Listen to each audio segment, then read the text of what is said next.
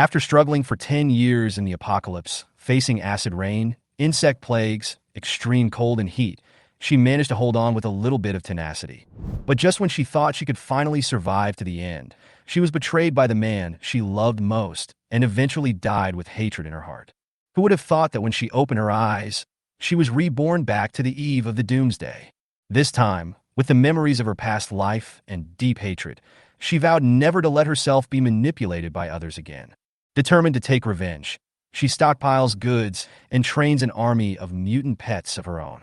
While others were fighting for a bite of food and squeezing each other for survival supplies, she was stroking a well-behaved mutant pet with her left hand, holding an ice cream in her right hand, and stepping on a massager sent by the space system. The space system is like her private pleasure ground, with fried chicken, potato chips, and cola all available. All the cruelty of the end of the world seems to have nothing to do with her. And all this stems from the fact that she obtained an unexpected space system. This space system is not an ordinary golden finger. When she threw a piece of waste paper worth 1 yuan into it, the system spit out 1,000 yuan. When she threw in the crumbs she had eaten, the system would spit out a bunch of fresh food. What's even more outrageous is that if the system is in a good mood, an elephant will even pop out of nowhere in the farm. In the farm in space, what was planted was food, but when it was harvested, a generator was obtained. As the space system continues to upgrade, its functions become more and more outrageous, and the plot begins to become absurd. At this moment, Xia Cici suddenly woke up from the bed, her face full of fear. In her mind, all she could see was the scene of her being hung up and tortured by her ex-boyfriend in her previous life. She was very confused. The end of the world had clearly arrived 10 years ago. So why did she appear in her own bedroom? She looked down at her phone in disbelief. The date was clearly displayed on the screen, January 26, 2023. There were still 3 months left before the apocalypse. At this moment, she realized that she was reborn. After a moment of trance, Xia Cici turned off the music on her phone, walked to the mirror, and looked at herself carefully in the mirror. Long black and shiny hair, slightly upturned peach blossom eyes, a high-nose bridge, and a pretty face. This was her beautiful and tender appearance in the past.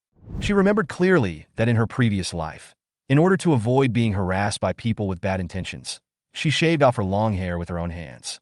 Because in that end time, when order collapsed, many men treated any woman as prey like mad dogs. In the end, she cruelly destroyed her original beauty and left a deep scar on her face, which deterred those people from approaching her. Thinking of this, she suddenly realized something, rushed out of the bathroom, and quickly searched on the dressing table. Soon, she found the ancient ring in the cabinet. This is a simple ring, made of old silver and inlaid with the finest jadeite, the color of sunny green, the size of a pigeon egg. This ring is a relic left to her by her grandfather. She picked up the fruit knife, carefully cut her finger, and dripped a drop of blood onto the ring. The blood drop was instantly sucked in, and the emerald green ring surface immediately turned into a bright red. At that moment, a strange space suddenly appeared in her mind. The space was about the size of 3 football fields, and the edges were shrouded in thick white fog. She tried to use her mind to collect the cup on the table into the space. Sure enough, the cup on the table disappeared, and a small cup with a smiling face appeared in the corner of the space in her mind. Seeing this scene, Xia Cici showed a smile of joy, because in her previous life, she found that there was space in this ring. But in the end, her boyfriend Lynn stole the ring and tortured her to death. At this moment, the cell phone on the table suddenly rang, and the words Lynn popped up on the screen, which instantly made Xia Cici frown. She felt sick just by seeing the name, but she calmed down and thought that the Lynn family still owed her tens of millions of funds and stocks, which could not be easily let go. She quickly edited a breakup message and sent it to him, then decisively blocked him. She knew Lin Yi's character too well. Right now was the critical moment of their engagement, and if she suddenly proposed to break up, he must be extremely anxious. She took this opportunity to get back the tens of millions owed to her by the Lin family. The doomsday crisis is imminent, and Xia Cici knows that the top priority is to stockpile supplies. She immediately called a familiar food wholesaler and placed an order for rice, flour, whole grains, and peanut oil. She met this wholesaler when she was introducing business to someone else.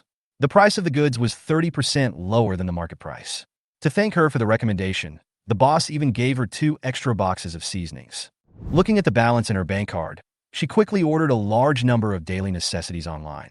She ordered sanitary napkins, toilet paper, ointment, toothbrush, shampoo, and other daily necessities at wholesale prices and took advantage of the platform's discounts, saving a lot of money. After this round of stockpiling, she had very little money left, but looking at these supplies, she felt much more at ease. She planned to continue to raise some funds to prepare for the next stocking. At this time, Xia Cici's eyes fell on the ring, and she had an idea, so she went to a jewelry processing shop next to the cultural relics market. In her previous life, she had ordered a necklace here. She walked into the store and went straight to the craftsman, Master Chun, and said, "Master Chun, I need to order a piece of jewelry urgently. Price is not a problem." Because the ring space is the greatest guarantee for her survival in the doomsday, she must control it firmly in her own hands and must not allow any mistakes. Master Chun took the ring, examined it carefully for a while, and said in surprise, "This is an old item. Jade is very valuable. Are you sure you want to take it apart and make it into a necklace?" Xia Cici nodded firmly. She needed a pendant that would not fall off easily and would not be easily noticed. Seeing her determination, Master Chun set the jadeite in a hidden clamshell case with platinum and added several sturdy chains to ensure that the pendant stayed close to the skin to avoid exposure or loss. But it took 5 hours to make the necklace, so she used this time to go to the bank and withdraw her time deposit. After completing the withdrawal, she went to an antique shop in the Wenwan market. Sitting in the shop was a young man with orange hair, who looked out of place in the classical environment. When he saw her come in, he asked casually, "Girl, what do you want to buy?" Xia Cici walked straight to a landscape painting, tapped the wall gently, and said, "I want to paint what's behind it." The young man was obviously stunned and said unnaturally, "I don't understand what you were talking about." Xia Cici took out her phone from her bag calmly, scanned the payment code, and directly transferred 20,000 yuan. She whispered, "My friend introduced me here, saying there are good things here. I can show you my ID card. If I leak it, you can find me if something happens." The young man hesitated for a moment, took her ID card and glanced at it, muttering in a low voice, "Only 22 years old? I thought you were underage." As soon as he finished speaking, he drew the curtain, closed the door, and then opened a secret compartment. The wall slowly flipped over, revealing a room full of cold weapons. "It's even more amazing than what my friend said." Xia Cici smiled slightly. She knew the secret of this place long ago. In the last life, someone collected a lot of good things here and caused quite a stir after bringing them back to the base. "I want all of these," she said calmly, with an irresistible power in her tone. An hour later, 4 large boxes of cold weapons were loaded into her car. After the young man left, she took out a Tibetan knife inlaid with rubies from one of the boxes. The blade was sharp, gleaming with cold light, and a few green lines could be vaguely seen on the blade. This was exactly the weapon she loved in her previous life, and she had paid a great price to get it. With this knife and the cold weapons in the space, Xia Cici's chances of surviving the doomsday have increased. Looking at the large agricultural product wholesale market on the corner, Xia Cici went straight in, quickly selecting items as she walked around, and bought almost everything she saw.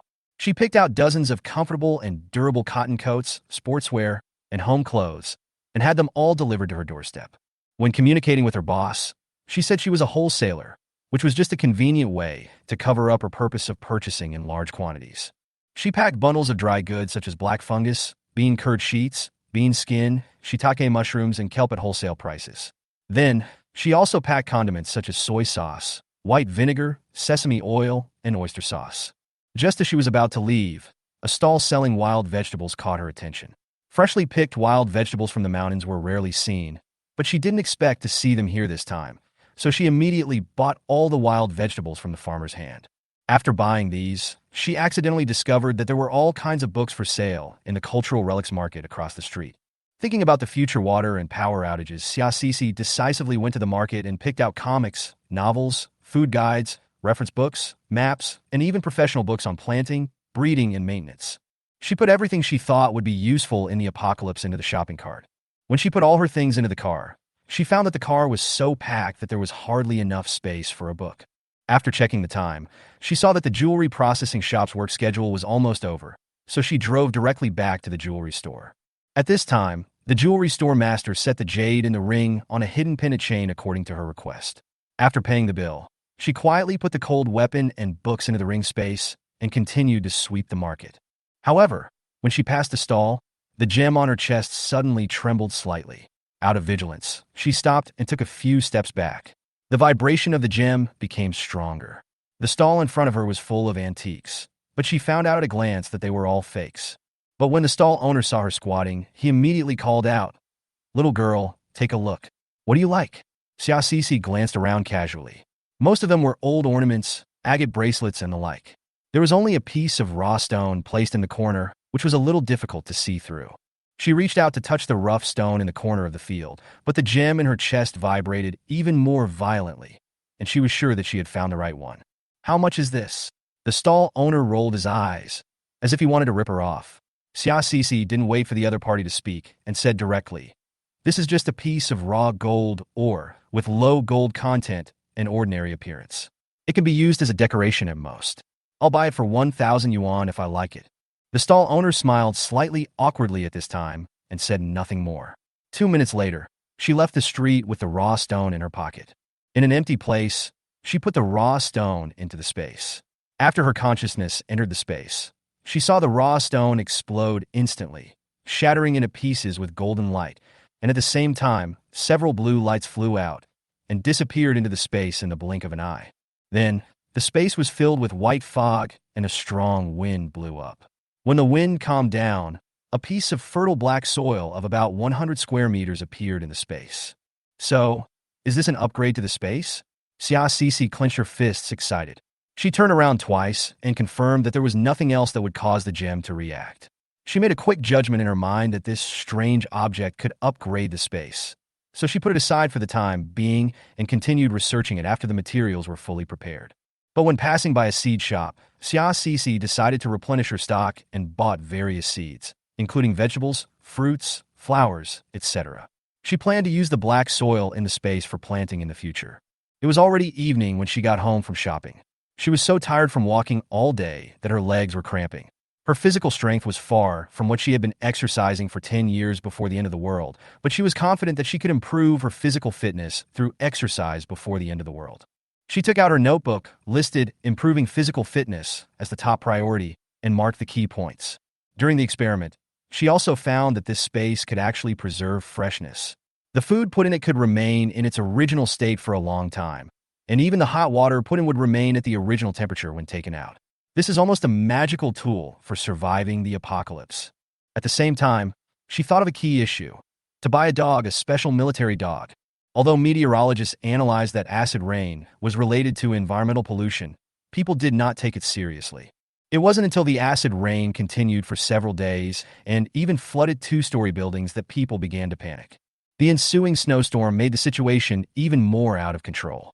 The temperature dropped sharply to minus 60 degrees Celsius. The snow lasted for 3 whole months, and the 10-story building was completely buried. During this period, some animals began to mutate, becoming larger in size, stronger in physical strength, and extremely human-like, becoming important helpers for survival in the apocalypse. This time, she had to choose a military dog in advance. Xiaoxi recalled that the troops in the city were auctioning off a batch of unqualified military dogs these days. In the training of military or police dogs, the dogs that were eliminated for various reasons did not meet the standards, but they were much stronger than ordinary dogs. She had not made up her mind in her previous life, but she must not miss it this time. She searched on her phone and found the information about the auction of unqualified military dogs. She immediately contacted the person in charge, who said she could go to the base to choose one the next morning. After confirming the information, Xiaoxi was excited and could not hide her anticipation. Excited, she entered the ring space again and prepared to study the black soil. She happened to have flower seeds at hand, so she scattered them on the black soil, hoping to verify whether this land has the function of accelerating plant growth. The next morning, Xiaoxi arrived at the army on time.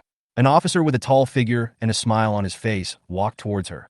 "Hello, Miss Xia." This was the military contact she found in her past life. His last name was Run, and he was a second lieutenant. He was in charge of the military dog training base. During the call yesterday, the other party mentioned that there were several military dogs that were not suitable for public auction and asked if she was interested. She agreed immediately. When she arrived at the training ground, she saw 12 dogs taking photos, 8 German Shepherds, 3 Labradors, and 1 Doberman. She was attracted by the Doberman almost at first sight. It was covered in black fur, had solid muscles, and was so huge that when it sat down it almost reached her chest. Even if it hadn't mutated, The dog's intimidation was enough to scare away people with bad intentions. This Doberman, how come it retired? Xia Cece asked, suppressing her excitement. Lieutenant Run took her a few steps closer, and the Doberman immediately turned his head and looked at them. His eyes narrowed slightly, revealing a fierce look.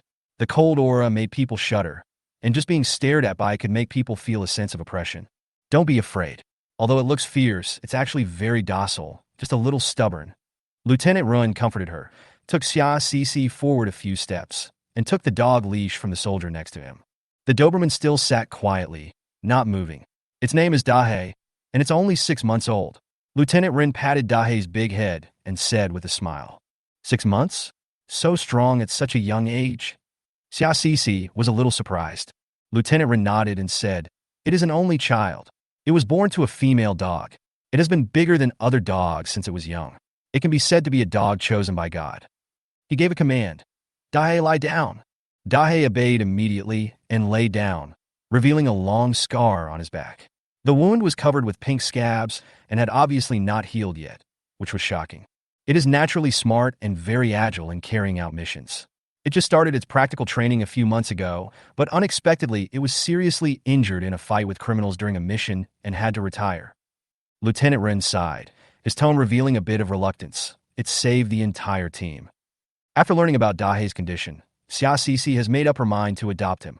Even though Dahe's injury is very serious and may affect the movement of his right front leg, and even require long-term care and drug treatment. But she knows that after the apocalypse, these problems will no longer be obstacles. With the super healing power of the Big Black Future, it will become even stronger. Lieutenant Ren also sincerely hoped to find a good place for Dahe. After Xia Cece decided to adopt Dahe, he patiently talked to her for more than an hour, from Dahe's eating habits and post-injury care to future visit plans, and even learned about Xia Cece's family situation. When he learned that Xia Cece was still a student, Lieutenant Ren was a little worried. But Xia Cece explained, I'm currently in college, and I'm already doing an internship, so I have plenty of time to take care of Dahe.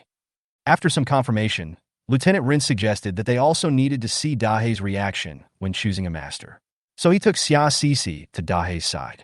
Dahe was lying lazily in the cage.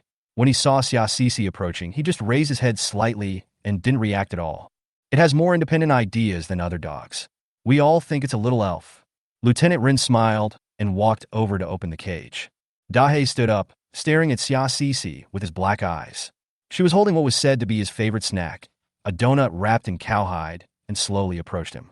Facing this huge Doberman, Xia Cece couldn't help but feel a little nervous. Dahe stared at her quietly, then lowered his head and gently bit the snack in her hand. At that moment, Xia Cece almost jumped up. She was so excited. Lieutenant Ren also smiled and breathed a sigh of relief. Fortunately, it accepted you. This guy is very evil. It rejected 4 people before. Today, it is willing to eat what you have in your hand, which means it recognizes you. In this way, Xia Cece successfully adopted Dahe. When he left the army, his comrades gave him a car full of things. Toys, snacks, dog food, and even military dog mats prepared by several soldiers themselves. When going to the pet store to choose a dog bed, Xia Cece took Dahe in and let him choose one. She randomly pointed at a few dog beds and thought Dahe would not react.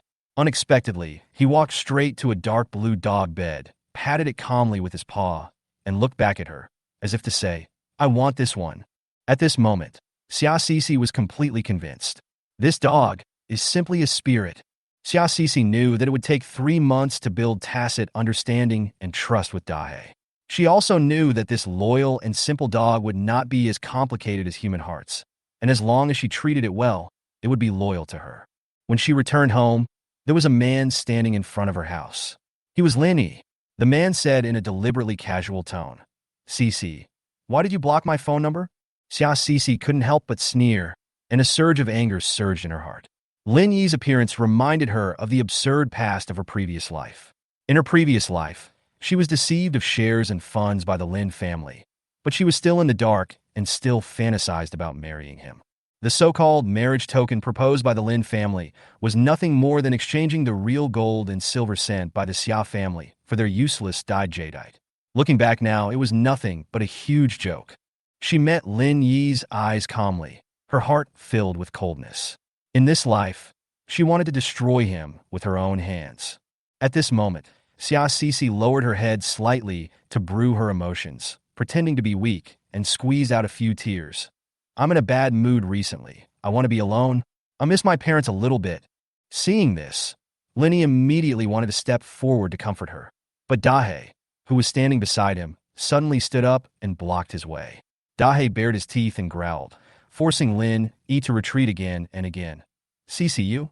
When did you raise such a big dog? Xia Cece smiled secretly in her heart. As expected of Dahe, he was such a good dog. He could even see her dislike for Lynn. She patted Dahe's neck and said softly, I just got him recently. After all, I live alone, and I feel more at ease with him by my side. Lynn quickly tried to test him.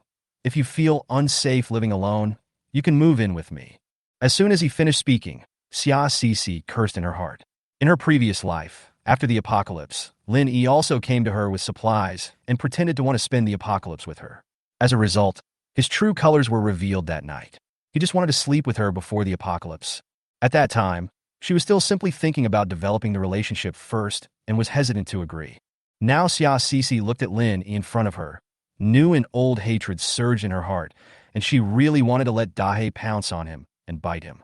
But she restrained herself because the time was not right, and the end of the world had not really come.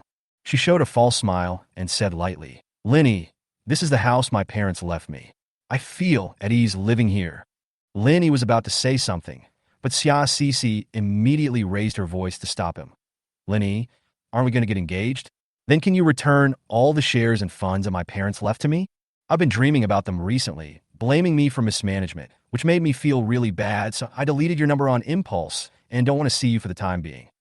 Hearing this, Lin Yi's expression changed instantly. Cece, don't let your imagination run wild. If your uncle and aunt knew that you were about to get engaged, they would definitely be very happy. As for the shares and funds, after you marry me, won't they still be our common property? I won't let you down. As he said this, he seemed to have found a way out and said hurriedly, then I'll leave first. I have something to do. Please remove me from the blacklist. We're going to get engaged in a few months, so stop making trouble. Xia Cece looked at his back as he hurriedly left and sneered in her heart. I'm afraid this marriage can't be arranged. After arranging Dahe, Xia Cece looked at the time, and it was already 2 o'clock in the afternoon. She felt a little hungry, so she took out her phone and prepared to work hard. Braised spare ribs, steamed buns, spicy hot pot, pork blood soup, braised pork ribs. I ordered 5 servings of all my favorites. There were constant knocks on the door throughout the afternoon, and Dahe would prick up his ears and look at the door alertly every time. Xia Cece put the takeouts in her space one by one, leaving only the braised spare ribs with rice, and ate them slowly. Dahe sat next to her obediently. Although he didn't say anything, his eyes were always fixed on the ribs in her bowl. In desperation, Xia Cece took out the largest piece from the bowl and handed it to her. Do you want to eat it? Dahe tilted his head to look at her. His expression seemed to say, Nonsense, of course I'll eat. He swallowed a large piece of ribs in one gulp, and his appetite was indeed not small. After dinner, Xia Cece sat in the air-conditioned room, took out a small notebook, and wrote down her next plan.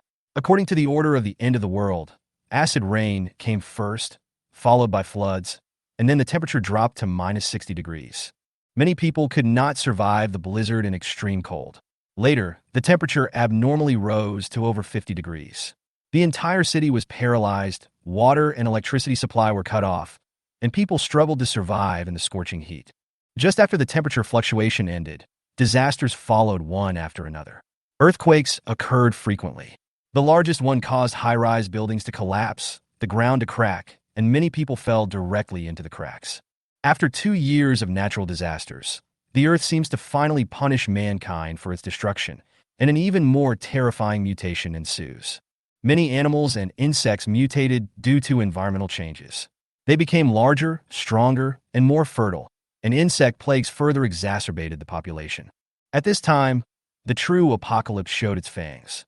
Some mutant animals have super high IQs and even become kings, leading their mutant armies to plunder human survival resources. Thinking of this, Xia Cece became more determined to completely change her fate in her next life. She thought of the seed she had planted on the black soil in the space last night and decided to go take a look. When she saw it, she was stunned. A plush pillow had grown where the seeds were originally planted. It was in the shape of a flower.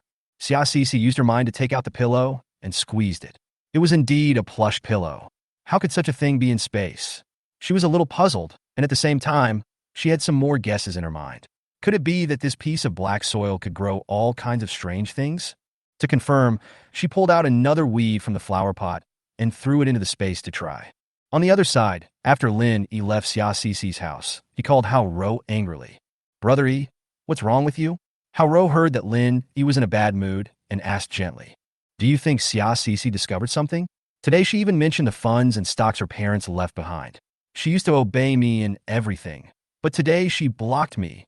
Hao Ro was putting on makeup and was startled when she heard this. Her eyebrow pencil was crooked, messing up her freshly drawn eyebrows. She wiped it off impatiently, but still said gently to Lynn E, Brother E, are you worrying too much? Xia Sisi has never been very smart. A few days ago, I asked her about the situation and asked her who will manage the money after you get married. She foolishly said that she would give the other half of the funds and shares to you. Hao Ro has always sneered at Xia Sisi's stupidity. Over the years, she and Lynn have been secretly dating, and Xia Sisi has no idea. Hao Ro even often tried to brainwash her indirectly, making her think that money should be managed by men and that she was lucky to marry into the Lynn family. Under such influence, Xia Sisi obeyed Lin Yi's words and even gave the money she earned from working to Lin Yi. Xia Sisi was still in the dark, thinking that the Lin family was sincere to her, but she didn't know that if it weren't for the half of the funds and shares in her hands, the Lin family would have kicked her out long ago. What's worse is that although the Lin family seems to be doing well on the surface, they are actually already heavily in debt and urgently need Xia Sisi stocks and funds to save their lives, so they rushed to get engaged and cheated the other half of the assets. After listening to Hao Ro's words, Lin Yi's tone finally softened. Yeah, how could she change so quickly? I'm almost at your house. Don't go back tonight, E. Brother E, you're so annoying. Hao Ro responded with a sweet laugh. In the room, Xia Sisi was writing and drawing carefully on paper and had already listed a long list of plans. First of all, physical training is the top priority. Although she has the protection of Dahe, she must not rely on it. In her previous life, she had practiced good swordsmanship in the Apocalypse, and her practical experience and keen reaction ability were well honed. But now her body is not strong enough, and her muscle mass is obviously insufficient. She must recover her strength as soon as possible to protect herself in the Apocalypse. The next plan is to stock up on various supplies from food, medicine, clothing to Dahe's dog food, snacks, dog clothes, and even supplies for dealing with extreme weather. She plans to buy RVs, sleds, off-road vehicles, and boats to cope with various harsh environments. At the same time, tents, camping lights, solar charging panels, generators, water purification equipment. These are also essential. In addition, she had to renovate her residence. Although the current house is large, with an area of 150 square meters, and has a prime location in the city center, the floor is too low. When the end of the world comes, natural disasters such as acid rain, floods, and blizzards will completely submerge the lower floors. If you want to ensure your safety, it is best to live on the top floors above the 20th floor so that you can evacuate to the rooftop quickly in case of an emergency. Thinking of this, Xia Sisi suddenly recalled an experience in her previous life. At that time, the apocalypse had just occurred for more than a month, and acid rains continued. Many streets were flooded and people could only travel by boat. At that time, people's food stores were gradually running out, order collapsed, and most people fell into panic and searched everywhere for food. Xia Sisi joined a temporary team at that time, and when searching for supplies, she came across a 12-story high-rise building by chance. The first 2 floors of the building were flooded, and the 3rd floor and above were drier. What surprised her even more was that the building was originally a courier transfer point and a live streaming company, with all kinds of supplies piled up, just like a treasure house. Unfortunately, most of the supplies were rotten due to acid rain, and only a few were barely usable. Recalling this, Xia Sisi immediately took out her mobile phone, opened the map, and searched for the location of the building according to her memory. After several attempts, she finally recognized the building on the real-life map, Shintai Building. Yes, that's it, she shouted excitedly, and the pen in her hand fell to the ground. Dahe, who was chewing a stuffed toy nearby, was startled by her voice. He looked up at her in confusion, with the toy still in his mouth, looking cute and innocent. Dahe, let's go out for a while. Xia Sisi smiled and hugged Dahe's neck. Dahe was stunned by her sudden enthusiasm. He tilted his head to look at her, as if doubting her motives, but still let her take the leash and take him out excitedly. Xiaoxi drove to the Xintai building and planned to rent a high-rise apartment nearby. After the apocalypse, she planned to sneak into the building and take all the materials inside that had not been contaminated. She thought it would be a waste to leave them alone, so she might as well lock onto the target in advance. After a round of searching, she quickly selected a 66-story commercial and residential apartment. The top floor was a spacious suite, which was exactly what she wanted. The large space on the top floor was not only suitable for large-scale black activities, but also convenient for storing supplies and emergency protection. After parking her car, she contacted the real estate agent who posted the property for rent and asked if there was a room on the top floor available, preferably one that was more spacious. What a coincidence, sister. We just have a 200-square-meter house on the top floor available. Do you want to rent it long-term or short-term? The agent responded with obvious joy. Dahe looked at Xiaoxi with a confused look, as if he didn't understand what she was saying on the phone, and his face was full of disdain. I'm downstairs. Let's talk in person. Soon, the agent reported the room number. Xiaoxi glanced at Dahe in the car, took out the pet toys and water bowl from under the seat, and opened the car window a little. Dahe, I'm going to look at the house, and we'll be back soon. You wait for me obediently, okay? Dahe glanced at her, picked up the little rabbit toy, and lay on the back seat to chew it. When she walked upstairs, the agent had been waiting for a long time. When he saw her, he began to enthusiastically introduce the decoration and landscape advantages of the house, and even boasted about the view from the floor-to-ceiling windows. Look, you can overlook the scenery of the entire block from here. What a great view. Xiaoxi stood in front of the window and happened to see the Xintai building. In addition, this building was the tallest in the surrounding area, and standing on the top floor, one could have a clear view of the surroundings, which was perfect for monitoring the surrounding situation in the end times. She immediately decided to rent the house and said straight to the point, I want to rent it for 5 years. I need to renovate it myself. I will pay every 3 months. I can deposit 2 months' rent and sign a formal lease contract. Is that okay? 5 years? The agent was stunned. This apartment is already expensive, and almost no one rents it for such a long time. Yes, 5 years. You will need to make your own changes to the decoration. If you agree, we can sign the contract this afternoon. The agent was immediately delighted and quickly contacted the landlord to confirm. The landlord was also very happy after learning about it, but only asked Xiaoxi not to demolish the load-bearing walls or damage the structure, and to restore the house to its original state when the lease expired. Xiaoxi agreed to all of them, signed a high-value compensation agreement, and readily paid 3 months' rent. She knew that after 3 months, when the apocalypse broke out, the landlord would not come to collect rent again, and this contract would be her proof of early occupation of the house. And after her renovation, this house was enough to support her and Dahe through the first 6 months of the apocalypse.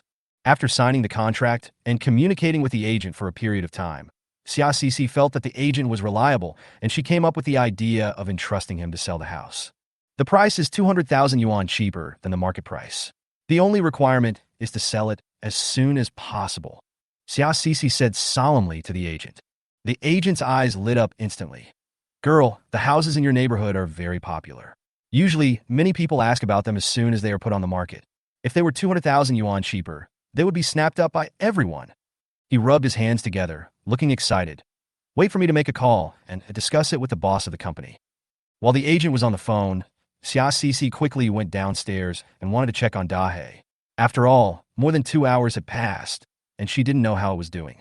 As soon as she walked to the car, she saw a group of people surrounding the car and taking pictures. One young man even held his phone to live stream the scene through the car window and kept tapping on it, trying to attract Dahe's attention.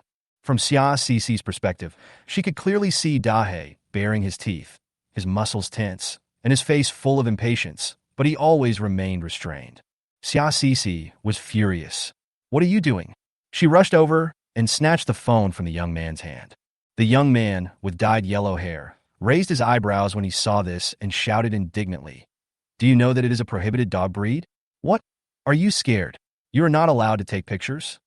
He snatched the phone back and deliberately raised his voice to shout to the people around him, saying that Dahe was an illegal dog and threatened to call the police to have the dog taken away.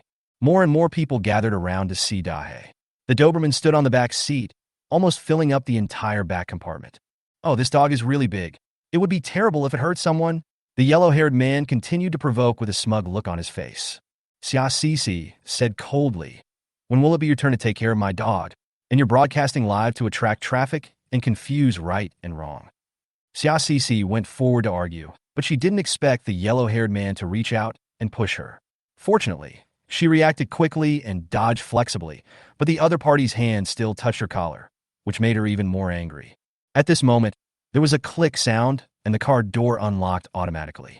Before Xiaoxi could react, she saw a dark figure in the back seat suddenly rush out and knock the yellow-haired man to the ground.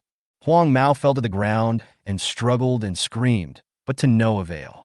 Dahei pressed on him and jumped left and right, suppressing him and making him unable to get up. The crowd was immediately intimidated by Dahei's momentum and retreated again and again.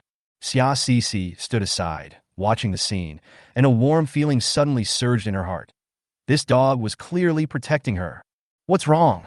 What happened here? A young man in police uniform squeezed through the crowd and walked over. The yellow-haired guy on the ground was pale and trembling. There was a pool of unknown liquid on the ground, and there was a faint smell of fishy smell in the air. It was obvious that he was scared to death by the big black guy. "Police comrade, please save me. This dog is going to eat me. It is a banned dog," Huang Mao shouted incoherently. Xiaoxi didn't expect Dahei to open the car door and jump out. The scene was a little awkward.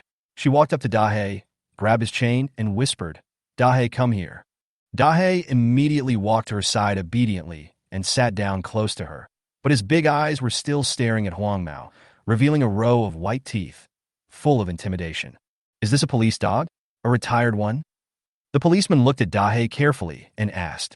Xiaoxi nodded immediately and took out Dahei's ID from the car. She knew that bringing Dahei out would always attract attention, so she always carried the ID with her. "I guessed that when I saw its movements after it knocked the person down. This is the training method used in the army. Jumping left and right can suppress the suspect and wait for soldiers and police to control him." The policeman took the ID and explained with a smile. "We also have a police dog in our department. It's very smart." After checking the ID, the policeman handed it back to Xiaoxi and then glanced at Huang Mao sharply. "What on earth did you do to make a police dog so alert?" When they heard the police asking questions, the onlookers immediately helped Xiaoxi explain, saying that it was Huang Mao who indiscriminately accused her of raising an illegal dog and pushed her. So Dahei came out to protect his master. Huang Mao was unwilling to accept this and argued, "Even if it's a retired police dog, it's so big that it's not safe to bring it to a downtown area. What if it bites someone? I was just reminding her." The policeman's brows were getting tighter and tighter, and Dahei was staring at Huang Mao, as if he was ready to step forward and teach Xiaoxi a lesson as long as Xiaoxi gave the order. At this moment, a timid voice suddenly came from the crowd. "Is this dog called Dahei?" Xiaoxi looked in the direction of the voice and saw a young girl in her 20s. She nodded and asked, "Do you know Dahei?" The little girl's eyes lit up immediately, and she slowly walked out of the crowd and approached Dahei. Dahei seemed to be able to sense her kindness and looked at her quietly without any rejection. The little girl tentatively reached out and touched Dahei's head. Although Dahei looked reluctant, he still allowed her touch and then obediently hid behind Xiaoxi, like a child who didn't like to be close to others. The moment she touched Dahei, the little girl was overjoyed. "I actually touched a meritorious dog. It's the Dahei that was reported in the news a while ago, the heroic dog that saved the lives of the entire team. Didn't you guys watch the news?" The policeman suddenly realized. No wonder the name sounded familiar. It turned out to be this. I didn't expect Dahei to retire. Xiaoxi squatted down and gently stroked Dahei's rough fur. Her fingers touched the long scar, and a little sadness surged in her heart. She lowered her voice and said softly, "Dahei, this scar is too deep. We can no longer let you do too much physical work. From now on, just live a peaceful and relaxing life." As soon as she finished speaking, she glanced at the crowd of onlookers, many of whom showed moved expressions. Xiaoxi slowly stood up, straightened her back, and spoke in a firm and powerful voice. "Look at these meritorious dogs. They work tirelessly to protect us and sacrifice their health and youth. When they retire, can't they have a warm home? These military dogs have saved far more people in their lifetime than ordinary people like us. They should not be abandoned. They are living beings with flesh and blood and deserve a respectful and happy old age." She recalled the instructions given by the officer when he handed Dahei to her when she adopted him, and her voice was unconsciously filled with affection. Dahei is their comrade in arms, standing on the front line to fight danger with them. These sacrifices should not be erased by anyone, let alone slandered by some villains with ulterior motives. At this moment, warm applause broke out in the crowd, especially the little girl who had been paying attention to Dahe and the policeman next to him, who clapped the loudest, as if paying tribute to Dahe. At this moment, Xia Cixi felt a resonance of power, and the justice she fought for Dahe was supported. Huang Mao originally planned to take the opportunity to discredit Dahe. However, Xia Cixi's words had already won the support of the onlookers. Huang Mao hurriedly turned off the live broadcast and left in disgrace amid the accusations of the crowd. Xia Cixi waited until there was no one around, then squatted down and gently hugged Dahe, her eyes full of gratitude. Dahe, you were protecting me just now, right? You were so awesome. However, Dahe pushed her away with his paw impatiently, with a hint of disgust in his huge eyes. After this trouble, Dahe refused to go back to the car. Xia Cixi had no choice but to lead it upstairs. Meanwhile, the real estate agent had finished discussing with the boss and asked Xia Cixi to go over and sign the contract. Considering that Dahe would also move into the house in the future, she took him to see the new home. Xia Cixi was eager to sell her original house, so she offered a price slightly lower than the market price, which moved the agency boss, who decided to buy the house first and then resell it when the time was right. On the same day, she successfully signed the contract and received a deposit of 50,000 yuan. Seeing that it was still early, Xia Cixi decided to take Dahe to the pet store for some shopping. When they got to the store, she let Dahe pick out the snacks and toys he liked. But Dahe seemed to understand the word selection very well. He swept through the store without hesitation. Freeze-dried, canned, air-dried chicken jerky, everything he was interested in was picked up without hesitation. Whenever Dahe chose one, Xia Cixi would ask the clerk about the inventory and buy all of them. Then they went to several pet stores. Dahe preferred chicken and beef flavors, but disdained cod and salmon flavors. Faced with its picky eating habits, Xia Cixi could only persuade it patiently, hoping that it would try more flavors, but Dahe still stubbornly preferred the few flavors he liked. In addition to snacks, toys are also a must. Xia Cixi found that Dahe especially loved plush toys and brought back several of various shapes, even some seemingly ordinary colorful puppy toys, which he cherished and picked up. Dahe's hobbies made Xia Cixi laugh and cry, but she was reluctant to disturb his joy. During these purchases, Xia Cixi bought almost all kinds of pet necessities, including dog food, toys, dog beds, teething sticks, etc. The end of the world is coming, and she knows that these supplies will be difficult to obtain in the future, so she specially bought shower gel, pet toothpaste, and several large hair dryers. After all, in an extremely cold environment, keeping clean and dry is very important for Dahe. After several rounds of purchasing, Xia Cixi suddenly thought of another problem. In the apocalypse, there is a shortage of water and electricity, and ordinary flush toilets cannot be used. How to solve the toilet problem? The cat litter and urine pads in the pet store flashed through her mind, which might be an emergency solution. In an instant, Xia Cixi came up with another plan. After comparing the prices of cat litter in pet stores and on the internet, she decided to buy it online. She placed an order for several thousand bags, which cost more than 8 yuan per bag on average. The amount of cat litter was so huge that she was exhausted just carrying it. Seeing that the time was almost up, Xia Cixi felt her stomach growling. When she was about to leave, she suddenly felt a slight heat in her chest. The familiar feeling startled her. The last time she had this feeling was when she encountered a mysterious stone that could upgrade the space. Xia Cixi looked around, and her sight soon fell on a piece of Taishan stone on the counter of the pet shop. The stone was gray-black and the size of a palm. It looked ordinary, but she felt a special atmosphere in her heart. She looked around the stone with curiosity and then asked the shop owner, "Boss, is this stone from Mount Tai?" The boss smiled casually. "How could that be possible? I bought this stone at the foot of Mount Tai when I was traveling there. I just bought it for good luck." Xia Cixi asked to buy it, and the boss agreed with a smile and gave the stone to her directly and even joked, "If this stone doesn't have the effect of warding off evil, don't blame me." She was amused and quickly thanked the owner and bought some other snacks to show her gratitude. Although Dahe was a little dissatisfied with the fish-flavored snack she chose, she still left the pet store in high spirits. Back in the car, Xia Cixi took advantage of the fact that no one was around and put the stone into the space. Instantly, the stone turned into powder in the space. The blue substance slowly drifted away, and then the whole space shook violently. She was surprised to find that the space had been upgraded again.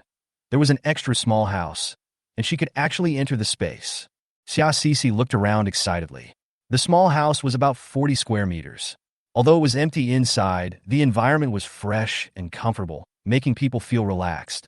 Outside the house was a fertile black field that looked full of vitality. She was surprised to find that the bunch of weeds she had casually put into the space had turned into a 2-meter-long hemp rope, as if this black soil could transform objects. So, plant a weed and a twine will grow out? Out of curiosity, she decided to go into the space system to test it out. So she buried a loaf of bread in the black soil to see if there would be any unexpected changes. Not far from this small house, the items she had previously put into the space were scattered randomly. Xiaxi thought that she could buy shells in the future to arrange the items neatly and improve the utilization of the space. During the exploration, she had an idea that this space could be used as a safe shelter after upgrading.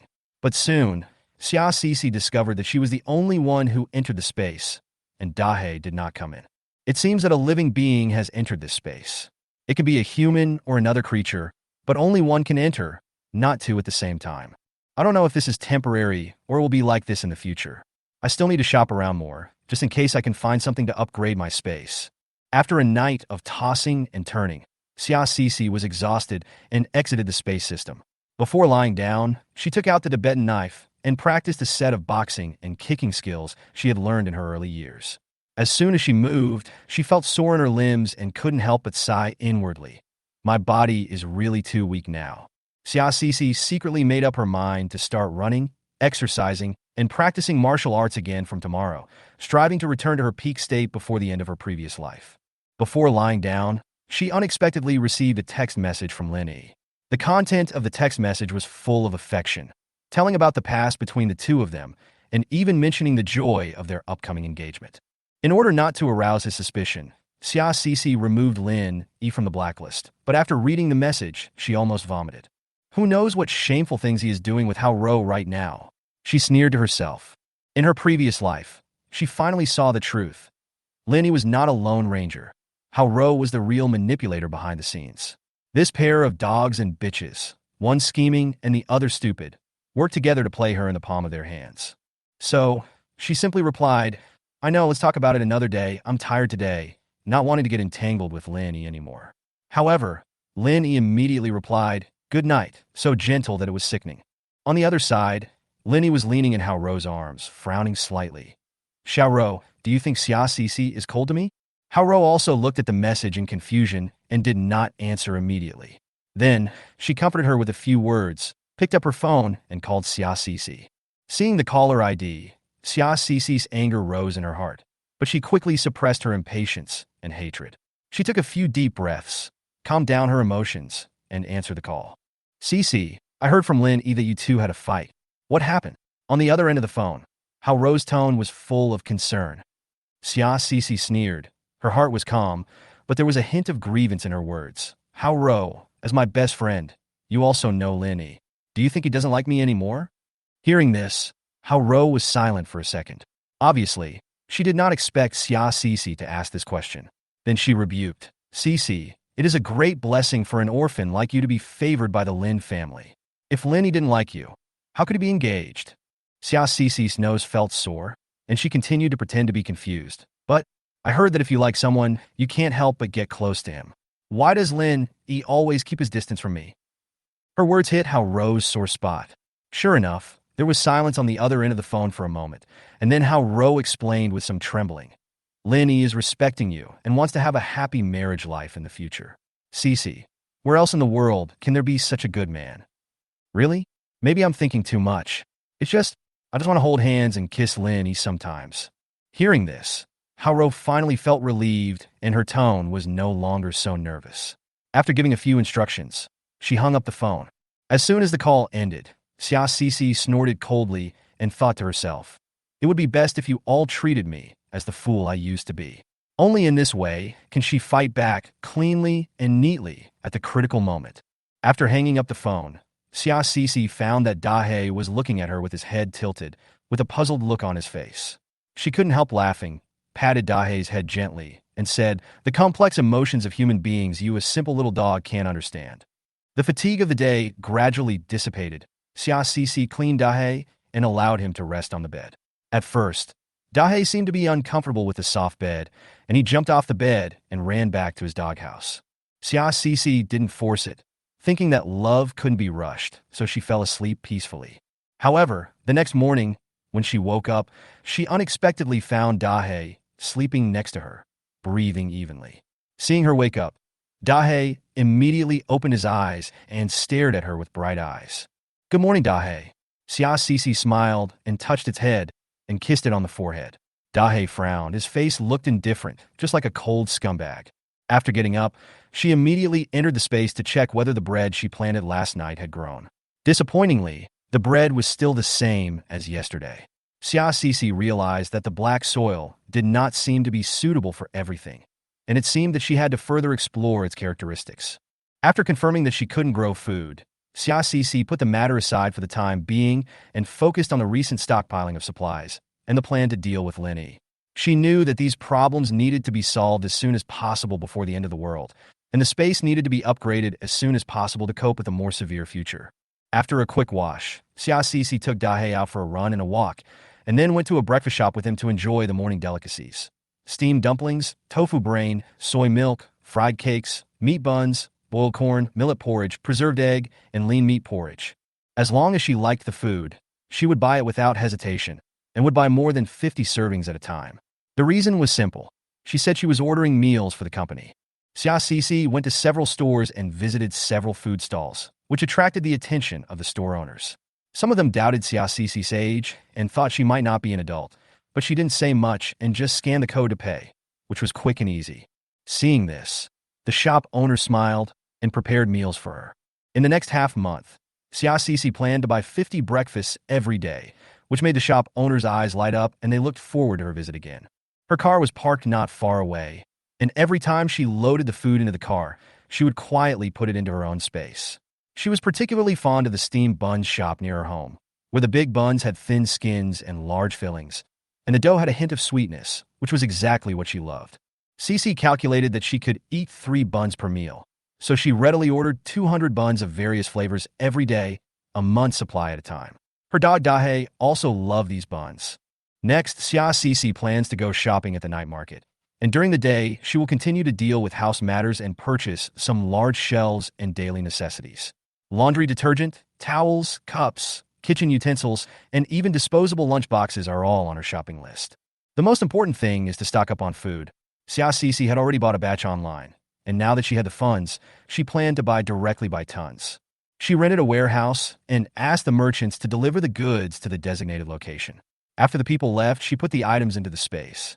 Looking at the gradually filling space, she felt a sense of satisfaction. Xia Sisi is not only keen on daily necessities, she also has a special liking for tropical fruits, especially jackfruit, durian, and sugar apple. However, in the north where she lives, these fruits are expensive. So she directly contacted the merchant in the live broadcast room, ordered a batch of fruits, and asked for them to be delivered by truck. At first, the merchant thought she was joking, until Xia Sisi took the initiative to call and quickly paid the deposit. The merchant confirmed the order. A week later, the fruit was delivered safely. After checking that everything was okay, Xia Sisi immediately paid the balance, opened a sugar apple, took a bite, and the sweet taste made her very satisfied. Just as she was immersed in purchasing and planning, an unexpected phone call came in. It was Zhao Ying, Xia Sisi's college classmate, with whom she did not have a good relationship. Zhao Ying's words were full of sarcasm. She said that Xia Sisi's boyfriend Lynn, he was having an affair outside. She also mentioned that Xia Sisi always showed off at school how excellent her boyfriend was and that they would soon get engaged. Xia Sisi suddenly recalled a similar experience in her previous life. At that time, she trusted Lynn too much and even had a fight with Zhao Ying because of this matter. This time, Xia Sisi already had a plan in mind. She calmly asked Zhao Ying, "Zhao Ying, do you have time to meet today?" Zhao Ying was a little surprised. After all, she didn't expect Xia Sisi to be so calm. Xia Sisi smiled and said, "I'll treat you to your favorite Sichuan cuisine. Don't worry, I have no ill intentions. Although we had an average relationship in school, I remember that you were also cheated by your ex-boyfriend. Just think of it as helping me to take revenge on that scumbag."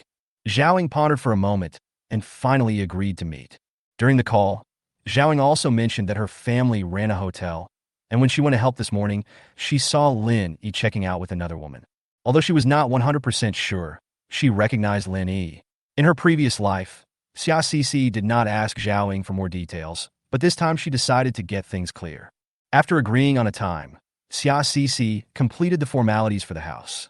The agency was very efficient, and the bank loan was expected to be received within half a month.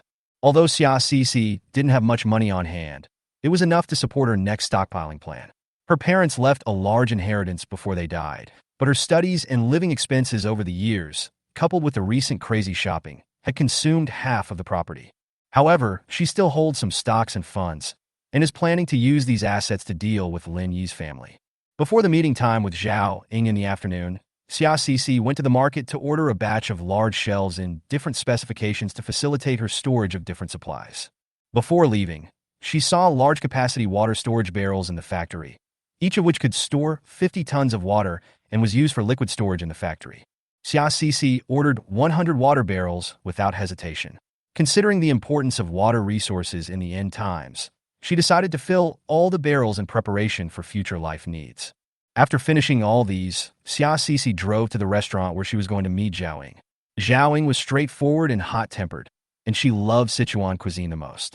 After the two met at the Sichuan restaurant in the mall, Zhao Ying rolled her eyes as soon as they saw each other, but quickly took out the record she found from the hotel system, showing that it was indeed Lin Yi who checked into the hotel, and the person with him was actually Xia Cece's childhood friend Hao Ro. Chapter 12 playing. As for the door inside, Xia Cece hasn't taken a good look yet, so she plans to go and take a look when she has time in the next 2 days. I packed up a little bit of my stuff in the evening. Xia Cece sat among a pile of junk, looking at the old house she was about to leave, feeling quite reluctant.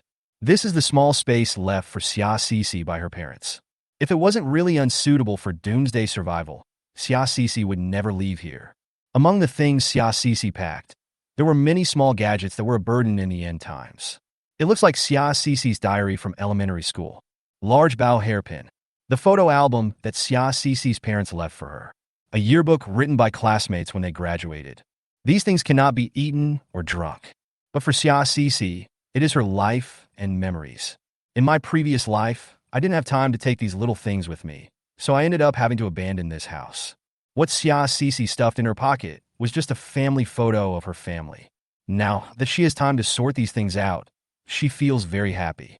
Taking a deep breath, Xia Cece put all the packed things into the small room in the space. Although the room was small, Xia Cece still tried her best to arrange everything neatly and even deliberately arrange them according to the layout of the room. If she has the chance in the future, she will restore the house in her memory. Just as Xia Cece was staring at the family portrait that had accompanied her for several years in her previous life, Dahe suddenly moved its big head closer, scaring Xia Cece. Its dark eyes stared at Xia Cece closely, with a hint of worry in them. Only then did Xia Cece realize that tears were flowing from her eyes. "Are you worried about me?" "I'm fine." With a hoarse voice, Xia Cece gently touched Dahe's big head. This big dog is so cute. Moreover, this was the first time in recent days that it buried its head in Xia Cece's arms. Does this mean that Dahe is gradually liking her more and more? This idea made Xia Cece very happy, and she reached out to hug Dahe tighter. But when Dahe saw that Xia Cece was fine, he quickly jumped out of Xia Cece's arms. Only a big black, but was left. Xia Cece sighed helplessly. This dog is a little bit arrogant. Before going to bed, Xia Cece didn't expect that she received another text message from Lynn Yi. This time, Lynn Yi was still very disgusting, just some corny words about imagining the future and reminiscing about the past. Thinking that Lynn Yi must be with Hao Ro at this moment, Xia Cece felt sick to her stomach. What kind of evil taste is this that would harass me again and again at this time? The more Xia Cece thought about it, the angrier she became. She felt that she couldn't let this couple off so easily. Thinking of this, she looked at the words on her phone that reminisced about the past and imagined the future, and slightly curled the corners of her mouth. "Brother Linny, I think what I said to you the other day was indeed a bit heavy. I haven't been eating or sleeping well these past few days. Can you come and sleep with me? Let's have a good chat." After this message was sent, there was no response from the other party for a long time. Xia Cece raised the corners of her mouth slightly, thinking to herself, "Who doesn't know how to be a green tea bitch? I'm afraid Lin Yi and Hao Ro are arguing fiercely right now. Or maybe Hao Ro was pretending to be magnanimous and pitiful and was taking advantage of Lin Yi." But Xia Cece knew Lin Yi's character.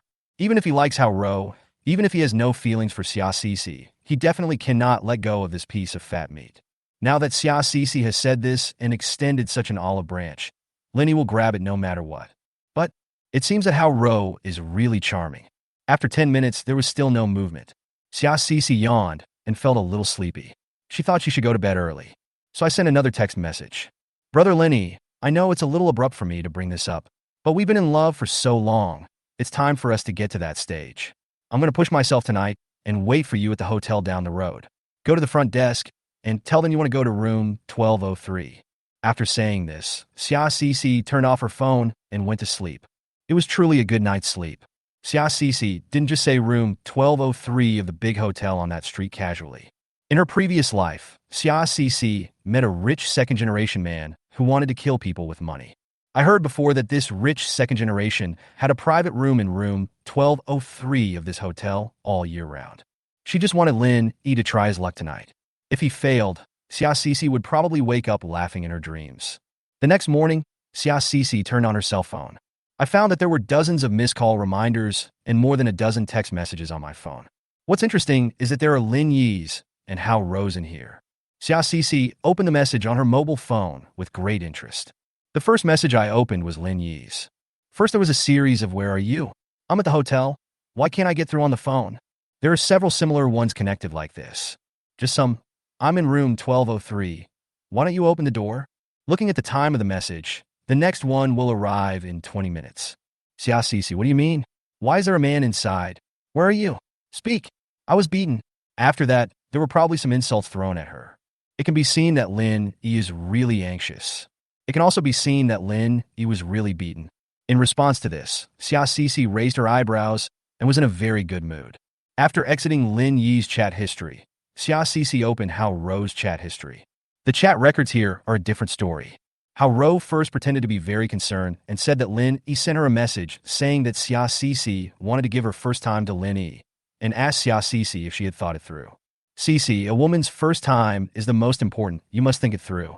I heard Lin Yi say that you went to a hotel with him. Cece, you are not that kind of girl. What's wrong with you? Did something happen? Xia Cece almost vomited after reading this. Fuck you. It's really false compassion. Later, Hao Ro pretended to be concerned about him, but in fact she wanted Xia Cece to retract her thoughts and not have anything to do with Lin Yi. Later, from the text messages sent by Hao Ro, we can see that she actually went to that hotel. But he didn't get any benefits, so he joined Lin Yi in scolding Xia Cece, questioning Xia Cece's intentions and standing up for Lin Yi. It's a shame that I didn't see this scene with my own eyes, Xia Cece said with a sigh, thinking that the two people must have had a false alarm last night and would not get up so early today. Xia Cece ignored them for the time being and went about her own business. Chapter 13, Who Can't Pretend to be a Green Tea. She started walking the dog, running, and buying breakfast again.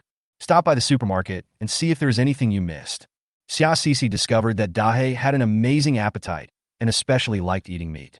Second Lieutenant Run had told Xia Cece before that this breed of dog is relatively expensive to raise. After all, its muscles require a lot of protein. On weekdays, it is best to boil some meat for it. So every morning, in addition to dog food, Xia Cece would boil some beef, chicken breast, and the like for it. But it eats very quickly, just like a starving ghost reincarnated. After feeding it for 2 days, Xia Cece found that it had actually become a little thinner. There was no choice but to call Lieutenant Ren to ask, but unexpectedly it turned out that Xia Cece didn't feed enough. So when Xia Cece came back from a walk this morning, she looked at Dahe, who had buried his entire head in the pot and was eating heartily, and thought that it seemed that she had to buy more meat than expected. Moreover, at the end of the world, in the early stage, people had not yet figured out how to eat mutated creatures, and people were afraid of them. Meat became a scarce commodity, and many people would even fight for a bite of meat or a sausage. After finishing Lin Yi's matter today and arranging the workers to do the renovation tomorrow, I will take Dahe to the slaughterhouse in the suburbs to take a look. Xia Cece remembered that there were several large slaughterhouses in the suburbs which house cattle, sheep, and pigs. Today's task is also very heavy. During the day, I would watch the hired workers doing the work.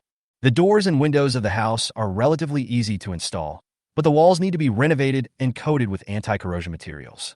Both inside and outside the walls, including the roof of Xia Cece's top floor, need to be carefully coated. Xia Cece also plans to use some other materials to wrap the floors. In the morning, Xia Cece went to the property management to report the problem. They didn't ask too many questions, but just said that it should not affect the appearance of the entire building. At around 10 o'clock, Xiaoxi received a call from Lynn and was furious. It was just that Lynn had just said a few words when Xiaoxi immediately adjusted her mood and said in a tearful voice, "Brother Lynn, I sent the wrong room number yesterday. I was too nervous and turned off my phone. I was afraid of receiving a message from you rejecting me.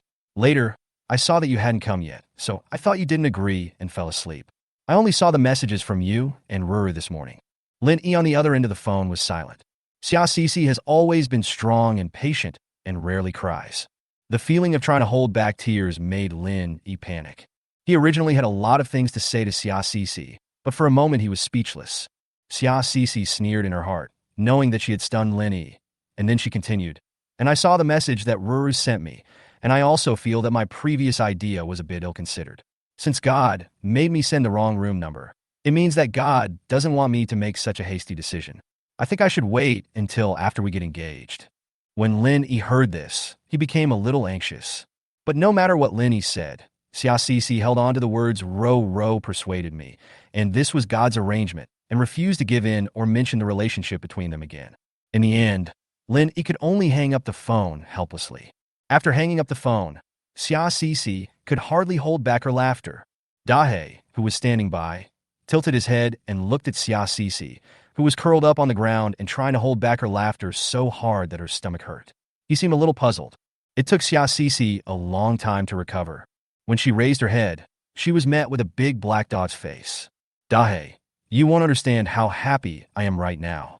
After listening to Xiaoxi's words, although it is impossible for Lynn to turn against Haoro, he will definitely hold a grudge against Haoro. And in order to calm Lynn down, Haoro will definitely serve Lynn well tonight. Then, it will be a good time to implement the plan. In addition, Xiaoxi felt very happy when she saw such things that made the scumbag men and women feel uncomfortable. After calming down here, I still have to continue working. In the afternoon, Xiaoxi went to the building materials market to choose a security door. The door was made entirely of steel and was very heavy, so it could not be broken with ordinary tools. Xiaoxi asked the store to reinforce the door lock, and only then was she satisfied. In this way, Xiaoxi's house has two doors. One is a large stainless steel door, and inside, there is another stainless steel security door. If someone comes knocking on the door, you can open the inner door and communicate with the person outside through the security door. After a busy day, the doors and windows are finally finished. I will look at the anti-corrosion materials tomorrow. At 7 o'clock in the afternoon, Xiaoxi saw that it was almost time, so she went to the Lynn family to pick up old Mrs. Lynn. Old Mrs. Lynn originally wanted to invite Xiaoxi to have dinner at her home, but Xiaoxi said that she recently knew a very good restaurant, and since she was going to take old Mrs. Lynn for a ride, she decided to go there with Xiaoxi. The Lynn family's bodyguards and Lin Yi's sister Lin Xinran wanted to go with them, and Xiaoxi did not stop them. Xiaoxi really knew a good restaurant that served Cantonese cuisine. The head chef was specially recruited, and I heard that he was an old chef who had been passing down the tradition for several generations. As soon as Mrs. Lin walked into the Cantonese restaurant, there was a hint of emotion on her face. Xiaoxi's mouth corners raised slightly. Grandpa Xiaoxi was a great cook when he was young, and his specialty was Cantonese cuisine. I heard that when Mrs. Lin was young, she was fascinated by Grandpa Xiaoxi's cooking skills. The decoration of this place also has a sense of age, with a 50s and 60s theme. Looking at the expression of old Mrs. Lin, Xiaoxi knew that she was thinking of Grandpa Xiaoxi. The meal with Mrs. Lin was quite pleasant. During the meal, Xiaoxi also told many interesting stories about her grandfather when he was old, which made Mrs. Lin laugh out loud. Lin Xinran on the side pouted and looked like she really disliked Xiaoxi. When Xiaoxi went to the bathroom, Lin Xinran followed her. "Xiaoxi, what do you mean? Why do I feel like you have something to ask of my grandma today? You're even playing the emotional card and bringing up your grandpa." Lin Xinran is not stupid, but Xiaoxi didn't want to say much to her, so she just smiled at her, which made her so angry that she stomped her feet. While waiting for Lin Xinran to answer the phone and go out, old lady Lin picked up a white and tender shrimp dumpling and put it in her mouth. She looked at Xiaoxi with a pair of sharp eyes. "Cici, if you have anything to say, just speak frankly. I'm tired and I have to go back soon." Xiaoxi looked at old lady Lin, sighed and said, "Grandma Lin, are you happy in this life?" Mrs. Lin was stunned for a moment, and after a while she replied, "I have many children and grandchildren. What is there to be unhappy about? But what if back then you were with my grandfather? Or what if Grandpa Lin wasn't out there? Xia Cece didn't say anything else. It was common knowledge that Mr. Lin had an affair with a girl who was more than 20 years younger than him. Back then, Mrs. Lin acted decisively and sent the mistress abroad, but it was also heard that the mistress was pregnant, which has always been a hidden danger. In the past 2 years, I heard that the child has grown up and is now in his 20s. He is very likely to return to China to divide the family property. Chapter 14, Playing Wild. Mr. Lin's health has been getting worse recently, so Mrs. Lin has been very worried about this matter. Xia Cece, I see that your grandfather is an old acquaintance of our Lin family. You and Lin, you were also engaged since birth, so I'm talking to you so much. What's the point of bringing up all these things? What's the matter with calling me out today? Old Mrs. Lin's face suddenly turned dark. But for Xia Cece, it doesn't matter. The angrier she is, the more she cares. Grandma Lin, I don't want to marry Linny, and Linny probably doesn't want to marry me either. After Xia Cece finished speaking, Grandma Lin's face darkened. Don't talk nonsense. Lin has been looking forward to getting engaged to you for a long time, and we have already sent out the invitations for our two families' engagement. Now you say you want to break off the engagement. Where will our Lin family put their face? Xia Cece gritted her teeth and looked at Grandma Lin. I have evidence. I'll take you to see it now. Lin Yin wanted to refuse, but before she could say anything, Xia Cece added, Grandma Lin, you know my parents died early, and my grandfather brought me up. His last wish before he died was that I would be happy. He even told me that if I had any problems, I could come to you. I don't want to live a life like yours. Otherwise, my grandfather will definitely be sad. Grandma Lin looked at the shrimp dumplings in her hand and didn't speak for a long time. After a while, she put the shrimp dumpling into her mouth and said to Xia Cece, then show me the evidence you mentioned. Half an hour later, Xia Cece, Lin Xinran, and Grandma Lin arrived at Zhao Ying's hotel together. As soon as she saw it was a hotel, Lin Xinran took out her cell phone. Along the way, Lin Xinran took out her cell phone many times and wanted to tip off Lin Yi, but was stopped by Xia Cece and Grandma Lin. At this time, she knew that something was wrong, and she just ran away with her phone. However, Xia Cece had been exercising a lot these days, so how could she give this idiot daughter a chance? She held her down and broke her phone. Xia Cece, what are you doing? Lin Xinran was so angry that she jumped up and down. Xia Cece pointed to the broken pieces of the phone on the ground and said, I'll compensate you tomorrow, but don't do anything bad now. Otherwise, I will tell the world about everything else your brother has done and let everyone in the city laugh at him. Now, we can solve the problem quietly and save some face for your Lin family. Grandma Lin on the side also looked sullen. Xinran, since you are here, you must abide by the rules. Lin Xinran stopped talking and could only glare at Xia Cece fiercely. Zhao Ying, who had already made arrangements, sighed and gave Lin Yi's room card to Xia Cece. She sighed, don't tell anyone about this. I will be responsible. This room card cannot be given to anyone casually. So Zhao Ying is indeed taking responsibility by doing this. This is also what Xia Si wanted Zhao Ying to help her with. Xia Cece nodded to express her gratitude, and without saying much else, she took old Mrs. Lin and Lin Xinran upstairs. As soon as I walked to the door of the room, I heard laughter coming from inside. Brother Lin, do you think I look good like this? It was Hao Ro's voice. Our Xiaoro is beautiful no matter what. Lin Yi's voice was full of vulgarity. Compared to which fiancé of yours? Last night. You even left me to go find her. Hao Ro's voice became even more coquettish. Hey, what's so good about her? If it weren't for her dowry, I wouldn't be with such a boring woman. I want to find her to coax her and not to have a quarrel with her. After all, she's been in a bad mood recently. Lin Yi's voice was not as gentle as usual, but carried a hint of evil. So, Brother Lin, who do you think is better, me or her? When Hao Ro said this, her voice was so soft that it seemed to melt water. Of course it's you. Come and let your brother kiss you. She really had no ears to hear it. Xia Cece saw that the old lady Lin next to her had a dark face.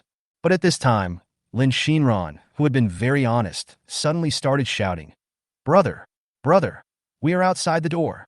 This stinky woman is up to no good. Xia Cece quickly reached out and swiped the room card. There was a commotion in the room, the sound of things being pushed over and clothes rubbing against each other. But Xia Cece pushed the door open so quickly that Lin Yi and Hao Ro had no time to put on their clothes, so they both had to hide under the quilt. There were some unsightly things thrown on the ground.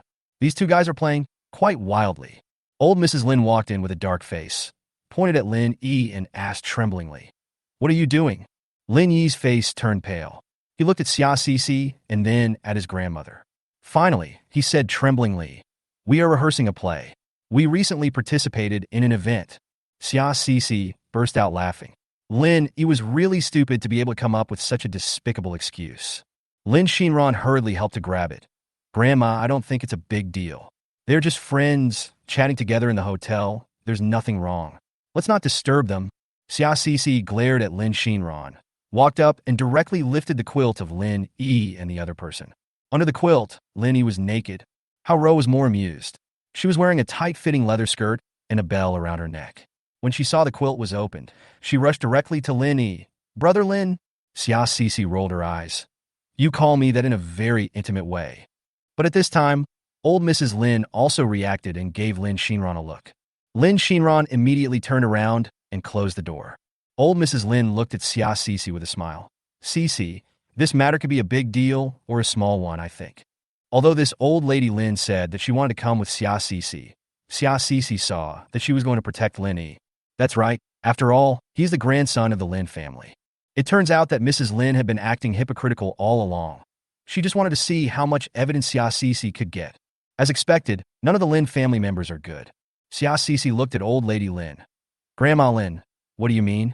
I don't think we said that just now." Old Mrs. Lin sighed. "After all, Lin Yi hasn't married you yet.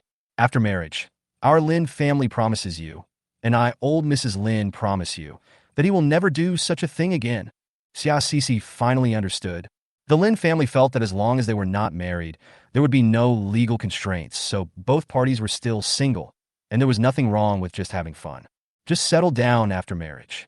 I didn't expect that the Lin family actually had such qualities. It turns out that loyalty and disloyalty before and after marriage can be transformed into each other. Old Mrs. Lin smiled and wanted to be a peacemaker. Xia Cece looked at her coldly and saw that she was really turning against her husband at the last minute and was really the good old lady of the Lin family. But this is not wrong. After all, she is Lin Yi's grandmother, not Xia Cece's grandmother. However, Xia Cece was not someone to be trifled with, and she had long been on guard against the Lin family's shady plans. Chapter 15, Don't Mess With Me. She took out a hidden camera hanging on her chest, fiddled with it for a few times, and played back all the sounds she had just recorded. This time, even Mrs. Lin's face turned pale. "Xia Cece, what are you doing? You actually secretly recorded the video." Lin Shinran turned around and was about to grab it. However, Xia Cece kicked her on the leg, causing her to fall flat on her face in the house. "Don't show off in front of me, you little bastard. Stand aside." Lin Shinran looked at Xia Cece viciously, gritting her teeth. Xia Cece was too lazy to pay attention to her and looked at old lady Lin. "I want the fun shares my parents left me. I want to cancel the engagement, and I don't want to have anything to do with Lin Yi, this villain, jerk, scumbag, and cheating man anymore. Otherwise, this thing in my hand can bring ruin to your Lin family. Old Madam Lin is just part of this plan." Xia Cece's approach is to use courtesy before force. "You actually want fun stocks? You. Those belong to our Lin family." Lin Yi suddenly shouted, and regardless of the shameful scene at the moment, he rushed forward and tried to snatch the camera from Xia Cece's hand. But Xia Cece's training during this period was not in vain. She was no match for Lin Yi, a weak pretty boy. He dodged and kicked Lin Yi in the knee, forcing him to kneel down in front of old lady Lin. However, Lin Yi was not wearing anything now, and he was standing straight facing old Mrs. Lin and Lin Shinran next to him. The scene was really funny. Lin Shinran screamed, covered her face, and ran away. Xia Cece watched this farce and felt that Lin Yi was really a brainless and useless person. This scene was really embarrassing. Old Madam Lin was so angry that her hands were shaking. She pointed at Xia Cece and said, "Xia Cece, what do you want?" Xia Cece curled her lips, thinking that this old lady was not very smart, as she had just said what she wanted. Didn't the old lady hear it? Xia Cece repeated it again, and old Mrs. Lin looked at her with anger on her face. But Xia Cece knew that she was thinking, "Grandma Lin, this matter today cannot be resolved peacefully. You can see that your grandson's heart is not with me at all. Forced melons are not sweet, and I have evidence that concerns the reputation of your Lin family. Do you really want to fight to the death? This thing is connected to the internet. I have uploaded it to my cloud space just now. If you take it away now and damage it, It will be meaningless and will offend me. Xiaoxici didn't want to say more and just revealed her cards. Lynn, he stood up from the ground and hurried to the side to put on his clothes. His embarrassed look was self-evident. Old Madame Lynn looked at Xiaoxici and said, "I'm afraid we can't give you all the fund shares. After all, our Lynn family has spent a lot of effort to manage it over the years." "I know. Give me 20 million and the matter will be settled. Those stocks and funds are worth at least 30 million. Xiaoxici said that 20 million was a bargain for the Lynn family. However, it would take time to sell those stocks and funds now. They would not give them all to Xiaoxici so easily. It would be better to get these 20 million and stockpile supplies." Sure enough, both Old Lady Lynn and Lynn showed joy on their faces. "Now, immediately, transfer it to me. Don't let me regret it. Not to mention your Lynn family. You can't even take out 20 million. Xiaoxici looked at the person in front of her and spoke word by word. Old Mrs. Lynn looked at Xiaoxici with a cold look in her eyes. "I gave you the money. What if you still send out the video? We can sign a written agreement, or even take a video and give it to you as evidence. If I send it out, you can hold me accountable for anything, even put me in jail." Just like that, Xiaoxici's marriage with the Lynn family was completely dissolved.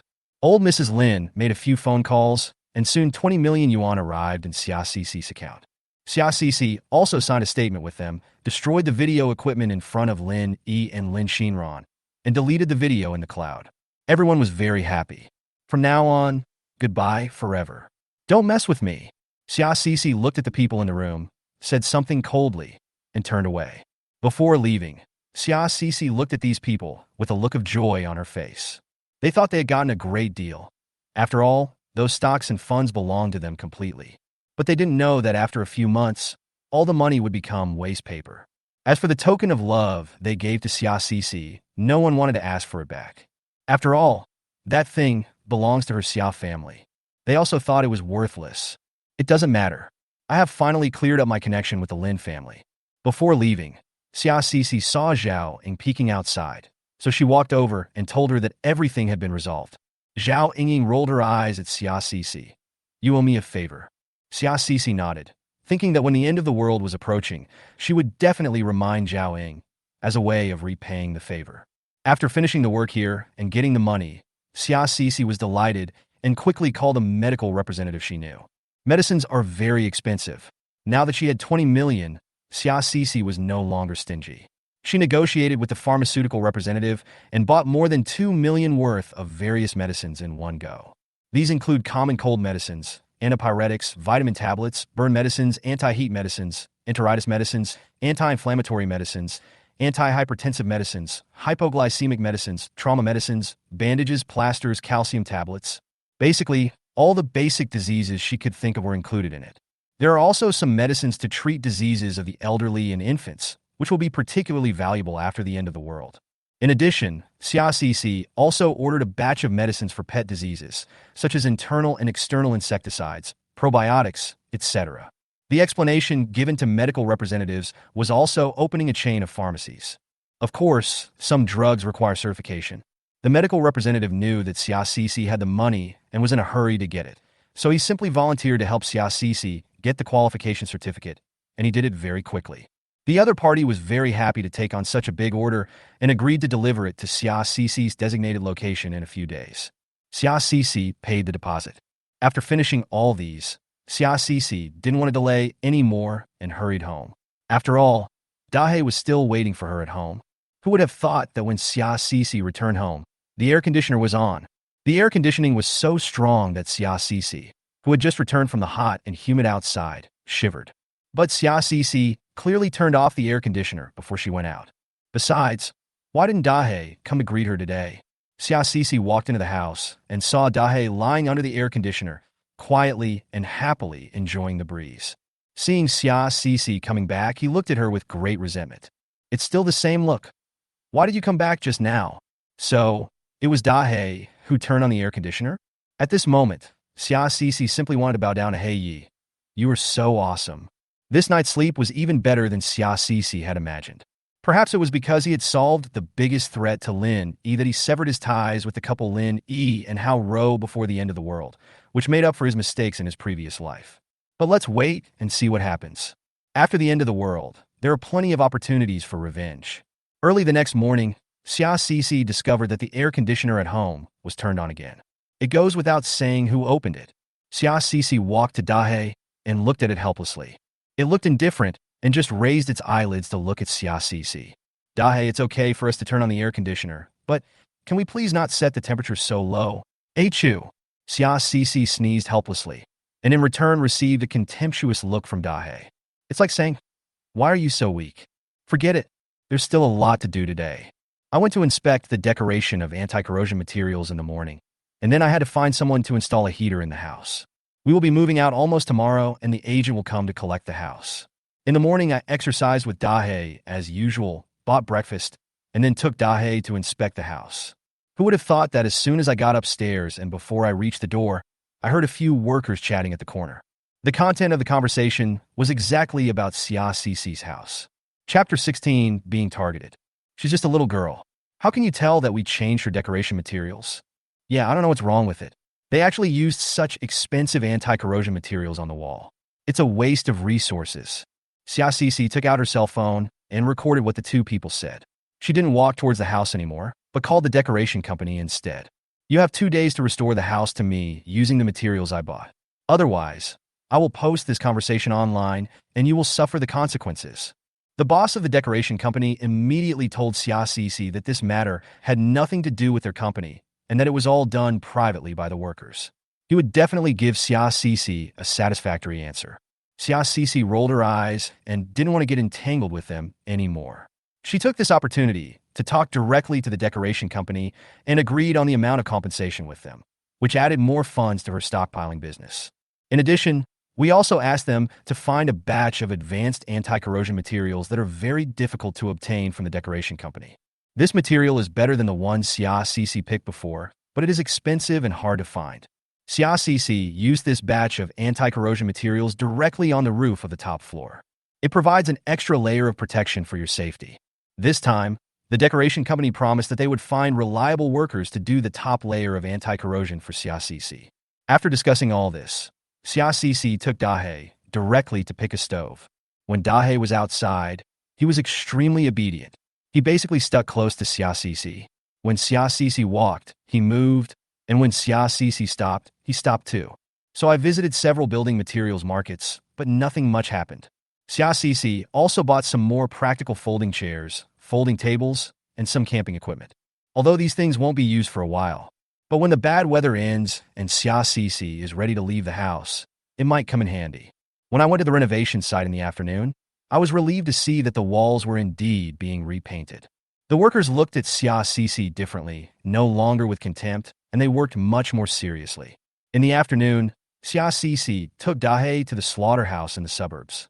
Just as she remembered, there were slaughterhouses for pigs, cattle, sheep, and poultry here.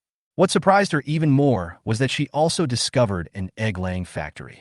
There are not only chicken eggs here, but also quail eggs, goose eggs, and duck eggs. Xia Cece told the factory manager that she was going to open a chain of supermarkets and would need 300 kilograms of eggs, 300 kilograms of quail eggs, and 300 kilograms of duck eggs every day.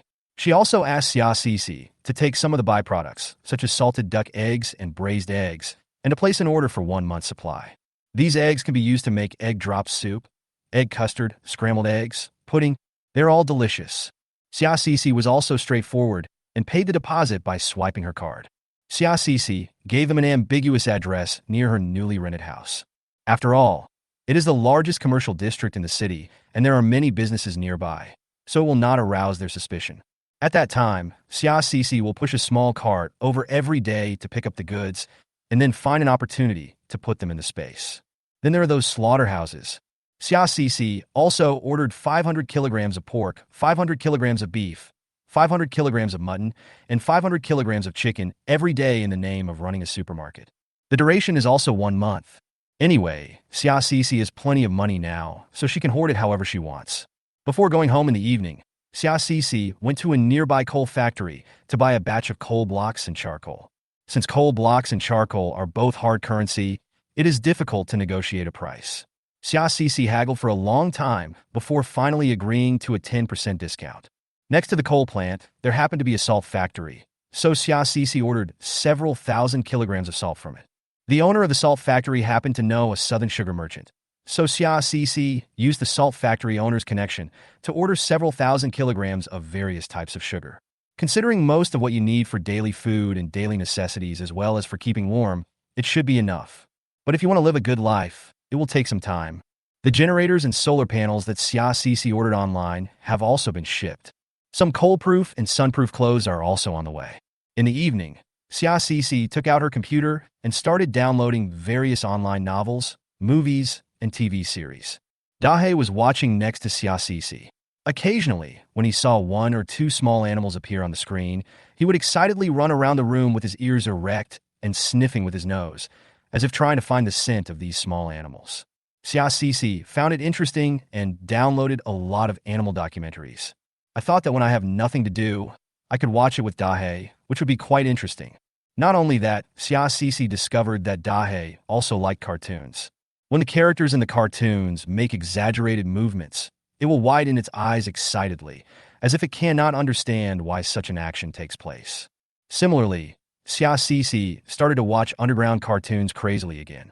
By the next day, the anti-corrosion decoration of the house had been completed. Xia Cece went to inspect it and also tested it with the acidic substance prepared in advance. There was no problem, so she paid the balance. Among this group of decoration workers, there was a burly man who glared at Xia Cece before leaving. Xia Cece looked at him and frowned slightly, remembering that he was one of the people who told people at the corner that Xia Cece was just a little girl.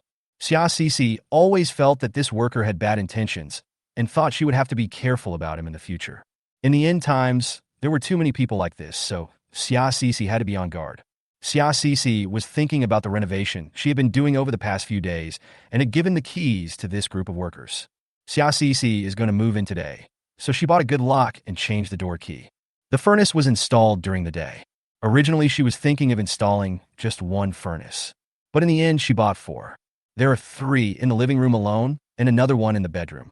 The living room of this house is extremely large, and Xia Cece plans to put the bed next to the floor-to-ceiling window. This makes it easier to observe what's happening outside. As for the reason why there was another one in the bedroom, Xia Cece was thinking that Dahe's activities would not be limited to the living room, so another room could be used. With these 4 stoves, there should be no problem dealing with the extremely cold weather at that time. I simply moved some things out of the house over there and moved into this house. Xia Cece bought the best materials for all the decoration, which are said to be formaldehyde-free, so it is okay to move in directly. After a tiring day, Xia Cece fell asleep quickly at night. At some point, Xia Cece was suddenly awakened by a wet nose. When I opened my eyes, I saw Dahe's eyes shining brightly in the moonlight outside the window, and even had some sharp light. Under Dahe's gaze, Xia Cece woke up suddenly. At this time, Xia Cece also heard a faint sound coming from the direction of the door. Someone was tampering with the door lock of her house. Xia Cece put on a piece of clothing and tiptoed towards the door. Dahe followed closely behind and also raised his paw gently without making any noise. The man outside the door fiddled with the door lock for a long time, then cursed and started complaining nonstop. It seems like, why is this door so strong that I can't open it? The evil face of the decorator from the daytime suddenly popped up in Xia Cece's mind, and she knew that she was being targeted. After the person outside failed to open the door with the key, he actually started trying to pick the lock. However, the door Xia Cece bought was already top-notch and had been modified, so the decorator couldn't pry it open at all. Dahe was next to her, baring his teeth and making an attacking gesture. It was as if as soon as that person broke into the room, it would immediately knock him to the ground. Xia Cece made a hush gesture to Dahe, then quietly walked to the next room to call the police. But unexpectedly, after the people outside found that they couldn't pry it open, they stopped making any noise for a while. Just when Xia Cece thought the person had left, the man seemed to have changed some tools and started to pick the lock again. This time, Xia Cece heard a few crisp sounds, and the first lock was opened. Chapter 17. Are you here to act and get scolded? This shocked Xia Cece. Where did this decorator come from? He was so amazing. After the first door was broken, the second door was soon broken as well. Moreover, this person's movements were very light, and it was obvious at first glance that he was an expert. But the moment this person came in, Dahe suddenly jumped up and knocked the person to the ground. Xia Cece walked over and turned on the light with a click. Sure enough, the person outside was the worker with a ferocious face during the day. Dahye used his special skills again, causing the big man to fall to the ground and be unable to get up. When the police arrived, they arrested the man, and after comparison, they found that he was actually a wanted criminal. The prize money is 200,000. Little girl, I don't know whether to say you are lucky or unlucky. The policeman who came to arrest people shook his head and smiled at Xia Cece. The big man looked at Xia Cece fiercely. I didn't expect your dog to be so powerful. I admit defeat today, but you'd better hope that I can't get out. Xia Cece looked at the big man and frowned slightly, wondering why he was so angry towards her. Later I heard from the police that he had been hunted for murder and had been on the run for many years. If Xia Cece catches him, he will probably be sentenced to life imprisonment when he returns. Hearing this, Xia Cece couldn't help but wipe her sweat. But at the same time, she snorted coldly. It was her bad luck that she had been thinking about evil ways and ended up in the hands of a reborn person like her. But Xia Cece still gently touched Dahye's head. Dahye can also be considered a hero. After the police left, Xia Cece couldn't sleep. She first left a message to the shop that installed the security door, asking them to come over the next day and find a way to modify her door to make it more sturdy. Unexpectedly, the shop owner was not asleep and immediately proposed a series of plans to Xia Cece. Xia Cece was very satisfied after reading the plan. After doing all this, Xia Cece reached out and held Dahye in her arms, gently stroking his fur. Today is all thanks to you. Dahye didn't care at all and even moved his big head to the side.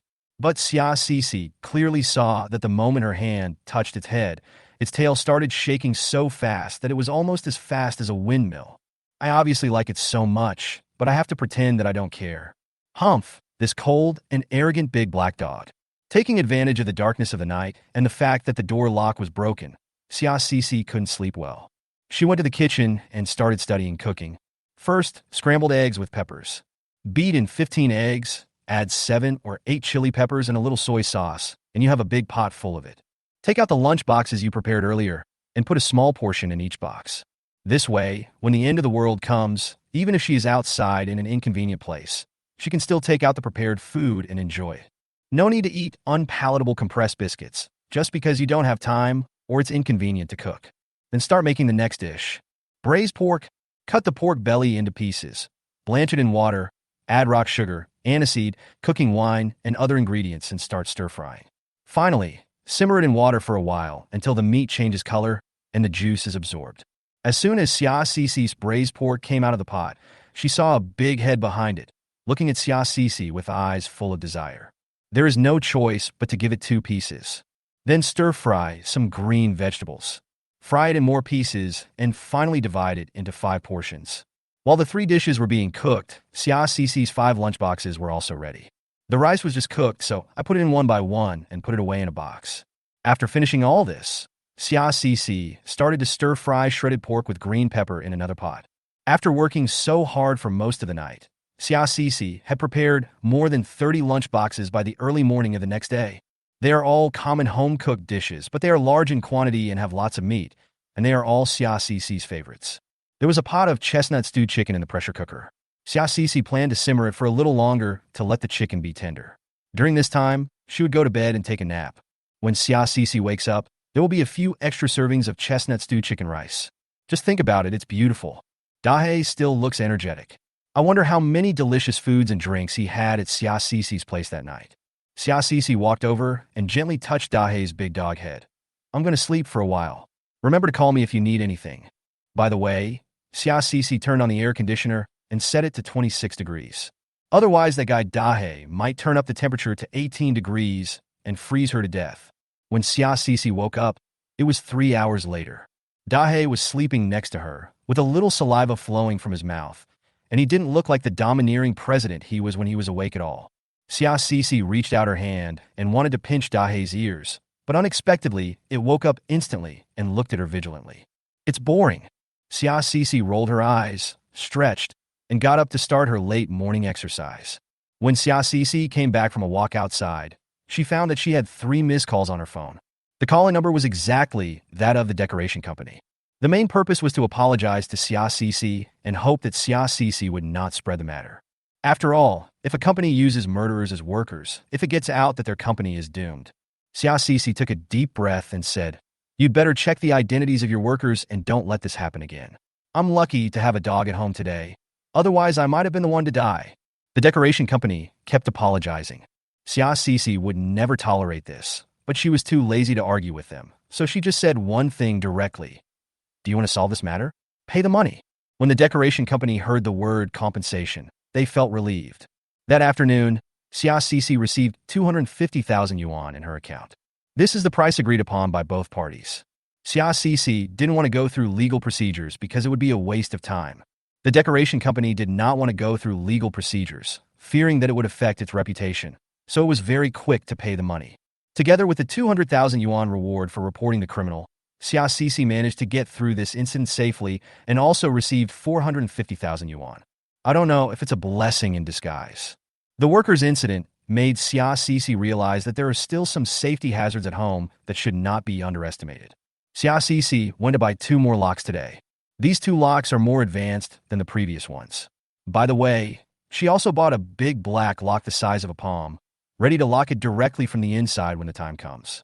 As long as the lock cannot be cut completely, it will be impossible to pry it open. In addition, Xia originally thought that the bulletproof glass was enough, but now it seems that it is not enough. She also asked someone to reinforce the protective nets and anti-theft railings outside the windows. After waiting for everything to be done, she took a look at the decoration of her house. I feel that if it weren't for Superman, I wouldn't be able to get in. That day, Xia went to the warehouse to pick up the goods as agreed with the pharmaceutical representative. After picking up the goods, the pharmaceutical representative pulled Xia aside mysteriously and said, "Sister, you are too young.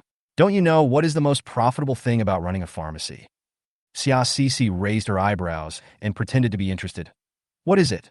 Those family planning and healthcare products? Look at you, you bought so many conventional medicines, but these medicines didn't come in. The profits from these are too huge." Xia wanted to laugh when she saw the medical representative. However, he did remind Xia that she should still stock up on some family planning supplies, especially abortion pills. Although it is cruel, this thing is very popular in the end times.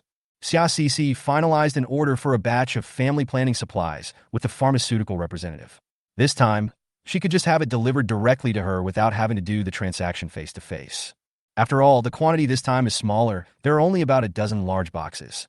When the time comes, Xia can just go and get them and put them into the space herself. Later, faced with the medical representatives constantly recommending health products, Xia became annoyed and finally managed to get rid of them. After finishing all this, Xia went home to have some rest. What Xia didn't expect was that Hao actually had the nerve to come to her. About 10 days after she had a falling out with Lynn, Hao suddenly called Xia from an unfamiliar number. The reason why it was an unfamiliar number was because Xia had long blocked the phone numbers of Hao and Lynn, the couple. Moreover, Xia had moved away, so Hao and Lynn couldn't find her at all. "Cici, this is Hao. Don't hang up the phone." Hao came up and said this pitifully. Xia felt so pity for him that she kept cursing herself in her previous life. How could she be deceived by such a green tea bitch? "Go ahead, I'm busy," Xia said coldly. In fact, she was just combing Dahe's hair. After spending some time together, Dahe has completely trusted Xia, and he especially likes Xia combing his hair. Every time Xia combed its hair, it would comfortably expose its belly and lie on its back with its legs spread out and its eyes closed. When Xia's phone rang, Dahe tilted his body alertly. Xia used her hands to put its body back into a lying position before continuing to comb its hair. "Well, I've always owed you an apology. Cici, I really regarded you as a good friend. I just felt that brother Lynn, he was too good, and I couldn't help it. I hope you can forgive me." Hao said this in a tearful voice, and as she spoke, she actually started to cry. However, Xia didn't buy it. Instead, she snorted coldly. "If you want to talk nicely. If you have nothing else, I'll hang up." He is really addicted to acting. He comes to her place to act, just to get scolded. Chapter 18. The End of the World. I'll take care of you. Okay, I really have something important to do. I know you don't like me, but please don't hang up on me, okay? I'm really sorry for you, and I want to make it up to you. Xia almost vomited, but she tried her best to hold it in. Only when I put my hands in Dahe's soft and smooth fur, feeling his warmth and cuteness, did I suppress the nausea in my heart. Do you still remember He Peng from the School of International Studies? The one who played basketball? Of course Xia Cece remembered. After the end of the world, she even had some interactions with He Peng. I heard that he has returned to China. I remember that you had a good impression of him before, and he also had a good impression of you. As a way of making it up to you, can I help you make some connections? As how Rose spoke, her voice became more and more sincere. I know you must think this is a bit unbelievable, but I really don't have any bad intentions. I just want to make it up to you. Xia Cece smiled. How Rose's train of thought is indeed different from that of ordinary people. But it's also true that He Peng, how Ro and Lynn are birds of a feather. At the end of the world, Xia Cece met He Peng while on a mission. She was a little excited at first, but soon he was cheated by He Peng. Later I found out that He Peng and Hao Ro were actually childhood friends. Moreover, Hao Ro had had an affair with He Peng before. That time, Xia Cece was almost killed by He Peng. But it doesn't matter. Xia Cece really wants to know what Hao Ro wants to do by taking He Peng out at this time. Okay, to be honest, I have a deep impression of He Peng. I've been in a bad mood recently because of Lynn, so I want to find an acquaintance to catch up. Xia Cece quickly agreed on the time and place of the meeting with Hao Ro. Of course, Hao Ro wouldn't go. Xia Cece said that she never wanted to see Hao Ro again in this life. In fact, Hao Ro could have found other ways to make Xia Cece and He Peng meet again. But Xia Cece knew Hao Ro's psychology. Hao Ro has always looked down on Xia Cece, thinking that Xia Cece is dumb and stupid. She came here on purpose to provoke Xia Cece. One was to gain a good reputation for himself, for fear that Xia Cece would bear a grudge against him and go around telling everyone that Hao Ro was a mistress. In this way, she repaired her relationship with the stupid Xia Cece, and it would be easier to control Xia Cece and prevent her from going out and talking nonsense. In addition, even if Xia Cece does not agree this time, it will not be too late to use other means. No matter how you look at it, Hao Ro is not at a disadvantage. Xia Cece met He Peng soon. Seeing this smiling man with a dagger hidden behind his back again, Xia Cece tried hard to control her fist and not to punch him.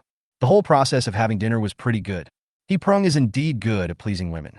If she were just an ordinary girl, she would probably have been captured by him during the meal. But Xia Cece knew that no matter how handsome this man was, he was actually very vicious. In her previous life, this person threw her directly into a pile of disgusting mutant centipedes and laughed at her for being ugly with scars all over her face. He also laughed at her and asked her to strip off all her clothes to see her figure before deciding whether to save her or not. Later, Xia Cece was rescued by other people and barely survived. Cece, when you were in school, everyone spread rumors that you were a rich girl. Hao Ro even said that you had some stock funds and a lot of money. Well, to be honest, I don't dare to pursue a girl like this. I'm afraid I'm not worthy of you. When walking back after dinner, He Peng suddenly said in distress. Xia Cece breathed a sigh of relief. She finally knew what Hao Ro was planning. It turned out that He Peng was asked to come here to defraud her of the other half of the fund shares, and the 20 million yuan that the Lin family paid. I'm afraid Lin, he will feel the pain when he looks back. Now that we know what they are up to, the next step will be easy. Xia Cece thought silently in her heart, and at the same time a plan came to her mind. You were the ones who provoked me, so don't blame me. After the first date, Xia Cece would find some empty and crowded places for the following dates and bring Dahe with her. Because Xia Cece discovered that He Peng had dirty hands. The first time we had dinner together, I wanted to hug her waist. Later, when they were talking on the phone, He Peng even suggested getting a room. Xia Cece was so angry that she wanted to slap him twice, but for the sake of her own plan, she had to endure it. So there was no other way. Xia Cece could only bring Dahe with her every time, using the excuse that the dog is too clingy and has separation anxiety. Dahe is also very good at reading people's faces. Every time He Peng got closer, he started to grimace. This made He Peng 1 meter away from Xia Cece. After meeting a few more times, Xia Cece also saw that He Peng was about to lose his patience, so she said helplessly, "Actually, I do have some fund shares in my hands. I want to sell them at a low price recently, but I don't know how to do it." When He Peng heard this, his eyes lit up immediately. "I went abroad for 2 years and learned a lot. Maybe I can help you." Xia Cece suppressed the smile on her lips and showed a grateful expression. "That's great. In fact, I just want to get rid of it quickly. The price is 2/3 of the market price. Mainly, I want to find a reliable buyer." In this way, Xia Cece sold the other half of the shares to the Lin family for 20 million yuan. As for whether it was the Lin family themselves or a part of He Peng's side, Xia Cece was too lazy to delve into it. Anyway, after a while, all this money will become waste paper. If she wanted to sell all these stock funds, it would be difficult to do so within a few months, and she might encounter malicious price cuts from some people. Not only would she waste time, but she might not get more than what she sold to the Lynn family. If the price was set higher, the Lynn family would probably not be tempted and would argue with Xia Cece and bargain, which would waste her time. Now, she got the money and gained time. The Lynn family thought they were getting lucky, and the money was quickly handed over, thinking they had made a great deal. But in reality, they will be forced to quickly sell off their own businesses and product chains in a short period of time in order to get the money. According to Xia Cece's analysis, there must be a lot of food and restaurant product chains here. In this way, the Lynn family will have one less way out in the end times. Let them be happy for a few days. As for Yipeng, he also asked Xia Cece why she was in a hurry to sell it. Xia Cece said that she wanted to buy a house and go abroad. She made up a lot of nonsense, just like a naive girl who was stimulated and had no plans for the future. After selling this part of the fund shares, Xia Cece got the money, completed her mission, and prepared to use the money to continue buying supplies. Who would have thought that Yipeng was still so evil? On this day, Yipeng actually asked Xia Cece to meet him in the grove in the park in the name of one of Xia Cece's friends. Xia Cece felt a little strange at the time, and then she thought about the good relationship between this classmate and Yipeng. So she made a plan in her mind. This person was really a sucker who came to her door. Xia Cece looked over and saw that it was indeed Yipeng. Yipeng smiled and looked around. Seeing that Xia Cece's dog was not with her, a smile immediately appeared on his face. "Hey Cece, we've known each other for so long. Do you want to be a relationship?" As he said that, he was about to come up and touch Xia Cece. Xia Cece looked around and asked calmly, "Are there any cameras nearby?" Yipeng reached out to touch Xia Cece's face. "Don't be shy. Don't worry, there are no cameras nearby. And I didn't tell anyone I came here. Only the two of us know about it, hee." Xia Cece smiled immediately. "That's great." Before Yipeng could react, Xia Cece had already taken him into the space. We turned around and left the park and took a car to a deep forest in the mountains in the distance. This place is extremely remote and can be considered a semi-developed area. Normally, not to mention managers, even mountain climbers rarely come here. Xia Cece also specifically chose an extremely remote and steep cliff with a sign a few dozen meters away, saying, "Steep and dangerous slope, no going forward." After arriving here, he waved his hand and released Yipeng from the space. When Yipeng was released, he found himself standing on the edge of a cliff, his face pale. "Where did I go just now? What was that place just now? What's going on?" Xia Cece looked at him and smiled beautifully. "Yipeng, do you know what you have done to me?" Yipeng's eyes widened, still in panic. All Xia Cece's mind was filled with the evil deeds that Yipeng had done to her in her previous life. Yipeng wanted to leave, but Xia Cece grabbed his arm and stabbed him in the chest. He wanted to struggle, but Xia Cece stabbed him several times. Looking at Yipeng, her eyes gradually lost their luster, and Xia Cece pushed Yipeng directly off the cliff. Watching Yipeng's gradually disappearing figure, Xia Cece sneered. "In the last life, you were not a good person. You were in cahoots with Lynn, E, and Hao Ro. In this life, who made you so eager to provoke me and give me the opportunity to kill you?" After dealing with Yipeng, Xia Cece thought about Hao Ro and Lynn E and sneered in his heart. These two people must be treated well when the end of the world comes. We can't just stab him twice and throw him off a cliff like we did to Yipeng. That would be too cheap for them. Yipeng disappeared, but as Xia Cece expected, no one could find his body. Even given Yipeng's usual carefree personality, even his parents initially thought that he was fooling around somewhere again and didn't take it seriously at all. It was not until several days later that his parents realized something was wrong and decided to call the police. The police began to investigate, but had no clues. Because Yipeng's daily interpersonal relationships are so chaotic. During the days when he was flirting with Xia Cece, Yipeng was also flirting with 4 or 5 girls and contacted them more often every day than he did with Xia Cece. The police also found Xia Cece, but there was no evidence pointing to Xia Cece, so they just took a statement. After all, space is a magical tool. In this way, I did morning exercises, shopping, cooking, and stockpiling supplies every day, and the entire summer vacation passed. School is about to start. Xia Cece looked at the muscles in her arms, which were already beginning to take shape. And some of her physical skills from her previous life also returned. Looking at Dahe again, he had also been raised by Xia to be a lot bigger. The wounds on his body had healed a lot, his fur was shiny, and the muscles on his chest were firm. The whole dog is full of energy and sometimes a little naughty. Most of the things Xia bought online have also arrived. Clothes, generators, solar panels, daily necessities, food, snacks, dog food, everything you need.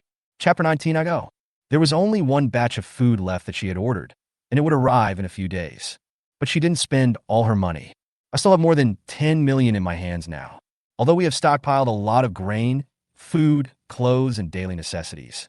But there is no such thing as too much of these things. But Xia thought that it would be best if the remaining money could be put to better use.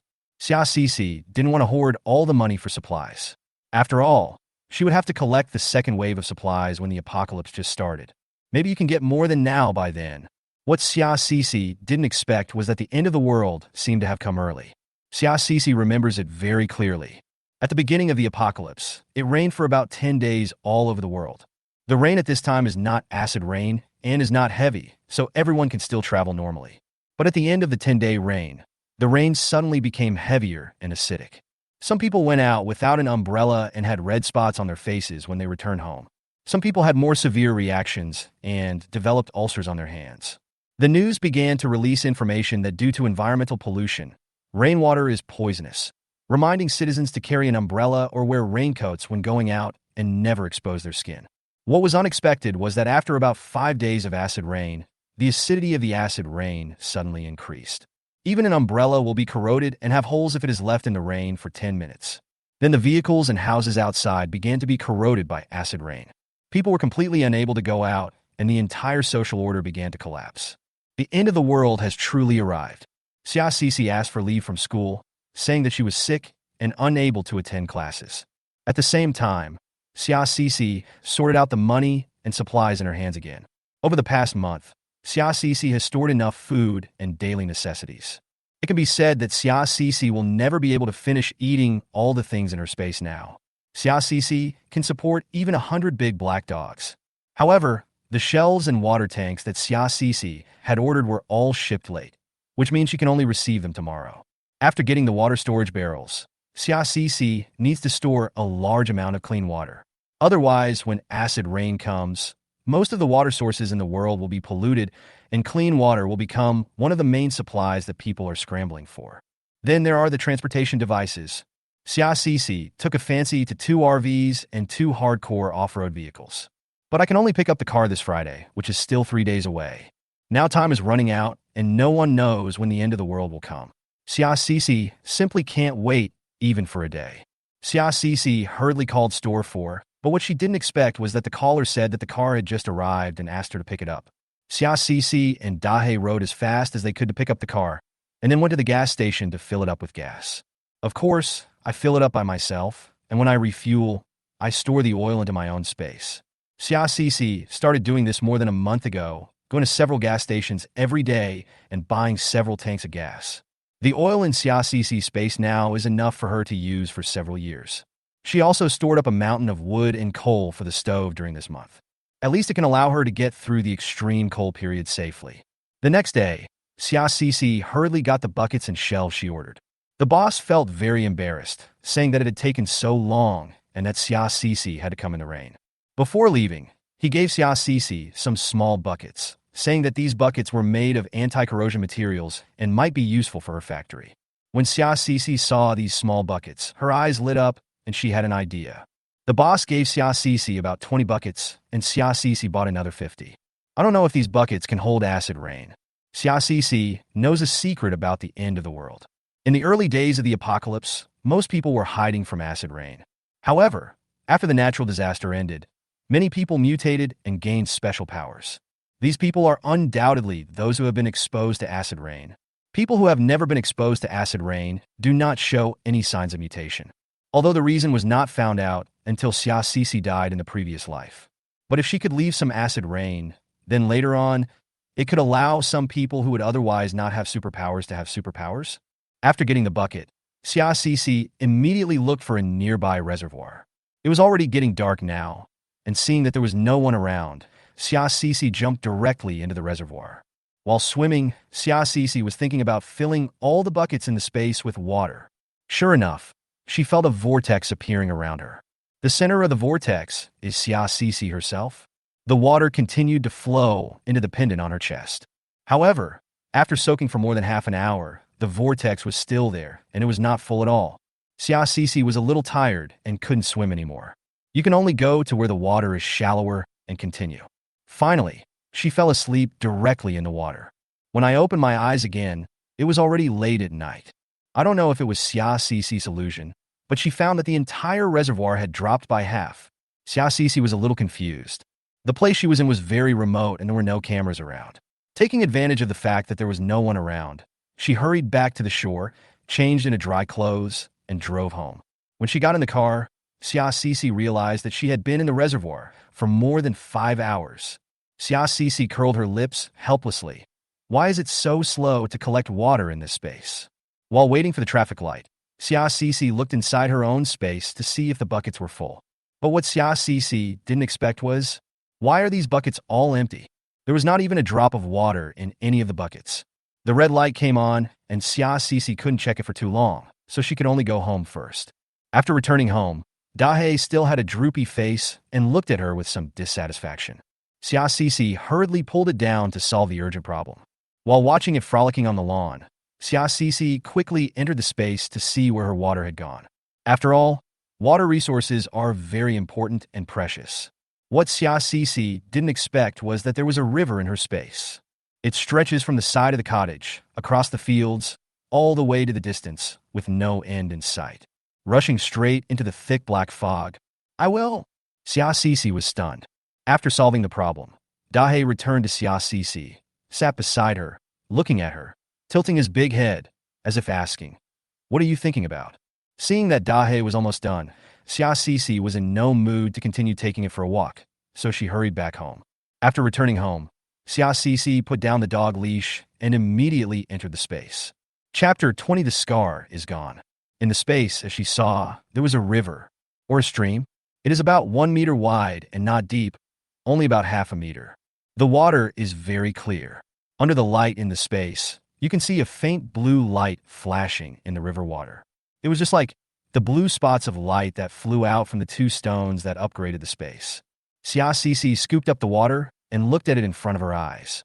She felt that the water was icy cold, and the blue spots in it were very beautiful. Looking at the water, she felt that it had a strong attraction. Xiaoxi couldn't help but take a sip. Sweet and delicious, very tasty. Xiaoxi picked it up again and took a second sip. I don't know how much I drank in the end. I just felt that this water had some magical power that made me unable to stop and want to drink it. When she came to her senses, Xiaoxi found that her belly was round. Just when she wanted to laugh at herself, she suddenly felt a stomachache. It was a pain that spread from the stomach to every part of the body. But at this moment, Xiaoxi was not panicked or at a loss, but very excited, because she could feel that at the same time, a force was generated in her body and was slowly spreading throughout her limbs. Xiaoxi rolled on the ground in pain, sweat dripping from her forehead. Sweat flowed across her forehead and slowly reached Xiaoxi's eyes. She reached out and wiped it away. I found that the sweat was black and smelly, making it impossible to look at it directly. Not only her forehead, but also her arms, chest, and cheeks all began to produce this black and smelly sweat, which made her feel very sick. The heart-wrenching pain spread throughout Xiaoxi's limbs, becoming more and more severe, until she finally fainted from the pain. When she woke up again, Xiaoxi found herself lying in a small pool of black water, feeling completely exhausted. He raised his hand and gently wiped the black water off his body. I unexpectedly discovered that my hands were crystal clear, white, and smooth. He looked at his face in the stream. Xiaoxi couldn't help but sigh. What a beautiful girl. Xiaoxi herself has a good appearance and has inherited the best qualities from her parents. There is no change in her facial features now, except that her skin is whiter than before and her temperament is more ethereal. The whole person seems to have become much more refined. Xiaoxi looked at the stream in front of her and knew that she had found a treasure again. In other words, her space has been upgraded again. Although I don't know why the space has undergone such changes, it is a good thing after all. Not only that, she also felt that her physical fitness had greatly improved. She tried a set of punches in the space and found a few wooden boards. With one kick, The wooden board broke into pieces. Her abilities and physique from her previous life are back. Not only that, she also felt that she was more agile, more powerful, and tougher than before. Xiaxixi walked towards the source of the stream and went to the back of the house. Behind the house, Xiaxixi saw a clear spring. The spring water is clear, and there seemed to be more blue spots at the source than in the stream. Xiaxixi hurriedly took 2 buckets, collected 2 buckets of water from the source of the clear spring, and brought them out of the space. Outside the space, Dahe was lying quietly in front of the place where Xiaxixi had just disappeared. He stood up and was about to leave after seeing her. Xiaxixi rolled her eyes in her heart. He obviously cares about me, but he has to pretend that he doesn't care about me. This Dahe, what a fool. Xiaxixi walked forward and put the bucket next to Dahe. Dahe, shall we go take a bath? Dahe didn't quite understand, but after looking at the bucket next to him, he jumped back. This big black guy actually doesn't like taking a bath. But it has no choice. In order to prepare for the end of the world, Xiaxixi had already bought an extra-large bucket, thinking that it would be used by Dahe when he took a bath in the future. Now is the perfect time to take it out. Xiaxixi went back and forth in the space several times, took out more spring water, poured it into the bathtub, added a lot of hot water into it, and touched the temperature to feel that it was about the right temperature. In fact, Dahe can also drink it. But thinking about the pain I had just experienced, I didn't really want to let Dahe try it again, so I decided to let it take a bath and see. Dahe was almost dragged into the bathroom by Xiaxixi unwillingly. When Xiaxixi took great pains to lift it into the bathtub, she felt her whole body was wet. Dahe, it's just a bath. What are you afraid of? The big black face turned and pointed his butt towards her, looking sad and angry. Xiaxixi could only take out a pet bath towel, stir up water, and rub it on Dahe's body. When the scar on Dahe's body was touched, Dahe's whole body trembled. A soft humming sound actually came from his mouth. Dahe's wound had been touched by water before, and Xiaxixi had also touched it gently. It had healed long ago and was fine, but now it hurt when the water touched it. An idea came to Xiaxixi's mind. She reached out her hand, turned Dahe's big dog head over, and said to Dahe seriously, Dahe, this water is not ordinary water. It will be very good for your body. You need to soak your whole body in the bucket now. It may be a little painful. Can you do it? Dahe was still standing there, looking at Xiaxixi quietly. Xiaxixi reached out and began pressing its butt hard. Dahe, lie down in the bucket. Dahe struggled for a while, but still lay down in the bucket under Xiaxixi's command. The water in the bucket overflowed, soaking Xiaxixi's clothes. But Xiaxixi didn't care at all. She looked at Dahe, who was looking aggrieved and unhappy in the bucket, and gave it a bath with a smile.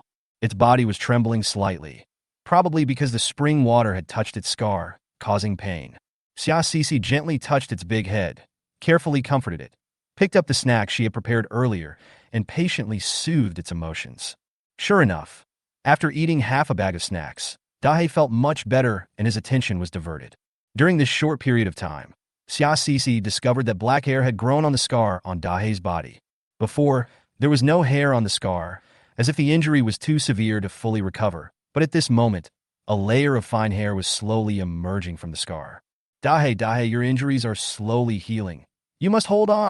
By now, Dahe seemed to have adapted to the spring water. He ate his snacks quietly and was no longer so resistant. Xiaxixi took out another toy ball and teased Dahe. After soaking like this for about an hour, Dahe suddenly stopped moving.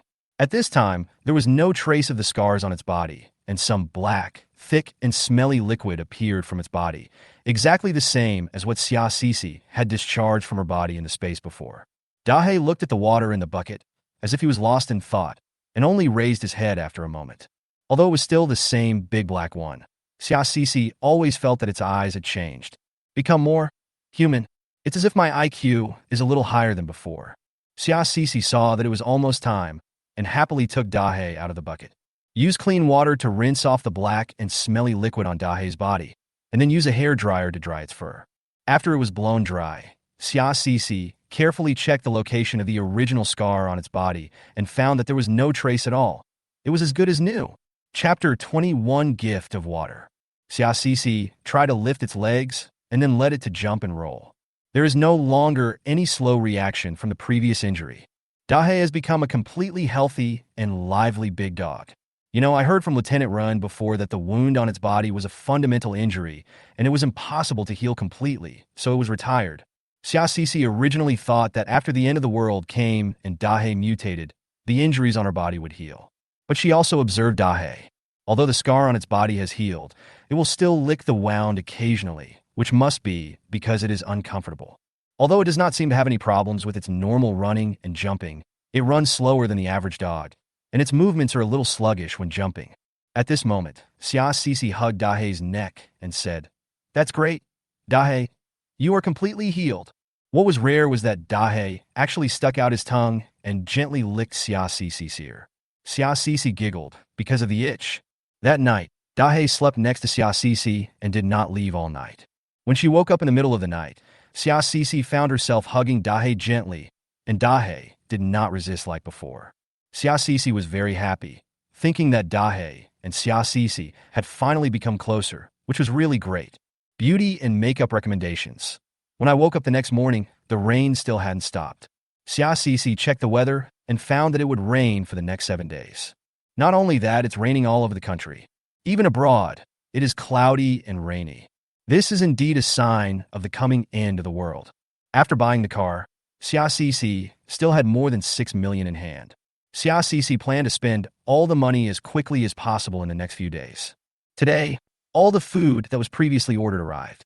Xiaxixi said she was going to open a supermarket, and in addition to the food she had ordered before, Xiaxixi bought some coarse grains this time, including mung beans, red beans, black rice, brown rice, etc., totaling 200 tons. These foods are nutritious, filling, and can change the taste. Xiaxixi had the food delivered to a rented factory in a remote suburb. She took Dahe and loaded all the food into the space when no one was around. At the same time, Xiaxixi also ordered a batch of vegetable and fruit tree seeds. I didn't buy enough seeds for the experiment. Xiaxixian thought of a piece of farmland in the space. Although what was planted there were seeds, and what grew out were strange things, they could not be wasted. When the end of the world comes, she will have plenty of time to farm and study space. After storing all these things throughout the day, Xiaxixi went to major markets to buy a batch of fresh vegetables and fruits to stockpile. I also bought several thousand food boxes, preparing to continue cooking and storing them before the end of the world. After all, when the end of the world comes, there will be power outages and water shortages, and everyone will have less food stored. If someone starts a fire, it will cause jealousy. Xiaxixi also bought 2 large pots, planning to put corn in to cook before going to bed at night, so that she could eat sweet and sticky corn even when the end of the world comes. The whole day passed in this busy manner. Who would have thought that at night, I would suddenly receive a call from Second Lieutenant Run, who said that he would bring his comrades to see Dahe the next day. Upon hearing this, Xiaxixi became a little nervous. How should she explain the scar on Dahe's body that had disappeared? But what is coming will come, and Lieutenant Run came early the next morning. Another soldier from the army came with him. Xiaxixi had met him before. When she adopted Dahe, this soldier had been watching from the side, and it could be seen that he had special feelings for Dahe. The two of them brought in some snacks that Dahe liked. When he saw Lieutenant Run and the soldier, Dahe wagged his tail vigorously, showing rare kindness. Second Lieutenant Run was flattered. Huh? I didn't expect Dahe to be so close to me during this period. He has grown up a bit too. Yes, Dahe has grown up again. After learning that Dahe needed to eat more, Xiaxixi increased Dahe's nutrition. Dahe has grown very fast in these few days. Now sitting there, it's almost reaching Xiaxixi's chin. Moreover, Xiaxixi had a hunch that after Dahe took a bath yesterday, he would grow faster in the next period of time. All of these will become guarantees for Dahe to become stronger when he mutates. By that time, Dahe will definitely be the most powerful among the mutant dogs. Hey, why is the scar on Dahe's back gone? After the soldier who followed was introduced, Xiaxixi knew that his last name was Zhao, so Lieutenant Rin told Xiaxixi to just call him Xiao Zhao. Xiao Zhao's surprised voice came from the side, pointing at Dahe's back. Dahe was also very funny. He actually sat up straight and showed his back to Lieutenant Run and Xiao Zhao. Lieutenant Rin's eyes suddenly lit up. He squatted on the ground and stroked Dahe's back, as if he wanted to find a previous wound on it. Gone? Really gone? Xiaxixi touched her nose and said what she had prepared earlier. After I got Dahe, I have always wanted to heal this scar on his body, so I looked for many folk remedies, and one of them seemed to work. Maybe dogs have stronger recovery abilities than humans, I didn't expect it to really heal him. Lieutenant Ren looked at me as if he had seen some rare treasure. Ms. Xia, do you remember those folk remedies you used? I have many friends and soldiers here who are injured. When Xia Cece heard this, her eyes widened. Oh, I just wanted to use this excuse to get away with it. Where did I look up any folk remedies? However, when Xia Cece heard that they were those friends and soldiers, she knew that they were injured because they were defending their country. Instantly, she had an idea in her mind. Wait for me for a moment. Xia Cece said this and went back to the bedroom and closed the door. After locking the door, she entered the space. In the space, she used a bottle to take out 2 large bottles of water. But soon, she thought that the power of the spring water was too strong. What if bones turned into flesh and skin? Wouldn't that scare people? She found a larger bucket of pure water from the space and poured the 2 bottles of water into it. Then she found a few bottles of mineral water and poured them into the bucket. In this way, the concentration of the spring water is diluted, and the concentration of the spring water in the bottle is only about 10%. Looking at the colorless and tasteless water, Xia Cece felt that it did not sound like a folk remedy. So she found some medicinal herbs and soaked them in it for a few times, making the water in the bucket appear light yellow. It's not the end of the world yet, so giving a folk remedy shouldn't arouse suspicion. When she walked out of the bedroom, holding a super large bucket, Lieutenant Ren was a little surprised. Is this the folk remedy you mentioned? Xia Cece nodded with a hint of embarrassment on her face. Oh, it's just a folk remedy. There are all kinds of things. I just got it occasionally. You can take it and divide it up. I don't have any other bottles here. Lieutenant Ren said that so many were not needed. Xia Cece insisted on giving it to him and said very seriously, this folk remedy is said to be very effective for new injuries. You can try it. If it really works, you can bring a little bit each when you go on missions in the future. Upon hearing this, Lieutenant Ren expressed his gratitude repeatedly. Xiao Zhao next to him also seemed very interested. He showed the scar on his arm and shouted that he wanted to go back and try again. Captain Ren smiled and patted Xiao Zhao on the head. Don't waste the medicine on the scar on your arm. Many of our team members have scars on their faces. It will delay their chances of finding a wife. Chapter 22, Heading to City D. After talking about Dahe for a while, Lieutenant Ren and Xiao Zhao said they wanted to leave. Before leaving, Xiao Zhao hugged Dahe's neck and revealed his true identity. It turned out that Dahe saved his life. Xiao Zhao was on the mission with Dahe at that time. Due to his lack of experience, he nearly lost his life. Fortunately, Big Black pounced on him. Ms. Xia, seeing that Dahe is so close to you and that you have cured his injury, I am really pleased and relieved. I hope you can take good care of Dahe. You can come to me if you have any difficulties. As he said this, Xiao Zhao saluted Xia Cece and Dahe. Xia Cece felt a little embarrassed and could only give the 2 of them some snacks that she had made herself. These days at home, Xia Cece has been fiddling with food a lot, so she wanted to learn how to make it first so that she wouldn't be locked up at home with nothing to do when the doomsday comes. Lieutenant Ren took a bite of the dessert and kept praising Xia Cece for her cleverness and dexterity, which made Xia Cece feel a little embarrassed. When Captain Ren was about to leave, he held up the bucket of purified water in his hand and thanked Xia Cece. Xia Cece smiled and waved at them to indicate that they didn't need to be so polite. Xia Cece also thought about it.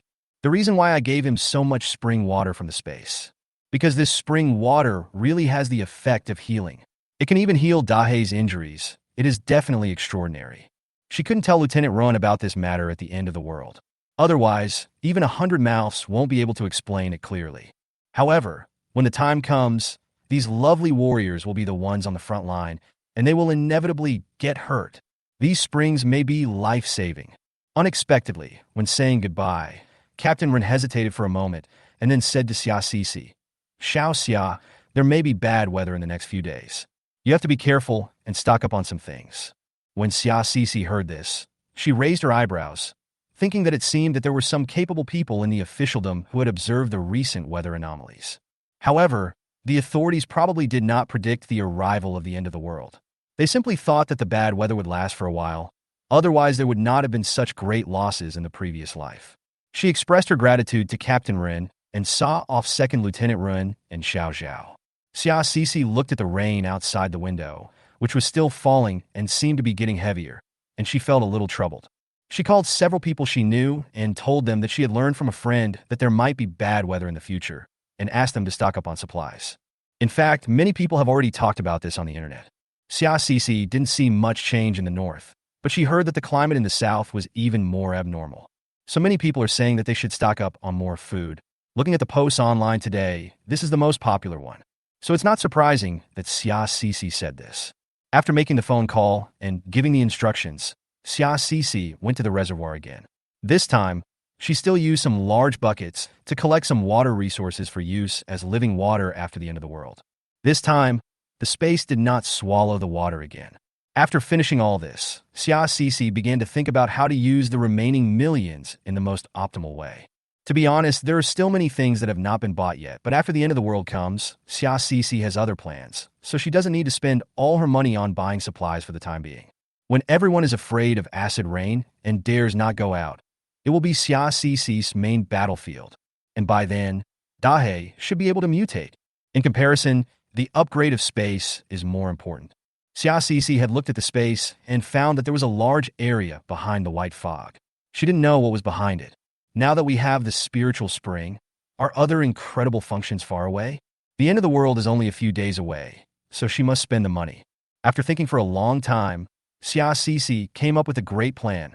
That is, stock up on stones and continue to upgrade the space. She now knows that the space can be upgraded with some special stones. The first two upgrades were a strange jade and a Taishan stone. So next, she decided to go to the largest jade market in the country, which is the Jadeite trading market located in the city. It is relatively close to Myanmar and has a lot of raw jade. Thinking of this, Xia Cece glanced at Dahe next to her. What should I do?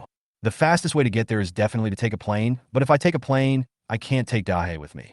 Seeing Xia Cece looking at him, Dahe also looked at Xia Cece, with his huge dog head tilted and a little humanity in his eyes. That's right. Xia Cece suddenly had an idea, but she didn't know if it could be realized. Xia Cixian thought that the appearance of a spring in the space this time could be considered an upgrade to a certain extent. Perhaps it is because there are stones full of energy at the bottom of the river in the reservoir, or perhaps the water in the reservoir contains the energy that the space needs. During the last upgrade, the space was already large enough for a living being to enter. So with this upgrade, can the space accommodate two people? Can Dahe also go in together? Thinking of this, Xia Cece raised her eyebrows at Dahe. Dahe looked at Xia Cece, and a hint of doubt appeared in his eyes. Then, Dahe suddenly disappeared from home. Xia Cece hurriedly checked the space, and sure enough, Dahe appeared in the space with a confused look on his face, and was very alert in the unfamiliar environment. Xia Cece thought about sending himself into the space as well, but found that it was impossible. In other words, even though the space has been upgraded, it can still only accommodate one life form. If two life forms want to enter the space together, it is still impossible to do so at the current level of the space. But Xia Cece didn't think that what was not achieved in this upgrade would never be achieved in the future. After all, this space has given her too many surprises. Her request was not high. At least, she could enter the space with Dahe. Let's not worry about that for now. Xia Cece quickly released Dahe, who was already becoming restless. He found himself back home in the blink of an eye, and the woman in front of him was smiling slyly. Dahe just reacted for a moment and realized that he had just been fooled by the woman in front of him. Then, Dahe hung his face and pointed his butt towards Xia Cece. I'm angry. Xia Cece looked at Dahe and slapped her thigh with joy. This dog became more interesting after soaking in the spring water. This solved Dahe's problem. Xia Cece quickly booked a flight for the nearest time and prepared to rush to the city. After booking the plane ticket, Xia Cece simply packed her things, getting ready to go to the airport. Her home is about an hour's drive from the airport. The plane takes off in 2 hours, and the flight time is about 3.5 hours. That means she will be able to arrive in the city at 3 o'clock this afternoon. Then she took a taxi to the Jade trading market, where she could do some shopping today. Then in the evening, she planned to go shopping for food in the city. There are many foods there that she likes. Various noodles, desserts, rice rolls, clay pot rice, etc. She planned to buy as much as she could. The next morning, I went to the Jade market again to do some shopping and continued buying food in the afternoon. I will return to the city on the evening flight. Spending the remaining several million yuan in just 2 days can be said to be a huge investment. After packing her things and making plans, she went into the space. She placed dog food, snacks, and meat that Dahe liked in the space, and the water you need for the next 2 days. In addition, Dahe's toys, doghouse, and cat litter were also placed there. During this time, she has been teaching Dahe how to use cat litter. Dahe has learned it. Chapter 23 Stone King. During these 2 days, Xiaoxi was not sure whether she would have the chance to take Dahe out for a walk, so she could only let it go. After doing all this, she came out of the space, squatted in front of Dahe, and said, Dahe, I'm going to put you in the space. Can you live in it for 2 days? Don't worry. I won't leave you and will always be with you. Occasionally, when I have time, I will let you out and play for a while. Okay. Dahe looked at Xiaoxi for a long time and then nodded in a humane way. Xiaoxi was so happy that she almost jumped up. Dahe, after using the spring water, has indeed become smarter. After settling Dahe down, Xiaoxi looked inside the space and found that Dahe was obviously not as panicked as he was the last time he came in. It sniffed around, then picked up its favorite toy, lay down in its doghouse, and started playing with it. Seeing this scene, Xiaoxi finally breathed a sigh of relief. She carried a school bag and a suitcase and rushed to the airport. It was raining in the city when the plane landed. The rain here is even heavier than in the city where Xiaoxi lives. As Xiaoxi got off the plane, her umbrella was almost blown away. Her heart skipped a beat, and she prayed that this trip would be successful. What if the end of the world suddenly comes and all flights are canceled? It will be inconvenient for her to go back. Although she thought so, based on her experience in her previous life, the rain would last at least a few more days, so she was not that panicked. I called a taxi and rushed to the Jade trading market and found that it was much more lively than I had imagined. The market was filled with the sounds of bargaining, and many people were live streaming on their phones. Xiaoxi walked into the market wearing a raincoat, gently covering the space jade on her chest with her hand, always paying attention to the reaction on it. What made Xiaoxi happy was that not long after she walked out, she felt the vibration of the jade space in her chest. And the vibration feeling is stronger than any previous time. From this vibration, Xiaoxi could feel the excitement of the jade space. Xiaoxi tried several times and soon locked onto one of the stalls among several closely adjacent stalls. The stall owner was live streaming to the camera, and there were several people next to him bragging about the quality of the jade in his hands. Xiaoxi knew a little about these things, and she could tell at a glance that the stall owner didn't have any good stuff here. She squatted down, flipped through the items a few times, and soon found one of the jade stones. It was a purple pendant in the shape of a teardrop, wrapped in 14 gold ornaments and decorated with dozens of diamonds. It was pretty good. Xiaoxi played with it in her hand for a while and always felt that this thing was a little unusual. Before she asked the price, the live broadcaster next to her came over and took the pendant from Xiaoxi's hand with a smile. Girl, you have a good eye. This pendant is the treasure of our store. The corners of Xiaoxi's mouth twitched. She thought about what she had just heard this man say to the live audience and knew he was just kidding. Xiaoxi didn't want to say much. After all, this was just the beginning, and the jade market in the future was still very huge. How much? The stall owner placed the pendant on the live broadcast space and introduced the pendant's water quality and color, and ignored Xiaoxi's inquiry about the price. Oh, our sister Wang also likes this pendant? That's easy. I'll definitely give it to our sister Wang first. Xiaoxi frowned, knowing that the stall owner was trying to raise the price. Looking at the group of people acting as supports nearby, all with shifty looks on their faces, you can tell that it is not so easy to take away the jade pendant today. However, Xiaoxi is someone who has experienced the end of the world after all, so she is naturally not afraid of the stall owner's tricks. Without saying a word, Xiaoxi ignored him and turned away. An Annie who was acting as a waitress nearby even pulled Xiaoxi aside and said, Girl, are you leaving now? I think the pendant is nice. I'll buy it if you want it. Xiaoxi sneered. Then buy it. The market is so big. I just came in, and I still need to look around. When the stall owner saw that Xiaoxi was serious, he turned around and put down his phone. Girl, let's talk it over. In the end, Xiaoxi took the jade pendant for 5,000 yuan. This pendant is about the size of a thumb, and it is a piece of junk, but not very good quality. Originally, the stall owner wanted to use 14 gold inlays and diamond decorations to trick Xiaoxi into paying 20,000 yuan. However, Xiaoxi directly said that she just wanted a loose stone and these things could be removed. Only then did the stall owner give up the idea. After getting the pendant, Xiaoxi did not throw it into the space immediately. She had an idea. She found an empty corner and pricked her finger with the brooch in her bag. The blood flowed onto the purple pendant. Instantly, it was absorbed. Really? Xiaoxi was immediately overjoyed. She felt the purple pendant as if she had entered a jade space in her chest, and soon a large space of several square meters appeared in her mind. This is a space pendant. Sure enough, Xia Cece felt so excited about the space gem on her chest. So this thing must not be an ordinary jade. This time, Xia Cece was a little hesitant. If I let the space gem in my chest eat it, it will definitely lead to a greater degree of upgrade. However, the spatial ability contained in this jade may have other uses. In Xia Cece's previous life, she had also seen other people's space magic weapons. Once these magic weapons appeared, people would scramble for them, and they could even be exchanged for unimaginable resources and connections. Thinking of this, Xia Cece decided to put the gem away for the time being and decide whether to upgrade her space later. After walking for a long time, Xia Cece did not encounter anything that could make the gem on her chest vibrate. After walking around the entire trading market, the gem on his chest did not react. This made Xia Cece a little anxious, and she even began to doubt. Was it because she did not give the gem to the space, so the space was angry? Just when Xia Cece was doubting her life, suddenly, the space gem vibrated again. At this time, Xia Cece found herself walking into the gambling stone trading area. The object of the space vibration was actually the huge rock next to Xia Cece, which was almost half a person's height. The corners of Xia Cece's mouth twitched slightly. How could she take this thing away?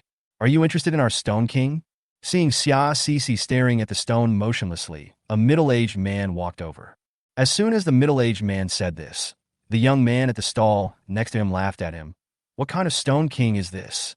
It looks good, but is useless. There is no jade in your stone at all. Don't cheat the girl. Chapter 24: Spending all savings. The middle-aged man made a move to hit the young man, and his face was also furious. Don't delay my business. It's been here for 3 years, and no one wants it.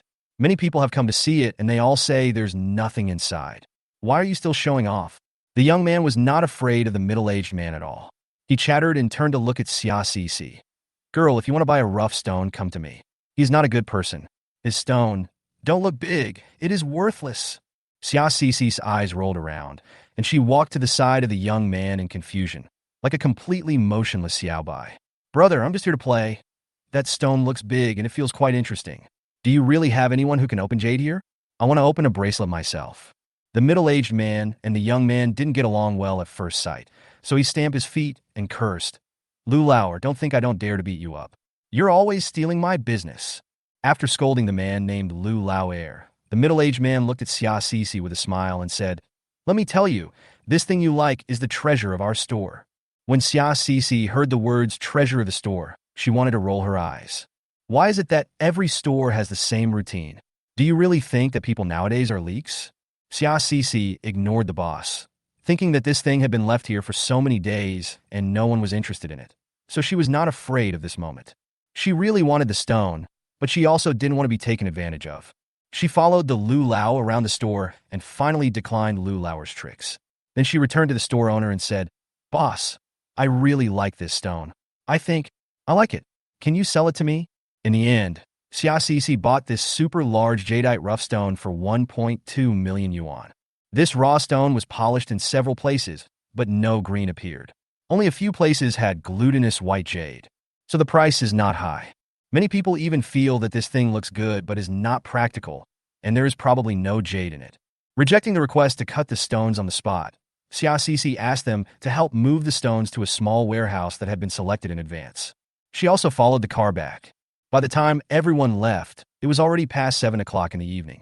Xia Cece looked at the purple jade pinned in her hand, and then at the extremely huge jade stone in front of her, and she was still very satisfied. Good harvest today. Xia Cece happily let Dahe out first. Dahe was a little confused when he came to the new environment, but he quickly calmed down and quietly looked at Xia Cece and the strange stone next to him. Xia Cece walked over and gently touched Dahe's head. When you go back to the space, you will know how good this stone is. Dahe already knew that the strange place he entered was called space, but even though his IQ had improved, he still couldn't understand what the relationship was between this big broken stone and space. He just wandered around the hotel out of boredom. He wanted to go to the toilet. Although there was cat litter in the space, it thought its owner would take it out for a walk, so it didn't do anything in there. When Xia Cece looked at Dahe's expression, she knew that it couldn't stay any longer and wanted to go out. He quickly put the stone into the space. This time, Xia Cece also entered the space. She watched helplessly as the huge stone turned into small stones in space. Then these small stones turned into powder. Some blue starlight spots flew out from the stone and into the space. The space swallowed up all the starlight points as if absorbing nutrients. At the same time, Xiaxixi saw that the sparkling springs became more sparkling than before. The house with more space is also twice as big as before. And those black soil farmlands have also been expanded to a size of 5 acres. This time, Xiaxixi still took a bag of bread and put it on, wanting to see what changes would occur next. What Xiaxixi didn't expect was that this time the bread was absorbed by the black soil. Although we don't know what will grow in the future, it at least means that the black soil can accept processed foods like bread. All these changes made Xiaxixi very excited. Sure enough, this trip was worth it. At the same time, she looked at the purple pendant in her hand and felt a little excited. She wondered what changes would occur if this pendant was given to the space. But soon, she gave up the idea. When the end of the world comes, there will be countless unimaginable and unpredictable risks, so it is better to keep the pendant for now. After all, the current upgrade of the space is already quite surprising. After the upgrade of the space stabilized, she tried to summon Dahe into the space. To her delight, she succeeded. In other words, this space can now accommodate both her and Dahe at the same time. This provides an extra layer of protection against future risks. In the evening, Xiaxixi took Dahe for a stroll around the neighborhood and bought a bunch of local specialties. People here love to eat sausages, and almost every supermarket sells them. In addition to sausages, there are also cured ribs, cured fish, and other pickled products. Xiaxixi swept through several nearby supermarkets and bought out all their stocks. After that, Xiaxixi also found the largest local tea and snack wholesaler. The person had already gone off work, but she still called him over. After being called, she immediately used a rented car to take away 2 large trucks of various frozen semi-finished snacks. I went to the snack street and bought all kinds of snacks to fill my and Dahe's stomachs. Only then did I go back to the hotel to sleep contentedly. No matter what, this trip was worth it. But before going to bed at night, Xiaxixi looked at her account and found that she actually still had a huge sum of more than 2 million. Tomorrow morning, she must spend them. Dahe curled up next to Xiaxixi and slept with her. It was about to fall asleep with its eyelids drooping when it suddenly heard Xiaxixi's surprised voice. Xiaxixi saw her account balance. It suddenly opened its eyes. After finding out that there was no danger nearby, and Xiaxixi was lying well in the quilt, she breathed a sigh of relief. However, even though its IQ is higher than before, it still cannot understand Xiaxixi's emotional fluctuations. Just like now, after a moment of surprise, Xiaxixi suddenly began to grit her teeth and face death with indifference. Seeing this, Dahe turned around and thrust his big butt towards Xiaxixi. Bipeds are really hard to understand, never mind, I'm going to sleep. The next day, it was still raining. It's raining harder than before. Xiaxixi got up at around 5 in the morning. She didn't have anything to pack, so she took Dahe for a walk outside for a while, then put him into the space, packed her own school bag, put it on her back, and continued on her way to another jade market. Goal: spend all your savings. Not a penny left. With this in mind, Xiaxixi stepped into the jade market known as the New Market. Chapter 25. Dahe is injured. The market here sells more ready-made ornaments and some high-end goods. These just meet Xiaxixi's requirement, spending money. Different from the previous market, the cargo owners here are not so anxious to buy and sell goods, and there are very few live broadcasts. Most of them sat in the stalls, looking at their phones or drinking tea. The stalls here are also more upscale. There were no jade stones placed on the ground. All were placed in beautiful shelves and neatly arranged on the counter. Xiaxixi walked over to each family one by one, but did not receive any response from the jade space. When she was about to give up, she suddenly felt that tremor again. It was even stronger than before when I encountered the purple pendant. Xiaxixi's heart suddenly began to tighten. But there were so many different kinds of merchandise nearby that Xiaxixi was currently standing in front of a shelf full of bracelets. Xiaxixi tried her best to make her expression look natural. She stretched out her hand and slowly moved it over the bracelets. Finally, Xiaxixi found the bracelet in an area close to the owner, which was at the innermost part. It is half mountain and half water. The quality of the jade is at least ice grade, and the green color is also the spicy green that Xiaxixi likes. But just when Xiaxixi was about to reach out to touch the bracelet, the stall owner caught her hand and pushed her hand away. Sorry, we won't let you look at this bracelet casually. Little girl, do you want to take a look at the others? The stall owner was a woman in her 50s. She had a very beautiful smile and exuded a noble air. Xiaoxi smiled, knowing that the stall owner thought she couldn't afford it. After feeling it again, Xiaoxi was very sure that it was this bracelet. I looked up at the stall owner and said, "Annie, how much is this bracelet? I want it." What Xiaoxi didn't expect was that this bracelet was worth 400,000 more than all the money she had on her combined. Xiaoxi talked about the price for a long time, but in the end she was still short of 100,000. There was no other way. Xiaoxi could only use all the online loans and credit cards she could. Anyway, when the end of the world comes, money will become a piece of waste paper. As the power system and the internet collapse, the money borrowed online will no longer be available for inquiry, and people will have to resort to bartering. According to Xiaoxi's memory, it was many years later before money appeared again. At that time, it will no longer be linked to previous assets and will become a new currency. After spending all her money, Xiaoxi contentedly went to buy a bunch of local snacks before taking a plane back home. She was also careful enough to use her credit card to withdraw 10,000 yuan in cash in case of emergency. When we arrived at the airport, the rain got even heavier. Due to weather conditions, the plane was delayed in taking off.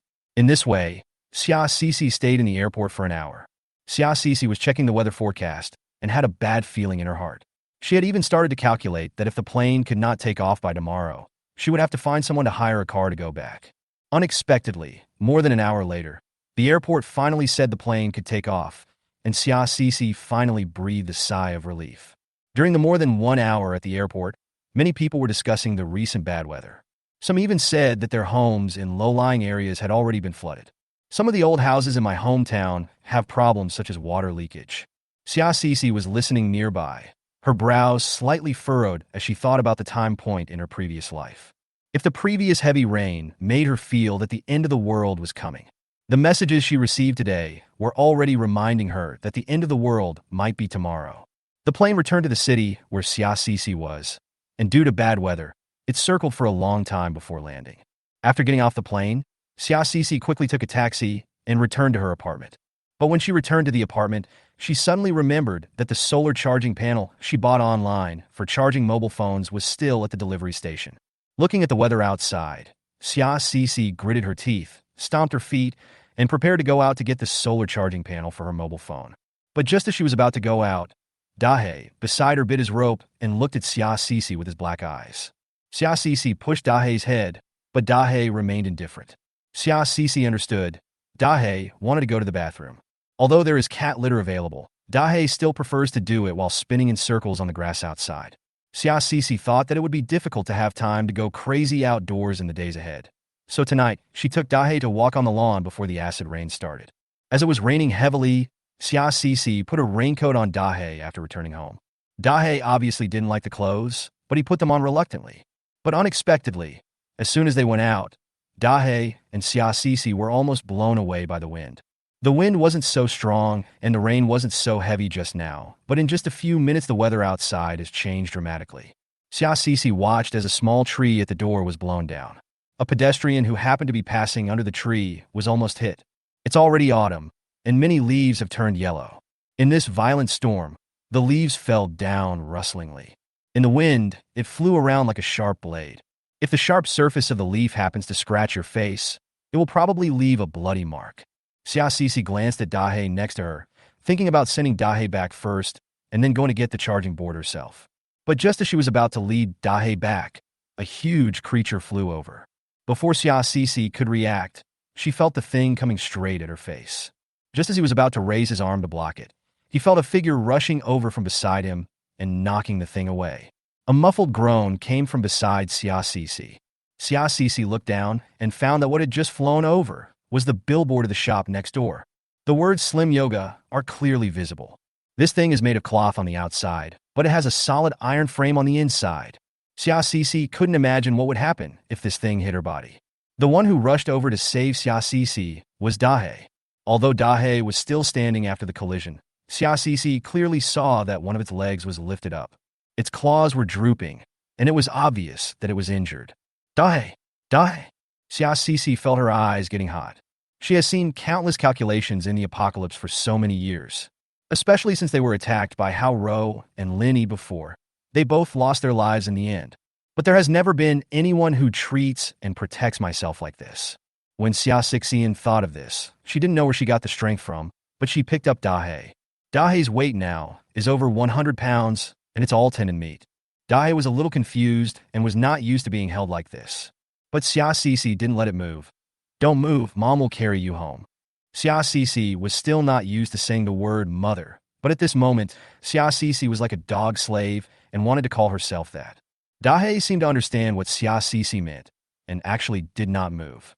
In this way, Xiaoxian returned to the door of the unit holding Dahe in the midst of a storm. The moment they entered the unit door, the wind and rain were blocked outside, and Xiaoxian put Dahe down. Even she herself felt like she had survived a disaster. "Turn around and look out from the glass door. I found that the world outside has changed. The strong wind blew the trees all over the place, and many branches were blown down. An electric bike was hit by a tree branch. But from Xiaoxian's perspective, the man was fine and had already stood up, so everything was fine.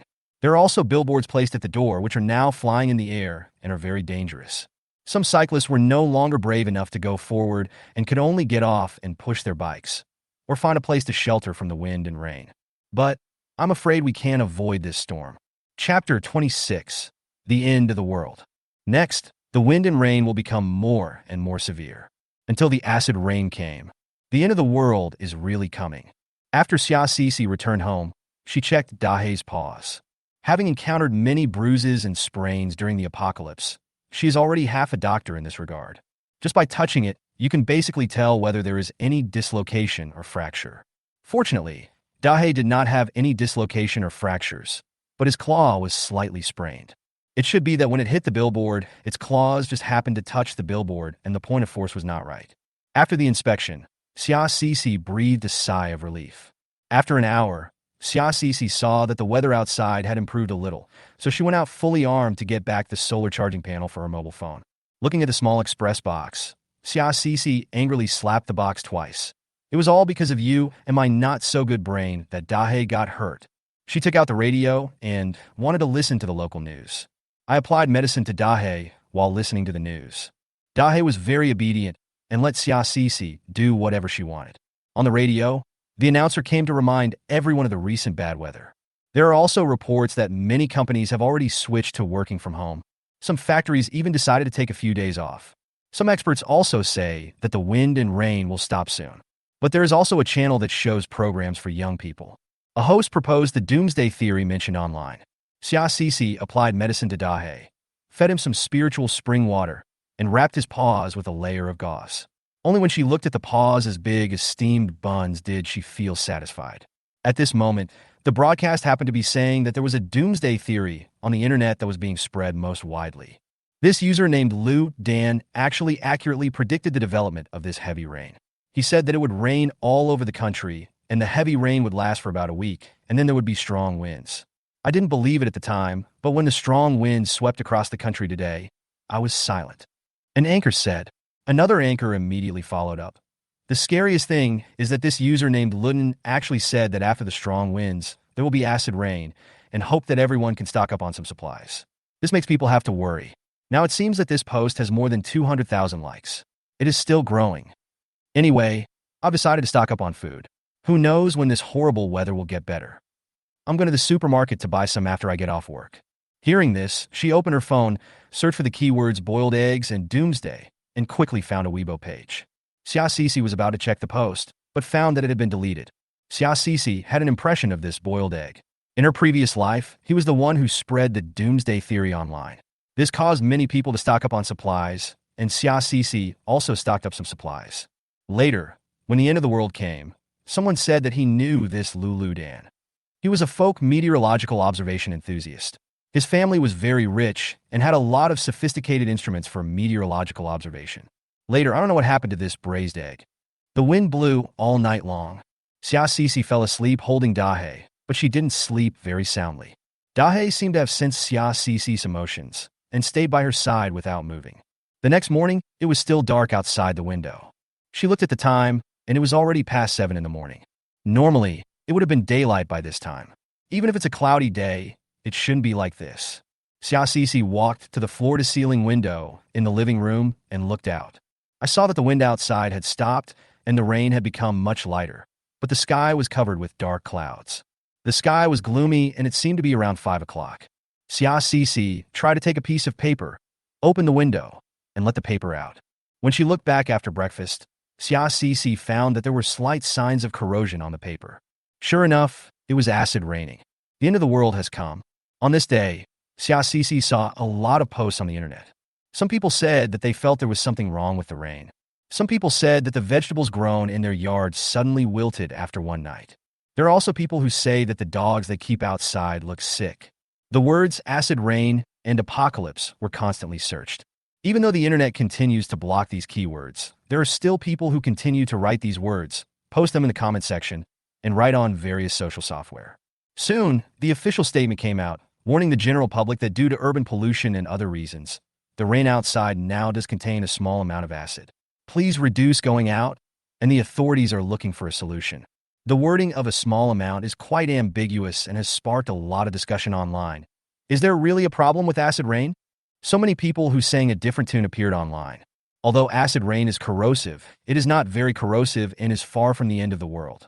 So there is no need to worry. Just remember to bring an umbrella when you go out. There are also some so-called experts who have come out to say that although the rainwater is slightly acidic, it is not harmful to the human body. They hope that everyone will not be so anxious and just live their normal lives. After all, the country has been experiencing heavy rain for more than a week, and it is a good thing that the rain is now getting lighter.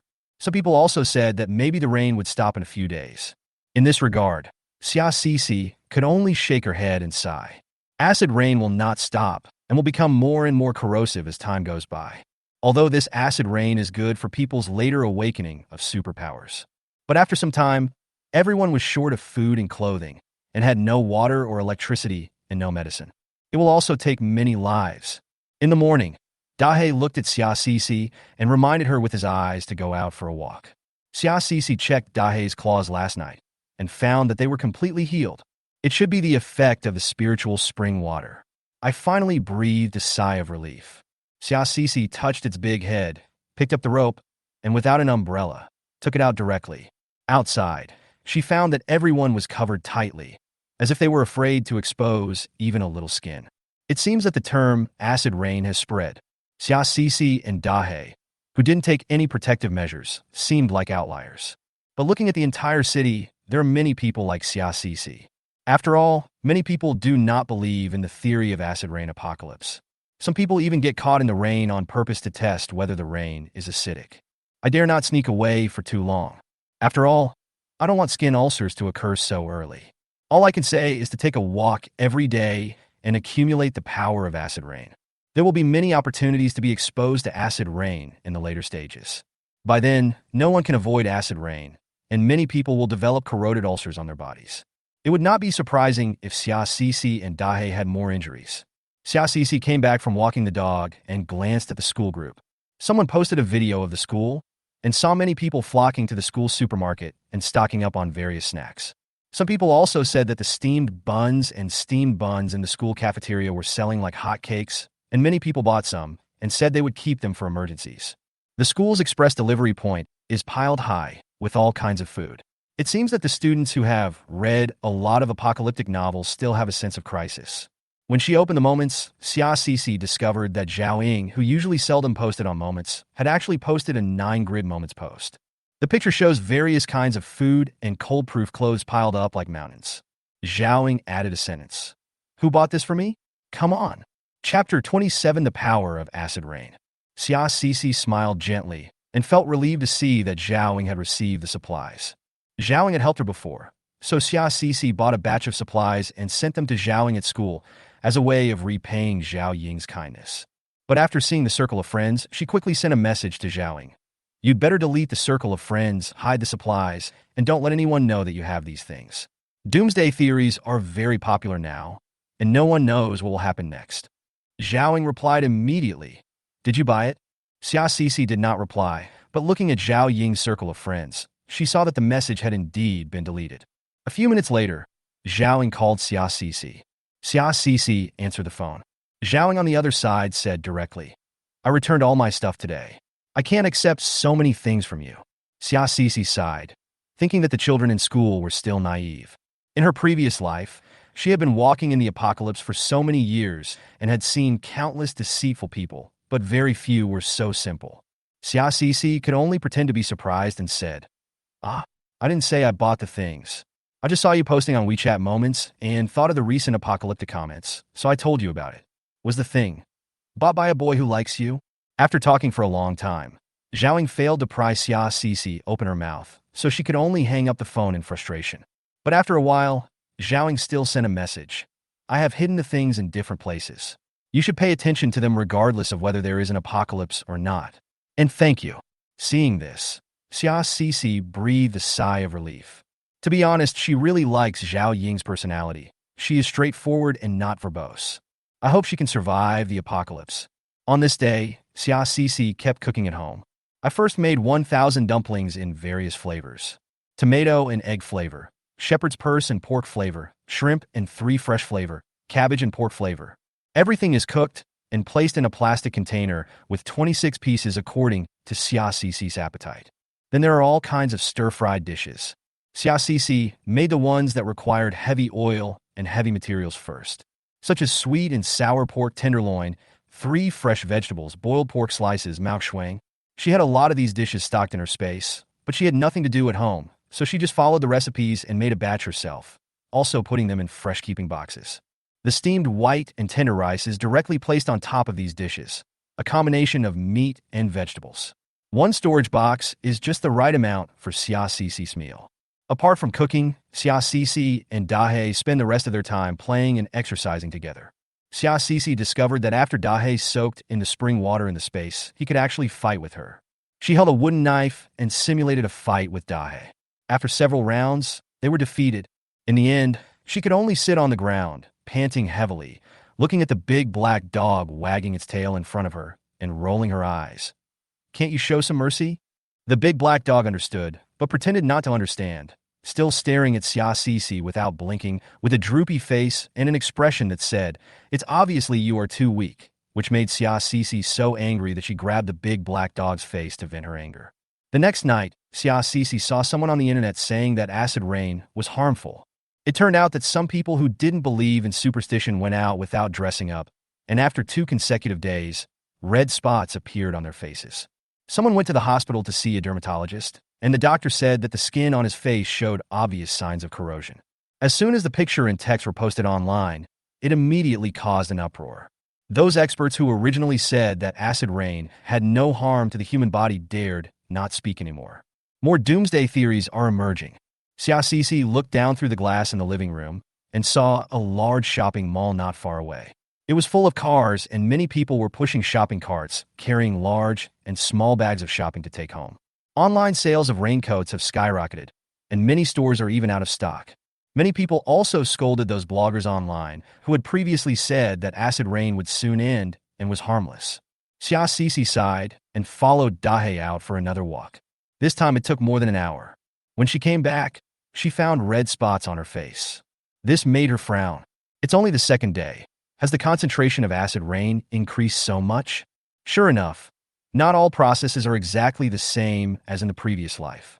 The concentration of acid rain in the previous life was indeed ambiguous at the beginning, and it increased after it rained for half a month and some areas were flooded. It was only the second day, and the acid rain concentration had already reached a point where it could cause skin rashes within an hour. At this moment, countless messages popped up on the phone. I opened my phone and found that all the major groups were posting a video. It turned out that someone had stayed in the acid rain for a while and had ulcers on his face. This man was a vegetable farmer.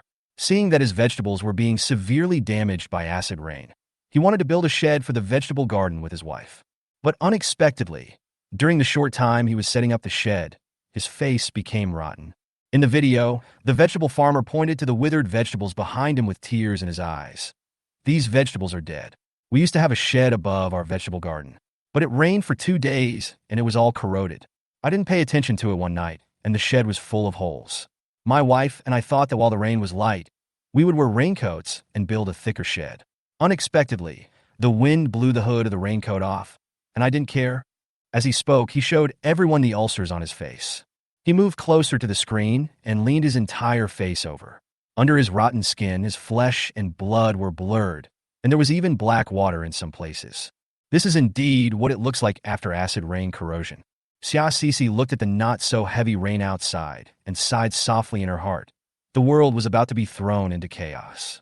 Sure enough, by the afternoon, there were reports of people scrambling for food in various places. In some remote areas, there have even been reports of looting at closed supermarkets. These people were arrested, and their names were publicly publicized and criticized online. The authorities began to speak out, asking everyone not to panic, to go out as little as possible, and to tell everyone that the authorities were trying to find a solution and not to believe in rumors. All of Xia Sisi's family members have passed away, so she doesn't have any family group. The owner's group is very lively every day, and everyone is talking about how much stuff they have stockpiled. There are also many people who show off the stocks they bought. On the screen, all kinds of food are piled up like mountains, which look tempting. Many people below made envious noises, and some even said 666. After this praise, some people immediately showed off their stockpiled goods. There was laughter and joy in the property group. Everyone even encourages and competes with each other. Xia Sisi looked at the people whose names were written as building unit occupants and felt worried for them. When the end of the world comes and order collapses, these people will become the first group of fat sheep and living targets that people will target. Chapter 28 Space is locked. After 5 days, the acid rain still showed no sign of stopping. On the contrary, the concentration of acid rain has increased again. It has now reached the point where it is useless to go out with an umbrella. Those who go out to buy things have started to rely on their own abilities. Some people went out with pot lids on their heads, and some went out with tables on their heads. But more people choose not to go out. Most supermarkets are closed, and many companies are temporarily on vacation. The factory also stopped working. The whole city came to a standstill. But what really entered a state of stillness was not the entire city, but the entire world. As of today, the water, electricity, and internet in Xia Sisi's apartment are still functioning normally. However, many places have reported that their communities have begun to experience water, electricity, and internet outages. After all, acid rain corrodes electrical wires, water pipes, and gas lines. It is only a matter of time before the entire city comes to a standstill. The authorities also carried out a series of emergency repairs. But this is just a drop in the bucket. Xia Sisi even saw with her own eyes a circuit repair worker who was still working at high altitude, even though his hands were corroded by acid rain and had bloody holes on them. In the end, he lost his grip on the ladder and fell from the air. Fortunately, the ambulance arrived early and took the patient away. But according to some reports online, there are not many beds left in hospitals nowadays. Xia Sisi looked at the school group and found that everyone had suspended classes and fell into panic. For safety reasons, the school did not give students a holiday, but instead isolated them in the dormitories. I heard from Zhao Ing that the school also prepared a large amount of supplies, and there is still food in the cafeteria every day. After hearing this, Xia Sisi felt a little relieved. After all, those are classmates and teachers who you spend every day with. But what she didn't expect was that she found a familiar name in the property management group that day. Hao Ro. Hao Ro greeted everyone in the property management group, saying that she had just moved in, and then posted a photo of herself traveling in the Maldives in a bikini. All of a sudden, many young men in the property management group showed up. One way, 6th floor of the Game Boutique Recommendation Building. What a beautiful lady. Which floor do you live on? I can't go out recently. We can get to know each other and chat. Huang Chun, 15th floor building. Miss, do you have a boyfriend? I'm single and have money. We can get to know each other. Hao Ro has not responded to this. But Xia Sisi could imagine that there must be quite a few men who had smelled something fishy and had already started adding Hao Ro on WeChat. 2 minutes later, the property management group prompted that Lynn was invited by Hao Ro to join the property management group. Xia Sisi raised her eyebrows. Lynn actually moved in too? Hao Ro quickly nodded at Lynn and then showed her affection in a high-profile manner. Hao Ro, hello everyone, this is my fiancée Lynn. We just moved here and live on the 5th floor. Please take care of me in the future. Soon, Hao Ro and Lynn changed their notes in the group to Hao Ro, 5th floor building, and Lynn 5th floor building. Looking at the number 5 floors, the corners of her mouth couldn't help but curl up. This is something interesting. How long did it take for a 5-story building to be completely submerged?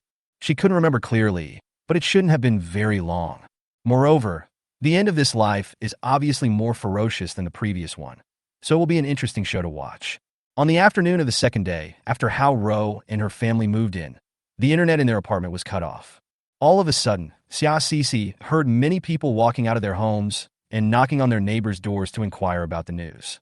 People are used to the world with the internet, where they can exchange information with each other. Now I can't go out, the acid rain outside is like a flood, and I have no way to get information from the internet, so I naturally start to panic. At this time, someone knocked on her door. Before anyone reached the door and knocked, Dai had already stood up vigilantly and ran to the door to wait. The muscles of the whole body are tense, as if ready to rush forward at any time. What's even more interesting is that it only took Dahe a few seconds to cover the 5 or 6 meters from his kennel to the door, but his feet made almost no sound. The pair of ears that stood straight up showed its nervousness at the moment. Xia Cece walked to the door and gently touched Dahe's head as a reward and comfort to it. The knocking on the door continued, and it became more urgent. Xia Cece gently opened the inner door, but left the outer security door open. A young man was standing outside. He looked at the man with shifty eyes and said, "Hello, is the internet still working here? I just ran all the way here, and everyone said that the internet was not working." Although the tone was quite polite, those eyes kept looking inside. Perhaps sensing the man's evil intentions, the big black guy next to him made a mm sound as if threatening. The man was attracted by Dahe at this time. "Oh my God, you have such a big dog at home. Why haven't I seen it before?" Xia Cece thought that although she had moved here for a while, she had not seen everything in the building, so she just smiled and did not intend to talk to him anymore. "We don't have internet either. Maybe everyone has lost it." "Oh, there are a lot of rumors online right now that the end of the world is coming. Have you stocked up on supplies? If not, you'd better go out and stock up now." As he said this, the man's eyes were still looking into the house. It's just that Xia Cece placed a super large screen at the entrance, so he couldn't see anything in the room. When she bought the screen, it was to hide the stove in the living room. After all, most of her supplies were placed in the space. "Anything else you want?" Perhaps sensing the coldness in her tone, Dahe beside her began to growl threateningly. The man left under Daikoka's glare. She frowned slightly, thinking that this man might cause trouble after the end of the world, so she would have to be more careful then. After the people left, she lowered her head and gently stroked Dahe's head. "Well done. Seeing such a big dog in the house." Even if the man had evil intentions, he would probably not provoke her at the beginning because he was afraid of Dahe. That day, Xia Cece didn't care how chaotic it was outside. She cooked for another day while there was still gas. After a few days of hard work, the disposable plastic lunchboxes in Xia Cece's space were basically filled up by her. The shelves stacked in the space are filled with everything.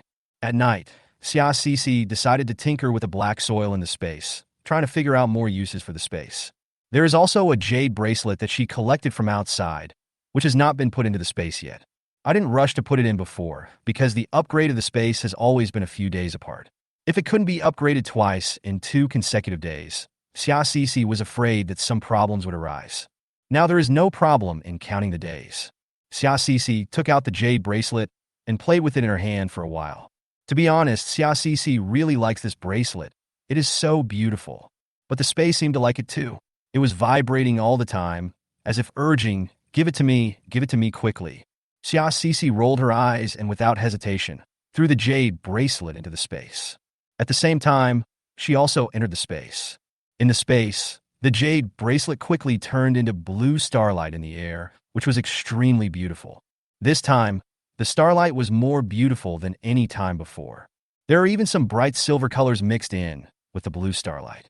Xia Cece brought Dahe in as well. In this beautiful starry sky, Xia Cece held Dahe and watched this magical scene. Dahe raised his head.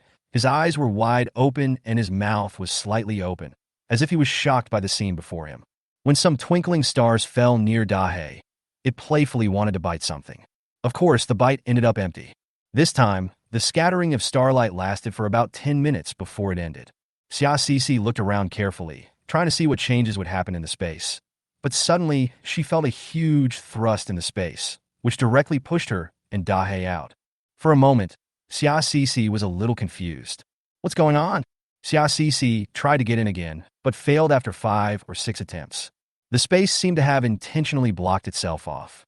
This made Xia Cece a little anxious. All her supplies are in the space. Chapter 29 Power Outage. Xia Cece walked around the room anxiously. So much so that Dahe, who was standing next to her, started to spin around as well, as if he was imitating Xia Sisi. This actually amused Xia Sisi. What do you know? And you're learning from me. Dahei tilted his head and looked at Xia Sisi, with no expression on his face, just a drooping dog face, as if to say, "Who imitated you?" That night, Xia Sisi didn't sleep well.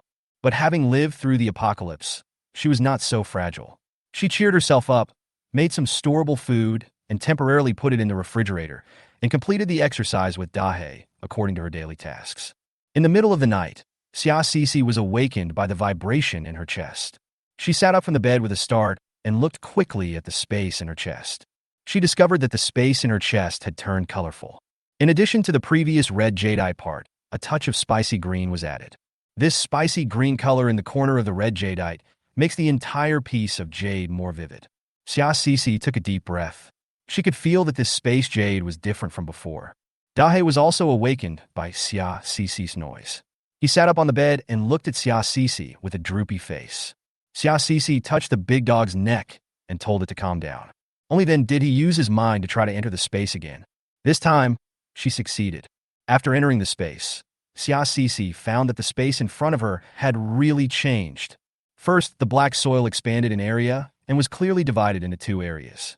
One area is in the same location as before, and the composition of the black soil is also darker, but when you hold the black soil in your hand, you can see a layer of blue dots, as if it contains a strange power. The other area is about 10 acres in size. Although the entire land is black, it is not that exaggerated. It looks like ordinary soil, but the soil feels very soft and fertile. In addition to the black soil, the original small house was also upgraded into a 2-story villa.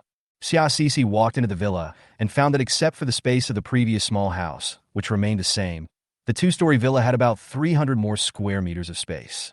In addition to the living room between the 2 floors, there are about 7 or 8 empty rooms in the villa, which looks very practical.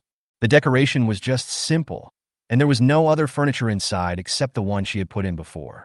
She looked at the villa in front of her, touched her chin, and always felt that this villa was not ordinary.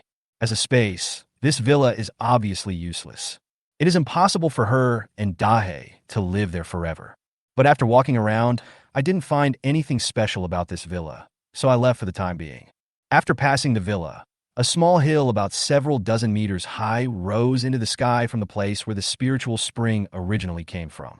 The spring water flows down from the top of the hill, giving people a sense of ethereality. Xia Sisi looked at the land on the top of the hill. It was also very fertile, almost the same as the fields over there. She knew that this land could also be used. At the same time, in the backyard of the villa, she saw a huge black machine. There is a large opening at the rear end of the machine, as if you can throw things in. However, there is no instruction manual for the whole machine, and no one knows what it is used for.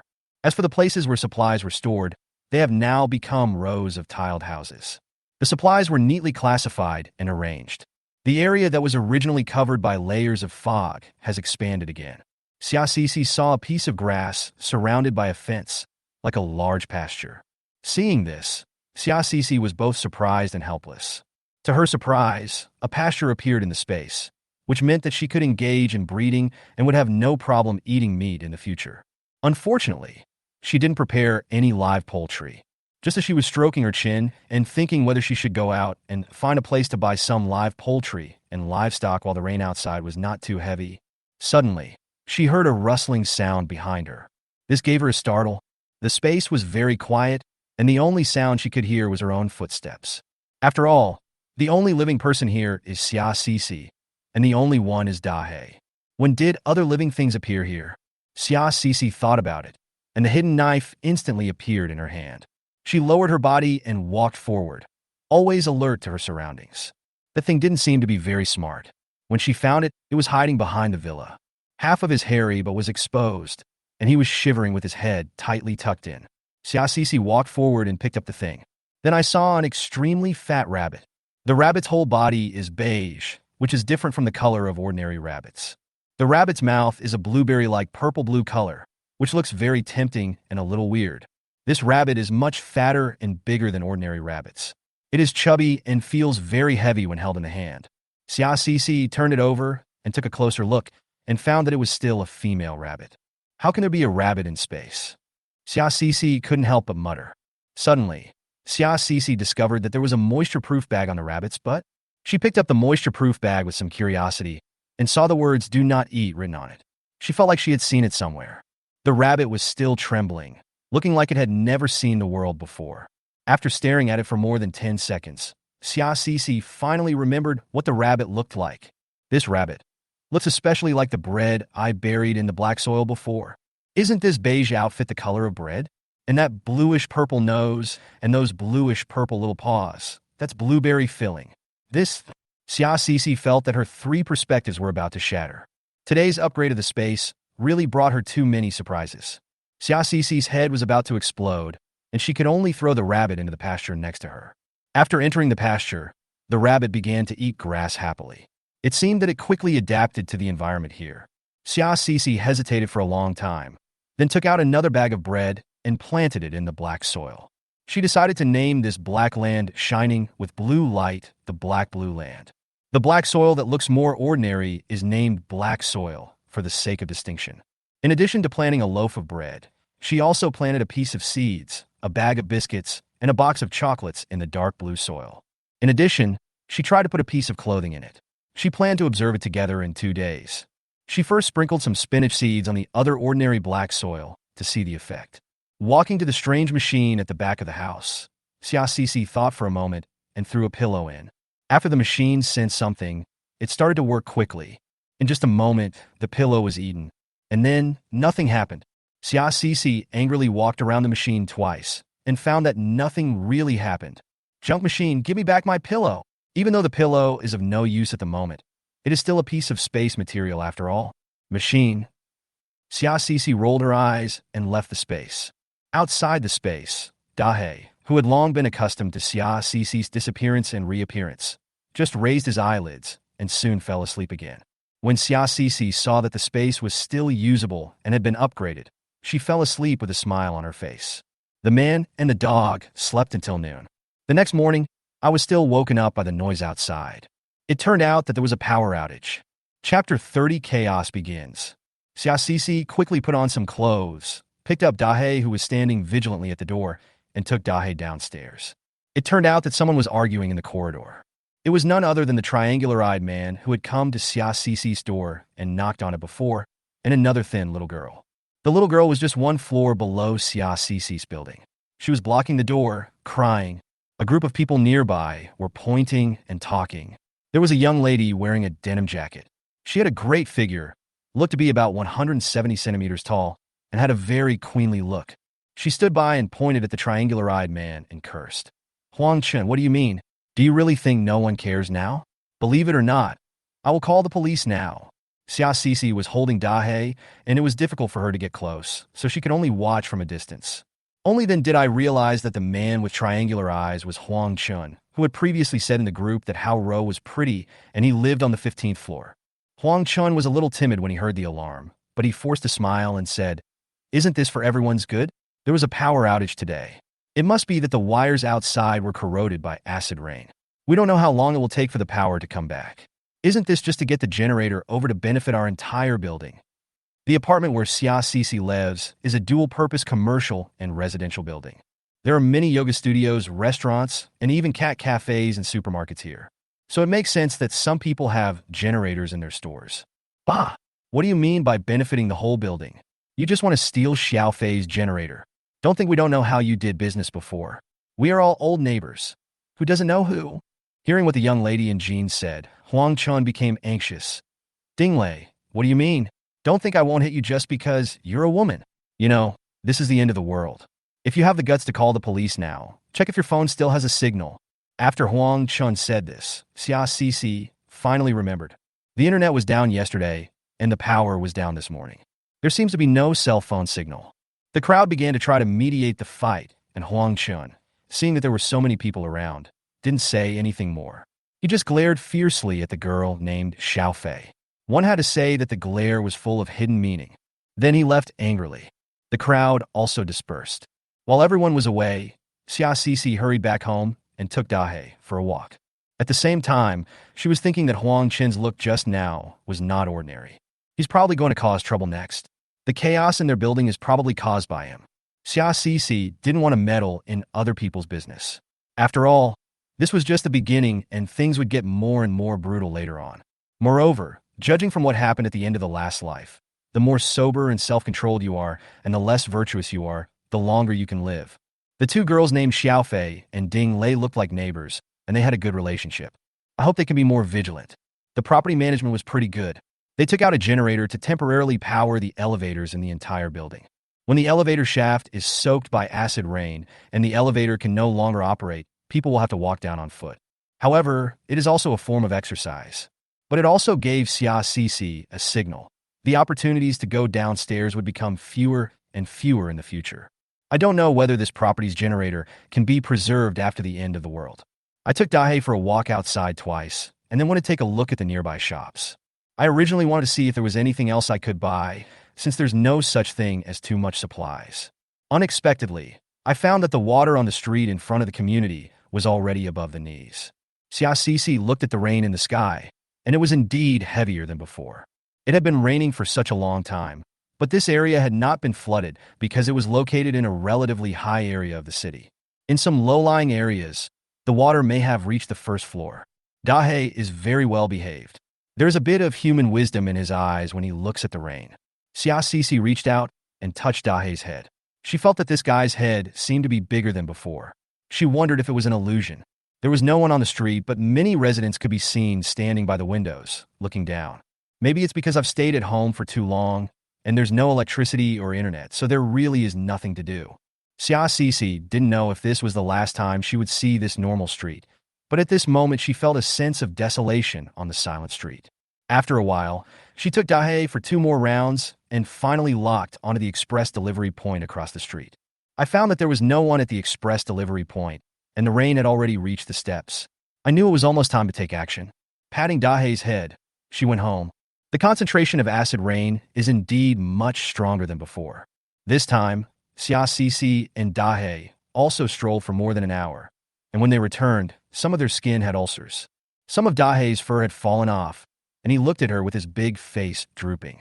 Seeing Xia Cece looking at it, it used its claws to scratch the place where its hair was falling out. The resentment in its eyes almost became real, as if to say, "Shit shoveler, look, I'm losing hair." Xia Cece burst out laughing and took out some medicine to apply to Dahei. "It's okay, it will be fine in a few days." At this time, Xia Cece had an idea. Would it be more effective to use the spring water in the space than these potions? Thinking of this, she took out the spring water from the space and poured some on her arm. Sure enough, the wound healed at a speed visible to the naked eye. This surprised her greatly. After eating something, doing some boxing, and playing with Dahei for a while, Xia Cece started her work for the day, cooking brown sugar ginger water. Take out 2 large pots, fill them with brown sugar and ginger, and boil them for more than an hour. After enduring the whole day like this, by the evening, the shelves in the space were filled with hundreds of bowls of brown sugar ginger water. These are life-saving things during extreme cold times. In the next few days, she decided to make these soups and water to warm her body in the end of the world. But around 7 o'clock, Xia Cece found that the rain outside was getting heavier. In the sky, raindrops the size of soybeans were falling down in frames. Xia Cece discovered that the sheds of nearby shops had been corroded. The rainwater that originally only reached the steps has now flooded the first floor of the express delivery building opposite. Xia Cece raised her eyelids. She knew that she had to take action tonight. At night, I took Dahei to the house and used cat litter to solve the urgent problem. Dahei was a little unhappy, but Xia Cece explained to it that it couldn't go out now because countless eyes of the neighbors were watching it. Although Dahei still had a droopy face, he did as he was told obediently. After waiting for Dahei to solve the problem, Xia Cece took it back to bed to sleep. Xia Cece also set an alarm for 12:30 in the morning. Tonight, she has big plans to carry out. Chapter 31, Someone Upstairs. Dahei didn't quite understand what Xia Cece was going to do and why she went to bed so early today. But the big black dog was a man of few words. He just followed Xia Cece in doing whatever she did, and they slept together. At 12:30, Xia Cece's alarm clock woke her up on time. She stood up, put on the black night outfit she had prepared long ago, pulled up her big black suit, and went downstairs. When I got downstairs, it was pitch black. The property security guard had not come to work for a long time, and the water had already flooded the first floor lobby, which was temporarily isolated by the property with waterproof sandbags. However, This is only temporary. Perhaps tomorrow, the whole place will be covered by water. Braving the wind and rain, Xiaoxi swam to the other side of the road with Dahe. There were a lot of floating objects in the water, and my body was completely soaked in the acid rain, and I could feel a little pain. Xiaoxi knew that this was the feeling of acid rain corroding the skin. But it doesn't matter. She knows the use of this acid rain. From Xiaoxi's perspective, Dahe looked quite handsome when swimming. The whole dog paddling seriously was quite interesting. The street lights had long been out of power, and there was a lot of floating garbage in the water, but the distance was not long, and Xiaoxi and Dahe quickly swam to the other side. At this time, you can see that the water has flooded the first floor of the small building here. Without saying a word, Xiaoxi took out the tools and pried open the door lock of the small building in front of her. Although it was already 1 o'clock in the morning, when the entire city was silent and stopped, Xiaoxi did not dare to take out the light to illuminate the city. She only took a dim yellow low-light flashlight that she had prepared earlier. In this way, the light coming out of the house will be difficult to be noticed by residents far away.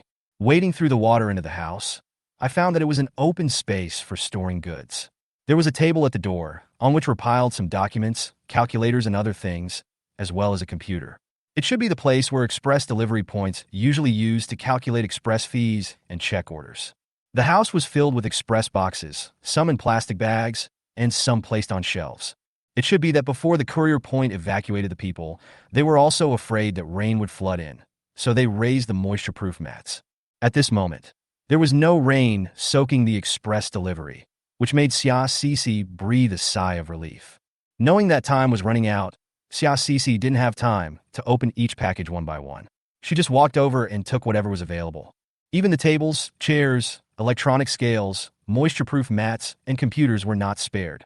When the extreme cold comes, tables, chairs, and moisture-proof mats can be used as firewood.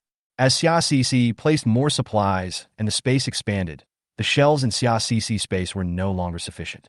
Those seemingly useless things like computers, who knows if they will be useful in the future? It would get soaked by the rain if left here, so it's better to let him take it away.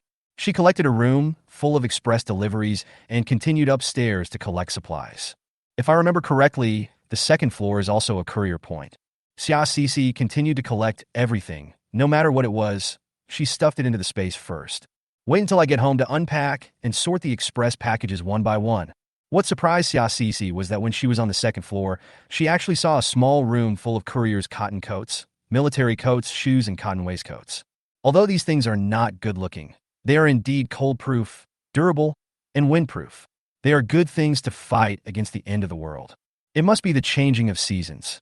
The courier service customized clothes for the employees, but hasn't had time to send them out yet. Xiaoxi didn't have time to look. She just took a quick glance and found that most of them were men's, in all sizes. Xiaoxi didn't hesitate and put them all into the space. After sweeping the first and second floors, the next step is the live broadcast companies, WeChat business companies, food companies, etc. on the 3rd to 12th floors. Xiaoxi knew that time was running out, so she took Dahe and went straight to the 3rd floor. Dahe was very well behaved next to her. He would hit wherever Xiaoxi pointed at him, and he would not bark or run around. Xiaoxi had been to the 3rd floor and knew that there were mainly several live broadcast companies here. Each company is a small room with all kinds of goods. What Xiaoxi didn't expect was that as soon as she went upstairs, Dahe bit her trouser leg. Xiaoxi was startled and turned to look at Dahe. I saw Dahe's eyes were wide open, looking straight ahead, and his body was in an attacking posture. Xiaoxi understood instantly there was someone upstairs. She quickly turned off the flashlight, pulled Dahe back gently, and retreated into a small compartment to the side. This is the cleaning lady's room. There is nothing inside, and it is very narrow. But at the same time, it can be seen from the furnishings in the house that there are not many supplies here, so it will not be easily targeted by others. Xiaoxi pulled Dahe closer inside and listened closely to the noise outside. Sure enough, within half a minute, she heard footsteps. In addition to the footsteps, there was also the sound of something being dragged and the light of a flashlight. Could it be that someone, like her, had sensed the coming of the end of the world and had already started collecting supplies? Xiaoxi thought about it, and the hidden knife appeared in her hand. She tensed her body, ready to show no mercy if this person dared to do anything bad to her. But fortunately, the person who came seemed to have collected all the supplies and went straight downstairs when he reached the stairs. Xia Sisi listened to the footsteps gradually fading away, and then looked at Dahe, who had relaxed beside her, and couldn't help but breathe a sigh of relief. But Xia Sisi knew that when that person got to the first and second floors, he would be very surprised to find that all the houses on the first and second floors have been cleared out. I just hope that when that person sees that all the things are gone in such a short time, he will think that a group of people have come, so he will give up and evacuate quickly. After waiting for a while, Xia Sisi quietly walked to the window of the next room and watched a figure carrying a large bag walking out of the door on the first floor. Only then did she breathe a sigh of relief. Judging from this man's figure, he is tall, at least 185 centimeters tall, possibly even 190 centimeters tall. He has a very strong body, and even wearing loose black clothes cannot hide his thick back and broad chest. Judging from the fact that he could move freely in the water while carrying a large bag of supplies, he must be quite capable. I can't see his face clearly, but his figure alone is very recognizable. If they meet again, Xia Sisi will definitely recognize him. At the same time, her brows slightly frowned. This person is not easy to mess with, and she must be careful when she sees him next time. First of all, he is tall and strong. If they face each other, even if Xia Sisi adds Dahe, the opponent will still be a formidable rival. Second, this person can come and go freely in acid rain and dares to swim in acid rain, which shows that he has courage. Finally, the fact that he could come out to look for supplies at this time showed that he had foresight. He had realized the coming of the end of the world and the imminent collapse of order. What Xia Sisi didn't expect was that the man actually swam across the road and entered the building where Xia Sisi was. Then he entered the building, which was the apartment where Xia Sisi lived. When Xia Sisi saw this scene, her eyelids couldn't help but twitch. Apparently, they are still neighbors. But it doesn't matter. If someone doesn't offend me, I won't offend them. As long as she is not annoyed, she doesn't care. But in the future, we still need to be more vigilant. Chapter 32, It's All Worth It. Xia Sisi breathed a sigh of relief only after the man completely entered the building. After waiting for a while, she found that the man did not come out, but she was still a little nervous. She walked to Dahe and pointed to the window in front of her. Dahe, how about you keep watch here? If you see that man come out again, come find me. She has a space on her body. At worst, the person and the dog can hide in the space, and they will definitely not be exposed. What she was afraid of was that the man would suddenly appear behind her and kill her by surprise. Dahe sat down with a droopy face without saying a word, his round dog eyes staring out the window like a little soldier standing guard seriously. To be honest, Dahe seems to have grown taller in the past few days. Now when Xia Sisi is sitting, Dahe can reach her shoulders. Seeing Dahe like this, Xia Sisi breathed a sigh of relief. She glanced at the time, and it was almost 2:30. She planned to be back at 6:30 at the latest, which still left 4 hours, but there were still 10 floors to go. She had to quicken her pace. What surprised Xia Sisi was that in a small room on the 3rd floor, she found a room full of gas tanks, about a dozen in total. This building does not have gas supply, so people still use gas cylinders to cook. There is a small kitchen on the 3rd floor, which provides lunch for the entire building on weekdays. Xia Sisi put all the dozen or so gas tanks into the space. When the end of the world comes and natural gas is no longer available, these gas tanks will be important supplies. Even the big refrigerator in the kitchen, the meat in the refrigerator, the boxes of potatoes stored in the corner, and the easy-to-store foods such as sweet potatoes, pumpkins, steamed buns, rice, etc., were not spared by Xia Sisi and were all put into the space. Before leaving, Xia Sisi looked at the large iron tables, iron chairs, workbenches, and kitchen knives in the kitchen, leaving nothing behind and putting them all into the space. In her previous life, when Xia Sisi came here, the vegetables had already rotted and the rice and flour had been snatched away, so she did not get any benefits. Those gas tanks seemed to have been washed away by the nearby water flow. Fortunately, this life came early.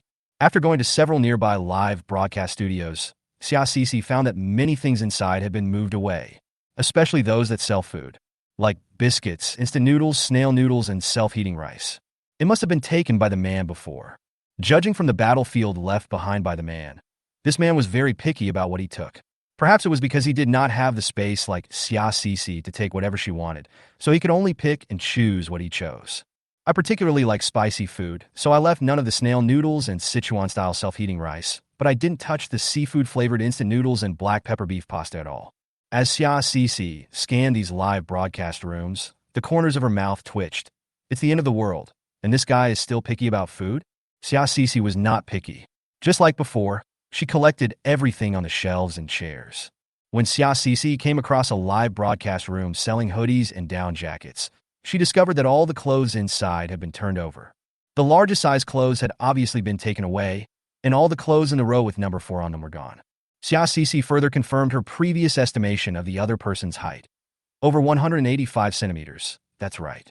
Xiaoxi found several live broadcast rooms selling skincare products and cosmetics.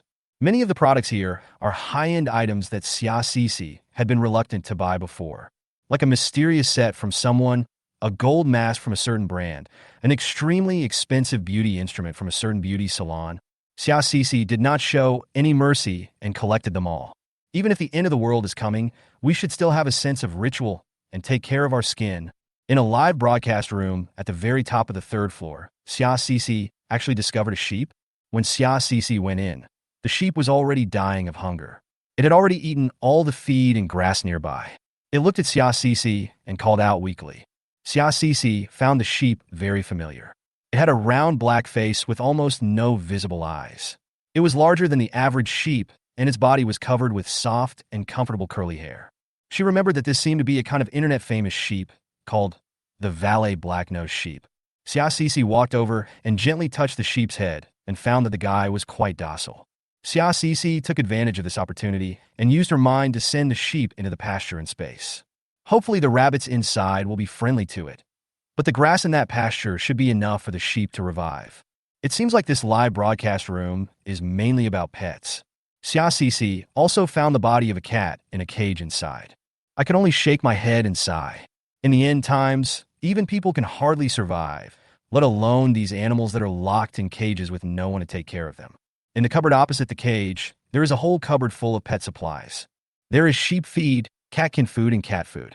It's just that these animals in cages cannot open the cages to eat. Xiaoxi had no time to mourn the dead animals, so she put all the pet food into the cupboard.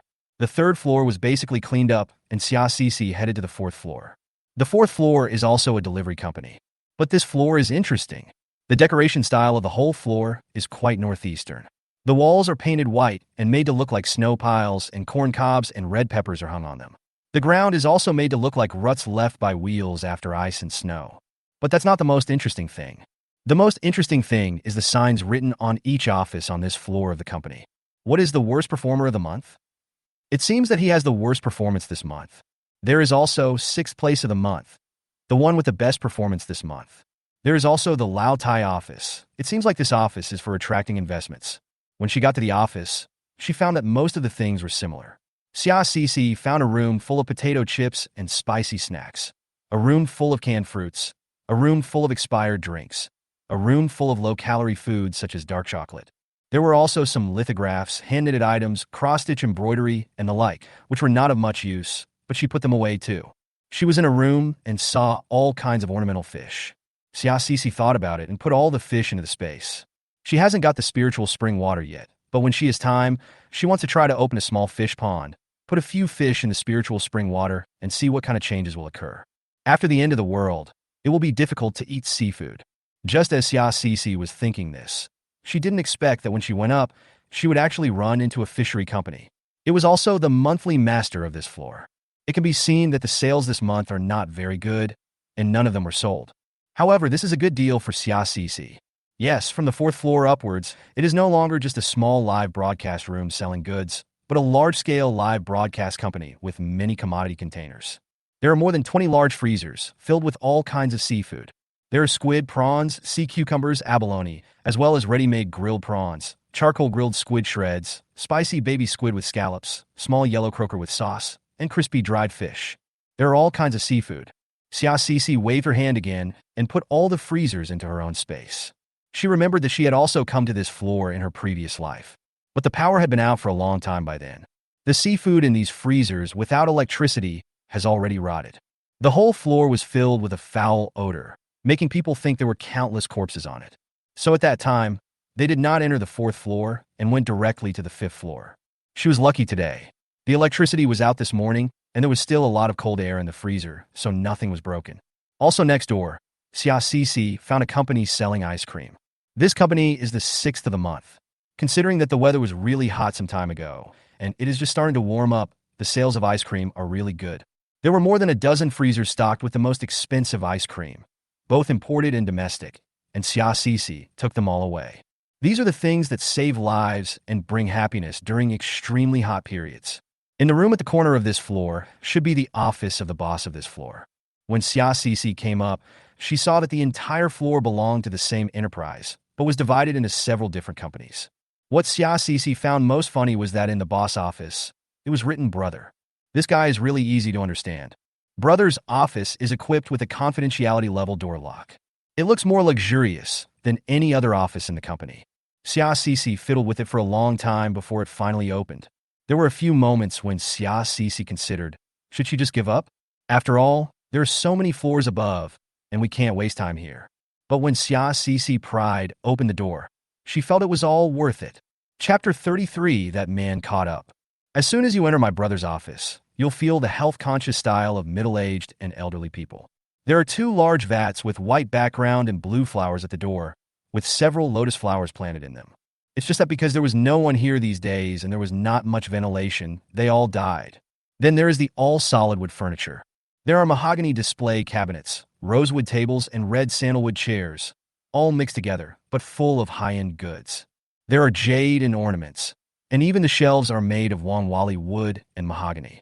The things on the wall were amazing. All were some calligraphy and paintings with graceful strokes. Xia Sisi glanced at them casually, but didn't understand them clearly. They seemed to be something like the best water, calm and peaceful, don't be angry, etc. It can be seen that this brother is quite worried on weekdays. Then on the shelves there are medicinal wine made from red dates, wolfberries, and ginseng, as well as various health vitamins, health books, and even the Yellow Emperor's Internal Classic. When collecting these things, Xia Sisi felt that it must be a lot of effort for this brother to run such a big company. When she got to the desk, Xia Sisi saw a bald young man holding a big flower and a red strip of top 10 entrepreneurs in the city on his shoulder. The bald head was shiny and glossy without a single hair. I wonder if it was due to working day and night. There were some other things that Xia Sisi couldn't understand, but when she approached one of the stone pots, Xia Sisi felt that her space was vibrating again. She quickly put all these things into the space. There was no time to check the changes in the space, so she continued to sweep. In her brother's desk, she found a lot of luxury items, such as watches, necklaces, and bags. There are 3 safes. The safe cannot be pried open, so put it in the space first. She also found a cupboard full of high-end cigarettes, gift boxes of birds' nests, and gift boxes of tea. Looking at the varieties of tea, there really is everything you could want. There are pu'er tea, green tea, black tea, white tea. Even English black tea is arranged in a row. When seeing the tea leaves, Xia Sisi raised her eyebrows. She knew that many Chinese people had the habit of drinking tea. When the end of the world comes, these teas will become a hot commodity among the bigwigs in some organizations. Not to mention the cigarettes and gift boxes of birds' nests. They are all scarce goods. These things should be what this brother uses to give gifts and build connections. It can be seen that he uses a lot of connections. She had limited funds before and was reluctant to buy these things, but now that she has seen them, she will definitely not let them go. There is also a lounge in my brother's room, which should be used for him to rest from time to time. There are 2 big words written on the word rest, which clearly means nap. Xia Sisi kicked the door open and saw a super large and super comfortable bed inside. Don't think too much and earn space. The high-end suits in the closet and various unopened duck-down quilts and wool blankets were also placed in the space. Then Xia Sisi did not let go of the table and the chairs that looked very expensive. All of them were placed in the big villa in the space. What is even more unexpected is that Xia Sisi also saw a large water tank in her brother's bedroom. There was a white mass in the water tank with some transparent stuff at the edge. The water tank where this thing is placed is very exquisite. It is not like the cheap water tanks outside the door. It is a big golden tank. It looks wealthy at first glance. Xia Sisi thought that since this thing was placed in the inner room and in such a valuable water tank, it must be something special. No matter what it is, with a wave of the hand, even the tank is stored in the space. In her brother's lounge, Xia Sisi turned around a few more times. She always felt that this break was a little strange. She walked up several floors and always felt that the layout here was different from other places. Sure enough, after turning around a few times, she found a secret door behind the curtain, which she had to open completely to see. After opening the secret door, she saw a small room. The room was dark and appeared dark red under the light. In the middle of the room was a huge hexagram magic circle with some burning candles next to it. This scene reminded Xia Cece of the plots of some movies she had seen before. This guy must have some religious beliefs, but Xia Cece doesn't know much about it. After walking around the small room, Xia Cece found some pure gold products and put them all into the space. Then, to her greatest surprise, she found a replica pistol. Yes, it is just a simulation, but it is real enough, it looks well made and feels heavy in the hand. But there were no bullets in it. It can be seen that this pistol is probably used for some ceremonies and has no practical use. But if you meet some blind people, you can still scare them. She has always wanted to find a firearm, but domestic laws do not allow it, and there is no way to find one abroad. Although she had space and money, she had always been a good citizen and an ordinary student, and no one could introduce her to the weapons dealer. So we can only wait until the end of the world, when chaos really breaks out, and then we can think of a solution. Then, here, Xia Cece also found 2 safes, which looked more advanced than the 2 safes she had received before. She did not pry them open for the time being and put them into the space. After clearing out her brother's office, Xia Cece continued to move upstairs. One level up is the Research and Development Department. There are a lot of seeds, hydroponic plants, and hydroponic equipment here. Xia Cece didn't think about it and put everything into the space. An entire floor was cleared out. In this way, Xia Cece can grow hydroponic vegetables when she has time. I think that although I have a lot of black soil in my space, if I plant weeds, it will grow hemp ropes, and if I plant bread, it will grow rabbits. She always felt that he was not very reliable. The 7th floor sells various export clothes and bed sheets and quilt covers. Here, Xia Cece not only took away a lot of clothes, but also hoarded a lot of fabrics. After the acid rain, many people's clothes were torn, and it was not easy to go out dressed decently. These fabrics will be of great use when the time comes. On the 8th floor, there is a small pet park. As soon as Xia Cece walked upstairs, she heard the calls of various animals above. Many animals have starved to death. In this pet park, the survivors include 3 rabbits, 2 alpacas, a sheep, a pony, a dairy cow, 5 or 6 pheasants, 2 guinea fowls for guinea pigs, and a gray parrot. The gray parrot was very smart. When it saw Xia Cece, it spoke directly in human language. "You damned thing, you still remember to come back." The eerie voice scared Xia Cece so much that she immediately pulled out a knife. When Xia Cece found out it was just a parrot, she was so scared that she broke out in a cold sweat. I don't know what this parrot has experienced before, and it actually said such strange things. She put all the animals into the space. She now has a farm, which is so big that she just needs animals. Moreover, rabbits can give birth to puppies, which can be used as meat reserves. Guinea pigs can also be eaten and are considered a delicacy on the table abroad. But Xia Cece didn't really want to eat this thing because she had raised it when she was a child. But let's put it away for now, just in case it comes in handy in the future. Space farms can afford it. Cows can produce milk. Sheep can be eaten for meat, and goat milk can be drunk. Xia Cece had looked at it and found that the sheep was female and of the same breed as the black-faced goat, so they made a perfect pair. The pony is of no use at the moment, but it may be used as a means of transportation in the future.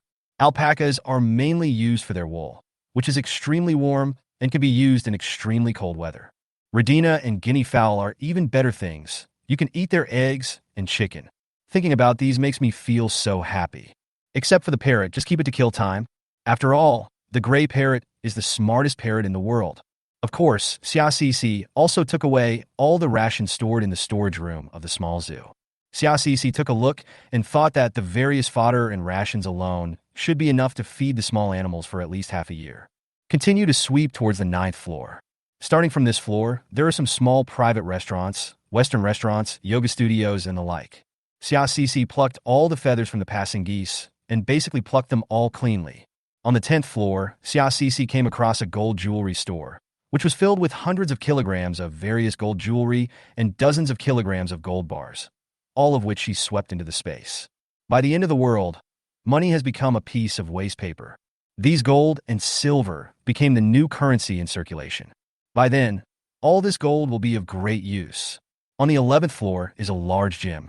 Xia Cece put all the equipment into the space and also put the 2 large mirrors inside into the space. By the time they reached the 12th floor, Xia Cece was too tired to climb the stairs anymore, but her eyes were still bright. Her harvest tonight was more exciting than all the goods she had stockpiled before. After all, her money is limited, but the assets of these 12 floors and dozens of companies are like a bottomless pit, giving her endless surprises. But at this moment, Xia Cece heard hurried footsteps. It's the sound of Dahe running. Xia Cece immediately became alert. Sure enough, when Xia Cece was on the stairs from the 11th floor to the 12th floor, she saw Dahe running up with a serious face. Xia Cece and Dahe exchanged glances and immediately understood what Dahe meant. Someone was coming. Sure enough, Xia Cece soon heard a pair of hurried and steady footsteps going straight up the stairs. The man came with a purpose and ran straight up without stopping at other floors. It is conceivable that the man had only one purpose, Xia Cece. Or maybe the people who emptied the entire building. Hearing the footsteps getting closer, Xia Cece no longer hesitated and took Dahe directly into the space. Chapter 34. Clearing the 12th floor. You cannot see the scenes outside the space while you are in the space, but you can hear the sounds. About 10 seconds after Xia Cece entered the space, she heard footsteps close to her ears. That person's speed is so fast. And from the sound of his footsteps, it could be heard that the man walked very steadily, most likely a martial artist. Where are the people? The voice was very low and sounded like he was in his 20s. Dahe was squatting beside Xia Cece. Although it had entered the space at this moment, it was still very alert. All the muscles in the body are tensed, ready to attack. Xia Cece gently stroked Dahe's back to relax it. Xia Cece turned her eyes and looked at Dahe next to her. She whispered in his ear, "Remember this person's voice. If you meet this person next time, be sure to warn me in advance." Dahe blinked his big eyes, not sure if he understood or not. The visitor paused at the stairs for a while, as if trying to identify the sound. But he was going to be disappointed, as he would definitely not be able to find Xia Cece. Perhaps because he didn't hear any sound of Xia Cece, he started walking towards the corridor on the right. Xia Cece held her breath and listened to the noise outside. The man walked back and forth on the 12th floor several times and kicked open every door, as if looking for the person coming from this floor. Xia Cece couldn't help but wipe the cold sweat off herself. Luckily, she reacted quickly and hid in the space immediately. Otherwise, it would be a big deal if she confronted this guy now. After a long time, the sound of searching for people stopped and then turned into the sound of searching for supplies. Xia Cece and Dahe hid in the space, with nothing to do, but they didn't dare to take it lightly. They could only take out a portion of pork ribs and rice, plus a cup of hot soy milk, and eat while paying attention to the movements outside. Dahe was standing next to him and also got a bowl of pork ribs rice without salt and a bowl of pork bone soup. These were all prepared by Xia Cece at home specially for it. The man and the dog enjoyed the meal very much. Only after finishing the meal did Xia Cece feel like she had come back to her senses. "I was so focused on collecting supplies just now that I didn't notice that I was almost starving." After eating, Dahe seemed to understand that both he and the poop-scooping ground were safe, so he also lay on the ground and began to take a nap. Xia Cece listened to the noise outside. The man went back and forth and moved things about 3 times in more than an hour. It was extremely fast. Judging from the noise of dragging things every time, there's a lot of work. By almost 7 o'clock, the sky had completely brightened, but the man had not appeared again. However, it was already dawn, and Xia Cece didn't dare to go home. When that person came before, the whole building was full of things, but now the whole building is basically empty. And that person came up following the sound of Dahe's footsteps. If Xia Cece revealed her identity, it would be extremely dangerous. Therefore, she planned to clear out everything on this floor while there were not many people around, and then go back to the space for a day to study the upgrades in the space. When night came, he would take a detour and climb over the wall to return to the community. Thinking of this, Xia Cece brought Dahe out of the space. The man was extremely efficient in rummaging through things and took away everything with spicy flavor from the entire floor very accurately. In particular, there was a room that contained employee benefits. On the table, there were clearly signs stating various daily necessities and spicy gift boxes, but now they were all gone. Judging from the number of employees on this floor, Xia Cece felt that the man took away at least dozens of boxes. Also, all the things that could satisfy hunger and were related to staple foods were gone. All the cupboards were open. In particular, there was a small private kitchen, and all the food and oil inside had been looted. Even the general manager's office at the top was pried open by the man. None of the high-end cigarettes and alcohol inside were touched, but the cabinets on both sides of the general manager's legs were empty. Xia Sisi saw this scene and raised her eyebrows, thinking to herself, this tall man really knows how to survive. Moreover, he doesn't smoke or drink, and his living habits are not bad. Xia Sisi walked around the house twice and found a safe in the corner of the house. Without saying anything, put it into space. The 12th floor is more of an office space for the entire floor. Except for the small kitchen, there are not many supplies. Xia Sisi checked in a few rooms, but only found some imported snacks, drinks, and meal powder for little girls to lose weight. However, those office desks and chairs are all made of wood, and they can be used as firewood in the future. She also collected a full set of projection equipment for the conference room. Judging from the brand and model, they were new models and the price was not low. This set of things can be placed in her villa and used as a home theater. Regardless of whether you will need it in the future, just plan it this way first. What surprised Xia Sisi the most was that at the end of the floor, there was a feng shui stone that was more than 1 person tall. When Xia Sisi approached, the space vibrated slightly, which surprised her very much. Collect, collect, collect. After finishing all this, Xia Sisi ran back and forth upstairs twice and found that the entire building was indeed emptied. Only then did she feel satisfied. Xia Sisi had also thought about what to do if nearby residents wanted to collect supplies again. One is that the end of the world has come, and the rule of survival is first come, first served. If you are a little soft-hearted or slack, you will become the prey of others. The second is that with the coming of acid rain, the things here will be corroded quickly, so it's better to let her get away with it. After emptying the entire floor, Xia Sisi brought Dahe into the space again. Although she had been busy the whole night, she was not sleepy at all. The main reason was that the harvest that night was so huge that she emptied out an entire 12-story building. In particular, after she entered the space, she saw that the space had been upgraded again, and she became more excited. The biggest change was that she saw a small screen floating in front of her with Spiritual Space 4 written on it. Xia Sisi was excited. Is this finally the instruction manual? It was so exciting. Xia Sisi quickly clicked on the screen. The screen changed and the following options appeared: Happy Farm, Love Farm, and Waste Disposal Machine. Xia Sisi raised her eyebrows and clicked on the Waste Disposal Machine first, because this option was the one she could least understand. Waste Disposal Machine. Level 1. Function. After any unused items are put into the machine, useful materials can be randomly spit out the next day. Limitation. Can be used once per day. Note: this is a face-reading machine. Xia Sisi was surprised.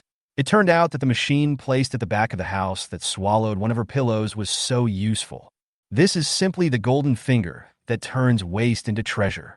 Xia Sisi couldn't wait to see what the pillow she put in there yesterday had become after being blessed. Chapter 35. The Pitfalls of Living. Xia Sisi hurried to the back of the house and saw that there was no change on the waste disposal machine.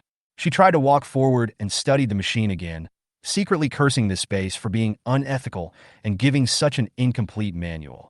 When she saw the red button and the green button, she subconsciously clicked the green button. Suddenly, the machine vibrated. Xia Sisi took a step back in fright. However, Dahe, who had been following Xia Sisi, was very calm. He even walked forward and walked around the machine twice. After about 10 seconds, the vibration of the machine stopped and a cover suddenly opened at the front. Xia Sisi walked forward and saw a box of mineral water being spit out from the front of the machine. She smiled so much that her eyes curved.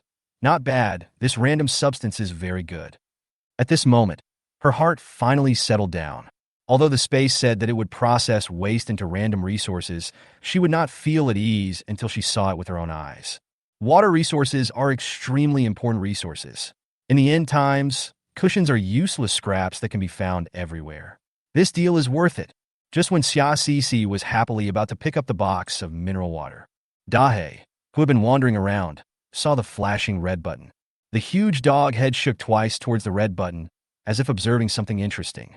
Then it imitated Xia Sisi's way of pressing the green button, stretched out its paw, and pressed it. The machine vibrated again. Xia Sisi had already put her hand into the machine, but with the alertness she gained from the 10 years of the apocalypse, she immediately pulled out. At the moment she stepped out, the lid on the machine suddenly closed. Xia Sisi broke out in a cold sweat. If she hadn't dodged quickly just now, would half of her body have been pinched in there? Meanwhile, Dahe, who had done something wrong, looked as if nothing had happened. He still sat there with his face drooping seriously, looking at the sky and the scenery, without any self-awareness at all. Xia Cece gritted her teeth, walked over and grabbed Dahe's ear. Did you do this?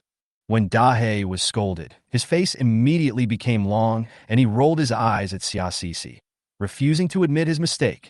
Xia Cece was so angry that she couldn't do anything about this big guy. All I can think of is reducing its dog food by half tonight. While Xia Cece and Dahe were playing, the machine had stopped. The end of the machine where the pillow was thrown in, which was also the end where garbage was put, made a puff sound, and the pillow that Xia Cece threw in yesterday was spit out intact. It hit Xia Cece right on the face. Xia Cece was completely stunned. It took me a while to understand. It turns out that this green button starts the machine. This red button? Xia Cece looked at Dahe beside her and asked him angrily, "Did you press the red button just now?" Dahe turned his head and ignored him. Xia Cece emphasized, "Is it true?" Dahe walked over with his face drooping, put his paw next to the red button, and made a gesture of pressing it. Xia Cece understood. This red button is to return the item. Thinking of this, Xia Cece put the pillow into the machine again and pressed the green button. But this time, the machine didn't respond at all. Xia Cece remembered that the instruction manual in the space seemed to say that it could be used once a day, and the waste put in would only become supplies the next day. Although, after Dahe's blunder, today's chances are all gone.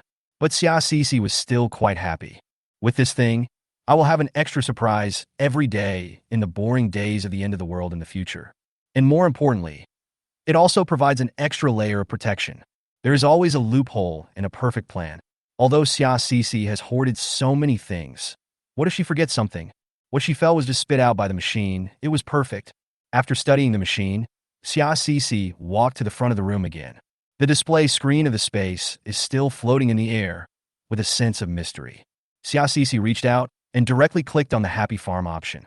Soon, the system popped up an introduction to Happy Farm. Happy Farm, Level 2. Function. Farm number 1 can plant any items and plants except flesh and blood, and randomly produce materials according to the attributes of the items. During the space upgrade stage, the planted items will mutate. Farm number 2 can only plant plants, which has the function of shortening time and increasing output. Limitation. Excessive use will cause it to enter hibernation. Note, Happy Farm, I guarantee you will be happy. Xia Cece looked at the last note and sighed again in her heart. This system is really stupid, but she was indeed happy, even excited. Farm number 1 should be the area that she had previously named Black and Blue Land. After reading the system's instructions, Xia Cece finally understood why she got hemp ropes for growing grass and rabbits for growing bread. This farm number 1 is indeed extraordinary. Planting grass will give you hemp rope, which is a random resource produced according to the properties of the grass. Although hemp rope is just an extremely useless thing, it cannot be eaten or drunk. But in the end times, hemp rope can be used as a weapon to tie up personal belongings and is also useful. When the bread was being grown, the space happened to be upgraded, so a mutation occurred and the strange-looking rabbit appeared. After sorting out all this, Xia Cece breathed a sigh of relief and decided to start planting and utilizing these 2 plots of farmland on a large scale, depending on the situation. However, the reminder that excessive use will cause the device to enter hibernation made Xia Cece grit her teeth. The term overused is so ambiguous. There is no specific explanation at all, leaving Xia Cece to figure it out on her own. Shit, this space system is really shit. It's even shittier than Dahe 1. After reading the introduction of the farmland, Xia Cece switched pages and opened the last item, Charity Farm. Love Farm. Level 1. Function. In the Love Farm, all animals can live in peace and will be fed automatically with space energy, with fully automated management. Of course, the space owner can also take the initiative to feed them. Limitation. When the space energy is insufficient, it will absorb the energy of the spiritual spring, so remember to feed it. Note, after all, they are all lives, so be careful. After reading the introduction of the Love Farm, Xia Cece was so angry that she wanted to punch the display screen into space. This is all called fully automated management. It's just fooling people, thinking that there were not many animals in her space now, and Xia Cece could take care of them all. She finally breathed a sigh of relief. When I was collecting supplies before, I also took supplies for these little animals, so I don't have to worry about their food and drink for the time being. However, this still sounded a wake-up call for Xia Cece. This space is easy to use and has many functions, but it is also a scam. Continuously upgrading the space and replenishing energy to the space is the hard truth. Chapter 36. First Floor Flooded. Xiaoxi went to take a look at the farm. It was discovered that the farm had an invisible barrier that completely isolated the animals inside to prevent those with wings from flying out. Here, we are talking about the gray parrot. Xiaoxi was standing in front of the farm at this moment, watching the aggressive gray parrot that kept trying to hit the barrier and fly out. Once, twice, 3 times, the gray parrot fluttered its wings and stared at Xiaoxi with its black eyes, as if it couldn't understand why it couldn't rush over and peck the 2-legged beast. Xiaoxi was also looking at the gray parrot. She couldn't understand it either. She heard that the gray parrot was the smartest parrot in the world, so why did this parrot not look very smart? Damn it, where have you been? Barriers can block objects, but they cannot block sounds. The gray parrot said something surprising. Xiaoxi was shocked so much that her whole body trembled. Oh my god, who taught this little thing? Xiaoxi didn't know that this gray parrot was named Gray Machine and was an internet celebrity parrot. Before, it broadcast live twice a week, and the audiences often teased it, causing it to learn all kinds of strange words. Moreover, this parrot has a bad temper and is very clingy. Its owner went out of town before the end of the world and left it to other friends in the indoor zoo to take care of it. But the end of the world happened unexpectedly. The plane had never been away from people for such a long time and was thrown into such a strange environment, staying with some stupid creatures, which made it very irritated. Xiaoxi looked at the parrot, then at the other animals in the farm that didn't fit in with the parrot, and thought that maybe this parrot could be kept by her side. At least, when she curses, her voice sounds rough, like a man. How much can scare people? Thinking of this, Xiaoxi released the parrot. Unexpectedly, the parrot was not afraid of strangers. It stepped directly on Dahe's head, then folded its wings, raised its head, looked at Xiaoxi domineeringly, and shouted again. Damn it, where have you been? Dahe's face drooped again. Xiaoxi prepared feed for the animals on the farm. She found the farm to be quite humane. There are various small barriers inside to separate the animals one by one to avoid conflicts or trampling. The first rabbit produced by the space that Xiaoxi had put in had already fought with the other rabbits. When they saw Xiaoxi, the little rabbits shrank their necks in fear. Xiaoxi didn't care about all that and just brought feed and water to them. You don't need to worry about it for about 3 or 4 days. Then she went to check on the alpacas, cows, and ponies and put the feed there one by one. The black-faced goat inside was quite clingy and started rubbing against Xiaoxi when it saw her. Xiaoxi touched the guy's little head and rewarded it with another carrot. Then there are the guinea fowls, egret chickens, and guinea pigs, all of which are also well taken care of. In fact, Xiaoxi felt a little regretful after letting the guinea pig in. This thing, in China, especially in the north, it is not very popular, and most people keep it as a pet. She's not much of a cook either. However, in the south, this is a good thing. It is much more valuable than rabbit meat. Don't think about it for now. I can afford it for now, so just keep it for now. Unexpectedly, when Xiaoxi had packed up and was planning to not have to take care of the animals on the farm for 3 or 4 days, just as she was about to leave the farm, an LCD screen popped up on the farm. There were a few big words written on the LCD screen. Do you want to collect farm byproducts now? Xiaoxi raised her eyebrows and nodded yes. Then, Xiaoxi was pushed to the looting chicken by a great force. For some reason, there was a basket in his hand. When Xiaoxi saw that there were already a few eggs in the hen's nest, she picked one up with a twitching mouth. After she had picked up all the eggs, she was pushed in front of the cow by a huge force. And there was an extra bucket in her hand. This is asking her to milk the cow. But she can't? This is such a crappy system. Can it be a little more intelligent? Thinking that the current system level was probably not high enough, Xiaoxi had no choice but to accept it even though she was cursing. I tried to squeeze the cow for a long time just like I saw on TV, and almost squeezed it to death, but I finally managed to squeeze out half a bucket of milk. After harvesting these byproducts, Xiaoxi walked out of the farm with a dark face, holding eggs and milk, and decided to use these fresh ingredients that she had worked so hard to get to make a delicious meal. In the villa in the space, Xiaoxi took out the stored gas tank, stove, and pots and simply made an omelet. Beat the eggs and mix them with a small amount of flour. Brush a layer of oil on the bottom of the pan and carefully fry until both sides are golden brown. Sprinkle with a little chopped green onion and a small amount of salt. Considering that Dahe also wanted to eat it, she also made a small egg pancake without salt. At the same time, Xiaoxi also found a small milk pot and put the milk in it to heat it up. The aroma of milk and eggs quickly spread throughout the space, giving the entire space a bit of a worldly feel. After doing all this, Xia Cece took the food to her small room, which she had decorated in a 1-to-1 ratio, looked at the photos of her parents when they were alive, and smiled as she petted the dog and ate. The only discordant thing here is the gray parrot. Where is this? Where did the dead go? Smelly. It actually said that hot milk stinks. Xia Cece decided to ignore it and find an opportunity to educate it later. But this guy hovered over Xia Cece's head and tried to grab Xia Cece's hair. Xia Cece, who had just taken a bite of the egg pancake, could no longer bear it and pulled the parrot down. If you don't obey me, I'll throw you back to the farm. The big black bird next to him also stood up and looked at the gray parrot threateningly.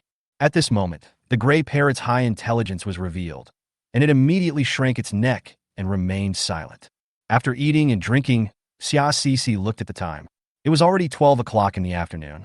She worked in the space for a while, mainly planting small amounts of crops in the 2 farmlands.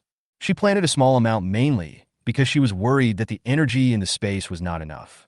She needed to continue to upgrade the space and slowly understand it before she dared to plant and raise on a large scale. He also dug a small fish pond in the space, let some spiritual spring water into it, and put a few ornamental fish he had collected in it, wanting to see what changes would happen next. After all this busy work, it was already 6 o'clock in the afternoon, and it was getting a little dark. At this time, Xia Cece finally felt tired.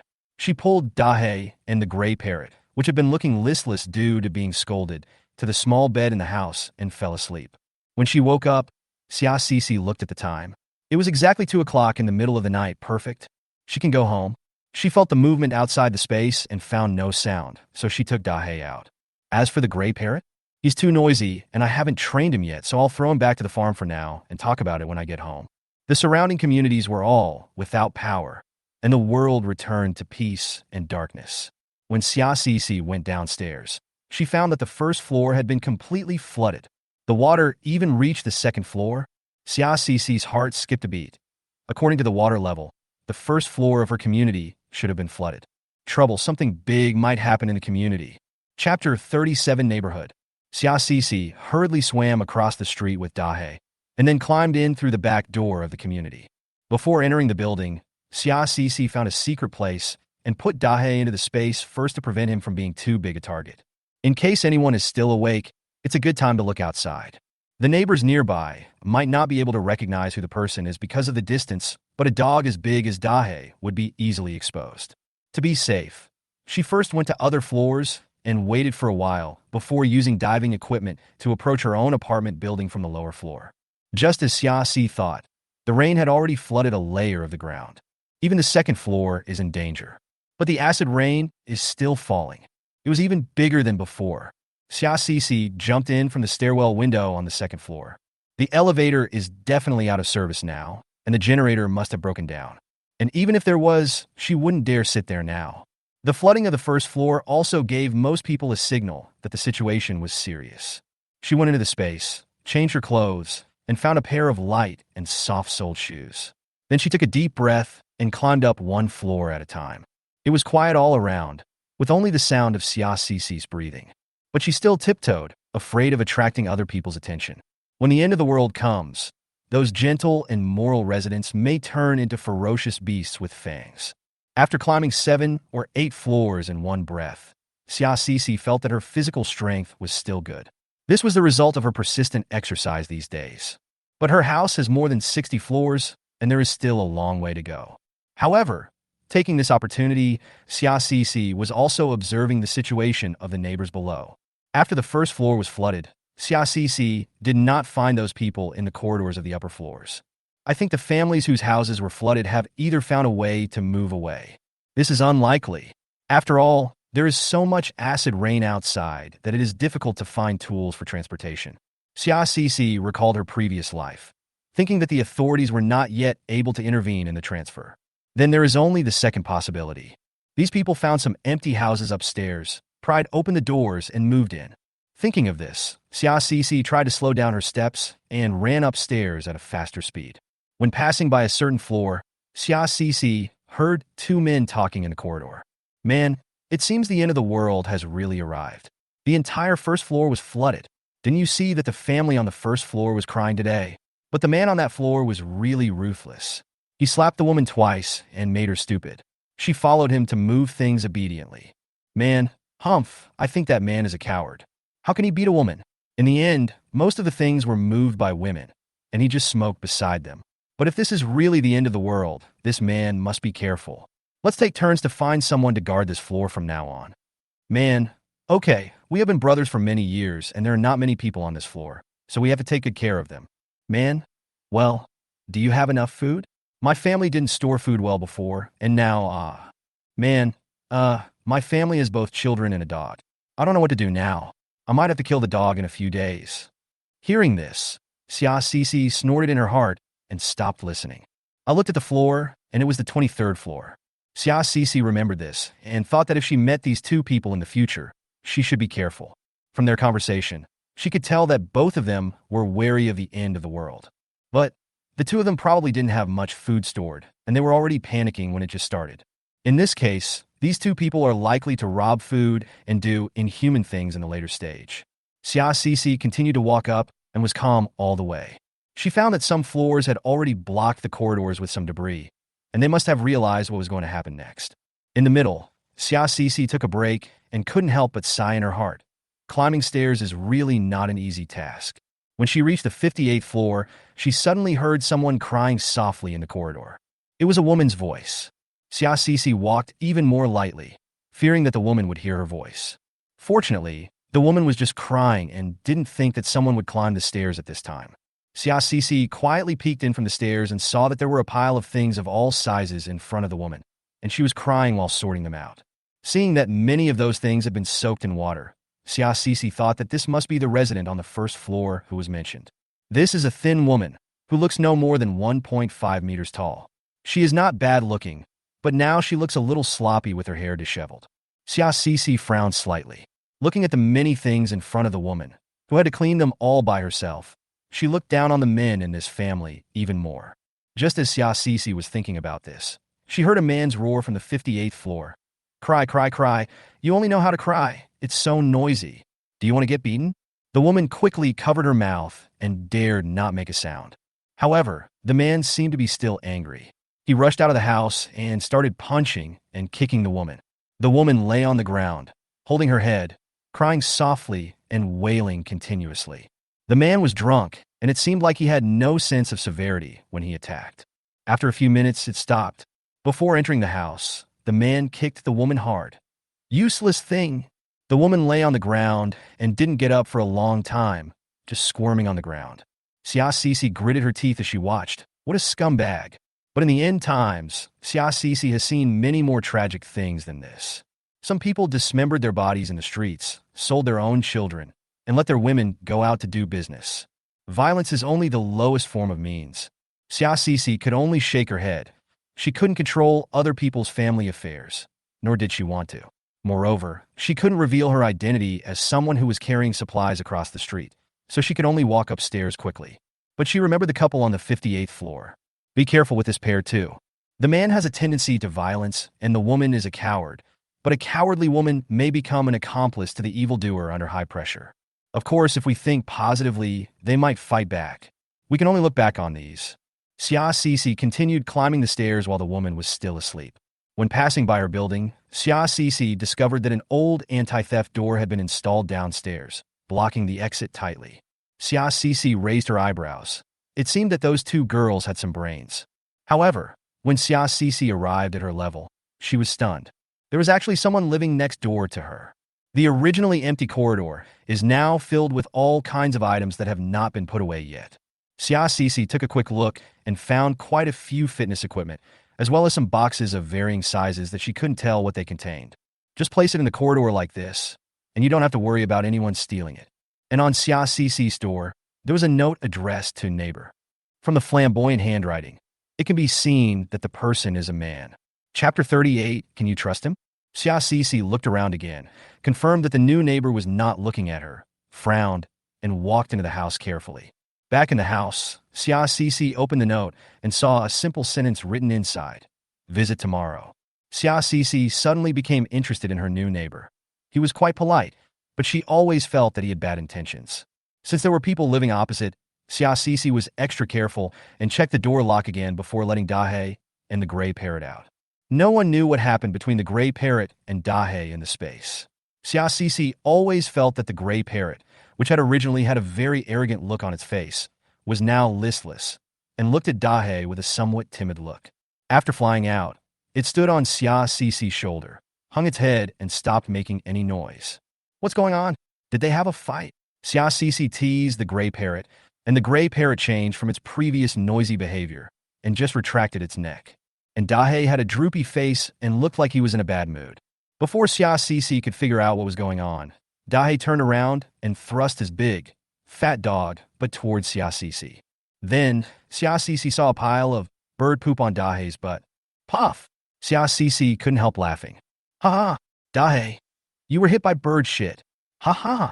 Birds, including parrots, are very straightforward and cannot control their urination. They pee wherever they go. Only then did Xiaoxi realize that pooping was a huge problem for this big gray parrot. She didn't want to have to clean up the bird droppings everywhere in the house after the end of the world. That would be too devastating. Suddenly, she remembered that when she was collecting these pet supplies, she seemed to have collected a box with the word shit bag written on it in a marker. Thinking of this, Xiaoxi moved her mind, and immediately a small box appeared in front of her. She used scissors to open the box and saw colorful and beautiful parrot diapers inside. It is the kind of waterproof clothing that can be worn on a parrot to catch its feces and urine. In addition to small clothes, there are also many diapers for parrots. Xiaoxi took out a blue one without hesitation and put it on the gray parrot along with the diaper. The parrot didn't resist at all, as if it had gotten used to it, but it still hung its head, looking a little unhappy. Xiaoxi reached out and gently touched the parrot's head. What's your name? The parrot raised its head, and its pair of black, grape-like eyes turned twice, and it was quite interesting as its head tilted from side to side. When Xiaoxi thought that the little thing would not answer her, the parrot spoke. Airplane, airplane. Xiaoxi thought she didn't understand at first, but then she repeated, plane? Then, the gray parrot flapped its wings excitedly and jumped up. It kept nodding its head. Gray plane, gray plane. Xiaoxi was speechless. The owner of this parrot was really interesting, actually giving the little parrot such a name. But if you think about it carefully, this name is appropriate. Gray parrot, airplanes, and parrots can both fly. Okay, airplane. This will be your home from now on. I'm Xiaoxi, and this is Dahe. Xiaoxi pointed at herself, and then at Dahe next to her. Huiji was still very excited when Xiaoxi introduced herself. When Xiaoxi pointed at Dahe, she suddenly wilted. It folded its wings, lowered its head, and shrunk its neck, looking scared. Xiaoxi looked at the plane and found it extremely funny. She reached out and patted Dahe, who was not very happy at the moment because of the poop he had on her. Come on, let's go take a shower first. Because both Xiaoxi and Dahe had swam in the acid rain, they both had ulcers to varying degrees on their bodies. She directly took out the spiritual spring water from the space and mixed it with hot water. It could both cleanse and heal wounds. After taking a shower, Xiaoxi looked at her skin, which was festering and bleeding just now. Now it was as smooth as before, and her whole face looked more tender than before. She couldn't help but sigh. The product of the space is really awesome. The man and the dog took a hot bath. By the time they laid down, it was already 6 o'clock in the morning, and the sky was just getting light. Xiaoxi took out the cage of the airplane, but did not close it.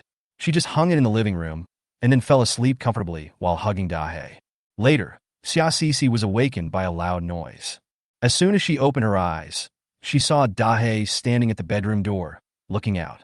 My whole body is tense. And outside, a crisp voice was speaking. No one at home. Then a deep male voice came out with a hint of impatience in it. I'm not a bad person. I'm a neighbor. No one at home. I left a note yesterday. I have something I want to discuss. No one at home. Xiaoxi walked to the door before she realized what was going on. It's already 12 o'clock noon. The neighbor who left a note yesterday, saying he would come to visit, is knocking on the door. The person who was talking to the neighbor was none other than the airplane. When the airplane saw Xiaoxi wake up, it flapped its wings excitedly. No one is home. Xiaoxi, who was originally sleepy, burst out laughing. After temporarily bringing the disruptive airplane back to the bedroom, Xiaoxi walked to the door to answer it. She first looked out through the peephole and saw a tall man standing outside. She has short, messy hair, a black top, broad shoulders, slender eyes, and dark skin. She looks pretty good. When Xia Sisi saw the man's height and figure, her right eyelid couldn't help but raise. Could it be such a coincidence? He is nearly 1.9 meters tall, with a thin waist and broad shoulders. At first glance, he looks full of strength, like a leopard. Isn't this the man who was moving supplies in the building opposite and almost trapped me on the 12th floor?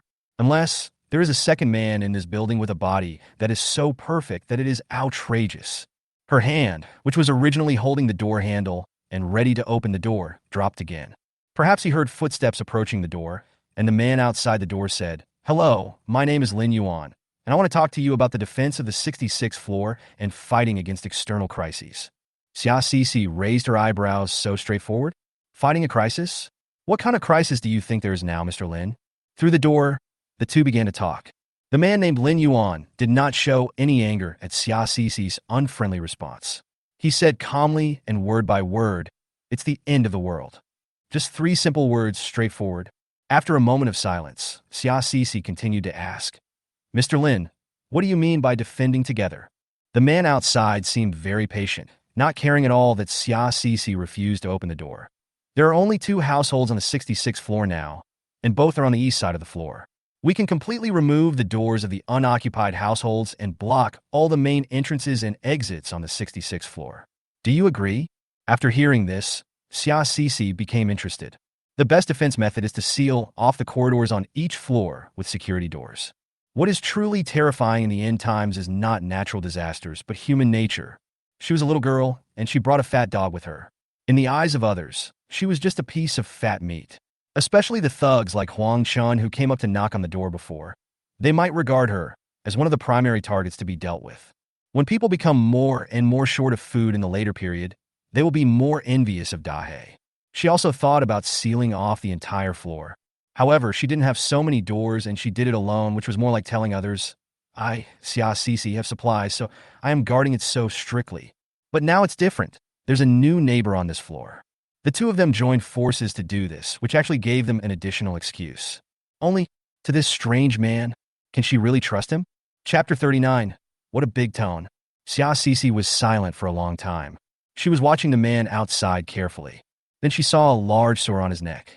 Some parts were red and swollen, and some parts were rotten and peeling. But the man didn't care at all, and there was no trace of medicine on it.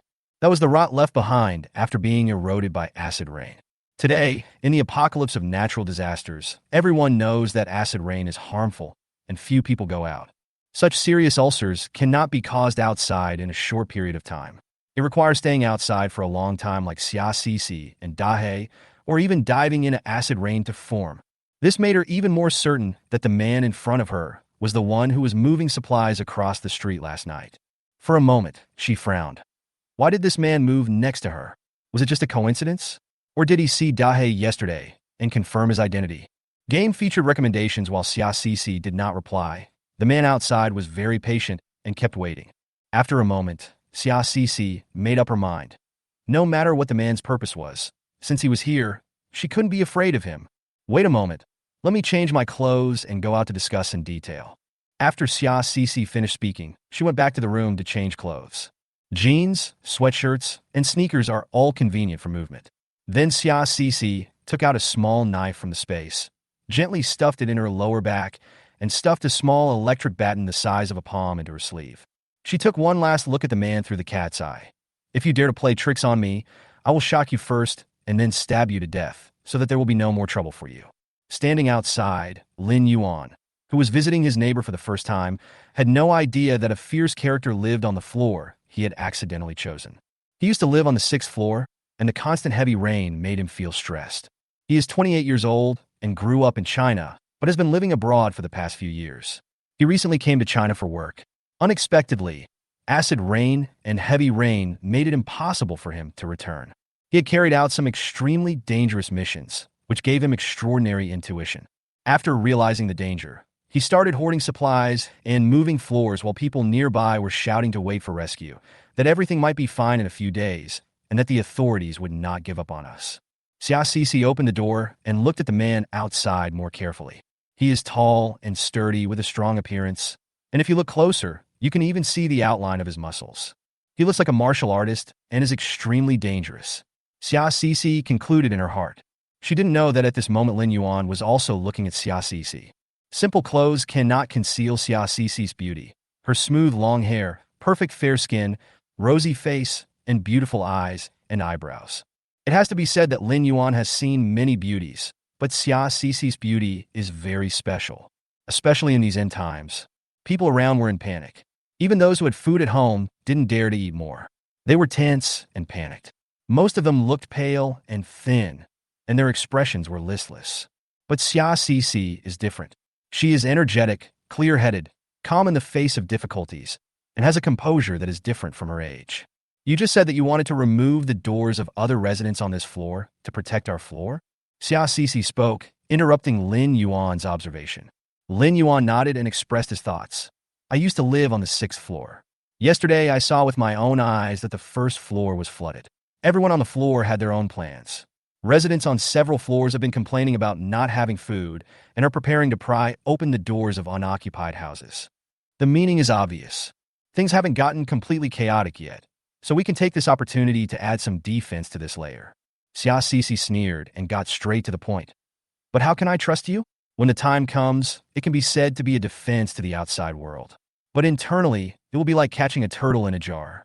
Lin Yuan on the opposite side looked at Xia Cixi with great appreciation. You can call me Miss Xia. Miss Xia, I admire your frankness and courage. In order to gain your trust, I can introduce myself first. Lin Yuan looked at Xia Cixi, rummaged through his pocket, and quickly pulled out an ID. Xia Cixi took the ID naturally and saw that it was a military green notebook. It says conscript discharge certificate on it. Xia Cixi raised her eyebrows. She didn't expect that he was a retired soldier. I, Lin Yuan, can swear to you that I will never attack you unless it is necessary. Xia Cixi chuckled. Not a necessary condition? Lin Yuan nodded gently, with a faint smile on his face. Yes, if you want to kill me, I will definitely fight back. Xia Cixi looked at Lin Yuan and saw the word serious in Lin Yuan's dark brown eyes. She knew that every word Lin Yuan said at this moment was not a joke. Xia Cixi handed the certificate in her hand back to Lin Yuan. Mr. Lin, I'm not interested in killing you for the time being, so we can cooperate for the time being. Lin Yuan on the opposite side also repeated the same question as Xia Cixi had grasped the key point in his words just now. For the time being? Xia Cixi imitated Lin Yuan just now, crossed her arms and smiled slightly. Yes, for now. After all, we are not familiar with each other yet. The two smiled at each other and didn't say anything more. At this time, Big Black Arch opened the door and came out of the house. The moment Dahei came out, the corner of Lin Yuan's eye twitched slightly. But it was just a very slight twitch, and Xia Cixi didn't notice it. Xia Cixi touched Dahei's head and said, If I want to pry open the door or install it again, do you have any tools? I don't have anything at home. Xia Cixi didn't want to expose the supplies on her side. I have. Lin Yuan answered clearly and concisely. Xia Cixi nodded. Okay, then let's see which one to start with. I know there is a store selling imported snacks on this floor, and it has installed an extra-wide anti-theft door. We could try that one first. At this point, they hit it off. They first found the door of the house that Xia Cixi had always liked selling imported snacks, and Lin Yuan took down the door neatly. Xia Cixi helped on the side, while Dahei kept watch at the stairs. It is the end of the world now, and people are in panic. If there is any movement on each floor, people from other floors will want to come and take a look. Dahei stood at the stairs and bared his teeth when someone came. Within a few hours, 7 or 8 visitors were scared away. Among them, the one who made Xia Cixi feel most disgusted was the man named Huang Chun. Huang Chun would definitely not miss such excitement. When he heard some movement on the top floor, he rushed up immediately. He had not seen the resident on the top floor before, but from the voice he could tell it was a young girl. Moreover, although the voice was clear and cold, it also carried a hint of arrogance, which made him feel itchy when he heard it. Yesterday, I heard that some people living on the lower floors had moved up, and he was also considering moving to the top floor. However, before any action was taken, there was a big commotion on the top floor today. As soon as he reached the top floor, he saw a big black dog guarding the stairs. When it saw him, it lowered its body slightly and bared its teeth. Huang Qin was startled and took a step back. Dahei is now 1.5 meters tall. When he stands up, he has grown a little more in the past few days and is blocking the door like a pony. Well, they're all neighbors. What does this mean? Huang Qin felt somewhat unwilling and shouted towards the floor below. Xia Cixi and Lin Yuan continued to work and ignored him. After all, Dahe is there, and one man can block the passage of 10,000. Huang Chun was so angry that his teeth were itching when he saw that no one paid attention to him. But what he didn't expect was that when he was about to leave, he saw Xia Cici's figure flash past not far away. The curvy figure and the long legs wrapped in jeans made his eyes pop out. Perhaps it was because Huang Chen's gaze was too naked. Xia Cici subconsciously turned her head away. When Xia Cici turned around, Huang Chun felt that he had reacted. What an alluring little girl. Huang Chun couldn't help but mutter. Dahe looked at Huang Chun coldly and took a step forward with his huge body, as if he was about to attack Huang Chun. Huang Chun was so scared that he rolled and crawled downstairs. After running down one floor, he spat fiercely in the direction of Dahe. You damn dog, I will make you in a dog meat hot pot sooner or later. Huang Chun left, but evil thoughts had already arisen in his heart. And all of this was seen by Xia Cici. She walked up to Dahe and gently stroked his neck. Good dog.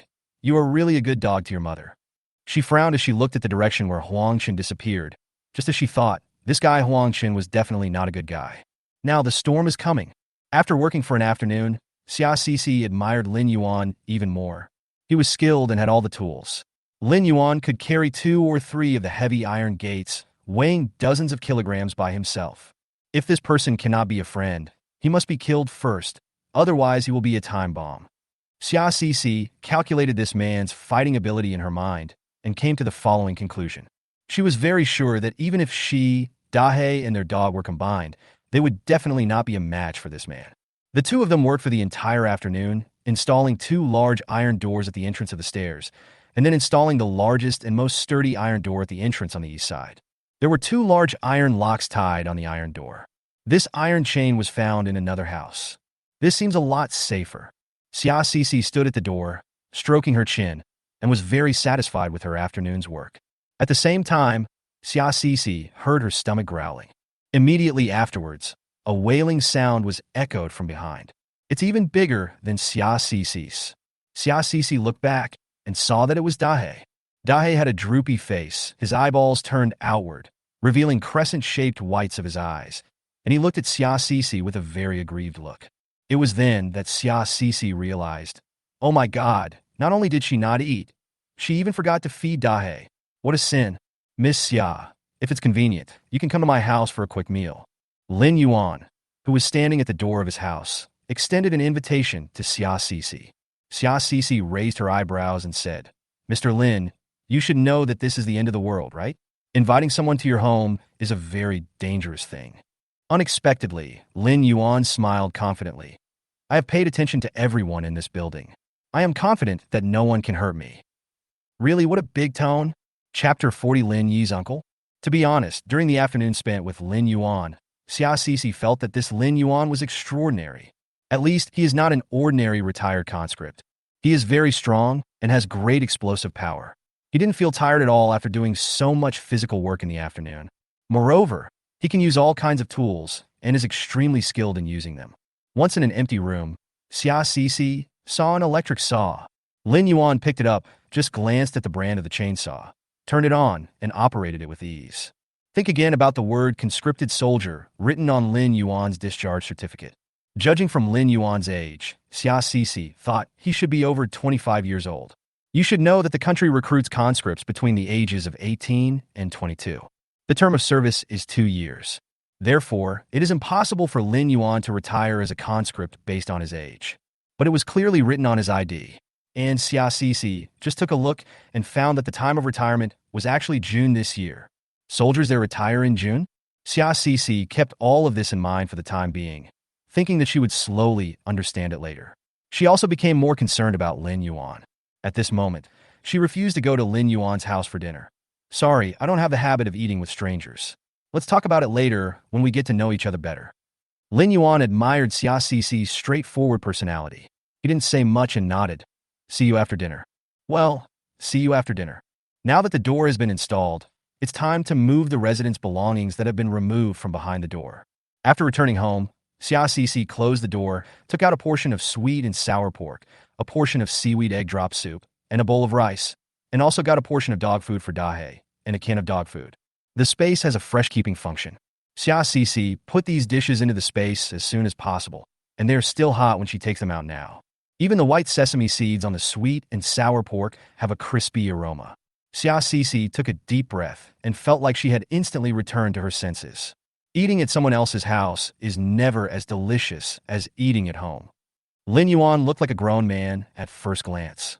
Xia Cece didn't believe that his family could still produce white and fragrant rice, sweet and sour pork tenderloin fresh from the pot, or egg drop soup with just the right salty taste. In particular, Xia Cece also thought of Lin Yuan's habit when collecting supplies. He loves spicy food. Although Xia Cece also likes spicy food, she is not addicted to it so much, so she'd better not challenge her stomach. Acid rain is still falling today. Xia Cece and Dahe stood in front of the floor-to-ceiling window, and Xia Cece was eating with a lunchbox in hand. Dahe was lying on the ground eating canned food. The airplane was also released and flew around. Finally, it took a pine cone given by Xia Cece and started to chew it. At this moment, Xia Cece actually felt that life was peaceful and tranquil in this end times. It was like having a warm little house on a deserted island, making her feel safe. She sat on the ground and hugged Dahe beside her. Dahe, who was eating canned food, raised his head with some disgust and glanced at Xia Cece, as if to say, "Shit shoveler, what are you doing?" Xia Cece picked up a piece of sweet and sour pork with chopsticks and threw it into the dog bowl. Dahe wagged his tail instantly. Xia Cece couldn't help but knock on Dahe's head. "You are such a snob." Dahe didn't care at all. After eating a piece, he raised his head, wagged his tail, and looked at Xia Cece with bright eyes. Xia Cece and I took a bite and finished the day's meal. After the airplane finished eating the pine cone in its mouth, it flew down to show its presence in front of the man and the dog. The acid rain was heavier than before. Xia Cece took out a telescope and looked at the building opposite and found that it had flooded to the second floor. Looking down from a high place, the whole city is submerged in the vast ocean. The trees are basically gone, with only a few tall trees occasionally showing their tiny crowns. From Xia Cece's perspective, she could see that many buildings had been corroded by acid rain and were beginning to experience problems such as wall corruption. But again, all this is just the beginning. After Xia Cece finished her meal, she touched her stomach comfortably. I looked at the time, and it was already half an hour later. She turned off the gray switch again and went out with Dahe. After going out, she found that Lin Yuan was already busy outside the door. She thought that he ate quickly, so he came out to work directly. I didn't expect this guy to be so diligent. Xia Cece complained in her heart. "This is the supplies from 6612 that I just cleared out." Lin Yuan pointed at the thing in front of him. Xia Cece walked over and took a look and found that this family didn't have much supplies, mostly some snacks, noodles, and a few quilts. Since Xia Cece came here, she has never seen the family of number 6612. They must be on a business trip, or they may just stay here occasionally. "Can I have these? You can take the rest of the supplies." Lin Yuan pointed at 2 bottles of Lao Gan Ma and 3 packs of spicy strips. Xia Cece tried hard to hold back her laughter. In addition to Lao Gan Ma and spicy strips, there are 3 bags of noodles, a bag of rice, 2 bags of potato chips, and a bag of candy. Speaking of which, Xia Cece benefited from this distribution. But Xia Cece didn't want to take advantage of the situation, so she threw 2 bags of noodles to Lin Yuan. "Since we are a cooperative relationship, it's better to distribute them fairly. I'm not interested in anything too spicy." Lin Yuan was very satisfied and nodded slightly, with the expression on his face becoming a little happier than before. Because of Xia Cece's action, Lin Yuan seemed to feel closer to Xia Cece. I helped Xia Cece move things several times. If occasionally helping out before was a gentleman's habit, now it is just taking care of Xia Cece. This made Xia Cece feel a little uncomfortable, but she didn't know that although Lin Yuan had a cold personality, he was actually a very clear-headed person. Under such circumstances, Xia Cece was able to distribute supplies so fairly and agreed to his request, which made him feel more favorable towards Xia Cece. The two continued to sweep. The one that gained the most was the imported snack shop. There are all kinds of snacks there, and many of them are already placed in express boxes ready for shipment. Perhaps because the end of the world came suddenly, the express delivery was not sent out. The owner of this store was a lovely young lady, but now no one knows where she is or whether she is doing well. Xia Cece and Lin Yuan divided the store equally, and each took away 5 or 6 boxes of snacks. Lin Yuan didn't seem to be very interested in these snacks. His brows were furrowed, and he looked a little disgusted. He was very casual when choosing. Xia Cece rolled her eyes in her heart. You don't know how precious these things will be when the end of the world comes, especially the high-end candies and chocolates inside, which can quickly replenish physical strength and are easy to carry, will become a rare and popular commodity. Xia Sisi moved the goods to the door of her house and carried them in by herself without asking Lin Yuan for help. When Lin Yuan couldn't see anymore, she put everything into the space. After moving the things of the three families, Xia Sisi looked at the time, and it was already past 8 o'clock in the evening. Xia Sisi offered, "Let's continue tomorrow. We've sealed off this floor, and no one's coming up for the time being." She was indeed a little tired. There were a lot of supplies in her space, and it wasn't worth it to work so hard to move them. Lin Yuan nodded slightly and said nothing more. Unexpectedly, Dahe, who was lying on the ground next to him, suddenly stood up, arched his back, made an attacking gesture, and made a sound from his mouth. That is a warning when encountering danger. And the direction it was facing was exactly the staircase entrance on the 66th floor that they had blocked. "Uncle, are you on top?" A familiar voice appeared here at an inopportune time. Xia Sisi took 2 steps forward and saw that the person behind the iron gate was Lin Yi. No wonder Dahe's reaction was so huge just now. Dahe had seen Lin Yi and knew that Lin Yi was not a good person. But who was Lin Yi calling uncle just now? "What are you doing here?" Lin Yuan, who was standing aside, suddenly responded in a very cold voice. At this moment, Xia Sisi suddenly took a step back from Lin Yuan. Lin Yuan is actually Lin Yi's uncle? Chapter 41, Scared to the Point of Pooping Pants. Before Xia Sisi could say anything, she heard an extremely pretentious and sharp voice coming from the stairs. "Ah, I was wondering why Sisi suddenly said she wanted to break up with Brother E. It turns out she's already living with another man." Xia Sisi glared at Hao Ro, and she took 2 steps back in fear. This startling and annoying voice belonged to no one else but Hao Ro, that woman who wanted to be a whore and a virgin at the same time. "Sisi, you are actually involved with my uncle?" Lin Yi on the side said in disbelief. Looking at Lin Yi like this, Xia Sisi almost wanted to go back to her previous life, run up to her, and slap herself twice. How could you fall in love with such a stupid man? Are you the child of the Lin family who is abroad? Xia Sisi suddenly thought of the sensational romantic debt of the old man of the Lin family. Grandpa Lin found a mistress outside, and Grandma Lin tore the mistress apart. Later, the mistress went abroad with the illegitimate child. "You are the one from the Xia family." Lin Yuan did not answer, but asked Xia Sisi instead. For a moment, there was silence between Xia Sisi and Lin Yuan. They both knew some of each other's past, but they were just rumors they heard from others. Moreover, none of them are positive remarks. After all, in the Lin family's eyes, Xia Sisi is an orphan and her life is very miserable. But the Lin Yuan that Xia Sisi knew was an illegitimate child with a bad reputation. But both of them believe in their own judgment, and after spending these few days together, they can see that the other is a good person. But Hao Ro beside her refused to give up. She looked at Xia Sisi, who was even more beautiful than before. Lin Yi's eyes widened the moment he looked at her. She and Lin Yi moved to this building in a hurry, or just wanted to stay temporarily, and didn't bring much stuff with them. At first, they thought that the Lin family was rich and powerful, and Lin Yi was the eldest grandson of the Lin family. So even if the world ended, they would not abandon them. But I didn't expect the power to be cut off within a few days, and I failed to contact the Lin family. The food at home was all eaten up.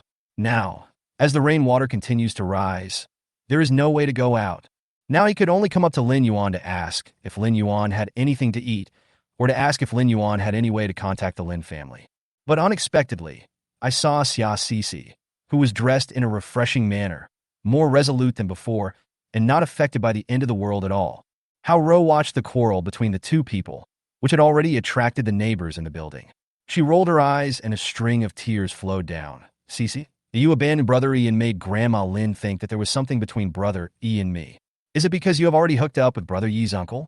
Xia Sisi instantly got goosebumps all over her body. What a nonsense green tea bitch. Many neighbors who came to watch the fun gathered not far behind the door. Many people came to see the door being installed on the 66th floor yesterday and wanted to come over to find out what was going on, but were stopped by Dahe.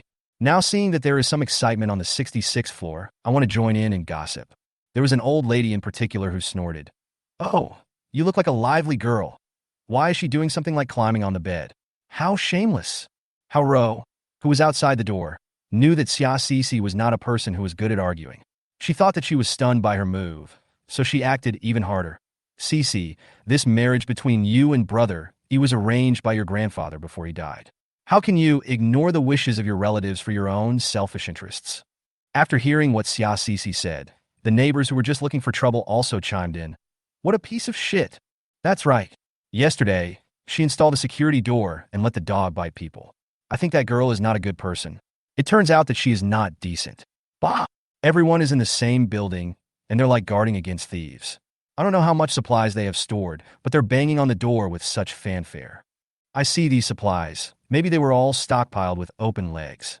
These conflicting voices chattering brought out all the anxiety these people had been feeling in the past few days, and they were extremely angry. They used to have decent jobs and do business with a smile, but now they have become gossips and foul-mouthed women. Haro lowered her head to hide the smile in the corner of her eyes, thinking to herself, Cece, I will make sure you can't raise your head, and will trample you into the mud. Cece looked around and saw everyone looking at the fun and sneered. She gathered her hair on both sides of her temples and slowly and carefully tied up her somewhat untied braids. At the same time, she looked at the slightly smug woman in front of her and said, Haro, did you eat shit this morning? You are talking nonsense here. Many people around suddenly laughed, because Haro happened to be wearing a shit yellow cotton coat today and looked like she had just crawled out of a cesspool. They were all fence-sitters, just there to watch the fun, and didn't care who was right or wrong. Haro's face turned pale as she looked at Cece, but she continued to pretend to be weak. Cece, after all, we have received higher education. How can you be so full of foul language? Cece sneered twice. I am full of foul language, but I am much better than you who are full of morality, but secretly slept with your best friend's fiancé and was caught in bed by the man's parents. The people around looked at Haro again and began to point fingers. Such a pretty girl. Why doesn't she do anything? It turns out he's the same type as the dog owner. It's really a dog-eat-dog situation. None of them are good. Haro's face immediately turned red. Cece, stop spitting blood on me. Cece smiled softly and raised her phone. Haro, I still have the video of you two catching each other in bed. Do you want to show it to everyone? I see everyone is free.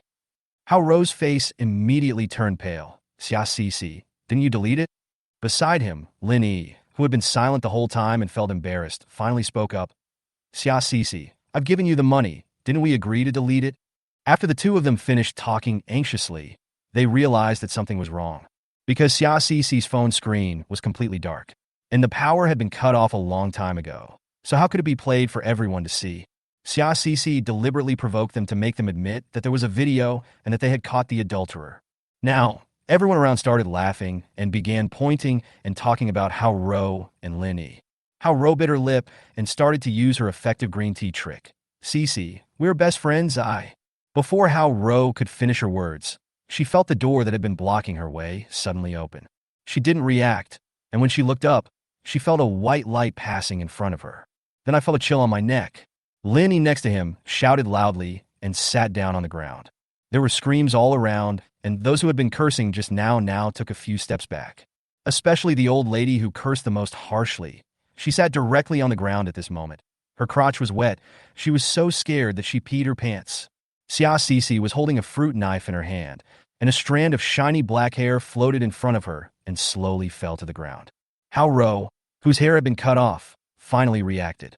She screamed in fear and covered her head tightly. My hair, my hair! Cece sneered and thought to herself, how dare he be so? It seems like things were better in my previous life than now. At least later on, he took Cece's space and dared to cross his legs and take out a chicken leg to chew on when she was so hungry that she could hardly walk. She also put the chicken leg that was only left with bones in front of Cece and kicked her. Cece, for the sake of our friendship, if you bark like a dog and lick my feet, I might give you a bite to eat. Now, Cece took another step forward with a fruit knife in her hand and directly blocked Haro against the wall. The fruit knife made a cut and was placed next to Haro's neck. Haro, for the sake of our best friend, I'll spare you this time. Next time, I'll chop off your head. Murdered? Murdered? Call the police. Call the police. Call the police. The old lady who had wet her pants rolled to her feet and pointed at Cece and shouted. Cece glared at him, her eyes showing the cruelty of killing people and slashing mutant monsters in her previous life. If you have the guts, swim out now and go to the police station to report it. I'll wait here. These words suppressed all the voices around. It was only then that these people remembered, yes, now the electricity and internet are out of service, and people can't go out. So how can they call the police? Puff! At this moment, Xiaoxi heard a discordant sound, followed by a foul smell. Looking in the direction of the sound and the smell, I found that it was Hao Ro. I was so scared. Hao Ro also realized that she was embarrassed, so she clamped her legs tightly together and covered her buttocks. But the smell had already spread all around. You deserve it. Xiaoxi spat fiercely at Hao Ro, then looked at the people around who were watching the fun and cursing, and glared at them. Those people looked away and never dared to say a bad word about Xiaoxi again. Xiaoxi stopped looking at the group of people, turned around and went back to the floor, locked the door, and locked out all the sounds outside. He completely ignored Hao Ro's vicious and resentful eyes. She could have killed Hao Ro with one blow just now, but it was too easy for her. She wanted Hao Ro to suffer slowly in the end of the world. Let this pair of dogs think they can suppress me, then slowly they become afraid of me, and finally die in fear.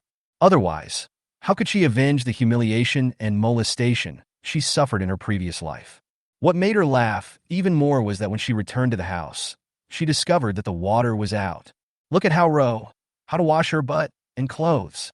Just when Xiaoxi was finding it funny, she heard someone knocking on the door. Lin Yuan's voice came from outside.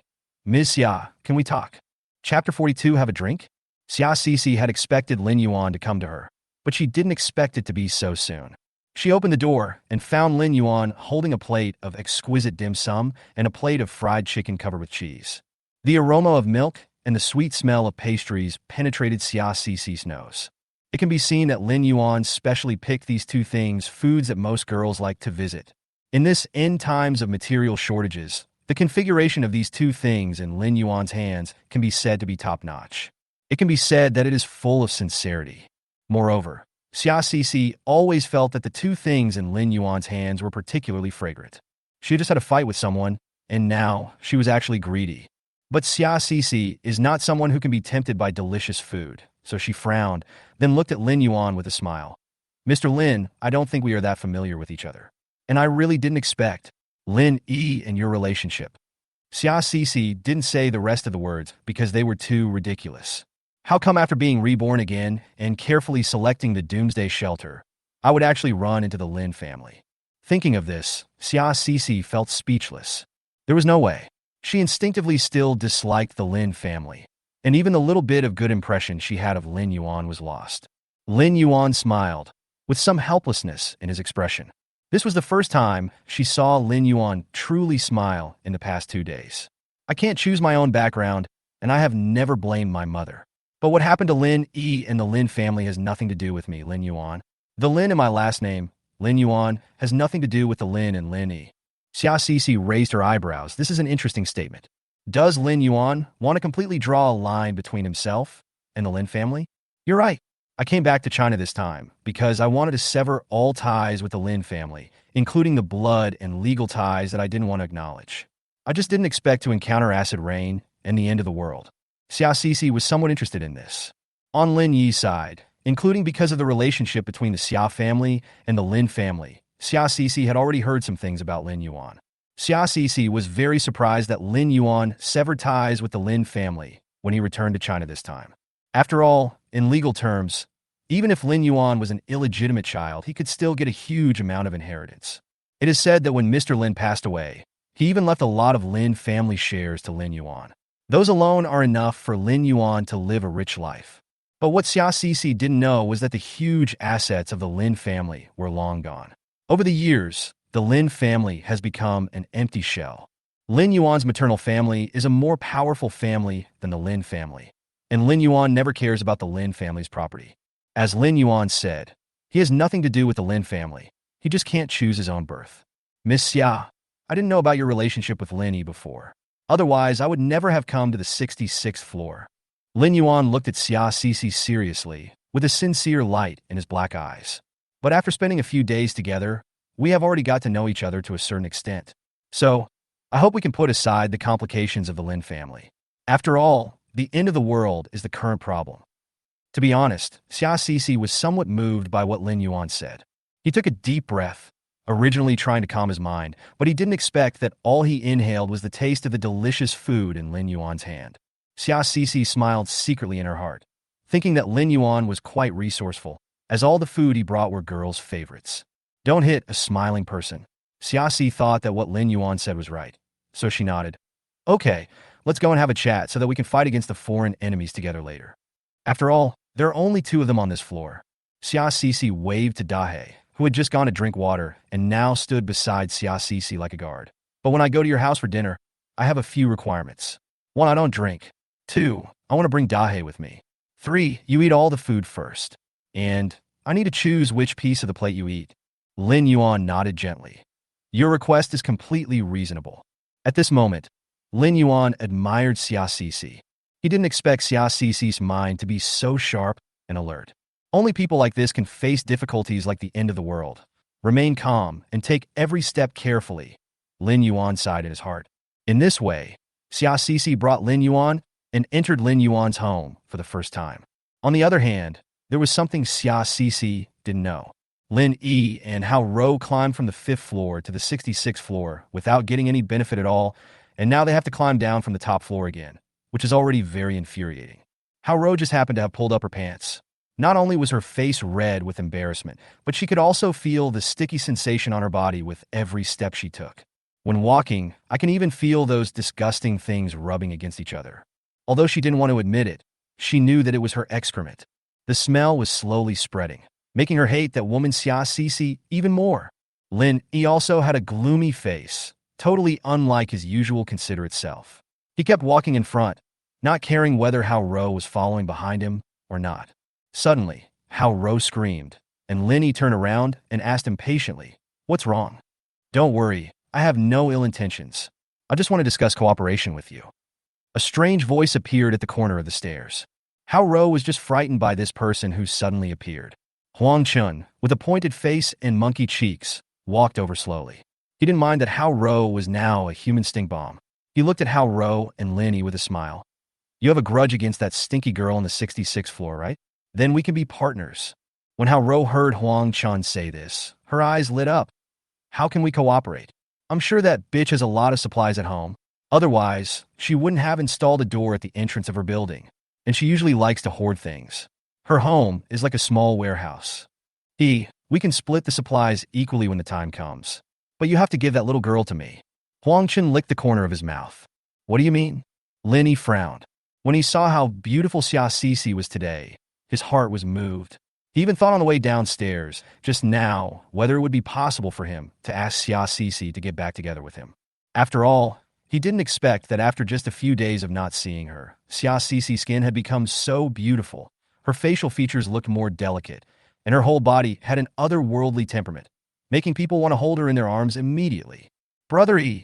Hao Ro was a little reluctant, but she reacted quickly and squeezed out 2 tears from the corners of her eyes. "Brother E, can't you see that Xia Sisi is no longer the same as before? She's been involved with your uncle's illegitimate son, the scum of your family. She must be deliberately taking revenge on you." The last sentence frightened Lin Yi. Huang Chun chuckled twice. "Don't worry, if you cooperate with me, you will definitely get more rewards than you imagined." Back to Xia Sisi. She took Dahe to the next door and found that the house was tidy. The room next door is of the same type as her room and is very large. In the living room, you can see the fitness equipment that was previously placed outside. Then there were some simple tables and chairs, but no supplies collected by Lin Yuan could be seen. Xia Sisi didn't ask any more questions. After all, at this time, all supplies were secret. In order not to take advantage, Xia Sisi brought a chicken. But unexpectedly, in addition to the 2 plates of delicious food, Lin Yuan also directly brought out lamb rolls, beef rolls, fried tofu skin, vegetables, and hot pot base. He actually ate hot pot so arrogantly. Xia Sisi didn't expect that Lin Yuan would be so kind to her and show absolute sincerity. "Miss Xia, hot pot is cooked in the same pot, so there is no such thing as poisoning," Lin Yuan said, pointing at the pot. Xia Sisi didn't waste any time and handed the chicken she brought to Lin Yuan. Lin Yuan nodded slightly and carried it into the kitchen. Judging from the noise, it should have been put in the refrigerator. This made Xia Sisi even more surprised. At this time, she didn't expect that Lin Yuan's home also had a generator. The refrigerator can be carried. After lighting the fire, Lin Yuan prepared 2 dipping sauces, one of which was red and contained a lot of chili peppers. There was a generous amount of sesame paste on one serving, topped with fermented bean curd and chives. Lin Yuan placed the non-spicy portion in front of Xia Sisi, and then brought over 2 bowls filled with chives, coriander, and chili oil. Add other ingredients according to your taste. At that moment, Xia Sisi was really shocked. Is this still the end of the world? Does Lin Yuan also have a space? At the beginning, the two of them ate a little awkwardly and didn't talk much. Later, it was Xia Sisi who took the initiative to speak. Didn't you go abroad when you were young? Why did you retire as a conscript in China? Lin Yuan glanced at Xia Sisi, as if he didn't expect her to ask this question first. Next, Lin Yuan briefly told Xia Sisi about his experience. It turned out that what the Lin family said about their illegitimate son and mistress being sent abroad was all a lie told to the outside world. The truth is, Lin Yuan's mother was also a lady from a wealthy family. She got together with Mr. Lin out of confusion. The two were even more than 20 years older than each other. Later, Lin Yuan's mother returned to her family and gave birth to Lin Yuan. Lin Yuan joined the army when he was a teenager, and later, for some reasons, he stayed abroad for the past few years. Lin Yuan did not explain the details, and Xia Sisi did not ask specifically. She herself has no interest in gossip. It is enough to know that Lin Yuan does not have a close relationship with the Lin family, and even somewhat disgusted with the Lin family's behavior. As for Lin Yuan's surname Lin, it was because of his mother's surname, not because of Grandpa Lin. Xia Sisi nodded after hearing this. My side of the matter is what you know. I have nothing to do with Lin Yi anymore. I hope that we can trust each other in the future. Lin Yuan stretched out his hand. Xia Sisi hesitated for a moment, but still shook hands with him. Overall, this meal was quite enjoyable. Both of them are not talkative people, and after a day of physical work, they started showing off. I finished 4 boxes of mutton, 2 boxes of beef, a pot of vegetables, and a box of luncheon meat. What surprised Xia Sisi was that the plate of pastries and fried chicken that Lin Yuan had brought over were both extremely delicious. Even before the end of the world, she rarely ate such delicious food. I don't know where Lin Yuan found this delicacy. Lin Yuan kept eating the spicy hot pot with red oil, and he did it very quickly, which left Xia Sisi dumbfounded. It was the first time she had seen someone who could eat so much spicy food. And her clear soup pot also contained a lot of meat for Dahe. When Xia Sisi came out of Lin Yuan's house, she was a little full and burped. She thought that the chicken was a good deal, and she got back the entire meal.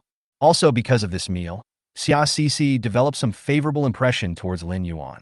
However, the doomsday she experienced in her previous life made it impossible for her to truly trust anyone. She will still be on guard against Lin Yuan, but the fragile cooperative relationship can now continue. When they got home, Dahe was lying on the bed beside him, feeling a little sleepy. Huiji came up to him and called out angrily, "You bastard, you still remember to come back." After teasing the little parrot, Xia Sisi couldn't wait to enter the space. I have been busy today and have not yet gone to the space to take a closer look at the farmland and waste disposal machine from yesterday. Chapter 43 Mutated Animals. Xia Sisi entered the space and first ran to farmland number 1. To her surprise, she found that the places where she had planted seeds yesterday had sprouted today.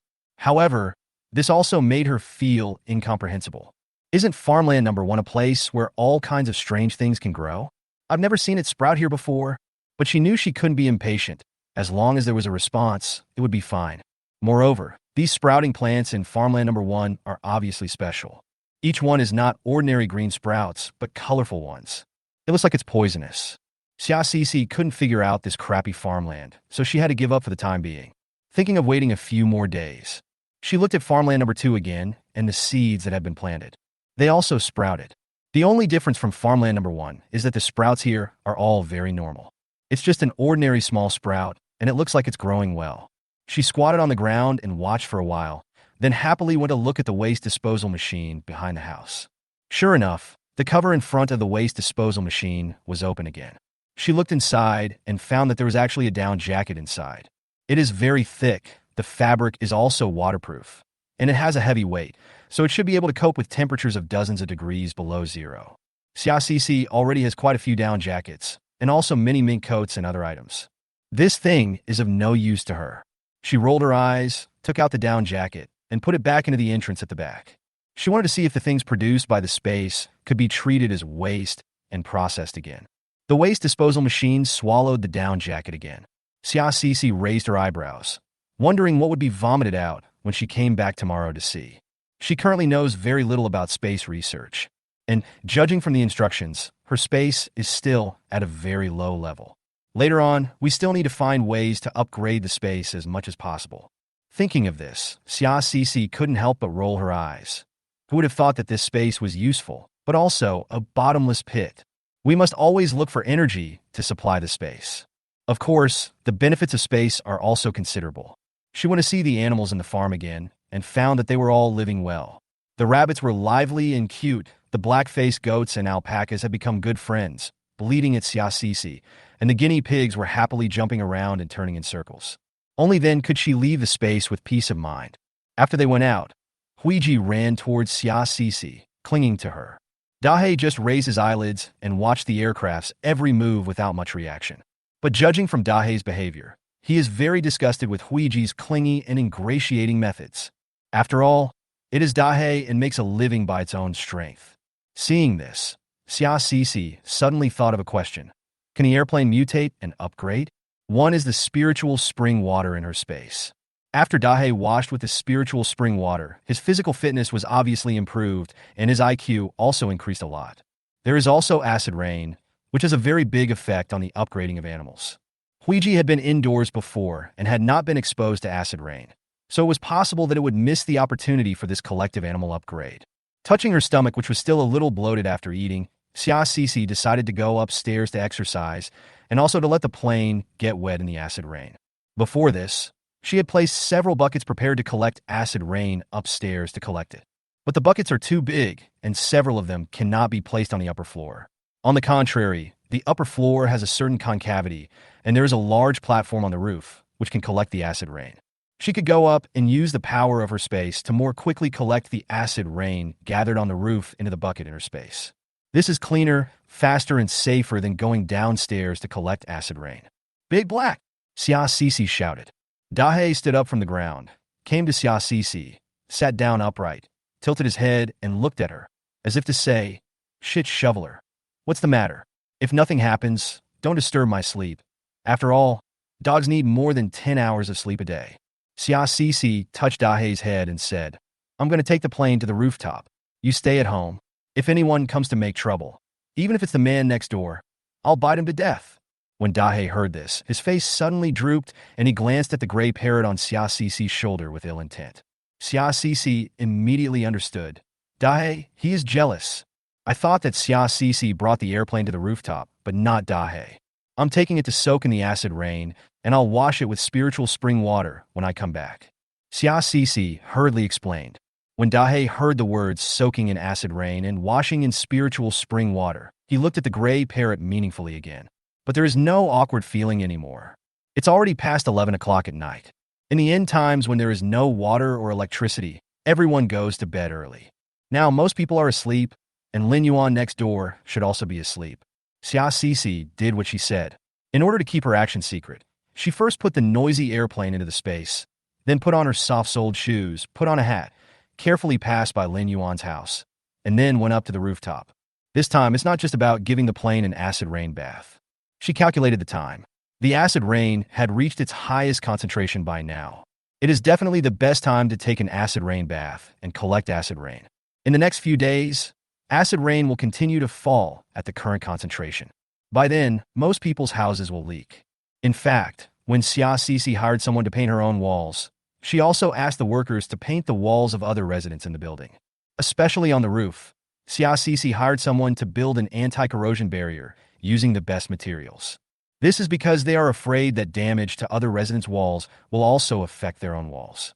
So, this building benefited from Xiaoxi's help. However, the walls of Xiaoxi's house are coated with anti-corrosion materials both inside and outside, providing a double layer of protection. This is to prevent the concentration of acid rain from increasing in this life. Now, there is no news about any house in this building leaking due to corrosion from acid rain. The concentration of acid rain should be similar to that in the previous life. But when Xiaoxi looked out from her floor-to-ceiling window, she could see corruption in many places in other buildings. She wanted to fill the barrels that she had prepared with acid rain, so that in the future, some people who had not been exposed to acid rain, or who had not been exposed to enough acid rain and had not mutated, would have a chance to reshape their bodies. Thinking of this, Xia Cece went up to the roof and saw that the 2 buckets that had been placed on the roof were full. She took the bucket back and replaced it with 2 empty buckets. At the same time, she found that the entire rooftop was covered with water, about 1 meter deep, just enough for swimming. Seeing that there was no one around, she dived into the acid rain and swam to a remote place. Then she called the plane out with her mind. After coming out of the plane, he was obviously confused. It flapped its wings and circled Xia Cece twice. Go home, go home. Xia Cece patted her shoulder and let the plane land first. The helicopter was somewhat reluctant, but still obediently landed on Xia Cece's shoulder. Xia Cece stopped caring about the airplane and started using her mind to fill the buckets with acid rain. This took more than half an hour. The airplane was impatient several times, but was appeased every time by Xia Cece's sugar-coated bullets. I put the pine nuts that Huiji liked to eat into its mouth one by one, and finally blocked its mouth completely. When Xia Cece finished and breathed a sigh of relief and was about to leave, she suddenly saw 2 red lights in the distance, right in the corner of the rooftop of the building. The light spot is about the size of a ping-pong ball and is staring at this place closely. Xia Cece suddenly became alert. The power had been cut off long ago, and there was nothing when looking in that direction. It was clearly just a pool of water. So how could there be 2 bright spots like light bulbs? The airplane on her shoulder flapped its wings uneasily. Bad thing, bad thing. Moreover, that thing seemed to be moving. When it got closer, Xia Cece's pupils contracted instantly. It was a snake, a huge golden python. But this thing is unusually large, almost as thick as a tree. It's a mutant animal. Xia Cece's heart tightened. I don't know how it climbed to the roof, but in her previous life, she had seen all kinds of mutated creatures, some of which even had superpowers in the later stages. The fact that it can reach the rooftop means that this mutant creature is definitely not simple. Chapter 44. Strong medicine is needed. Xia Cece had seen many mutated animals in her previous life. The ants are as big as forearms, and their front teeth are as big as palms. One bite from them can break a person's calf. There were also palm-sized cockroaches that blocked out the sky when they flew by in swarms. Dogs as big as foals, and butterflies with wings as hard as metal. However, it will probably take several months for the mutant animals to appear. The moment Xia Cece saw the mutated golden python, all the hairs on her body stood up.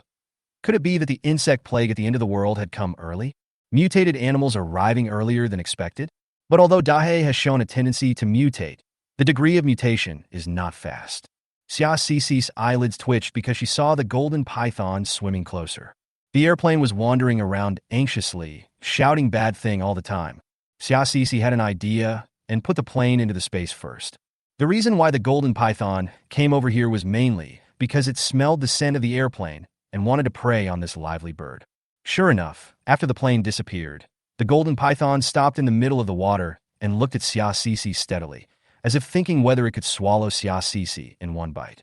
Xia Cece took out the Tibetan knife and confronted the golden python in front of her. It's not that she can't get back into the space, but snakes are extremely patient animals. Xia Cece couldn't guarantee where the golden python would swim to after she entered the space. What if they're waiting for an ambush nearby? Then when she leaves the space, she will lose the trace of the golden python and will be more easily locked by the golden python when swimming underwater. The golden python looked at the long knife in Xia Cece's hand. Its red tongue appeared and disappeared under the dim light of Xia Cece, as if it was thinking and hesitating. After watching for a long time, the golden python seemed to decide that this creature was not easy to mess with, so it turned around and swam away. Xia Cece watched it crawling down the edge of the building. It moved extremely fast, like a ghost, and soon disappeared. Only at this time did Xia Cece breathe a sigh of relief. She hurriedly swam towards the rooftop door, then quickly entered the floor and locked the door. The door to this floor has some steps and is higher than the edge of the roof, so it is not covered by acid rain. When she finally stepped foot on solid ground in the corridor and looked back at the door leading to the rooftop, she felt a creepy feeling all over her body. I wonder how many mutant creatures there are in this water. In her previous life, Xia Cece did not go out during the early days of the apocalypse, and she did not know when the animals outside began to mutate. She only knew that after a few months, there were basically no normal animals to be seen. Especially after the rain receded, The land was filled with hideous mutant creatures, which were more terrifying than natural disasters. These things can penetrate any hole and kill people without anyone noticing. But before that, there were not many mutant creatures that posed a threat to humans. There are more acid rain, floods, extreme cold, and extreme heat. Moreover, some cats and dogs raised by some owners have mutated and have brought great convenience to their owners' lives. Xia Cece thought of the golden python, and the gazes in the dark made her discover that there was no sign of decay on the golden python's body, and its body had grown so much larger that its two eyes emitted a strong red light in the dark.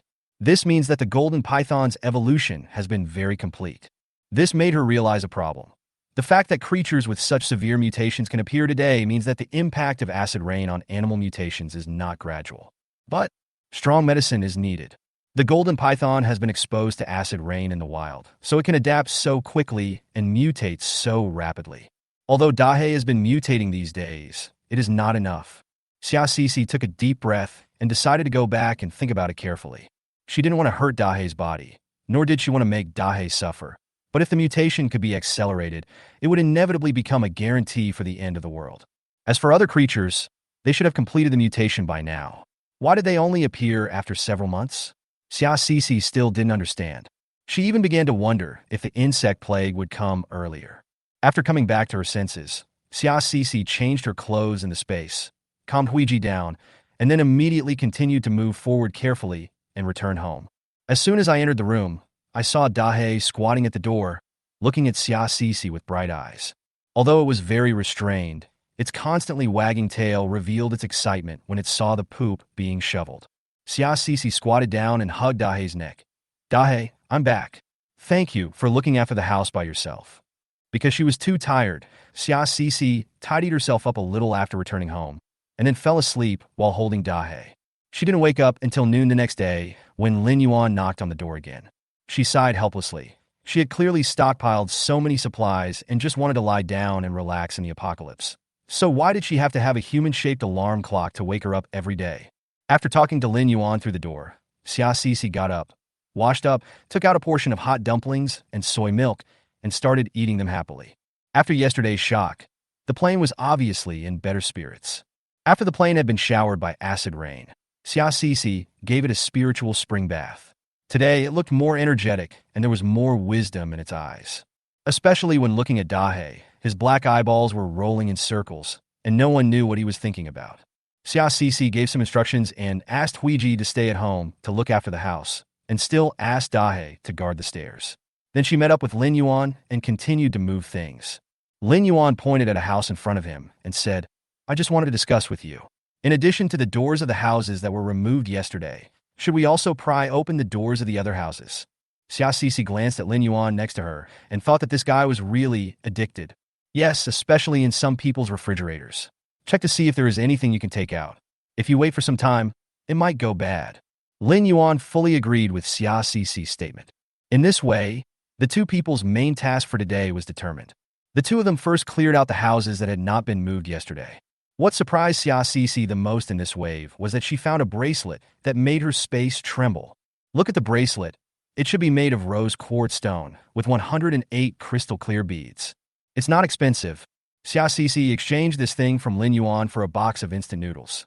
Originally, Lin Yuan didn't want instant noodles, but Xia Cece insisted on giving it to him.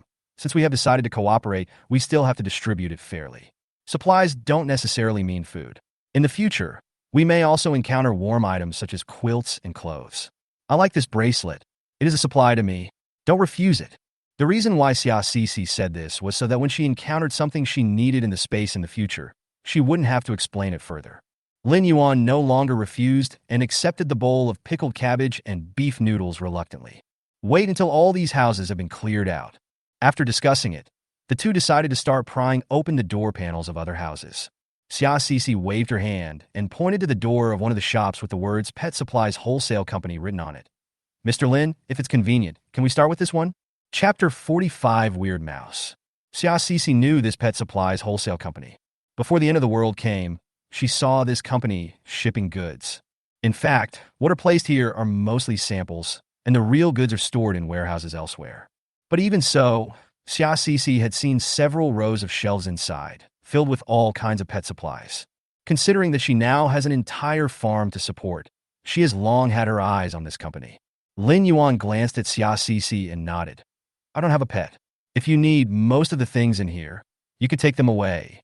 Xia Cece didn't expect Lin Yuan to be so generous. She did not refuse, but she had already made up her mind that if she found other things later, she would return the same amount of supplies to Lin Yuan. After prying the door open, the first thing that caught Xia Cece's eye was a row of various brands of dog food, cat food, rabbit food, and guinea pig food. Then there's a whole wall of timothy and alfalfa grass. I'll go. Xia Cece was even happier than if she had found supplies that she could use. Lin Yuan didn't say much and directly moved these things to the door of Xia Cece's house. After a burst of excitement, Xia Cece calmed down. She looked at the cat and dog food in front of her, raised her head, and looked at Lin Yuan. Would you like some of these? Especially the cat food. Lin Yuan shook his head. It hasn't reached that point yet. The meaning is obvious. I have other things to eat. There is no need to eat these. Seeing Lin Yuan's expression, Xia Cece wanted to tease him on purpose and said seriously, dog food and cat food are like compressed biscuits, especially cat food, which contains a lot of meat. It is very filling and rich in protein. In the end times, this stuff is more precious than rice and flour. Are you really not going to keep 2 bags? Lin Yuan looked up at Xia Cece. His handsome eyebrows frowned even more, as if saying to Xia Cece, are you kidding? Seeing him like this, Xia Cece laughed inwardly.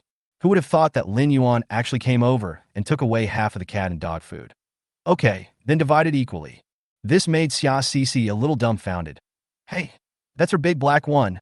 When Xia Cece found that Lin Yuan was looking at her with a pair of smiling eyes, she realized that she had just been fooled by Lin Yuan. This guy, he can see that I will feel pain. He does it on purpose. After moving all the things here, Xia Cece looked at the time and saw that it was already noon, so she said she would continue in the afternoon, and then she went home happily to have lunch with Dahe. For lunch, Xia Cece had spicy hot pot. The spicy hot pot I packed for takeout had a layer of red oil floating on top and was covered with thick sesame sauce.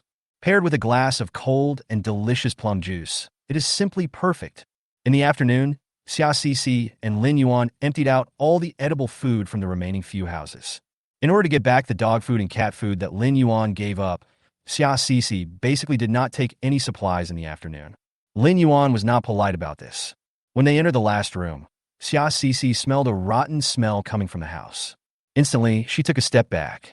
Lin Yuan, who was following behind, immediately realized that something was wrong. What's wrong? Something. As soon as Xia Cece finished speaking, a huge black monster rushed into the house. Because the movement was so fast, Xia Cece didn't even see the shape of the thing. She didn't expect there would be anything in the empty house, so she didn't take any weapons with her. He could only rely on his physical skills to retreat to the side. But that thing was very strange. It actually turned directly in the air and headed straight towards Xia Cece's face. In an instant, Xia Cece raised her arm and tried to block it. It was when the thing approached that she finally saw its face clearly. It's a mouse like a rabbit. The hair on its body is more than 10 centimeters long, black and hard like thorns. His eyes were as red as blood, and his 2 big front teeth were flashing coldly. It's a mutant mouse. Xia Cece gritted her teeth, and with a thought, her hidden knife appeared in her other hand. But before she could move, she saw a dark shadow flash by at an extremely fast speed. The rat that was about to rush towards Xia Cece's face was kicked away by the black shadow. The mouse flew several meters and hit the wall directly, making a miserable squeak sound. Are you okay? Lin Yuan stood in front of Xia Cece, and his broad back blocked all of Xia Cece's view. She was stunned for a moment before she replied, It's okay. Next time don't just stand there like an idiot, call me. There was some anxiety in Lin Yuan's tone. The mutant rat was very strong. It jumped up from the ground and rushed over again. Lin Yuan didn't have time to talk to Xia Cece. He rushed forward with a steel knife in his hand. Xia Cece took advantage of Lin Yuan not noticing and put away the hidden knife in her hand. She took a deep breath and wanted to say that she was not stupid. If Lin Yuan had arrived 1 second later, the hidden knife in her hand would have stabbed out.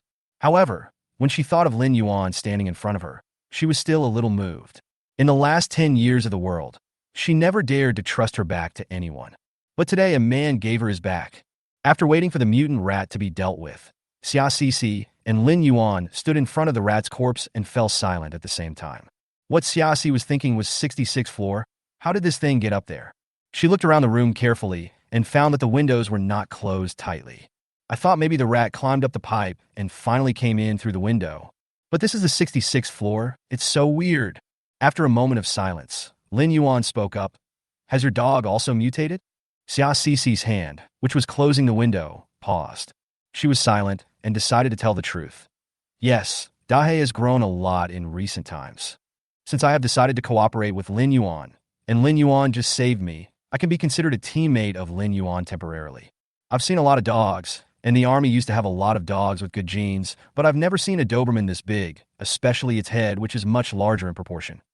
Xia Xixi couldn't help but give a thumbs up to Lin Yuan's observation skills. It seems that we have to guard against more than just people next. There was a hint of determination in Lin Yuan's eyes. Let's seal all the pipe openings in the house first. We found cement in a certain household before. If you agree, I suggest that we just use cement to seal all the pipe openings. After hearing Lin Yuan's words, Xia Xixi nodded. I agree. The two looked at each other and saw worry in each other's eyes.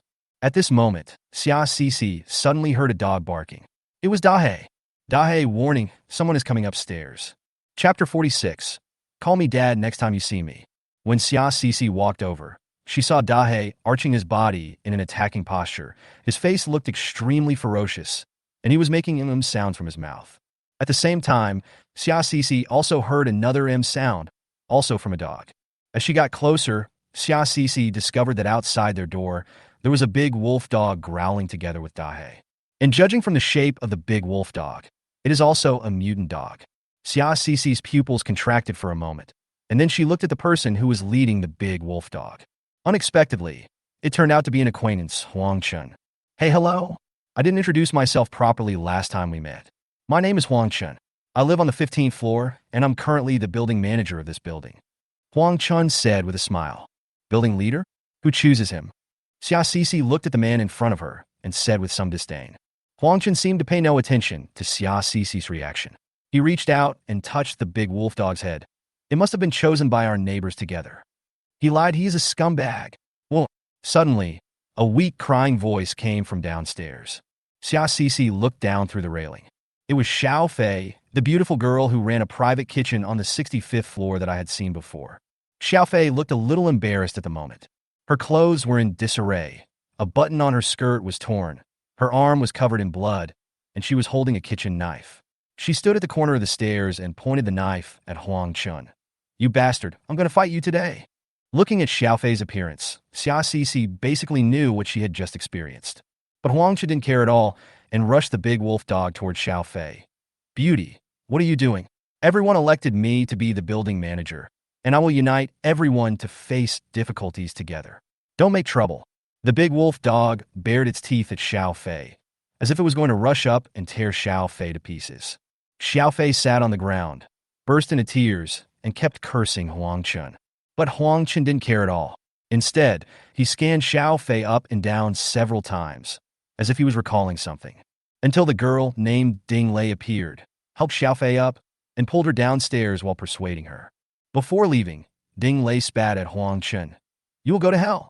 Huang Chun looked at Ding Lei's proud figure with a greedy look in his eyes. Okay, if you have the guts, pull me down, he. At this point, it could be basically confirmed that the two girls downstairs were in trouble. Xia Xixi looked at Huang Chun, who looked like a smug villain in front of her, and her face darkened. What you do has nothing to do with me, but don't provoke me, otherwise. As if sensing the shit shoveler's anger, Dahe suddenly jumped up. Through the door, it suddenly started roaring at the big wolf dog. The momentum was completely different from just now. Of course, Xia Xixi's previous order to Dahe was to guard and wait at the door, and she did not let it attack. But at this moment, Dahe felt the change in Xia Xixi's mood and didn't want to endure it any longer. The big wolf dog, which was originally able to bar its teeth and growl at Big Black, suddenly became wilted. The big wolf dog backed away with its ears drooping and its tail between its legs, and Huang Chun was also pulled back a few steps. General, sit down. Huang Chun hurriedly pulled the dog leash. When Dahe saw that the big wolf dog was scared, he barked even louder and even started to stretch his claws out towards the iron bars. The big wolf dog called General was so scared that he started to run downstairs. Huang Chun was directly given a doggy-style beating, with his face broken. Puff! Xia Sisi laughed out loud. Huang Chun let go of the dog chain, and the dog ran straight down and disappeared in a flash. Xia Sisi laughed louder and louder. When she had laughed enough, she patted Dahe's head and told him to stop shouting. All right, I know you are good. We're almost there. Those outside are all defeated. It's not worth wasting energy.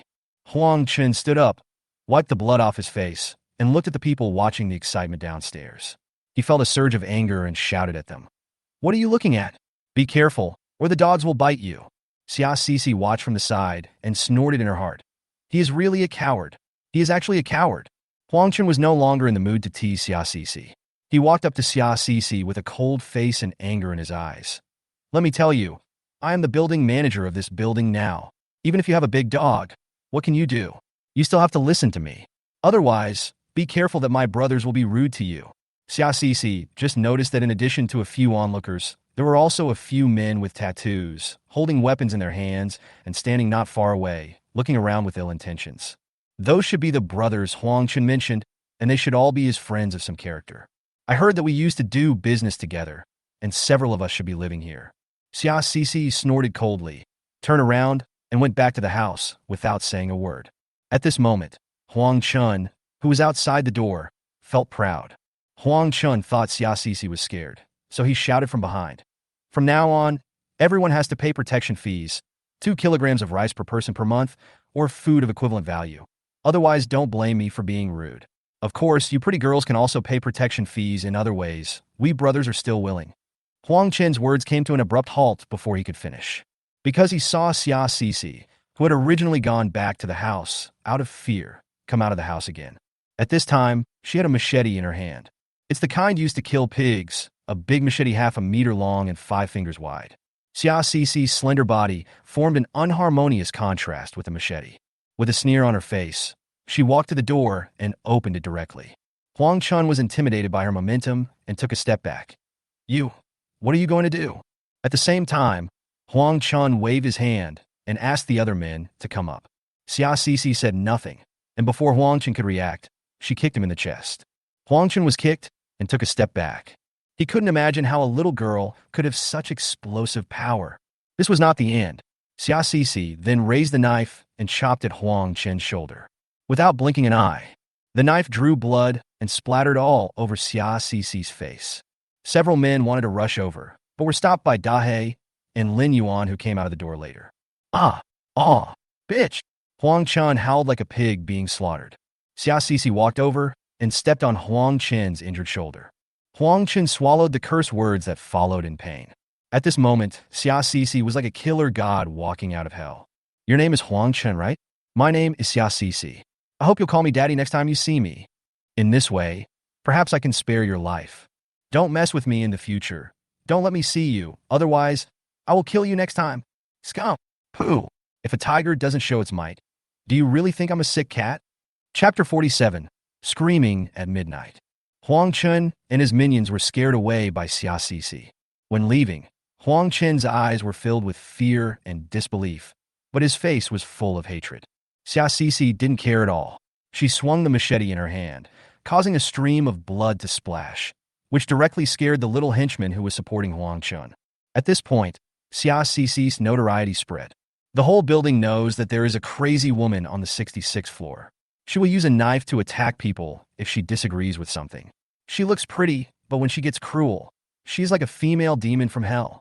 Xia Sisi didn't care about these remarks at all, and even enjoyed them. After all, the more notorious she is, the fewer people dare to mess with her. Lin Yuan, who saw all this from behind Xia Sisi, looked at Xia Sisi's thin back without saying a word, but with admiration and thoughtfulness in his eyes. Huang Chun looked like he wouldn't cause trouble for a while. The reason why Xia Sisi spared his life was that the end of the world had just begun and she didn't want to kill anyone so soon. The acid rain will stop in a few days, and then the authorities will come to rescue us. Killing people may cause some trouble, but when people thought the acid rain was over and everything was back to normal, a blizzard would sweep across the land. By then, the authorities will be truly powerless. The rescue that people expected has also become nonsense. At that time, people like Huang Chun were the first ones she had to deal with. After clearing out all the rooms, Xia Sisi and Lin Yuan sealed all the pipes on the entire floor with cement. This is to prevent other mutant creatures from climbing up from the pipes to ensure the safety of the entire floor. After spending 2 days together, Xiaoxi found that Lin Yuan was a trustworthy person who did things in a very organized way. So far, she is quite satisfied with this neighbor. But what will happen next remains to be seen. After another busy day, Xiaoxi decided to spend tonight and the whole day tomorrow relaxing, not caring about anything and doing nothing. Starting the day after tomorrow, I will unpack the express deliveries and several safes that I had put into the space on the building opposite a few days ago. As for today's space, Xiaoxi discovered that the string of pink crystal beads did not bring the next upgrade to the space. It should be because the energy was insufficient, and it could only replenish a certain amount of energy to the space. Xiaoxi was not in a hurry anymore. What was unexpected was that the material spit out by the waste disposal machine today was a bulletproof vest. Xiaoxi was simply stunned. She couldn't help but think that it was the pink beads that were placed in the space that brought a blessing to the garbage disposal machine. So there was a surprise in the things produced that day. Xiaoxi excitedly put away the bulletproof vest and threw an unused broom in, preparing to come back for inspection tomorrow. She also took a look around the farm and the breeding farm. The seedlings had grown a lot, and a big bulge had appeared in the land of farm number 1. This should be the change brought about by the pink beads, but Xiaoxi went over and touched it twice and found that it was not mature yet, and she needed to wait for 2 more days. The animals on the farm were fine, and there was plenty of food, and the earth-colored rabbit produced on the farm was pregnant. Xiaoxi couldn't help but be amazed. It was really magical. After coming out of the space, she collapsed on the sofa like Guyu and took out a large table of dishes from the space. They are all prepared in advance and divided into small portions. There are chicken stewed with mushrooms, crystal shrimp dumplings, 3 fresh vegetables, hairy crabs, and spicy fried clams. It can be said to be quite luxurious. Then he took out a portion of fragrant rice. The bowl of rice in Xiaoxi's hand was the highest quality northeastern rice that she had specially selected and steamed herself in an imported rice cooker. The grains are distinct, sweet, and delicious. She also sprinkled a handful of black sesame seeds on it, which made it nutritious, healthy, and fragrant. Just like that, she held the tablet half collapsed on the sofa, eating and watching TV. The drama is not a very interesting palace drama, but it is very addictive as soon as you watch it. Dai didn't have any feelings about this kind of drama. He bit the little doll that Xiaoxi gave him hard and fell asleep after a while. Instead, Huiji was very interested in the palace fighting drama on Xiaoxi's tablet. He kept resting on Xiaoxi's shoulder and watched it intently. Occasionally, when it sees the vicious female supporting role abusing the heroine, it will flap its wings and curse loudly, as if it really understands it. Xiaoxi discovered that after the airplane had been soaked in acid rain and spiritual spring water, its urination and defecation were actually under control. At least its shit bag was clean all day. But after Xiaoxi took off its poop bag, it ran to the cage in a hurry to go to the toilet.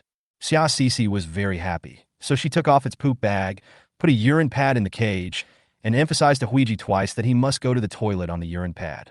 Xiaoxi even praised Huiji and touched its little head. Huiji is awesome. You should be the only bird that can learn to go to the toilet. You are such a good baby. The airplane flapped its wings happily and kept looking at Dahe with a little pride in its eyes, as if to say, see, I will never shit on your ass again. After watching TV series all night and eating 2 bags of potato chips, Xiaoxi didn't even know when she fell asleep on the sofa. In the middle of the night, she was awakened by screams from downstairs. Ah, I'll kill you, you bastard. Dahe and Huiji were both blocking the door, looking outside nervously. Xiaoxi frowned, not wanting to meddle in other people's business, so she turned over and prepared to continue sleeping. Unexpectedly, the noise below became louder and louder. In addition to the shouting, there was also the sound of things hitting the ground. The tinkling sound made it impossible to fall asleep. Xiaoxi was a little grumpy when she woke up.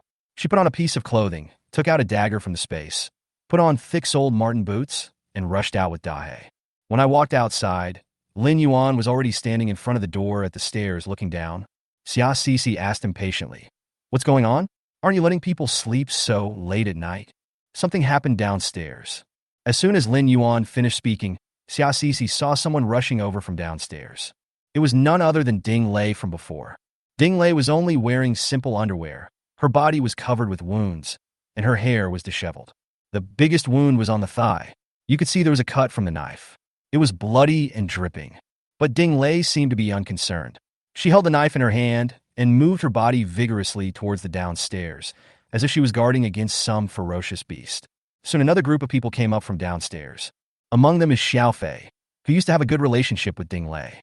Xiaofei came up surrounded by several of Huang Chen's minions. She was wearing a transparent lace pajamas and lipstick. Among this group of people, there were two men who were in dishevel, had small wounds on their bodies, and were cursing. At a glance, you can imagine what just happened to them down there. Xiaofei looked at Ding Lei with tears in her eyes. She bit her lips hesitantly and begged, "Xiao Lei, let's just give in. I know you have no water and no food, and you will die. Should I learn from you? Open my legs to those people and get food? I'd rather die." Lu Xiaofei, I feel sick for you, and you actually framed me. I trusted you so much. I saved you so many times, and you actually framed me. Ding Lei screamed heartbreakingly, while Xiaofei's face became paler and paler. Xia Sisi was no longer sleepy. She just watched the show with a frown. I thought to myself, this Ding Lei is not simple, and I had misjudged Lu Xiaofei before. It seems that a lot of things happened today. Chapter 48 Rescue. You damn bitch, don't refuse my toast, and drink the wine for punishment. The injured man inside looked at Ding Lei fiercely and said angrily. Ding Lei held a knife in her hand and rushed towards the man. If you dare to come over, I will kill you. Humph, kill me? I'll kill you right here, and see if you dare to brag again. There was a glimmer of greed in the man's eyes. To be honest, Ding Lei has a really good figure and is pretty. Even in this environment, Ding Lei looked disheveled, but it still couldn't conceal her charm. After all, Ding Lei owns a yoga studio and has a really great figure. Xia Sisi has seen her wearing yoga clothes, and she can be said to be a goddess with a royal sister style. Xiao Lei, I beg you, please know the situation. I don't want to see you die. Lu Xiaofei knelt down on the ground all of a sudden, her eyes filled with tears. She looked delicate and weak, making people feel pity for her, but the words she said made people want to beat her to death. At least Xia Sisi hates such women the most. In her previous life, she had seen many women who used their bodies to exchange for supplies in the apocalypse. These women lived well at the beginning of the apocalypse, and some even took advantage of their power to bully others like Lu Xiaofei. But in the late end of the world, when some people awaken superpowers, these women without superpowers are just vases that break with a single pinch. Beauty is worthless in the face of strength. What's more, Lu Xiaofei actually betrayed her own friend. It's absolutely disgusting. Humph! What an ungrateful woman! The injured man looked like his patience had run out. He angrily grabbed a stick from another companion and walked towards Ding Lei aggressively. I wonder how long you can keep going on like this. Bitch, I'm going to knock you out first, and then I'll deal with you. Ding Lei held a dagger in her hand, with a resolute look on her face. Suddenly, she looked at Lu Xiaofei with resentful eyes and then rushed the dagger to her neck. Even if I become a ghost, I will never let you go. The injured man saw that Ding Lei was thinking of committing suicide and rushed over. But his speed was not as fast as Ding Lei's. At the critical moment, a dark shadow swung Ding Lei's neck and opened the dagger in her hand. However, her dagger still cut a wound on her face. The handsome face was instantly cut by the sharp blade, leaving a long scar. Blood gushed out. Lu Xiaofei, who was not far away, was howling loudly and only stopped after being slapped by the man next to him. Xia Sisi walked out from behind the door with a knife in her hand. She looked coldly at the injured man who was halfway up the stairs and pulled Ding Lei up from the ground. The injured man was a little scared when he saw Xia Sisi and staggered back a step. He still remembered the knife attack on Huang Chun during the day. Due to the lack of medicine, Huang Chun has been lying in bed all night with a high fever. No one knows if he can survive. Go away. Xia Sisi uttered two words lightly. A man looked at Xia Sisi and said angrily, You bitch, who told you to meddle in other people's business? Xia Sisi looked over coldly, and the man suddenly fell silent. She pointed at her security door, which was splattered with Ding Lei's blood. You guys have soiled my security door, and I don't call that meddling. If you keep on making noises, I'll let you know what meddling is. At this time, Dahe also walked out from behind the security door. It made a grunting sound from its mouth and looked at the injured man with its head drooping, as if it was about to rush over and tear the man to pieces. A group of people were stunned by Dahe's momentum. The injured man quickly took 2 steps back, gritted his teeth, looked at the disfigured Ding Lei, and snorted coldly. After they retreated to the corner of the stairs, they dared to turn around and yell at Xia Sisi. Little girl, don't think that you can fight with us brothers just because you have a dog and are fierce. If you really push us to the limit, we will kill your dog and you too. A woof! Dahe rushed down instantly. He bit the leg of the man in front of him. The man wailed loudly. Dahe shook the prey in his mouth twice before letting go. The others had already run downstairs in fear. The injured man took a long time to climb down the stairs, and it looked like he had broken bones. When Dahe came back, Xia Sisi touched Dahe's head and wiped the blood off his fur with her sleeve. Good boy, Dahe. You know how to protect your master. Dahe wagged his tail with a hint of disdain in his eyes. Those few guys are not enough to fill my teeth. Thank you. Ding Lei looked listless, and the spirit that she had just maintained collapsed in an instant. The reason why Xia Sisi took action only at the last moment was that she wanted to see Ding Lei's character. If she had given in just now, it would mean that she was weak in character. Even if Xia Sisi saved her this time, she might not survive if she encountered other things in the future. This kind of person is not worthy of Xia Sisi's help. If she asks Xia Sisi for help just now, it means that she is not independent enough. After saving her once, who knows, she might come to me for help a second time in the future. It would be in vain for Xia Sisi to save such a person. At the moment when Xia Sisi was holding the knife to commit suicide, she had some thoughts. Ding Lei, a woman with a strong character, strong opinions, and strong enough, should not die like this. If he survives until the end of the world, who knows, he might become a talented person. She is now on the 66th floor, although she and Lin Yuan are temporarily at peace. But after all, Lin Yuan's background has not been fully understood. Adding one more person to form a triangle relationship of mutual checks and balances will not be more conducive to the stability of the current 66th floor. So, she took action. She even wanted to temporarily bring Ding Lei to the 66th floor. Moreover, Ding Lei's fighting ability. Didn't Xia Sisi say that as long as she wanted to kill her, Dahe could handle it even if she didn't do it herself, so she doesn't pose any threat. If placed here and trained well, they can become your capable subordinates and teammates. If he is not trained well, he can also provide some checks and balances to Lin Yuan, who is still unaware of the situation. But no matter what, now that she lives with Lin Yuan, she still has to ask Lin Yuan's opinion. So, Xia Sisi turned around and looked at Lin Yuan, who had been standing behind her without saying anything, and asked him what he thought. What Xia Sisi didn't expect was that Lin Yuan had no objection to Xia Sisi letting Ding Lei live on the 66th floor. Just make the decision. After all, there are so many empty houses. Lin Yuan said casually. Afterwards, Xia Sisi said to Ding Lei, you can live on the 66th floor first, but don't think too much about it. I saved you just for the sake of convenience. Whether you can stay here for a long time depends on your performance. Ding Lei immediately nodded gratefully, wiped the blood off her face with two hands, and clenched her teeth. I know everything. From today on, you are my savior. I swear here that my life will belong to you from now on. Xia Sisi looked at the determined expression on Ding Lei's face and just smiled. Xia Sisi didn't care about her oath. She only cared about what Ding Lei would do next. But she didn't know that at this moment Ding Lei really felt that her life belonged to Xia Sisi. No matter what Xia Sisi asked her to do, she was willing to do it. She felt that she should have died just now. It was Xia Sisi who saved her, so the rest of her life would be used to repay Xia Sisi. As long as I live, I will never forget her kindness. Ding Lei swore secretly. What Xia Sisi didn't expect was yet to come. The next night, the injured man was killed at home. He was killed with one knife. His eyes were wide open, as if he saw something terrible before he died. However, even Lu Xiaofei, the woman who slept next to him, didn't know how the man died that night. There was no sign that anyone had entered the house. It was like the Grim Reaper holding a scythe and reaping the man. But when Xia Sisi learned the news, she had an idea. This might have been done by Lin Yuan. That's all for later. Back to the present. Xia Sisi helped Ding Lei to an uninhabited room. After crying at first, Ding Lei had calmed down and was just covering the wound on her face with the handkerchief Xia Sisi gave her. To be honest, the knife was cut from the jawbone on the right side of Ding Lei's face to the center of Ding Lei's eyebrows, fortunately avoiding Ding Lei's right eye. But her pretty face was completely ruined. What are your plans for the future? Xia Sisi asked Ding Lei. Ding Lei came back to her senses after a while. Her eyes went from confusion to determination. I want to live. She added one more thing in her heart. In order to thank the savior in front of her for his help, she should cherish this precious life. Xia Sisi saw that she did not cry. but cheered up quickly and was very satisfied. Xia Sisi did not agree immediately. Instead, she sneered at Ding Lei and said, "Just now I saved your life. You already owe me. Now you live on this floor and get our protection.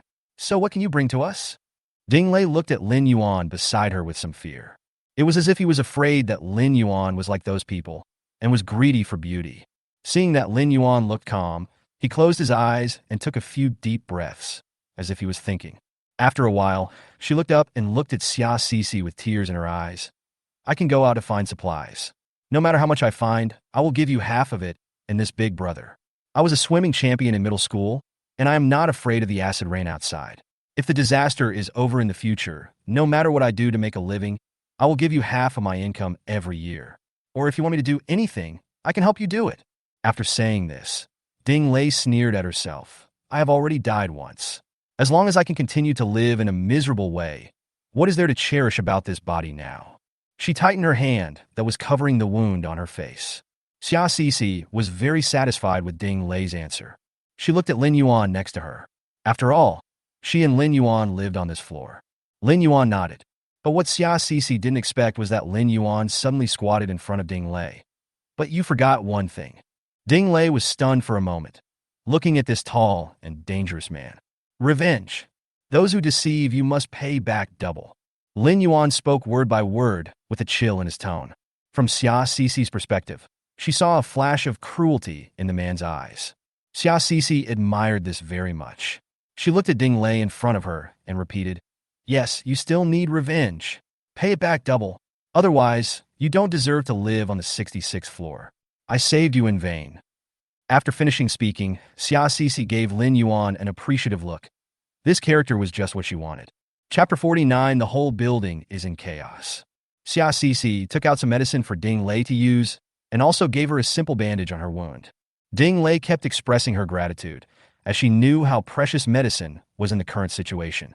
In response, Xia Sisi raised her eyelids and looked at Ding Lei. "When you get better later, just give it back to me." Ding Lei was temporarily arranged to live in an uninhabited house, which was also on the east side of the building, opposite Lin Yuan. Xia Sisi yawned, thinking that she was destined to be a hardworking person. Just when she was about to have a good night's rest, something like this happened again. After a simple wash, Xia Sisi went to bed. This time, no one disturbed her, and when she woke up the next day, the sun was already high in the sky. Dahe was sleeping next to her, and Huiji was fiddling with something in the living room, occasionally making some rustling noises. Xia Sisi touched Dahe's big dog head and said, "Good morning, Dahe." Dahe rarely gave Xia Sisi the favor and rubbed her palm. It didn't matter that they rubbed it. Xia Sisi found that Dahe's head seemed to be bigger than before. She suddenly thought of the mutant snake she discovered a few days ago. She began to think seriously about whether she should let Dahe and Huiji at home evolve as soon as possible. But if that were the case, would the two of them feel pain to different degrees? After all, acid rain is pretty painful, but she has a spiritual spring. If she combines the spiritual spring with acid rain, will there be any wonderful results? Thinking that she would have a good rest today and not collect supplies or care about the pile of express deliveries in the space, Xia Sisi decided to wait until she had enough fun and then study whether a miraculous chemical reaction could be produced between the spiritual spring water and acid rain. She stretched and got up. After a simple wash, she gave some delicious food to the clinging airplane, then took out a bowl of tofu pudding and a crab roe bun from the space, and started eating while watching TV series. Huiji seemed to really like watching dramas. As soon as Xia Sisi opened the tablet, Huiji would stand on Xia Sisi's shoulder motionlessly. Xia Sisi bought the crab roe buns in the city. They were filled with crab roe, and the sweet, oily juice made people feel happy. Xia Sisi ate 2 baskets of them without realizing it, and her stomach was full. Dahe also got 2 buns, and he ate them with his mouth full of oil. He lay lazily on the side, struggling with the little crocodile toy in his arms, occasionally taking a bite or two, looking a little silly and cute. After finishing her meal and watching the TV series, Xia Sisi suddenly thought of a serious problem. A lot of blood was sprayed on the stairs yesterday, and it would stink if left alone for a long time. Xia Sisi reluctantly took out 2 packs of wet wipes from the space and decided to clean up. But what Xia Sisi didn't expect was that when she reached the stairs, she found Ding Lei squatting on the ground, wiping the floor with something like a bed sheet. The bloodstains on the ground, walls, and doors have basically been cleaned up. Ding Lei saw Xia Cece coming over and smiled at her. I thought it might stink in a few days, so I came to clean it up. Xia Cece looked at Ding Lei's hand and found that it was already sore. She realized that she was using rags such as bed sheets, which had been soaked in acid rain, to make rags. Xia Cece couldn't help but develop a deeper liking for Ding Lei. She didn't say much and turned back to the house. For the rest of the day, Xia Cece basically spent her time lying down, except for the necessary training and playing with Dahe. Eat and sleep, sleep and watch TV and eat again. It can be said to be extremely corrupt. At night, she finally had enough of lying down, so she took out some of the spiritual spring water and acid rain, poured them together, and put them in a large bucket. After leaving it alone for a while, Xia Cece found that the wooden barrel was not corroded, and she was delighted. She waved at Dahe and asked him to come over. When Dahe saw the wooden barrel, he knew he had to take another bath. His face drooped all of a sudden, and every muscle in his body seemed to be resisting. This baby hates taking a bath the most. Xia Cece could only coax Dahe into entering the wooden barrel by taking out the snacks that Dahe liked. The plane next to them was flying in the air, watching the fun and gossiping nonstop. Hey, it's time to take a bath, a nasty bath. When the gray plane flew over Dahe's head, Dahe suddenly stood up and slapped the gray plane into the bucket with one claw. Xia Cece was stunned. Oh my God, is anything going to happen? Only after seeing Huiji turning into a drowned parrot, swimming pitifully in the wooden barrel, did Xia Cece breathe a sigh of relief. As expected, Dahe was not to be provoked. But it's just right, this way Huiji and Dahe can take a bath together. Huiji tried several times to climb out along the edge of the barrel, but was slapped back in by Dahe's claws every time. Even Huiji, who was afraid of Dahe, started swearing at Dahe in the end. You bad guy. You. In response to this, Dahe's expression did not change at all. He just slapped the plane with his paw every time it was about to climb out. Xia Cece was beside him, and she also prepared a wooden barrel for herself, poured a bucket of spiritual spring water and acid rain into it, and sat in it herself. She touched Dahe's big head and Huiji's little head. Come on, let's take a bath together. She had heated the spiritual spring water in advance, and the wooden barrel also had a certain warmth-keeping function. If you continue like this, it will really be both relieving and effective. Xia Cece simply took the tablet over and found a plate of fruit and nuts from the space. Watching TV series while taking a bath with Dahe and Huiji. The plane finally became as quiet as a chicken after Xia Cece started playing the drama. Floating in the water, leaning on Dahe, and occasionally eating the nuts that Xia Cece brought over. In this way, one person and two pets soaked for more than 2 hours. By the end of the bath, Xia Cece was exhausted. Looking at the time, it was almost time to go to bed, so Xia Cece took out Dahe and Huiji, cleaned them, and cleaned herself. I have to say, this bubble bath is quite comfortable. And looking at the slightly turbid water in the wooden barrel, Xia Cece could be sure that this water had greatly improved her physical fitness. Dahe and Huiji looked a little tired while soaking in the water. Xia Cece quickly blew them dry and put them on the bed. This water must not be poured down the toilet or sewer. Otherwise, if everyone has no water, but you still have water to flush the toilet at home, it will cause jealousy from people on other floors. She thought about it and entered the space. This time, she went to the waste disposal machine. I found out that what I vomited out today was a bag of compressed biscuits, which is pretty standard. Then, he walked to the back of the machine and poured all the bath water used today into it. She wanted to see what the machine would spit out tomorrow. After finishing all this, she went back to sleep. When she woke up the next day, the whole building was in chaos. Chapter 50 Rescue is coming. The man who slept with Lu Xiaofei downstairs died. Huang Chun and his gang grabbed Lu Xiaofei and beat him, saying that Lu Xiaofei had killed someone. After all, there was no sign of a fight in the entire house, and the man's death was very strange. Lu Xiaofei was stripped naked and beaten violently on the 65th floor. The entire building was filled with Lu Xiaofei's miserable cries and pleas for mercy. She even wailed, "Please stop hitting me. I really don't know anything. I didn't kill anyone. You can do whatever you want to me, please stop hitting me." That sound is really disgusting. After finding out the reason for the farce, Xia Cece was very surprised, but also felt that it was all she deserved. She was too lazy to care about this matter. No matter who killed that person, he deserved to die. Regardless of whether Lu Xiaofei was wronged or not, she deserved it. When she turned around and was about to go back to the house, she saw Ding Lei standing behind her. Xia Cece looked at Ding Lei. How is it? How do you feel now? Hearing Xia Cici's question, Ding Lei sneered. It feels good. The wound on Ding Lei's face was somewhat hideous. Although she had applied medicine, it looked difficult to heal.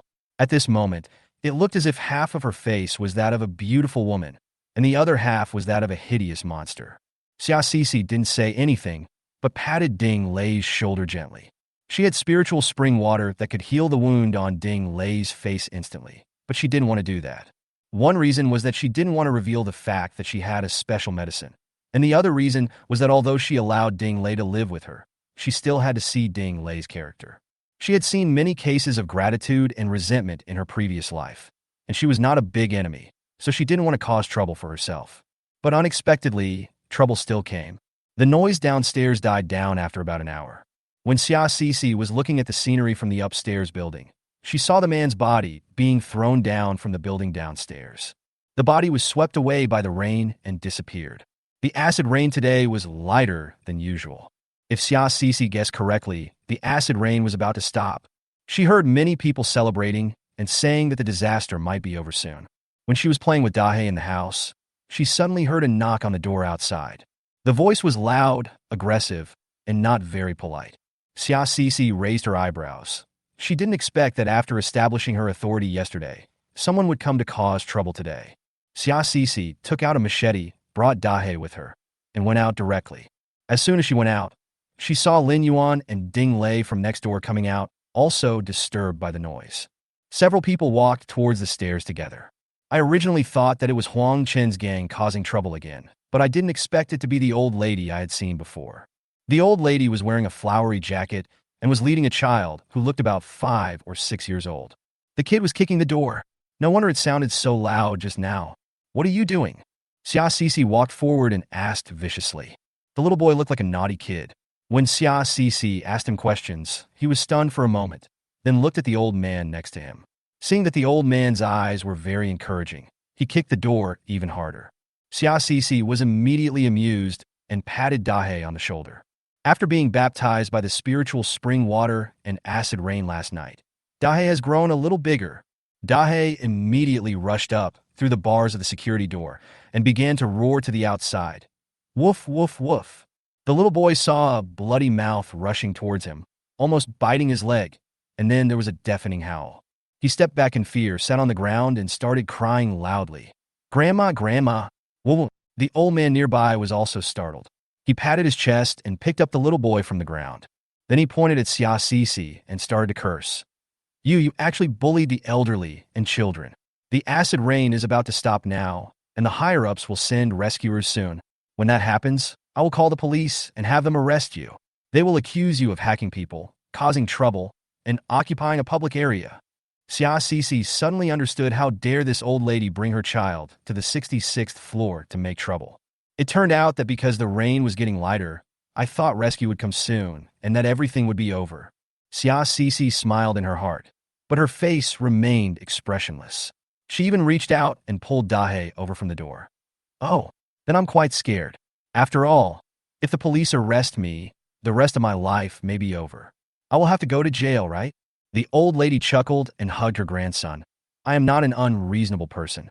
You see, my family is old and young people, and now we are out of food and water. If you give me some food and help our family get through these difficult days, I can say a few good words for you when someone comes to rescue. You have to know that there is a big difference between self-defense and actively hacking people. Are you exposing your thoughts so quickly? Xia Cici looked the old man and the child up and down. The child was chubby, and it was obvious that he had not suffered much. The old lady seemed to be in good spirits and didn't look like she had suffered any misfortune in the past few days. The two of them were both relatively well off in this apocalypse, especially the old lady, who was in her 50s and looked very healthy and spoke with great vigor.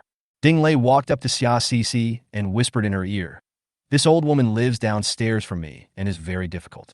She usually makes things difficult for her daughter-in-law, and the whole family doesn't treat her as a human being. In the past few days, she has starved her daughter-in-law to the point of being pale and skinny. She even wants to sell her to Huang Chen's gang in exchange for some food and water." When Xia Cici heard this and looked at the smug-looking old lady, she felt sick to death. "Hurry up, give us everything, or I'll let my grandma beat you to death." the little boy said with a face full of anger. He looked unreasonable and was completely led astray by the old man. Xia Cece winked at Lin Yuan and Ding lay beside her, then opened the door at the staircase. Annie, I think your suggestion is good. After all, I'm still young and don't want to cause trouble. Come on, come to my house and take whatever you want. The aunt was a little unconvinced at first and looked at Dahe next to her with fear. Don't try to play tricks on me. Dahe, go to your brother Lin Yuan's house. Lin Yuan raised his eyebrows, as if he didn't quite understand what Xia Cece meant, but he still led Dahe away. In this way, the aunt held her grandson and walked into the entrance of Xia Cece's house with Xia Cece. As soon as she entered the door, she smelled the aroma of the braised pork ribs that Xia Cece had just eaten. The little boy immediately twisted his body and said unwillingly, "Ah, it's the smell of meat. I want to eat meat." The aunt also rolled her eyes and said, "I want meat too. Give us all your meat." Xia Cece smiled coldly and closed the door directly. "Aren't you going to give me a lecture? Then I'll tell you something too. You are in my house now. I can say you are a burglar, and I can do whatever I want to you." As she spoke, Xia Cece kicked the old lady on the knee. "You old rogue. You still want to reason with me?" Then she, Xia Cece, should be nice and talk to her. The aunt was beaten up by Xia Cece and fled with her grandson in her arms. When I was leaving, I was scared to death again. But the little boy was ignorant and kept scolding Xia Cece. Xia Cece pointed a knife at the old lady and said, "If your grandson cries again, I'll kill him." The aunt immediately covered her eldest grandson's mouth with all her strength. But the naughty boy was so spoiled that he would never listen. He bit his grandmother's hand so hard that he bit off a piece of flesh. After the old lady came out from the 66th floor, she cried and screamed at the stairs, saying that she didn't want to live anymore. At this moment, there was a sudden commotion downstairs. "Rescue! I saw the rescue!" Xia Cece looked down through the glass at the stairs and saw two small boats coming over. The people standing on them were all in uniform. The old lady who had said she would not live any longer stood up suddenly, rolled her eyes, wiped the blood on her face twice, and stared at Xia Cece viciously. "You stupid girl, I'll let the police arrest you right now. I'll let you know what will happen if you mess with me." Chapter 51, Fight with Me. What the aunt didn't expect was that by the time she went down from the 66th floor, the rescuers had already left. The rescuers only came to count how many households upstairs survived, and to inform everyone that the government was building a safe base, hoping that everyone would wait patiently. The acid rain had subsided, and the government would soon distribute supplies. Of course, the residents who hadn't seen an official for so long certainly didn't want to see the ship sail away immediately, so they all rushed to ask questions. There were also people who pulled the arm of the guy who came to deliver the message and asked him to give them something to eat. But there were only 4 people on the boat. Even if there were supplies, they had already been distributed along the way and would not have ended up here. In the end, the people on the boat shook off the man who was pulling their sleeves tightly and left. The residents standing on the stairs were extremely anxious as they couldn't catch any sign of anyone. At this moment, the old lady ran down and shouted at the boat that had already gone far away. "Someone is killing someone in this building. Send someone to catch her quickly. Don't you care about the lives of ordinary people like us? Come and catch her, you bitches." But the boats had sailed away. In addition, many residents upstairs saw the boat and were shouting all kinds of things, drowning out the old lady's voice. The old lady stood at the stairs with a pale face and stamped her feet in anger. Xia Cece didn't know about this. She had already returned to her room, and the door at the stairs was locked. She stood in front of the French window, watching the ship come and go, thinking that it was almost the same as in her previous life. Now the whole country and even the whole world is in a stage of water, electricity, and internet outages, and both the police and the army are short of manpower. The authorities must have rescued important supplies such as emergency grain storage as soon as possible, but there are definitely still many places that have been affected by the disaster, resulting in a situation where there are more people than food. Xia Cece argued with the aunt for a while. When she came back, she couldn't tell whether she was in a good or bad mood. She just took a cup of fragrant and delicious lemon tea and drank it. When Xia Cece bought the milk tea, she specifically asked for more coconut flakes. Now she can get a few grains of coconut flakes in every sip, and they burst when she bites into them. The sweetness of the coconut burst in her mouth, instantly improving her mood. Regardless of how excited those people outside were cursing the rescue team, Xia Cece closed the door, hugged the dog, and decided to start opening the packages after drinking her milk tea. This is a physically demanding job. It would be great if Dahe and Huiji could help me. Xiaoxi went to an empty room and took out dozens of express packages from the space. Looking at the mountain of boxes, she curled her lips helplessly. Dahe seemed to understand. He walked into the house, picked out a box from a pile of boxes, and walked happily to Xiaoxi, wagging his tail vigorously and his eyes full of anticipation. Xiaoxi raised her eyebrows, thinking that there must be some clues in the express box. "Look what you picked out, you clever little devil." Xiaoxi took the express box from Dahe's mouth and squatted on the ground to open it. After the box was opened, Xiaoxi burst out laughing. She was right. It was a box of canned dog food, and it was the venison flavor that Dahe liked. Under Dahe's expectant eyes, Xiaoxi opened a can of food and gave Dahe a meal. The airplane also circled twice among a pile of express boxes, but did not find what it wanted. It could only flap its wings to the side in front of the tablet and watch the palace fighting drama that Xiaoxi had not finished watching yet. Xiaoxi spread a small mat on the ground and started to unpack the package. I have to say, this express delivery point really has everything, not to mention all kinds of food and drinks. Before the express delivery point was closed, it was the days when the doomsday rumors were at their worst. Many people bought various food and drinks online, and they were piled up at delivery points. Xiaoxi opened several boxes of cola drinks alone, and also had quite a few spicy duck necks and duck tongues that she enjoyed very much while watching TV series. Of course, there are some miscellaneous items, such as paint for painting the house, children's toys that can be installed, hammocks for use at home, etc. These things seem useless, but with a waste disposal machine, they can be turned into treasures. 3 walkie-talkies were also taken out. They were the latest models from a well-known brand. Xiaoxi looked at the 3 walkie-talkies and the corners of her mouth curled up slightly. She, Lin Yuan, and Ding Lei, exactly 3 people, 1 for each. I won't use it for the time being, but sooner or later I'll have to go out. Xiaoxi looked at the instruction manual and found that the walkie-talkie was newly developed. The signal was good within 3 kilometers. It was only half the size of a palm and came with a rope that could be hung around the neck. It could be said to be very light and convenient. Then we also dismantled a few rubber boats. It should be the continuous rainfall that made some people feel a sense of crisis and bought rubber boats. Xiaoxi didn't have any rubber boats stored, so she only stockpiled speedboats. I feel that speedboats are much more useful than rubber boats. But no one would complain about having too many means of transportation. Even if you don't need it, you can still exchange it with others. After spending the whole afternoon opening packages, Xiaoxi also found something very useful. That's part of a sidecar motorcycle. It does not include the motorcycle's engine or the front frame, just the sidecar and 2 wheels at the back. When Xiaoxi saw this thing and then looked at Dahe next to her, a malicious smile appeared on her face. It is said that you can only use a dog for a moment after raising it for 1,000 days. Xiaoxi plans to modify this sidecar when she has time and make it into a small cart that can be pulled by a dog. Dahe, who was standing by, was gnawing on the pet dog bones that Xiaoxi had unpacked from the express delivery when he felt a cold gaze coming from the direction of his owner. In an instant, it became nervous and even forgot to chew the bone in its mouth. By 6 o'clock in the evening, Xiaoxi could no longer dismantle the box. I felt like my whole body was falling apart and my neck was a little uncomfortable. But this is only 1/3 of all the express deliveries. 2/3 of the express deliveries are still lying in the space, waiting to be unpacked. She took a look around the space and found that what the garbage disposal machine spit out today was actually a foot bath. Just when she was frowning and wanted to curse the space for being inhumane, she found a piece of paper under the foot basin. Xiaoxi took out the paper and saw a line of big words written on it. Does the cold, intense, end-of-the-world survival make you tired?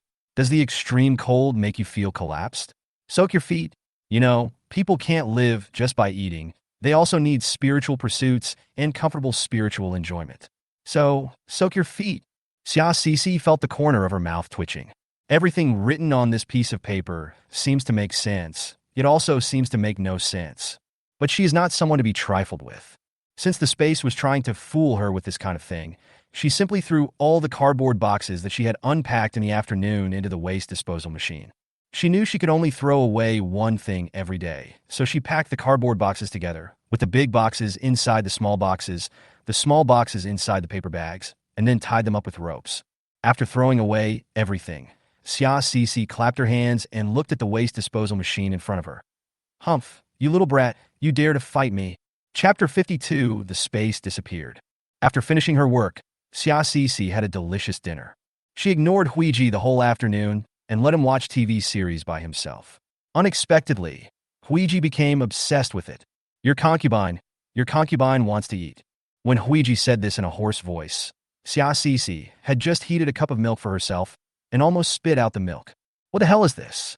Xia Sisi felt at a loss whether to laugh or cry as she added dinner to the plate, then silently turned off the palace fighting drama that she had been watching for several days. She decided to watch a different variety show starting tomorrow to avoid damaging the little parrot. Not long after dinner, I heard a knock on my door. Xia Sisi went to answer the door and saw Ding Lei standing outside with an indescribable look on her face. What's wrong? Xia Sisi asked through the door. She was not familiar with Ding Lei and did not want to let her in. Well, the acid rain outside has stopped. Xia Sisi nodded slightly. She knew the acid rain would stop soon, so she wasn't surprised. I heard that rescuers came this morning, but left again, saying that they would distribute supplies to everyone later. Xia Sisi nodded again. She looked at Ding Lei and found that there was not much excitement on her face when she talked about rescue and supplies, which made her feel very strange. Don't you look very happy? I heard that everyone in the building was so happy today. They all felt that there was hope. Ding Lei snorted coldly, and her face, which was already a little hideous due to the wound, looked even more terrifying at this moment. Sisi, can I call you that?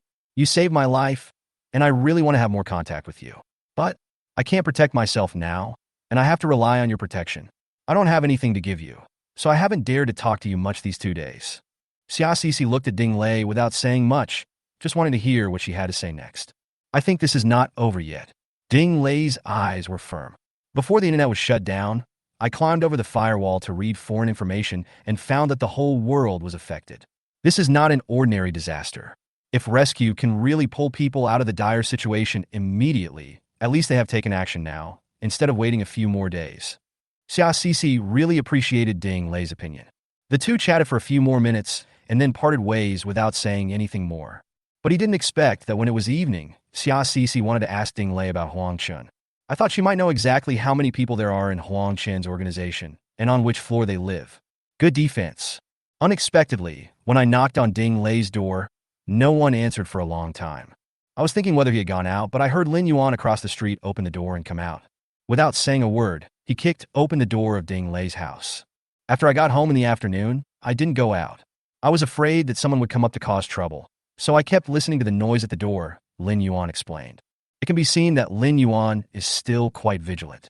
After entering the door, Xia Sisi saw Ding Lei lying on the ground. It turned out that Ding Lei had no food or water since she came to the 66th floor. She had been trying to survive all day, relying on some folk methods to distill water, and was too embarrassed to ask Xia Sisi or Lin Yuan to borrow food and drink. Seeing that the acid rain had stopped today, I was planning to go out to look for supplies at night, but I didn't expect to faint from hunger at home. Xia Sisi pinched Ding Lei's philtrum to wake her up. After hearing what Ding Lei said, and her regretful words about being useless, Xia Sisi sighed. Judging from Ding Lei's expression and her state just now, she was not acting. It was true, I fainted from hunger. I was also really upset that I didn't make it through the night. Lin Yuan took out a bottle of mineral water and a pack of compressed biscuits from the house and gave them to Ding Lei. Return them to me when you find the supplies. After saying that, Lin Yuan left. Xia Sisi looked at the weak Ding Lei. After eating and drinking, after a long time, she raised her head and looked at Xia Sisi. As if she had made a great decision, she spoke. Sisi, I want to borrow Dahe. Dahe, who had been standing behind Xia Sisi, tilted his head and looked over when he heard his name. Xia Sisi narrowed her eyes and looked at Ding Lei. Why should I lend it to you? I'm out of supplies, water, and food. I didn't expect it to be like this today. I thought I could survive any danger with my perseverance.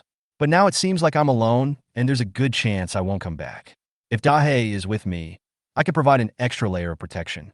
In return, I'll give you and Mr. Lin half of what I brought back, and I'll give Dahe half of the rest. Ding Lei's eyes were firm. From Xia Sisi's perspective, she saw that the scar on Ding Lei's face had just healed. Aren't you afraid that the scar on your face will get inflamed and eventually rot? It's all acid rain outside, Xia Sisi asked. She wanted to see Ding Lei's determination. I've already died once, so why should I care about my appearance? And I've fainted once today, and I can feel my strength decreasing. If I don't go out now, I'm afraid I won't be able to get out. Besides, now everyone thinks that rescue is coming and the government is going to distribute supplies, so everyone is a little relaxed. What Ding Lei meant was that it was the most appropriate time to go out and look for supplies. Xia Sisi thought about it for a while. She was worried about Dahei's safety. To her, Dahei is the most loyal teammate in Doomsday. Even though Dahei is smart, powerful, and has mutated, he is still just a dog after all. It doesn't understand the evil of human nature at the end of the world. I'll go with you, and take Dahei with me. After a moment of hesitation, Xia Sisi made up her mind. In fact, she was planning to go out tonight.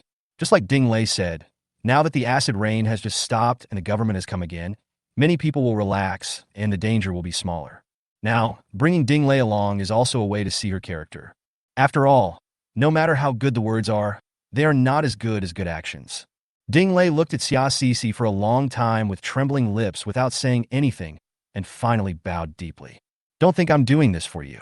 I just remembered there's a sporting goods store nearby that sells speedboats and rubber boats. I'm going to get a speedboat. I hope you won't let me down. See you at 12 o'clock tonight. After saying that, Xia Sisi closed the door directly. He completely ignored Ding Lei's crying outside. She felt a little sympathy for Ding Lei, but she admired her ruthlessness and clarity more. And she couldn't let Dahei go out with Ding Lei alone. The time soon came to midnight. The whole building was quiet. I have to say that after the rescue team came during the day, the whole building was tired after experiencing a carnival. Xia Sisi brought Dahei and Ding Lei all the way down. No one was making any sound at this moment. When she got downstairs, she didn't expect that Lin Yuan, wearing a black diving suit, was also there.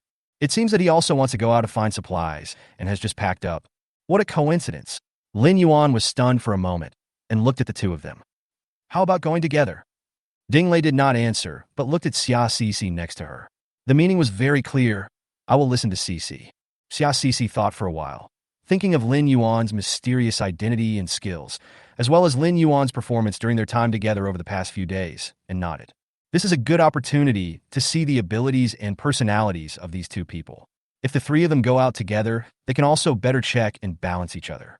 Xia Sisi thought to herself. Only when faced with material things and interests can a person's humanity be truly reflected.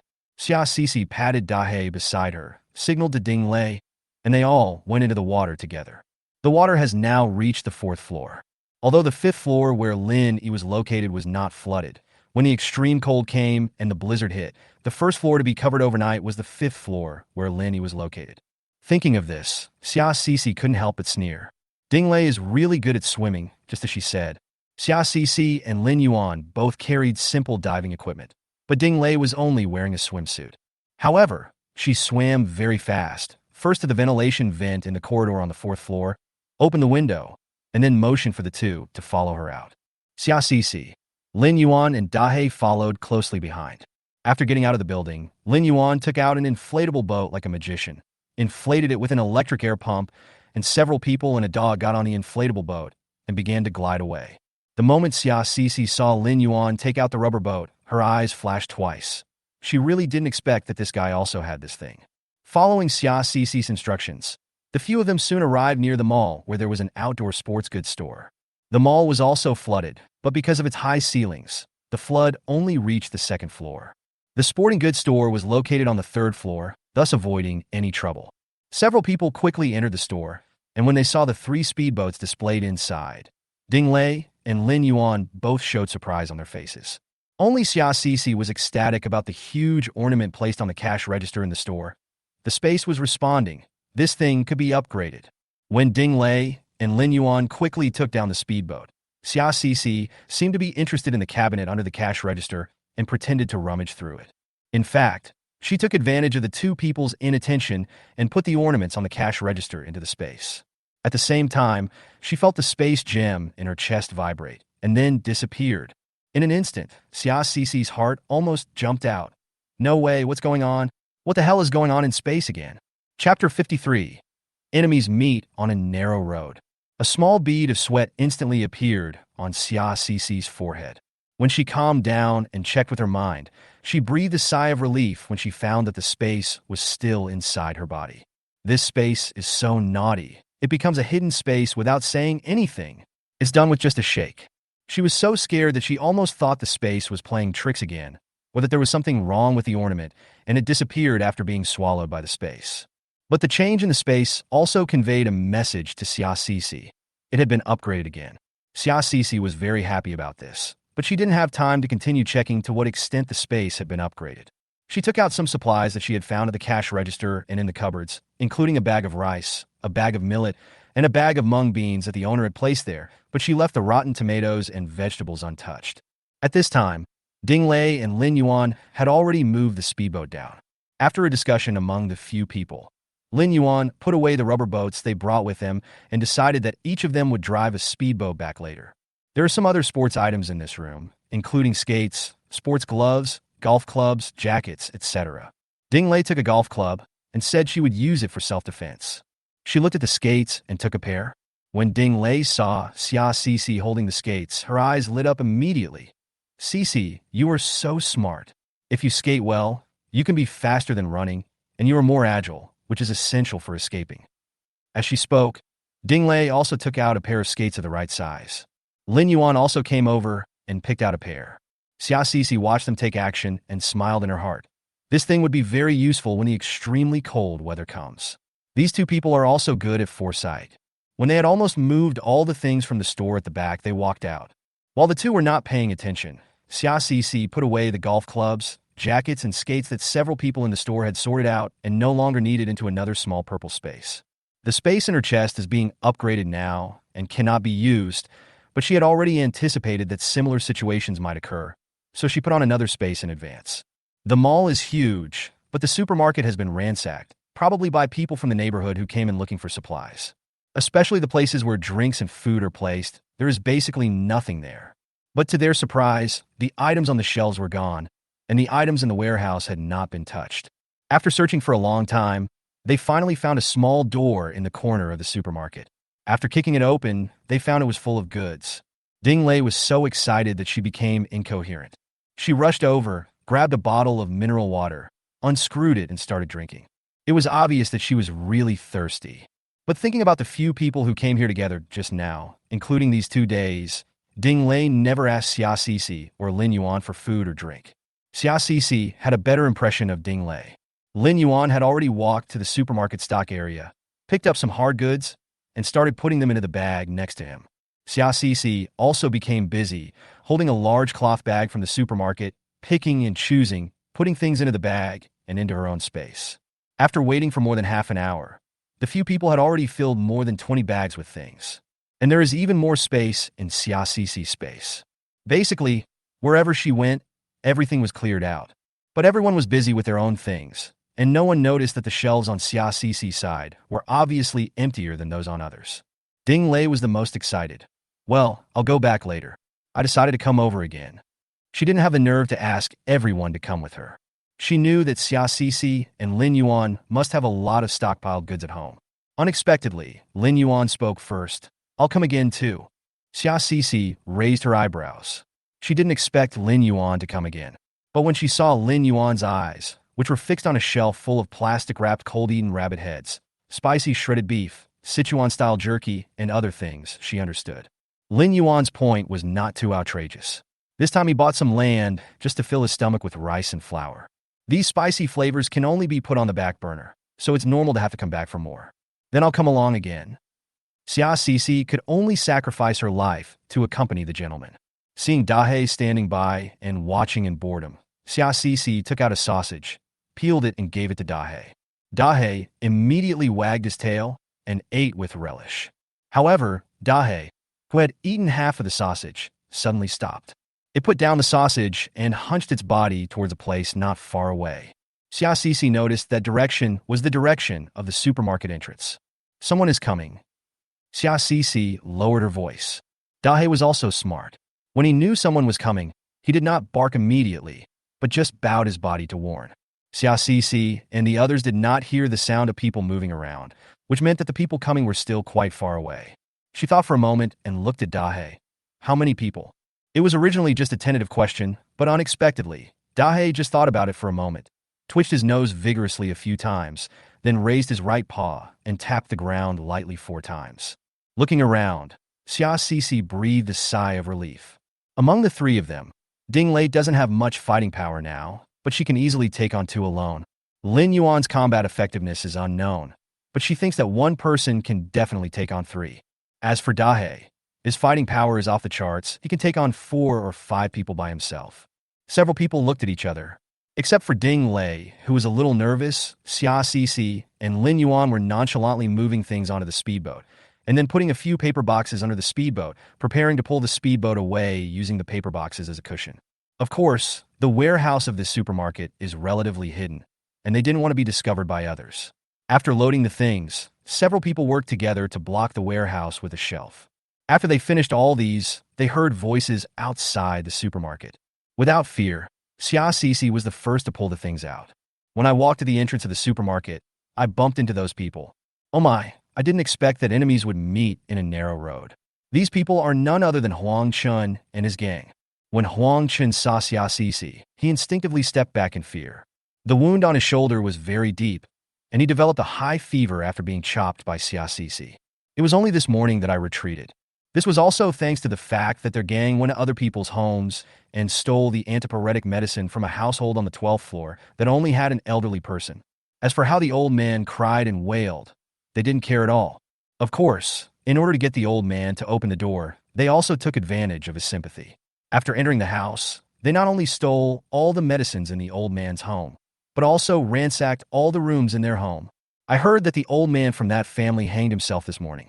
This group of people didn't care about this at all. They have recently pried open every door they could, so they are not that short of supplies. And I also saw the rescue workers in the morning, and I felt that maybe this damn day was coming to an end. Only, you say, should we wait until the water recedes and life returns to normal? We can no longer eat, drink, and take things for free? Huang Chen's group raised doubts after meeting the rescuers. It was this sentence that awakened these people. That's why they come to the nearby shopping mall at night, hoping to eat, drink, and get something for free. Especially those with gold and jewelry are their primary targets. They have already started dreaming that they will make a fortune once this period of chaos is over. I just passed by the supermarket, but unexpectedly, Huang Chen met Xia Cixi and her gang here. The moment Huang Chen saw Xia Cixi, he was first scared, then angry. The scene of himself being stunned by Xia Cixi's knife still made him feel ashamed. He looked at Xia Cixi twice more and found that Xia Cixi had become even more beautiful, especially now that she was wearing a tight black diving suit. Her hair was tied behind her head, wet, with a few strands of hair stuck on her fair cheeks and neck. For no apparent reason, he felt a surge of evil fire. Old neighbor, we are destined to meet. Huang Chen narrowed his eyes and looked at Xia Cixi. He thought of a problem. In normal social life, he could not even touch a beautiful woman like Xia Cixi. It was only in such a chaotic scene that he could have a chance to taste her. In other words, if rescue were to arrive soon, social order would be restored. He would never be able to touch Xia Cixi again. Now is the last chance. Huang Chen took a step back, and a pair of strong twins in their team took 2 steps forward while counting with their fingers. Are you the ones who injured my brother Huang? My brother and I just reunited with Huang today. I didn't expect him to suffer such a big loss. Today, I will teach you a lesson. The twins looked to be about 2 meters tall. They had been living in the building next door to each other before. They met today when they were collecting supplies nearby. Then they hit it off and decided to make a fortune together. The 2 brothers knew that Huang Chun had formed a small gang in that building and had collected a lot of previous things and was doing well. They are ready to join the gang. Now is their chance to show off. Huang Chun sneered twice. His 2 brothers have both practiced. Xia Cixi, you bitch, you'll be in trouble today. Chapter 54. Cruelty and Fear. Xia Cixi pulled out the short knife she carried with her from her side pocket. When Dahe saw that his master was threatened, he took a step forward and stood beside Xia Cixi. The appearance of Dahe made the 2 brothers somewhat fearful. The 2 men looked at each other and quickly pulled out 2 baseball bats from their waists. At this time, Lin Yuan, who had been standing at the back, walked to the front and stopped Xia Cixi behind him. Let me do it. He spoke 3 words in a casual manner, without even changing the expression on his face. Lin Yuan actually wanted to step forward just now, but Xia Cixi was 1 step faster than him. He stood behind and looked at the slender girl, who held the knife skillfully and showed no fear in the face of several big men. At that moment, he found it quite interesting. Obviously, his moves were not so standard, more like a wild trick acquired through practice. But it was obvious that he had plenty of practical experience, and he had no hesitation or fear no matter who he faced. It was as if there was a string in her body, which constantly reminded her that if she hesitated for even a second longer, her life might be in danger. This is like the ruthlessness that has been developed through countless tests and life-and-death situations, to the point that Lin Yuan felt that he seemed a little useless in this team of three. From the time the bad guy appeared until now, Xia Cixi hadn't even looked at herself. Like a lone wolf, Lin Yuan couldn't help but sigh in his heart. Does he look so unreliable? There was no other choice but to speak up and recommend himself. Humph, I was planning to deal with that bitch first, and then you and the other ugly one, but I didn't expect you to bump into me. One of the twins looked at Lin Yuan, who was slightly shorter than himself, but much thinner, and swung the baseball bat in his hand with power and rushed forward. Xia Cixi stood by and held the somewhat restless Dahe in her arms. Ding Lei also came over and stood close to Xia Cixi. Xia Cixi could feel that Ding Lei was shaking all over, but she said nothing and just held tightly in her hand a golf club she had just gotten from the sports store. While Xia Cixi was marveling in her heart at how quickly Ding Lei was able to adapt to the end of the world, on the other side, wailing came from right in front of her. Lin Yuan flashed over without any weapon in his hand and was as fast as a beast emerging from the jungle. He bent slightly and quickly punched the two strong men in the ribs twice. The twin hunks didn't even have a chance to react. Immediately afterwards, Lin Yuan swept the strong man to the ground with two sweeps. "Ah, asshole! I'm going to kill you." Lin Yuan's face flashed with contempt. He caught the baseball bat thrown by the strong man with one hand and pinched the wrist of another strong man with the other hand. "Ah!" Lin Yuan completely ignored the sturdy man's wailing, raised the baseball bat, and hit the sturdy man hard on the head. In just a moment, the strong man fainted. Another strong man saw his brother fainted and angrily hugged Lin Yuan's waist from behind. Lin Yuan took a horse stance, kicked his feet, jumped up from the ground, flew upwards, and using the strength of his legs and waist to flip the sturdy man over. Then he took the baseball bat and hit the sturdy man hard on the head.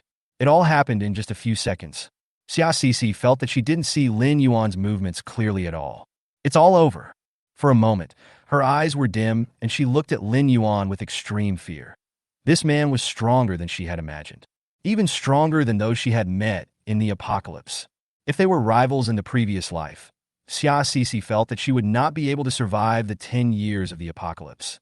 Even a few years later, many people awakened their superpowers. Xia Cixi had seen many powerful people, but Xia Cixi felt that with Lin Yuan's performance at this moment, even if he did not have superpowers, he could defeat most of the people with superpowers. It's really too strong. Huang Chen and another of his minion were so frightened after seeing this scene that they kept backing away. "You don't come over here!" Huang Chen regretted it very much at this moment. He regretted that he didn't take the tall man seriously at all, and regretted that he provoked Xia Cixi again. We can give you everything we collect. You can take it." Huang Chen put the big bag he was carrying on the ground. The bundle was thrown hard to the ground, making a loud metallic impact sound. The zipper broke apart with the impact, revealing a mass of gold inside. I never provoked you, just let me go. I will never cause you any trouble again." The short man following Huang Chen turned pale with fear and spoke incoherently. He also threw the backpack he was carrying on the ground. He gently opened the zipper of the school bag and said, "There are gold and jade in here. I'll give them all to you. Just let me go." The backpack was filled with gold and red jewelry boxes. Lin Yuan didn't say anything. He turned around and raised his eyebrows to look at Xia Cixi, as if he wanted to see what Xia Cixi would choose. Xia Cixi also found Lin Yuan's look at her very interesting. She curled the dagger in her hand into a flower shape. "One for each person?" Lin Yuan didn't answer, but his body had already moved. The short man wanted to run, but was kicked to the ground by Lin Yuan, who pounced on him from behind. Lin Yuan took out the dagger in his hand and directly cut the short man's neck. Clean and neat, killing with one blow. Huang Chen ran away without saying a word. Xia Cixi was a step slower, but there was no panic on her face. She threw the dagger over and stabbed it hard in Huang Chen's leg. Huang Chen stumbled and fell to the ground, struggling hard to get up. But Xia Cixi had already arrived, sticking close to Huang Chen, with a new dagger pressed tightly against Huang Chen's neck. What do you want to do? The rescuers are here today. Who knows, there might be police watching and patrolling right now. Everything will be restored soon. If you kill someone, you will be breaking the law." Huang Chen was sweating profusely and spoke tremblingly.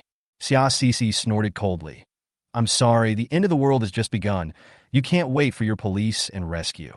Xia Cece exerted force with her hand, and the dagger cut Huang Chen's neck, and blood gushed out.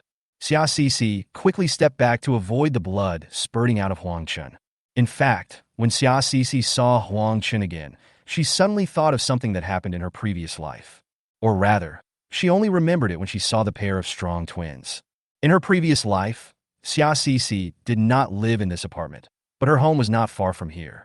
After the extreme cold, order completely collapsed, and the death toll reached an astonishing number. Most of the supplies were consumed by acid rain and extreme cold. At this time, many organizations were formed.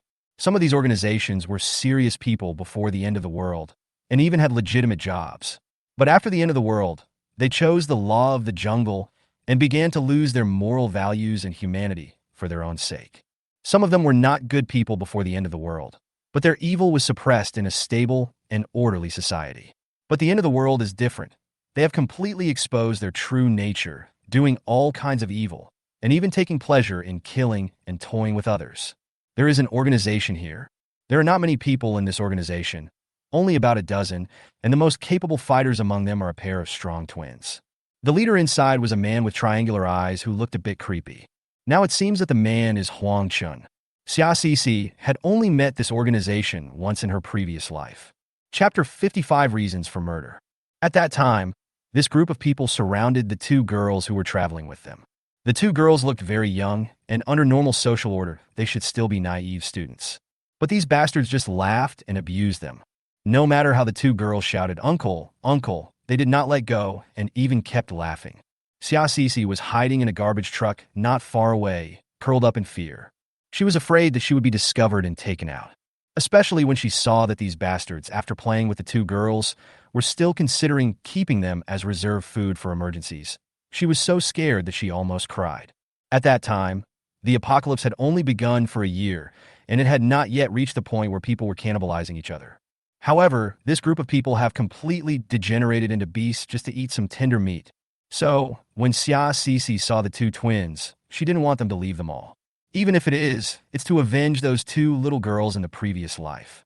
Even if it is to avenge the fear and worry I suffered in my previous life. Even if it is for revenge for all those who may be threatened and persecuted by these people in the future. Even so, it's for my own future safety. These people must die. Thinking of this, Xia Cece swung the dagger that had just killed Huang Chen vigorously, walked to the twin strong men who had fainted nearby, and raised the knife, killing each of them quickly. It's really a bargain for you. Xia Cece kicked the two brothers hard, one kick each, thinking that it was lucky for others that such scum died in the early days of the apocalypse. Lin Yuan walked over and looked at the woman who had killed 3 people in a row without changing her expression. "Ms. Xia, can you tell me why you killed them all?" Although Lin Yuan had doubts, his expression was full of admiration. "Because they deserve to die." Xia Cece looked at Lin Yuan and then asked jokingly, "Mr. Lin, when you pointed the knife at ordinary people without hesitation, I noticed that you didn't hesitate at all. Can you explain it?" She particularly emphasized the words, ordinary people, in order to let Lin Yuan understand that she had begun to doubt Lin Yuan's identity as a retired soldier. A smile appeared in Lin Yuan's eyes, and his pupils shrank slightly, but his expression was normal. "I have seen them bullying women. I thought some small punishments would make them restrain themselves, but when I went out to look for supplies last night, I heard them say that they had forced an old man to death again. Keeping such bastards is an insult to the identity of retired soldiers." Xia Cece didn't expect Lin Yuan to explain it to her so clearly. Moreover, Lin Yuan so easily told her that he went downstairs again to look for supplies last night. She looked at Lin Yuan with a bit of trust in her eyes. This is because Lin Yuan's words were extending an olive branch to her, treating her as one of his own. At the same time, Xia Cece's mind turned, and she grasped the word small punishment in Lin Yuan's sentence. She just opened her mouth to ask, but unexpectedly Lin Yuan answered it himself. "Yes, I killed the bastard who died downstairs." Before Xia Cece could answer, Lin Yuan spoke himself. Xia Cece nodded slightly. She had thought about it a little before, wondering who could enter the bedroom without anyone noticing, kill a sleeping person, and not let Lu Xiaofei, who was sleeping next to her, notice it at all. She also wondered if it was Lin Yuan, but at that time, she didn't know Lin Yuan well enough to draw any conclusions. "Mr. Lin, I appreciate your approach. Xia Cixi extended her hand towards Lin Yuan. Lin Yuan shook it readily. Ding Lei, who was standing by, had already been frightened by the series of actions taken by the two. But she quickly came to her senses, especially when she heard that it was Lin Yuan who killed the man who bullied her and punished Lu Xiaofei at the same time. She felt a sense of pleasure in her heart. She clenched her fists tightly and hammered her still trembling thighs twice. She made up her mind. I must become stronger and cannot hold them back. I must adapt to the current environment as soon as possible. Next, several people transported the supplies back home. As Ding Lei had said before, she only took a small portion of the supplies and gave the rest to Xia Cixi and Lin Yuan, even taking out Dahei's share. After dividing it up like this, what Ding Lei was left with were actually just a few bags of flour, a few bags of rice, some canned and plastic-wrapped meat, a few boxes of water and drinks, some miscellaneous small items, and a speedboat. Ding Lei accepted the speedboat only after Xia Cixi and Lin Yuan said that they could just split one equally between them. However, Ding Lei had no complaints and was very happy instead. Xia Cixi was not kind enough to offer to give away the supplies this time. Although she had no shortage of supplies and was very satisfied with Ding Lei, she had to carry out what she had agreed upon. After moving their things, several people drove a speedboat and went to the mall again. This time, they still took food and water. But when passing by a store selling mink coats, Xia Cixi's eyes lit up, and she pointed at a few people and said, "Let's take a few too. We will definitely not have heating later, and we can't turn on the air conditioner. This thing keeps us warm." What she said is the reality. The weather is cold now, although it has not yet reached below zero, let alone extreme cold. But this is the north, and they can't use air conditioning or heating. It will be freezing cold when winter comes. This mink coat will be useful whether it is the end of the world or not. The two thought it made sense, so they each took 2 sets. They are all ankle-length mink coats, which would have been worth tens of thousands in the past. Now, no one is interested in it in shopping malls. When she came to the mall this time, Xia Cixi saw several bags of gems and gold that Huang Chun and his gang had just collected. Lin Yuan and Ding Lei had no interest in these things before, and she was not in a position to express her interest. Now several people are leaving, ending tonight's collection. While the two were not paying attention, Xia Cixi put all these things into the space. It would be a waste if you don't take it, especially gold. When the country restores order in the future and establishes bases all over the world, gold will be the world currency that will replace the paper money in circulation today. What Xia Cixi didn't expect was that as soon as these packages entered the space, Xia Cixi felt the space shake violently. But there was no time to check, so she hurried to catch up with the two of them, and they returned to the apartment together. This time, Xia Cixi did not ask Ding Lei for more. Lin Yuan and Xia Cixi agreed that the supplies Ding Lei had given earlier had been used up. From now on, they would be considered a team, and the supplies they found should be distributed equally. Ding Lei was so excited that she was incoherent. She kept saying thank you, and tears flowed down her face. Xia Cixi didn't say much, just patted Ding Lei's shoulder gently. In fact, Ding Lei gained recognition from her and Lin Yuan because of her character and hard work. Even Dahei likes Ding Lei very much. Just now, Dahei even helped Ding Lei, whose physical strength was not as good as her and Lin Yuan, to pick up the things that fell on the ground. After distributing the supplies, they decided to rest and continue their journey together the next night. While most people haven't reacted yet and are dreaming of rescue, we should first empty the supermarket and several restaurants above, and then go find some diesel. After all, diesel is needed to start the speedboat. After everyone said goodbye and went to rest, Xia Cixi came in and clenched her fists excitedly. She could feel the space in her chest again. Her space was indeed upgraded, and now it appeared again. And now, she finally had time to go inside the space and take a look. She always felt that her space had undergone a big change this time. Chapter 56 Dog Space exposed itself. Xia Cixi flashed into the space. As soon as she entered, she felt that the whole space was different from before. Before, she felt that there was no difference between entering the space and being in the outside environment. But now entering the space can give her a very comfortable feeling. It was as if just standing in the space would provide her with nourishment. The first thing you see is the spiritual spring stream in front of you. Linquan Creek is now light blue and no longer transparent. Looking closer, Xia Cixi could see quite a few blue spots floating above, and it could be seen that the energy contained in them was more than double. Xia Cixi tried to reach out and scoop up a handful of spiritual spring water, put it close to her nose, and sniffed it. and she smelled a fragrance with a hint of sweetness. She couldn't help but take a sip. After taking a sip of the spiritual spring water, she felt that her previous fatigue was swept away and her whole spirit state returned to full swing. When I walked to the front of the villa, I found that it seemed to be more solid, but the floor plan had not changed much. In front of the villa, the display screen was still floating in the air. Xiaoxi walked forward and clicked it. Lingdu Space 5 was written on the screen in colorful fonts. The space has indeed been upgraded. And below the space, there was an extra line of small words. Hint: the space upgrade method has changed. From difficult mode to simple mode. It's almost like before, when you were a toddler, you could only eat complimentary food and breast milk. Now that you're older, you can eat whole grains. Are you happy? Xiaoxi was not happy at all after seeing this. Because you didn't tell me what breast milk and complimentary food were when you started eating them. Xiaoxi figured it out on her own. It should be a stone that contains some special energy. Now, the space has been upgraded, but Xiaoxi has not been told what this grains and cereals are. Is there such a deceptive thing? Dog space. Then the farms, breeding farms, and waste treatment machines in the back were upgraded. Plus, there's one more option: a movable base. Xiaoxi raised her eyebrows and quickly clicked on the mobile base option. Mobile base. Level 1.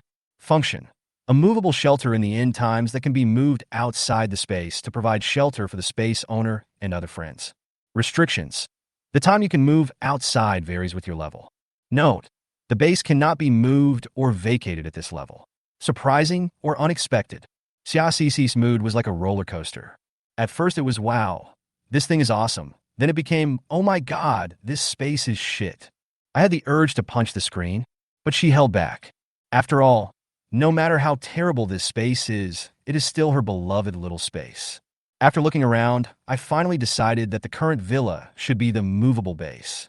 Thinking of this, Xiaoxi felt ecstatic. This thing should be of great use in the future. After all, she knew that after the end of the world, no one could live in one place for long. Everyone moves to another place after each shot. Then this movable base can become her home. Moreover, this thing is a product of space, and it can be continuously upgraded later. It is simply amazing. After the waste disposal machine was upgraded, it could put 2 things in it every day. And the paper boxes that Xiaoxi put in yesterday, with the blessing of the space upgrade, actually spit out a pistol. This black and heavy thing made Xiaoxi's heart beat faster. It was a good thing for scaring people and self-defense in the end times. After the end of the world, many people obtained guns and other equipment through some informal channels. Xiaoxi also used them for a period of time in her previous life. But it was a homemade gun and not very powerful. What Xiaoxi has in her hand now is the real thing. Xiaoxi took a look and saw that there were 3 bullets in it. Not many, but they would only be used in some emergency situations. It was enough for the time being. And inside farm number 1, the area that was bulging before finally grew something. It turned out to be a full box of firewood. This firewood looks no different from ordinary firewood, but Xiaoxi feels that it is something special. She thought that the extreme cold was about to come, and she could give it a try then. In farm number 2, the seeds planted by Xiaoxi all grew. The spinach is half a meter tall, the cabbage is 1 person tall, the pepper is 1 foot long, and the trees are already full of bowl-sized apples. Xiaoxi couldn't believe it and put away the vegetables and fruits first. Then they each planted something on the farm. But what surprised Xiaoxi the most was the upgrade of the farm. The farms can actually produce food automatically. If the rabbit is fat, you can click canned rabbit meat. And if the alpaca's wool is long, you can click shearing wool. It's just that there is only 1 animal for each option now. But Xiaoxi is still very satisfied. At least she doesn't have to shear the wool and kill the rabbits herself. It's so convenient. She suddenly had a feeling that this space was terrible, but still very reliable. When she came out of the space, Xiaoxi was not sleepy because she had drunk the spiritual spring water.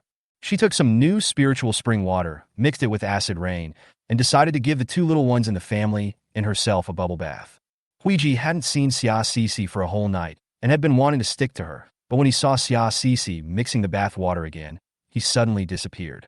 But when the bath water was ready, Dahe caught the plane from somewhere and threw it into the water, and then Dahe himself ran in. Xiaoxi rubbed his head and said, Dahe is the smartest. He has discovered the benefits of this water, right? Although Dahe still had a gloomy look on his face, his wagging tail showed that he was very satisfied with Xiaoxi's praise. The plane was soaked in the water, but it didn't struggle like last time. One person and two pets were taking a bath, playing and smiling. Before I knew it, an hour had passed. During the day, Xia Cece had a good sleep. At night, she, Lin Yuan, and Ding Lei went to the mall and moved several batches of supplies. Not only did they empty out the small storage room in the mall, they also emptied out several restaurants inside. Most of the supplies went into Xia Cece's space, but others also got a lot. Moreover, Lin Yuan sneaked into the underground garage and used pipes, sealed bags, and other equipment to get a lot of gasoline and diesel. Xia Cece, Ding Lei, and Dahe were just helping out, but they also got a lot. At least it will be enough to cover the expenses of the speedboats from now on. After spending these few days together, Xia Cece felt that Ding Lei and Lin Yuan were trustworthy people. At least there was no backstabbing or embezzlement of supplies. He also follows the rules and does things in a very methodical manner. When the few of them had collected enough supplies and were already looking for a place to store them in the house next door, they finally decided not to go out for the time being. After all, moving things back and forth can easily attract the attention of residents downstairs. Although they all acted in the middle of the night and their movements were extremely slight, they would also split up to explore the route in order to avoid being seen. In the past few days, the residents in the building really thought that the government was coming to rescue them, and few people wanted to go out to find supplies. At night, they all stayed together and did not come out. But if you walk by the river often, you will get your feet wet. Now that we have enough supplies for the time being, we will not take any more risks. Xia Cece slept well that day. When the sun rose, she heard a commotion outside. Even through several layers of doors, the shouting could be heard. At this time, there was a knock on her door. Xia Cece quickly put on her clothes and took Dahe to answer the door. At the door was Lin Yuan's serious face. The government has distributed supplies, and they're on the roof of our building. Now, people downstairs are gathering at the entrance of our stairs, demanding that we let them in to get the supplies. Sure enough, Xia Cece heard bursts of shouting coming from the direction of the stairs. The damn 66th floor is trying to monopolize the government's relief food. Evil people, let the police arrest them. You are taking human life lightly. Look at the hat they are wearing. Xia Cece looked at the neighbors whose faces were ferocious, as if they were about to rush in and kill them. His brows furrowed slightly. It's really lively this early in the morning. Xia Cece sneered. Chapter 57, Nice Thoughts. When Xia Cece walked to the stairs with Dahe, she saw the aunt who had brought her grandson to threaten Xia Cece before, shouting at the door. That voice, that aura, gives off a feeling of being a bully. After all, now there are many people and strong forces, which is different from the time when she rushed up to find Xia Cece alone. From other people, Xia Cece heard that this aunt's surname was Jean, and everyone usually called her Auntie Jean. It's not because everyone respects her, but because no one can afford to offend her. Before the end of the world, if someone provoked her, she would curse at them for 2 days at their doorstep and spit at the door. Some people called the police, but it was useless because the woman would throw a tantrum and play the victim, making the police say she was a tough guy. After the end of the world, this Aunt Jean, relying on her old age and bringing her grandson with her, went around making trouble at other people's homes, demanding food from them. It's like others owe her something. If she doesn't give it to him, she will say that others are going to starve her children to death and bully the elderly. Especially recently, after the rescue came, this old lady Jean became even more arrogant. Go to someone else's house and make trouble. If they don't give you food or water, then accuse them of taking human life lightly and say you have to wait for the government to rescue you. Then tell the police. There are a lot of young people living in this building, and they really can't deal with this unreasonable old lady. The old lady was lucky as she didn't meet anyone powerful, so she was able to control the young men below her well. Now, she was standing in front of Xia Cece with a group of people, arrogant and cursing the loudest. You are breaking the law, you know that? Wait for the rescue to come. We are all out. I will be the first to sue you and put you in jail. Xia Cece found it funny when she saw the person who was setting the tone. She probably didn't know that it would never happen in her lifetime that Xia Cece would go to jail. Because of the prison, I'm afraid no one is in charge now. Lin Yuan and Ding Lei also came out at this moment. The wound on Ding Lei's face had scabbed over, making her look hideous. A few people who knew her before were whispering, their eyes drifting towards Ding Lei from time to time. But Ding Lei stood there indifferently with a cold face. Who said we were blocking you from going up to get the supplies? Xia Cece walked forward and said to the people at the door. I don't know when it started, but this small group of 3 people has been led by Xia Cece. Xia Cece stood in front, and Lin Yuan and Ding Lei stood beside her. Let us take it? Then why do you close the door? The top floor belongs to all of us. If you lock it, you're just occupying the public area. Aunt Jean raised her hand, pointed at Xia Cece, and said viciously. A few other people nearby echoed the sentiment. Xia Cece took a step forward, and Aunt Jean was so frightened that she took 2 steps back. As soon as they heard that the country was distributing supplies, people on the lower floors rushed up, and now the entire stairwell is completely blocked. When Aunt Jean stepped back, she stepped on someone's foot. Then, the person whose foot was stepped on stepped back and stepped on the foot of the person behind him. All of a sudden, many people began to complain. Some people got impatient and started shouting, "What are you still wasting time on? There are so many people waiting. We can't all go up. Can't we just pick a few people to go up and carry it down and divide it up?" This person's proposal was supported by most people. The entrance to the rooftop is just opposite the stairs. There was a staircase with only 5 or 6 steps and a small door that only one person could pass through. If so many people were allowed in, this small door would probably be squeezed and broken. Xia Cece snorted coldly and pointed at Aunt Jean. "Annie, I see you are the loudest. Why don't you be one of the representatives to move things?" Having said that, Xia Cece made a move to open the door. When Aunt Jean looked at Xia Cece's face, she turned pale with fright and instantly stepped back. This attracted many people's complaints. "What's going on in front? Why didn't you say so when you backed up? You must have stepped on someone." "That's right, we don't want to be in the front, so let's move forward. There are so many of us who want to be in the front to get the supplies first." Aunt Jean was really afraid of Xia Cece, especially when she saw Xia Cece's half-smile. She always felt that Xia Cece deliberately opened the door to let her in and wanted to beat her up. I must go in, but I can't go in alone. Besides, how could Aunt Jean possibly move things? Things like moving things must be done by others, and they have to be distributed to her doorstep. So in the end, Aunt Jean, 3 young and strong men, and a young woman who most people knew were called into coming together. Among them, there are 3 young and strong men, including Lynn. Lynn looked even more haggard at this moment and felt a little dehydrated. It's just that he is tall. Just now when they were talking about transporting supplies, Xia Cece saw how Ro pushed Lynn, and Lin Yi's tall stature made him be chosen. Otherwise, with his current pale face, Xia Cece would definitely not choose him. After the door opened, Xia Cece winked at Dahe, and Dahe hurriedly blocked the door of several people's homes, watching to prevent anyone from taking the opportunity to steal things from the 3 people's homes. Lin Yuan nodded slightly at Xia Cece, stood at the door, blocked the door, and prevented the people behind from coming in. After all, if there are too many people, their floor will be in chaos. Ding Lei and Dahe stood together, guarding the door. The 3 of them looked defensive, which made many people complain, but when they saw Dahe, who was almost as big as a pony, they could only shut up. But when there are many people, there are always many thoughts. Some people were saying that they were worried that Xia Cece and others would secretly withhold the supplies. But Xia Cece glared at him coldly. "It was you who suggested selecting a few people to move the supplies, and you selected the people who came up to move the things. Now you say you're worried about people stealing the supplies. Humph, I think you were just looking for trouble." Then they all shut up. Xia Cece followed those people upstairs. When I opened the small door and prepared to go in, the crowd lined up and entered one by one. At this time, Lynn was standing behind Xia Cece. Xia Cece felt that she smelled a foul odor. She thought about how Ro had pooped her pants before, and she must have used up most of their drinking water to clean it up. In the following days, I used most of the water for drinking. Where would I get the water to clean myself? This Lynn, he stinks. He stinks worse than most people in the crowd. Xia Cece felt that the man with a rancid smell stretched his face towards her and whispered in her ear, "Cece, for the sake of our good fortune, can you let Hao Ro and I move in?" Xia Cece tried hard to restrain herself and didn't vomit. The person is stinky, and his mind is even stinkier. But it's a nice thought. Chapter 58, Hao Ro is pregnant? Do you want me to find you a suitable and safe room on the 66th floor, and then find you and Hao Ro the most comfortable bed on the entire floor?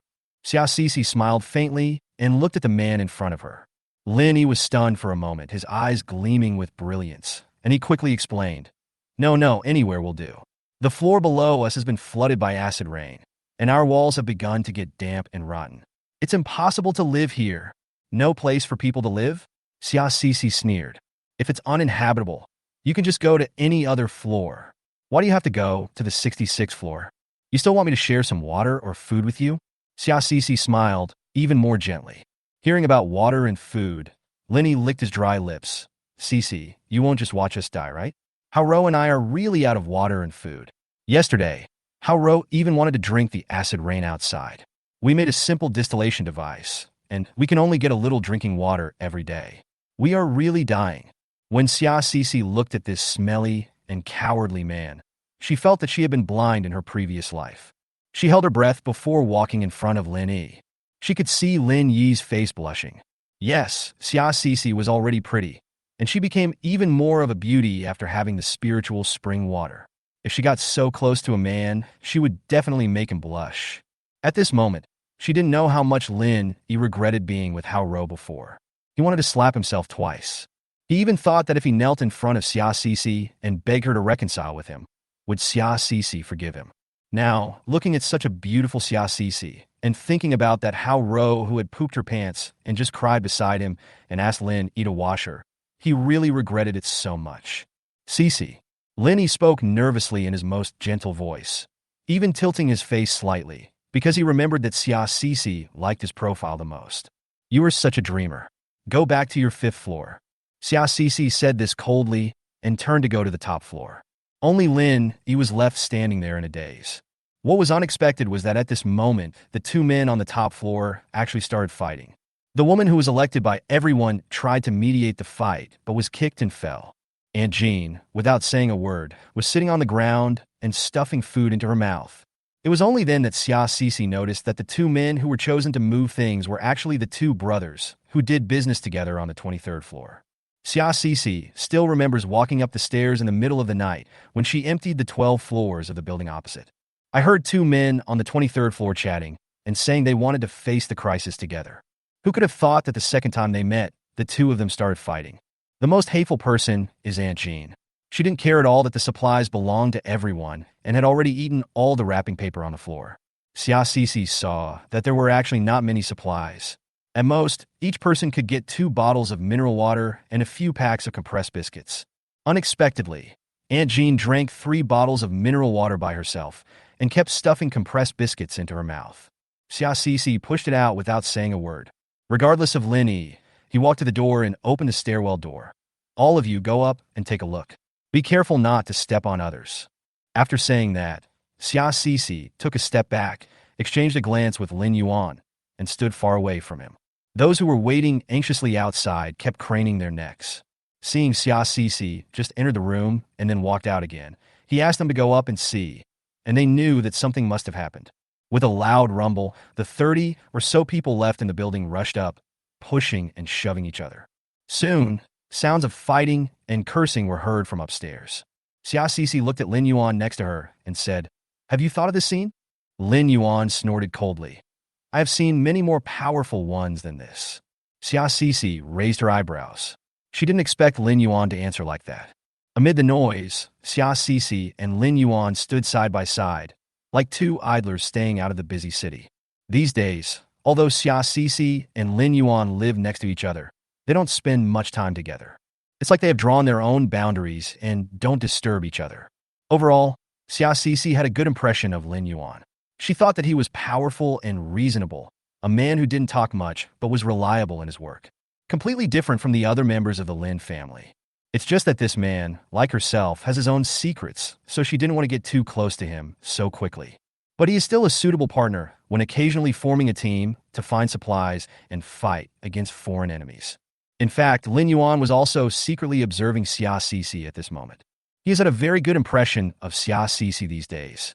He feels that this girl is independent and strong. She can remain calm no matter what happens and has her own methods for doing things. Although he became more vigilant, he could feel that even now, Xia Sisi did not have much trust in him, Lin Yuan. But he is not in a hurry. After all, time will reveal a person's true character. "Mr. Lin, are you really a soldier?" Feeling that the atmosphere between them was a bit awkward, Xia Sisi couldn't help but ask. Lin Yuan smiled. This was the first time Xia Sisi saw him laugh so hard. There was a smile in the corners of his eyes and eyebrows, and his whole face was filled with vitality because of this smile. There was a hint of scrutiny in his slightly light brown pupils as he looked at Xia Sisi in front of him. "You know," Some soldiers cannot reveal their true identities. Some soldiers cannot tell others about the missions they are carrying out.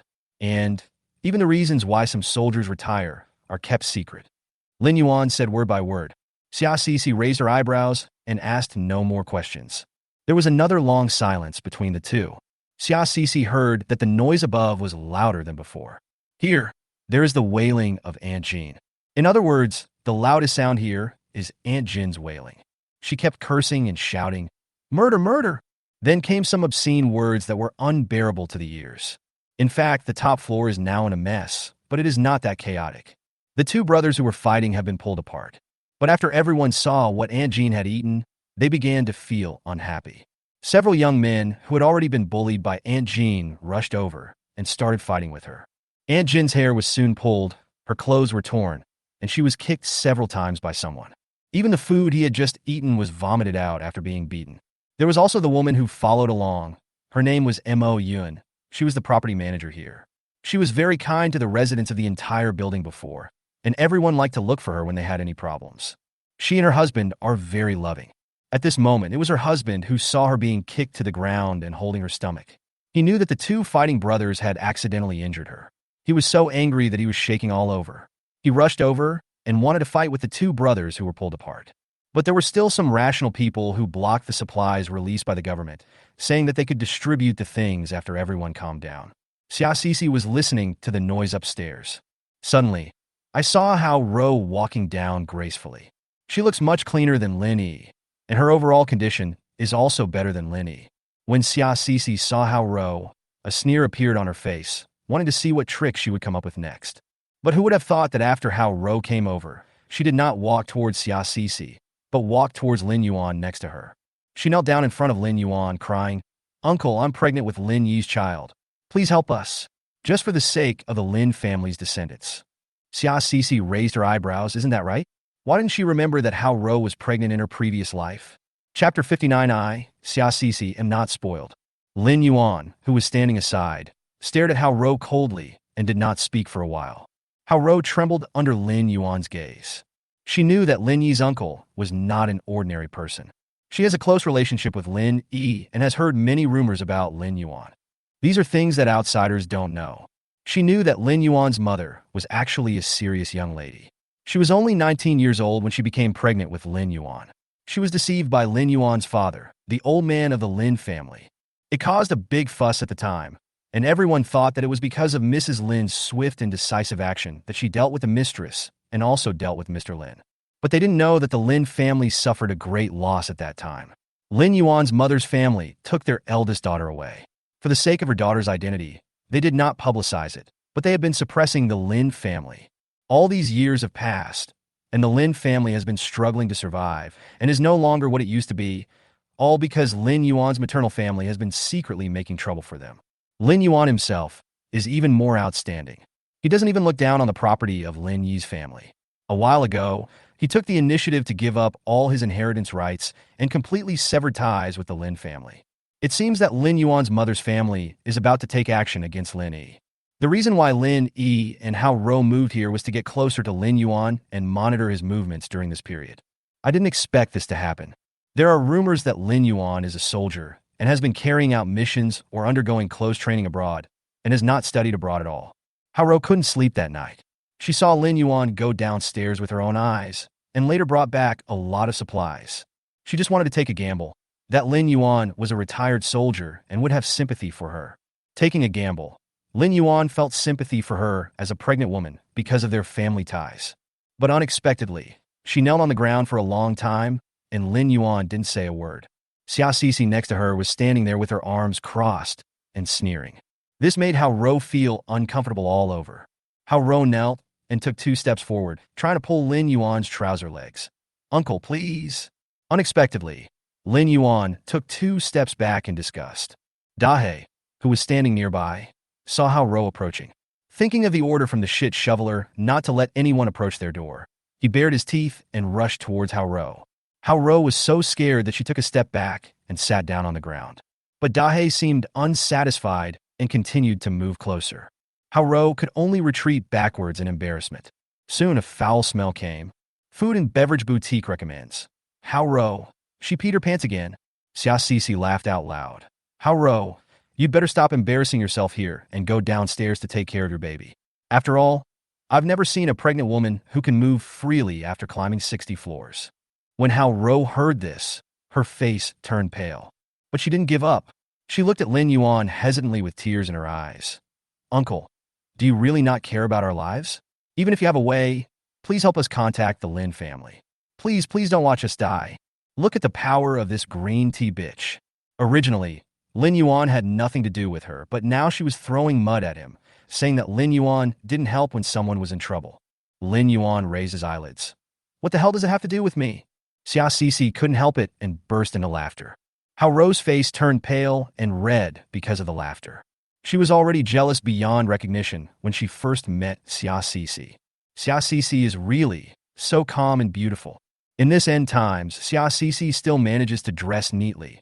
Her hair is neatly done, and she smells faintly of soap. Her skin is well maintained, and her eyebrows and eyes are delicate. Make her jealous to the point of going crazy. Especially when Xia Sisi and Lin Yuan stood together. They looked like a perfect couple. It made her want to go forward and tear Xia Sisi to pieces. But she can't. She could only clench her fists in humiliation, grit her teeth and think to herself, don't be so arrogant. Wait for me to climb over your head. The hatred in Hao Ro's eyes did not escape Xia Sisi's eyes. Xia Sisi sneered in her heart. It will be soon. Your death will be soon. As far as she remembers, there will be big official moves in the next few days. After that, there will be complete collapse and the end of the world. By then, none of these bastards will be able to escape. Everyone come up with me. Suddenly, the door of the skylight opened. Mo Yun came out and called people up. Everyone went upstairs, leaving Dahe downstairs to look after the house. After going up, I found that the supplies on the rooftop had been separated. Everyone on the rooftop had a copy in their hands. But the 3 people on the 66th floor did not have that. Mo Yun awkwardly took 3 packs of compressed biscuits and 3 bottles of water and walked in front of Xia Sisi and the others. Well, just now for some reasons. At this point, Mo Yun glanced at Aunt Jean, who was disheveled and bruised. Due to some reasons, our limited supplies have suffered some losses. I see that you are the fattest people in the entire building, and I also know that you are all capable. So, Xia Sisi raised her eyebrows and looked at the woman in front of her with a sneer. Everything this woman said seemed to make sense, and she had a smile on her face. But in fact, she was just trying to make Xia Sisi and the others suffer in silence. Because Aunt Jean just wasted a lot of supplies, the people on the 66th floor have to take less and give them away. Although Xia Sisi had no shortage of these supplies, she wouldn't even eat these disgusting compressed biscuits. But why should she suffer this loss? Why should she bear the responsibility for other people's mistakes? Who would have thought that at this moment, Aunt Jean, who had been beaten up by a group of people, suddenly spoke in a sarcastic tone. Hey, what's the matter? You still don't want it? Is it that we on the 66th floor don't even care about this little thing? After all, you can afford to raise such a big dog. So I don't know how much food and drink you have at home. Do you want it? You can give this thing to the rest of us. It's a life-saving thing for the rest of us. Xia Sisi raised her head and laughed out of anger. If you didn't say anything, I would have wanted to settle the score with you later. But now that you have said something, I will punish you for being the first to speak out. Thinking of this, Xia Sisi strode up to Aunt Jean. He snatched the bag of supplies from her hand and threw it directly off the roof. Completely ignoring the fact that Aunt Jean was about to rush over to fight, Xia Sisi stepped back and kicked Aunt Jean's knee again. Aunt Jean immediately fell into a dog shit. Whoever caused the trouble should bear the responsibility. I, Xia Sisi, will not indulge anyone. Let the 66th floor suffer? Let's see if you can afford it first. As Xia Sisi spoke, she turned her gaze to Mo Yun, who had just spoken to her. Who came up with the idea of giving us less supplies on the 66th floor? For a moment, the whole audience was silent, and no one dared to speak. Chapter 60 Aunt Jean is dead. Mo Yun was obviously pushed out by these people to be in charge. Xia Sisi looked towards where Mo Yun's husband was. I noticed that the bag that Mo Yun's husband was holding was obviously a little bigger than the others. Although there was not much, it was enough for 2 bottles of water. It should be that just now, Mo Yun used some means in front of everyone to be recognized by everyone. But she is not a person who will suffer a loss, and she must have said that if she is allowed to take care of this mess, she should be given some benefits. Xia Sisi almost laughed when he thought of this. After getting the benefits, he came to send the people on the 66th floor away. What did he think of the people on the 66th floor? Ouch, murder? You little bitch. You're gonna kill our whole family. You actually threw away our supplies. I will fight you to the death. Aunt Jean stood up from the ground and pulled Xia Cici's hair, even though she was limping. To be honest, Aunt Jean rushed up alone to get the supplies. Her beloved son, daughter-in-law, and grandson did not come up. At that time, Aunt Jean thought that if she got the supplies, she would eat her fill first, and then give the rest to her son and daughter-in-law, and secretly hide some for her precious grandson. Who would have thought that she had made a mistake? If she had known earlier, she would at least have let her son come up to help her, and she would not have suffered such a big loss in front of Xia Cici. Seeing Aunt Jean rushing over, Xia Cici was agile and grabbed the old woman's arm and twisted it hard. She was really annoyed that he kept causing trouble for her. Thinking of this, she reached for her knife at her lower back. Who would have thought that Aunt Jean was pushed by Xia Cici to the side of the person next to her? Aunt Jean saw in front of her a pair of hands holding supplies. She didn't care whose hand held the supplies belonged to her. She just saw the bag of supplies. She immediately tried to snatch the thing from the man's hand. Give it to me. I have children and elderly people at home. If you don't give it to me, you are disrespecting the elderly and loving the young. You old woman, what nonsense are you talking about? You're asking for a beating. The people whose supplies were robbed did not show any weakness. Oh, you're going to starve me, an old woman, to death. You're all black-hearted and rotten-hearted, you bastard. Aunt Jean held on to the bag tightly and howled loudly. Everyone was watching from the sidelines. No one went over to break up the fight. Everyone just held on to the supplies in their hands. There were even some people who didn't want to get involved and quietly slipped out the door when no one was looking. Ah! A miserable howl was heard. The man whose supplies were robbed by Aunt Jean finally couldn't bear it anymore and started beating Aunt Jean with red eyes. Unlike those young men who just pulled Aunt Jean and kicked her occasionally, these punches hit the real target and they hit Aunt Jean's head several times. The man was addicted to beating people, swearing all the time and not caring about the strength of his hands. Xia Cici frowned as she looked at the man and finally recognized his identity from his accent. The domestic violence man who moved from the first floor to the 58th floor. This Aunt Jean has really offended someone. Ding Lei moved closer to Xia Cici in fear. Xia Cici gently held her hand and whispered in her ear, "Look carefully. There will be more such things in the future. Get used to it." After hearing this, Ding Lei was stunned for a moment, then said in a trembling voice, "Don't worry, I will definitely not hold you back." More people quietly slipped away from the rooftop, and Mo Yin also grabbed her husband beside her with a stern face. Following a wail from Aunt Jean, she lay straight on the ground and never moved again. Dead. The man who beat the woman took 2 steps back in fear after realizing that he had killed someone. He looked at the few people around him and said in panic, "I didn't mean to do that. She stole my things. I didn't mean to do that." Then he ran away in panic. In the end, only Xia Cici and a few others and Mo Yun and his wife were left. Xia Cici looked at Mo Yun and his wife. "Have you thought of all this?" Mo Yun trembled when he was looked at by Xia Cici. What do you mean?" Xia Cici snorted coldly and grabbed Mo Yun by the collar. Mo Yun was dragged forward by Xia Cici, and it was no use shouting. Her husband wanted to come up and stop Xia Cici, but was held tightly by Lin Yuan and Ding Lei. Xia Cici dragged Mo Yun in front of Aunt Jean, who was beaten to death. Regardless of Mo Yun's screams, she pressed Mo Yun's face down fiercely, almost pressing it against the dead Aunt Jin's face. "Look, if you mess with me, someone will die. Watch out. Don't mess with us anymore in the future." "Ah, I will never dare to do that again, never again." Mo Yun wailed loudly and finally turned into crying. Only then did Xia Cici let go of Mo Yun. Just now when she asked who came up with the idea of giving them 66 floors less supplies, no one spoke. But Xia Cici noticed that many people were looking at Mo Yun and his wife. The meaning is very clear. This idea was proposed by Mo Yun. Xia Cici had come into contact with this property manager before. A typical smiling tiger, who seems easy to talk to but is actually very sinister behind the scenes. Now that Huang Chun is dead, the person who should be most careful of in the entire building should be Mo Yun. Today, Xia Cici wanted to establish her authority and then tell everyone in the building not to provoke them. "Throw the body down, and you can go." Xia Cici gave a look to Lin Yuan and Ding Lei, and the two of them let go of Mo Yun's husband Li Mingxiao. Next, Xia Cici and the others watched as the 2 men threw Aunt Jin's body off the roof, and then walked away dejectedly. Xia Cici and the others went downstairs. The supplies, which were originally limited, were divided among the few people. After all this commotion, it was already noon. Xiaxixi was very hungry, but not very sleepy. It might be because I drank the spiritual spring water last night. She returned home and slurped a bowl of beef noodles, accompanied by a bottle of iced orange juice. She felt simply amazing. Huiji was very angry and kept nagging in Xiaxixi's ear, somewhat complaining that Xiaxixi never took it out. To be honest, the aircraft has changed a lot in the past 2 days. First of all, Xiaxixi was relieved that she could go to the toilet by herself. In addition, it has grown a lot bigger and is now almost the size of a falcon. It looks very heavy standing on Xiaxixi's shoulder. The claws and beak became sharper. Xiaxixi reached out and touched them, feeling that these two things were very lethal weapons.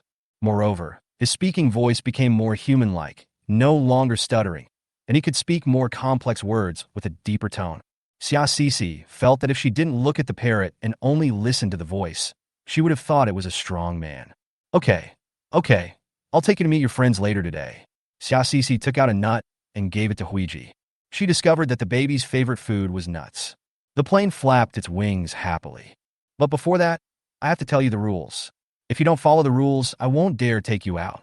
Xiaxixi looked at the plane seriously, trying to tell from its small eyes whether its IQ had reached the level where it could understand these words. After all, he can enter and exit the space and knows Xiaxixi's most secret secrets. He keeps talking and likes to talk nonsense. If this is released, it will be a hidden danger. Huiji tilted his head and looked at Xiaxixi. Suddenly, he said something that Xiaxixi had never expected. Chapter 61, someone is coming to chop down the door. Brother Dahei told me that I must obey orders after I go out and not talk nonsense, especially not about our secret base. Huiji's eyes were shining as he circled around Xiaxixi. Xiaxixi raised her eyebrows. Dahei is not bad. He is indeed the dog I raised. And he also knows that the space is a secret base. But soon, she realized a key point. What Huiji just said was, Brother Dahei told me. You and Dahei, can you communicate? Xiaxixi pulled the plane down from the sky, which was still flapping in the air, and looked at its round little eyes excitedly. Yes, Xiaxixi was excited. Ever since she brought Dahei home, she has been unable to understand what this big black dog is thinking. Although the two are very close now, Xiaxixi still feels that Dahei always gives her the cold shoulder. Does he not like her? He just has to follow her because she is his poop scooper. So what else did your big black brother say? Xiaxixi touched Huiji's head and asked with a smile. After she finished speaking, she added, Today I'll give you a nut buffet, so you can eat to your heart's content. In order to get food, Huiji hesitated for just a second before selling Dahei. Big Black said it likes to eat canned venison and rabbit meat. Xiaxixi knows this. Brother Dahei said he would bite to death those who wanted to bully the shit shoveler. The corners of Xiaxixi's mouth slowly curled up. It turned out that the love for it was not in vain. Brother Dahei also said that he likes shoveling the most. Before Huiji could finish his words, he saw a black shadow rushing over, biting Huiji's wing and running away with it. Poop shoveler, save me. Dahei said he was going to bite me to death. With a crying voice, Huiji was dragged away by Dahei. Xiaxixi was immersed in happiness. Dahei actually said that he loved her the most. After making a fuss for a while and eating and drinking her fill, Xiaxixi went to the space and got out a cup of fresh milk and fresh goat's milk. Nowadays, every type of animal in a farm can produce a byproduct. The milk from cows and sheep is fresh milk and goat milk, and they are supplied daily. She drank the fresh cow's milk herself and shared the fresh goat's milk with Dahei and Huiji. She didn't expect that the plane would drink goat milk. In fact, she didn't know much about parrots. She didn't know whether this was the result of the gray plains mutation or whether parrots were originally able to drink. Today's output from the waste disposal machine was 2 pairs of goose-down trousers. Xiaxixi looked at the size and found it was just the right size for a man and a woman, so she put it away. Then I put in 2 useless things and planned to collect them tomorrow. Xiaxixi felt that this space seemed to have the ability to predict what would happen next at the end of the world. According to Xiaxixi's experience, what they are about to experience next is extreme cold. And the things produced by the space recently are all just for dealing with extreme cold. By the afternoon, the weather outside had completely cleared up. Those who had received government supplies began to have fantasies about the future, thinking that everything would soon be over. But some people are not satisfied with government assistance. A group of young people upstairs decided to go out and look for supplies. Lynn E. and Hao Ro were among them, and the leader was Wan Wei, who had asked to meet Hao Ro after seeing her photo in the property group. To be honest, Wan Wei lives upstairs from Hao Ro and Lynn E. Hao Ro and Wan Wei have had many private contacts these days. Every time, Wan Wei would give Hao Ro something to eat and drink so that Hao Ro would not be as haggard as Lynn E during these days in the apocalypse. It's just that although Wan Wei is simple-minded, he is very lustful. I also got a lot of benefits from Hao Ro. Lynn E didn't know about this. When Hao Ro told him that Wan Wei was going out to look for supplies and asked him if he wanted to go with them, she was very moved. After all, Wan Wei looked like a trained man. I heard that he was a sports student with excellent physical fitness and could fight. It would definitely make you feel safe to go out with such a person. However, Wan Wei looked at Hao Ro and Lin E with some embarrassment. Do you have a basin or something like that at home? I only have a big bathtub here, and I can only take Ro and me. Lin E became unhappy when he heard this. After all, Hao Ro is his girlfriend no matter what. How can she be with someone else? But Hao Ro looked at Lin E lovingly. Brother Wan Wei asked me to sit with him because I am petite, so don't think too much. But we don't have anything heavy like a basin at home, so why don't you not go first? Lin E has been hit hard these days. How could he not go? In the end, there was no other choice, but Lin E used all his strength to remove the door panel next door. I'll just follow you guys with this. But he was soon laughed at by others. Because of Lin Yi's small body, he looked good but was useless. As soon as he went out, he lost his balance and fell into the water. Lin Yi's face turned pale and he clenched his fists tightly. He had never suffered such a loss since he was a child. Hao Ro's eyes turned at this time, and she whispered in Lin Yi's ear, "Your uncle has a boat. I saw him go downstairs to look for supplies. Why don't you go and ask him? Ask him to let us borrow it for use." Lin Yi's eyes lit up. Yes, he is his uncle after all. He could ask for help. Maybe he could get the boat. Then, he would see if the person who just laughed at him would still laugh. He could let whoever he wanted to get on the boat. Thinking of this, Lin Yi patted his chest and said he was going to borrow a boat, without noticing that Hao Ro and Wan Wei exchanged glances.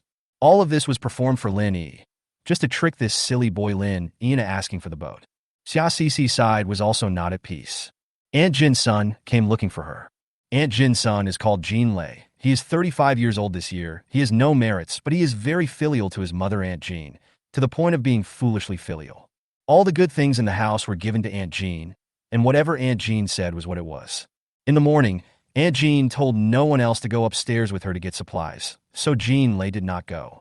His wife originally objected a few words, but Jin Lei slapped her in the face, and she dared not say anything anymore. But he didn't expect that when everyone came back happily with supplies, his mother, Aunt Jin, had not returned yet. Upon asking, it turned out that he was beaten to death. But when asked who hit him, no one could say. I also heard that Aunt Jin's body had been thrown down.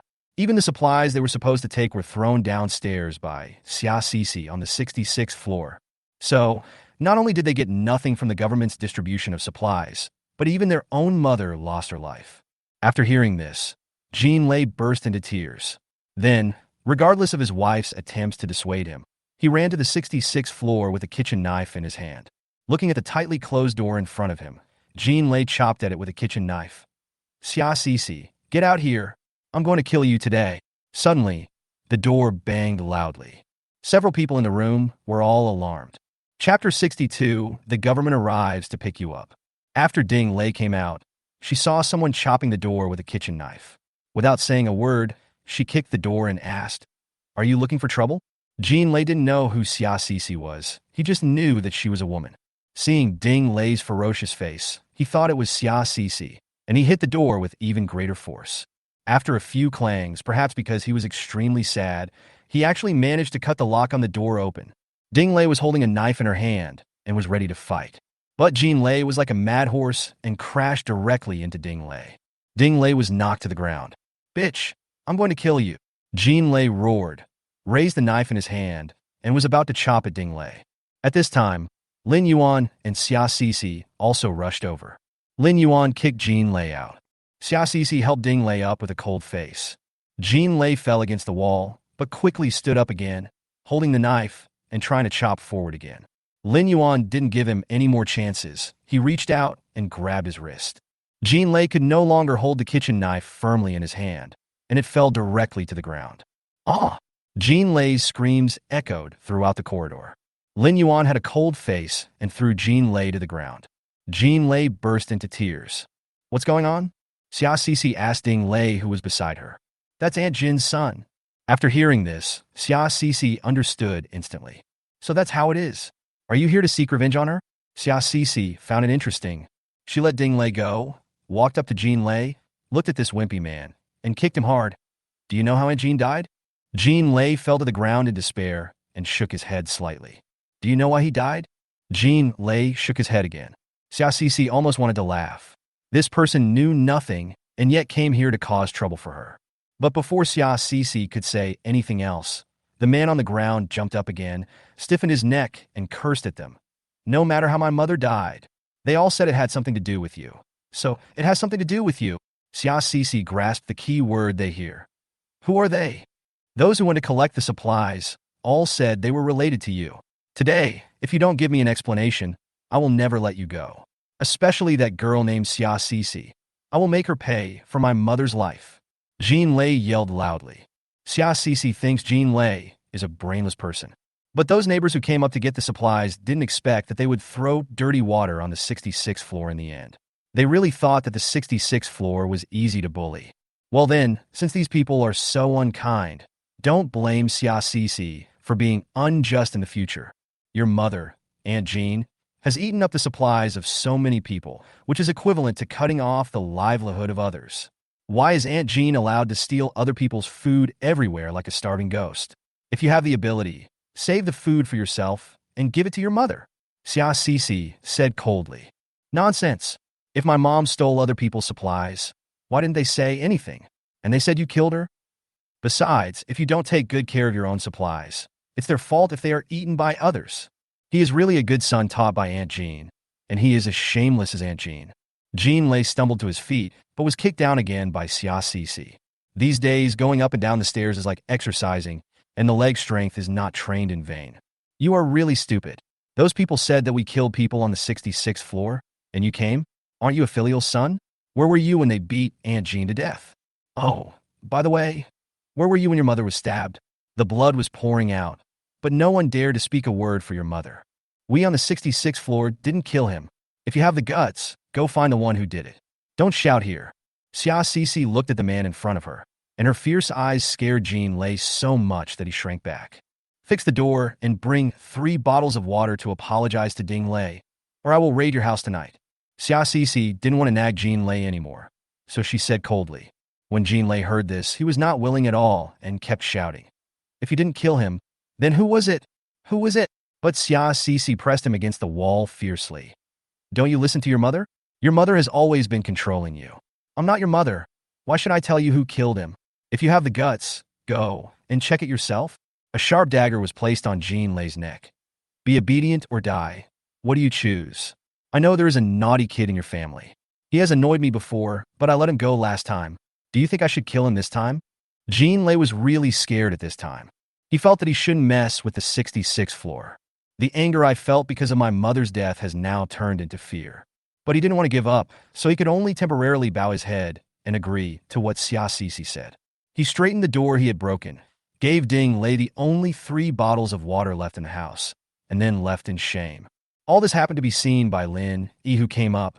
Thinking about Xia Cece's eyes and the tone of her words, he felt trembling all over. He felt that this was no longer the Xia Cece he knew. But seeing Lin Yuan standing next to him, he gritted his teeth and rushed forward. Uncle, uncle! Lin Yuan frowned slightly and looked at Lin outside the door. Don't call me uncle in the future. I'm not a member of your Lin family. In order to get a boat to go out, Lin became thick-skinned. Uncle, I know you have a boat. Can you lend it to me? I'm really starving. Just consider it. Just consider it because we are blood relatives. Just after dealing with Jean Lay, Xia Cece met Lin again. Thinking about the mess that happened in the day, she felt very irritated. She crossed her arms and looked at Lin Yuan with a fake smile. You two should solve your own problems. After all, we can say that we are blood relatives this time, and we can say that we are blood relatives next time. In the future, you can just tie Lin to your belt. They have no shortage of speedboats and rubber boats on the 66th floor. It's okay to give Lin this thing. But I gave it this time, but what about next time? Will Lynn be able to always rely on this relative relationship to cause trouble in the future? Xia Cece had long planned to kill Lynn and Hao Ro, but she felt extremely cold at the thought. And the fifth floor is now also corroded by acid rain. Both of them were living a life worse than death. Xia Cece just wanted them to live 2 more days. But Lynn and Hao Ro came to her again and again, which made her tired of it. After Xia Cece finished speaking, she turned around and went back to the house, not wanting to care about it anymore. Lin Yuan looked at Lin and said, "I don't have a boat." I ignored it and went back to the house. For a moment, only Lin was left wailing outside the door, but no one paid any attention to him. It is conceivable that when Lin gets down there, he will definitely be laughed at by everyone. Xia Cece didn't care about these. After she returned home, she hugged Dahe and went to sleep. When she woke up, it was already 9 o'clock in the evening, and she heard some loud noises outside. When I walked out the door, I found that Lin Yuan had actually installed a new large iron gate in the place of the original fence gate at the stairs. In this way, no one outside could see what was happening inside the 66th floor. Xia Cece put on a coat, watched Lin Yuan busying himself, walked up to him and asked, "What are you doing? It's annoying to have people looking for me every day. Out of sight, out of mind." Xia Cece looked at Lin Yuan, who was busy with his work with his sleeves rolled up. She could tell from his frown that he was very irritable at the moment. She chuckled twice, turned around, and was about to leave. Unexpectedly, Lin Yuan called her and said, "Tomorrow, Dinglei will train with me and learn fighting skills. Do you want to come and exchange ideas?" Xia Cece knew that Lin Yuan meant well, and that training with more people could help them enhance their body's reaction ability. But she still refused. The main reason was that she felt that her physical fitness had improved after using the spiritual spring water. She had a lot of practical experience in her previous life, and she also had her own set of practice methods. There is no need for this training. Plus, she also has Dahe. Lin Yuan is indeed powerful, but Dahe is not bad either. It's enough for her to fight with Dahe every day. It's not that she is too confident, but she actually trusts animals like Dahe more than other people. Although Lin Yuan, Dinglei, and I are already partners, their relationship is just that of partners, and we have not yet truly become teammates. Dinglei took the initiative to ask to train with Lin Yuan, and it can be seen that she really wants to grow quickly. Dinglei used to be a sports student and has also been a yoga teacher, so she looks weak, but she has a good foundation. After studying for a few days, I was able to perform some difficult moves, and my dodging skills were pretty good, but my strength was still a little lacking. But compared to ordinary people, it's already very good. In particular, she is never afraid of hardship or fatigue and has great perseverance. Xia Cece saw that she was often knocked to the ground by Lin Yuan, but he never complained and quickly got up from the ground. Xia Cece felt that there was light in Ding Lei's eyes. That is the light for the powerful and the future. Xia Cece felt that this was the best reflection and the best performance of an ordinary girl in the apocalypse. Moreover, she also taught herself military boxing and fighting skills. She has made rapid progress in the past few days. Xia Cece also taught Ding Lei some skills, but these were all experiences from her previous lives, and there was no set rules. It is still very easy to use.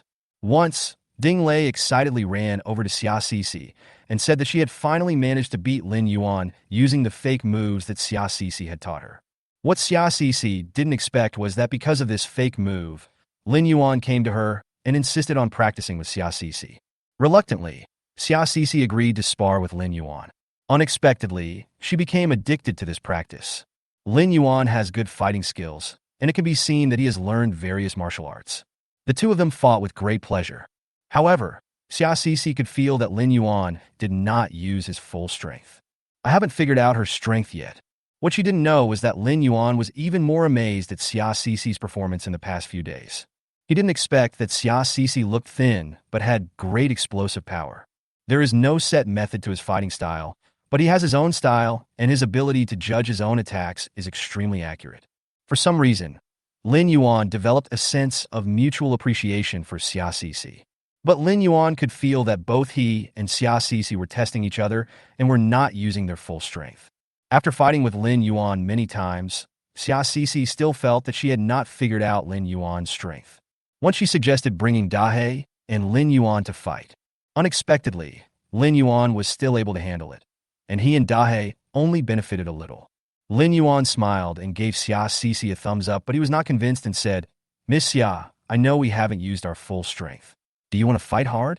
Xia Cixi raised her eyebrows and accepted the challenge. After fighting for a few rounds, Xia Cixi became a little impatient.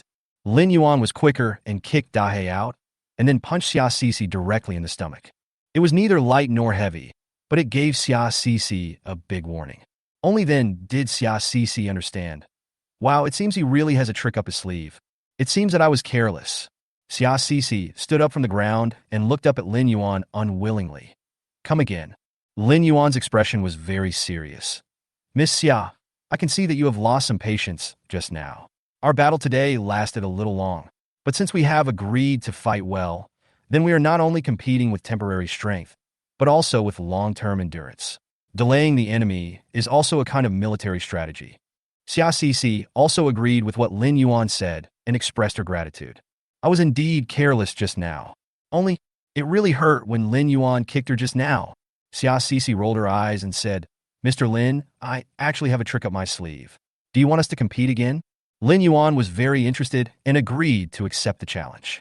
The two men once again squared off, and at first the fight was fierce. This time, Xia Cixi was serious, and Lin Yuan was not lenient either. The two fought for several rounds. Xia Cixi made a feint, used the rebound force of the wall, stepped on it, and then rode directly on Lin Yuan's neck. Lin Yuan frowned and tried to push Xia Cixi away, but failed. So, he just pushed Xia Cixi against the wall next to him. Xia Cixi seemed to have anticipated this move. The moment Lin Yuan crashed into the wall, she grabbed the security door next to her and used the force to jump off Lin Yuan's body. He kicked Lin Yuan with his back leg. Unexpectedly, he didn't control the strength well and kicked Lin Yuan below the abdomen. However, Lin Yuan was agile and dodged for a moment, but still managed to miss the target. Lin Yuan's brows frowned instantly. Well, I understand men's weak spots. The fight of the day ended just like that. When Lin Yuan left, he didn't even say much, just waved his hand. Xia Cixi could see that he was in pain. Xia Cixi touched her forehead. What a damn coincidence. She really had no intention of destroying Lin Yuan. Early in the morning, the whole building began to cheer again. Not only this building, but even the nearby buildings were cheering. It turned out that someone from the government said that they had built a shelter and hoped that those who wanted to go to the shelter could pack up their things and wait until the next day for the government to send someone to pick them up. Xia Cixi stood in front of the floor-to-ceiling window, stirring her coffee, watching the government ship drift away. The light in her eyes flickered. Lin Yi and how Ro must not go to the shelter. She wanted to see how these two people suffered when the extreme cold came. That night, when Hao Ro and Lin Yi were making love, someone knocked her unconscious from behind. They had no interest in doing so at first, but when they thought about going to the shelter, they could contact the Lin family. Good days were coming, and the two were extremely happy. Hao Ro, who had been feeling a little distracted these days, thought of the power of the Lin family and tried to please Lin even more. But they didn't expect that after they fainted the next day, they missed the government boat that was coming to pick them up the next day. What was even more unexpected was that the extreme cold came that very night. Chapter 63 turned into ruins. The government's boat only took away some of the residents, and some who wanted to go to the shelter were not able to go. The government ship said they would send someone to pick us up in a few days. But even so, there were not many people in the building where Xia Cixi was, and most of them had left. Now there are only a dozen people left. These included the 3 people on the 66th floor where Xia Cixi was, Hao Ro and Lin Yi, Wan Wei, the domestic violence man and his wife on the 58th floor, the Mo Yun couple, a tall and thin young man on the 43rd floor, 2 young couples in their 20s, and the daughter-in-law of Aunt Jean.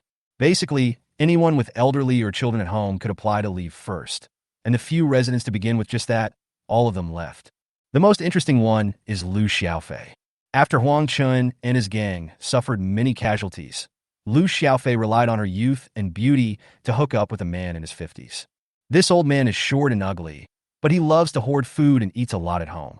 Moreover, the old man used to be a locksmith and could pry open doors. He was also able to break open several doors on the upper floors that were difficult to pry open, so there was plenty of food. Lu Xiaofei has gained a little weight during the past few days following this boss. When the government came to pick him up, the old man got so excited that his high blood pressure occurred, so the government took him away. Xiaofei also left as a family member. When she left, she looked at the building, especially the direction of the 66th floor, with a feeling of pride. She still remembered the way Ding Lei looked at her at that time, and said that she had no self-respect and had no dignity. But what's the point of resisting Ding Lei? Not only is her face ruined, but she also has to stay with those people and suffer. Lu Xiaofei found it funny when he thought of those people on the 66th floor. They really thought they were supermen and ignored the government when it came to pick them up. With this kind of pride and feeling of superiority, Lu Xiaofei was lucky enough to board the government's rescue ship. She had no idea that what was waiting for her was a room with dozens of people, a dirty and chaotic environment, and more disputes and fights than before. The government built the shelter too hastily. It only found a few rows of villas on the top of the hill, which could not accommodate so many people. Some of these people have experienced things that Lu Xiaofei cannot imagine, and many even have blood on their hands. A pretty girl like her, who has gained a little weight in the past few days, will only be humiliated if she goes there. That old man in his 50s who always suffers from high blood pressure can never be her protection. In fact, from the moment she decided to hang out with Huang Qin's group, she couldn't turn back. Aunt Jin's son and grandson did not follow the government ship at all. They are dead. After Jean Lei found out that it was the domestic violence man on the 58th floor who killed his mother, he went up with a knife. Even Aunt Jin's grandson insisted on going over to join in the fun. Jin's daughter-in-law tried to stop him, but failed and was kicked by Jean Lei. Jean Lei went straight to the 58th floor and was determined to fight the domestic violence man.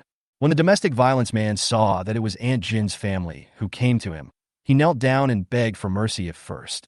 But he didn't expect Jean Lei to be so relentless that even Jean Lei's son, the little bastard next to him, kept hitting him on the head with his hands. "Asshole, give me back my grandma. Give me back my grandma. You killed my grandma, so we're going to empty your house. You have to compensate us and work like a slave for us for the rest of your life." This was actually something Jean Lei and his son had discussed. These days, Jean Lei knew that more than one person had died in this building.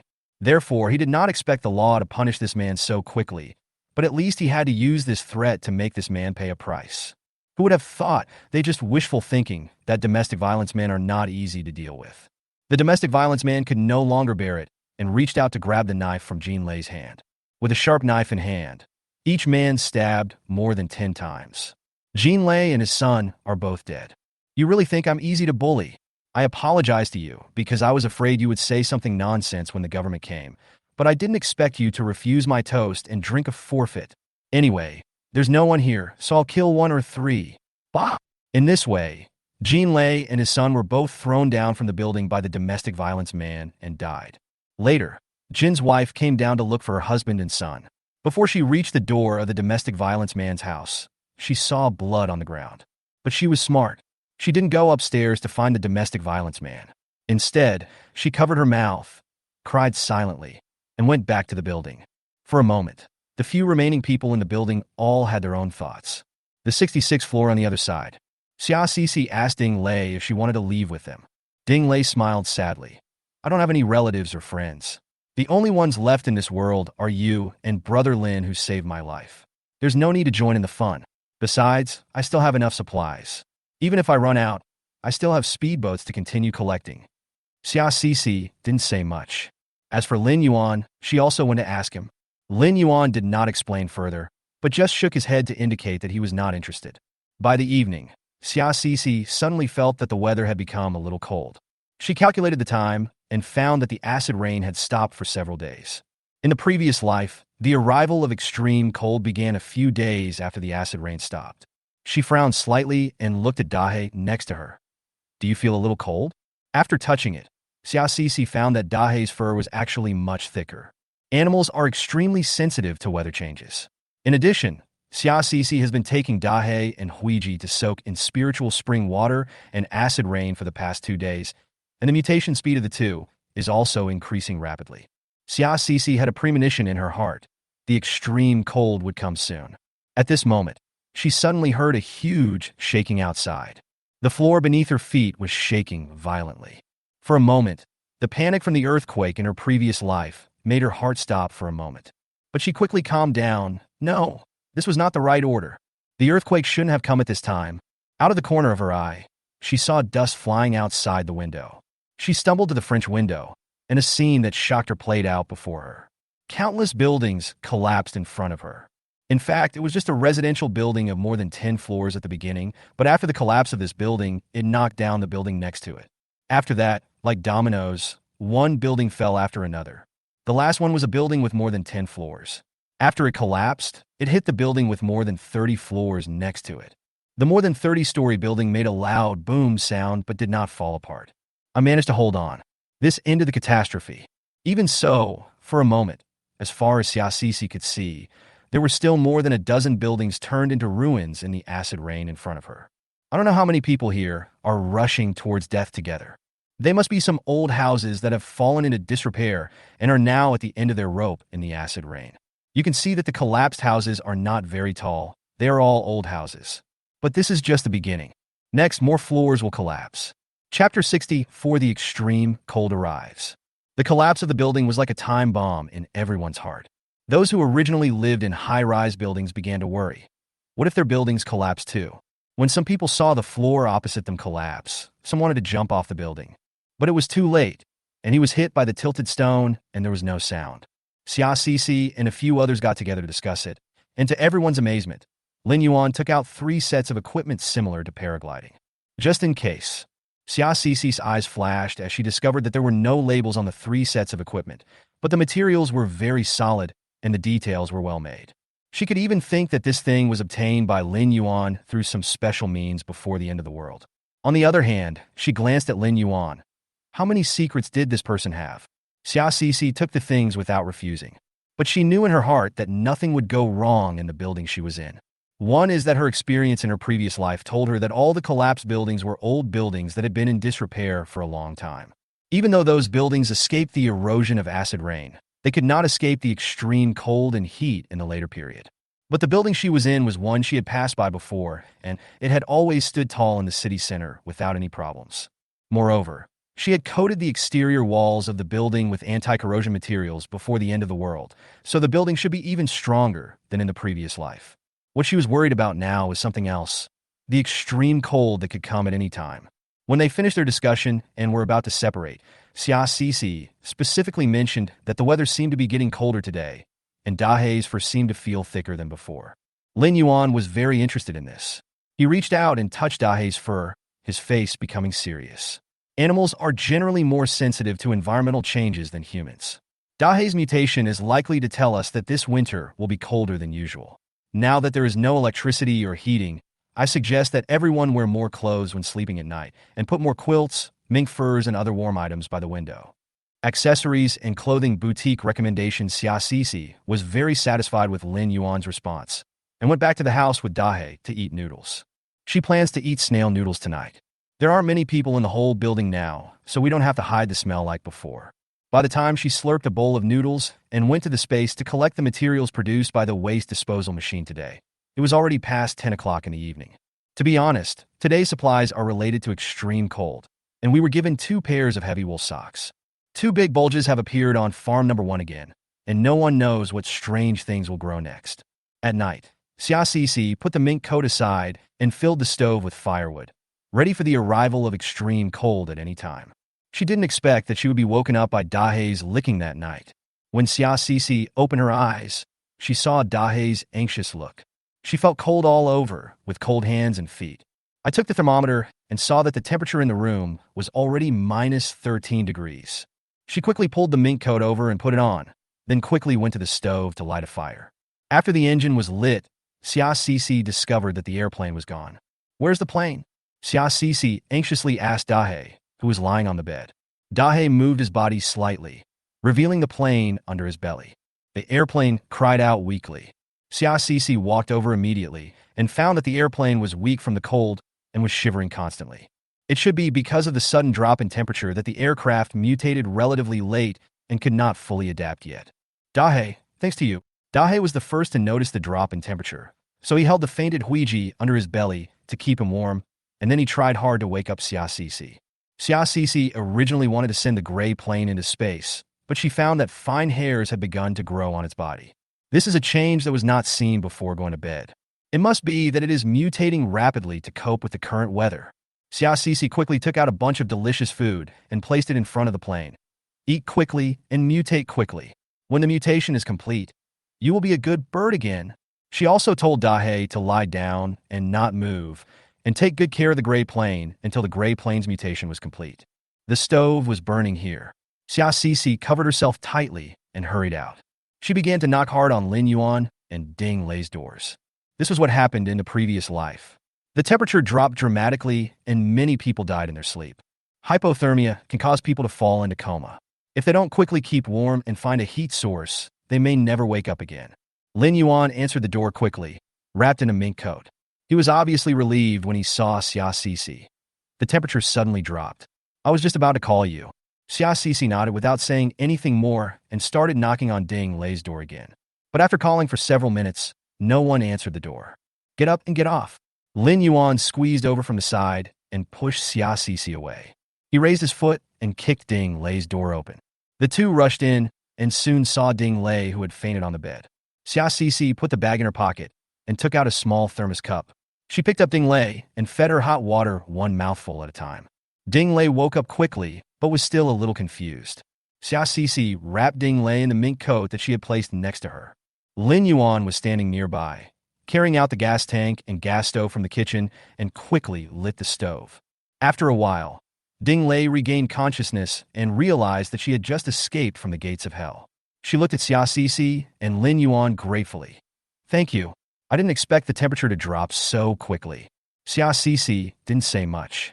Ding Lei's health has improved a lot in the past few days, but she is still too weak. In addition, she had also done strenuous physical training with Lin Yuan during the day. When they said goodbye in the evening, Xia Sisi found that Ding Lei was a little exhausted.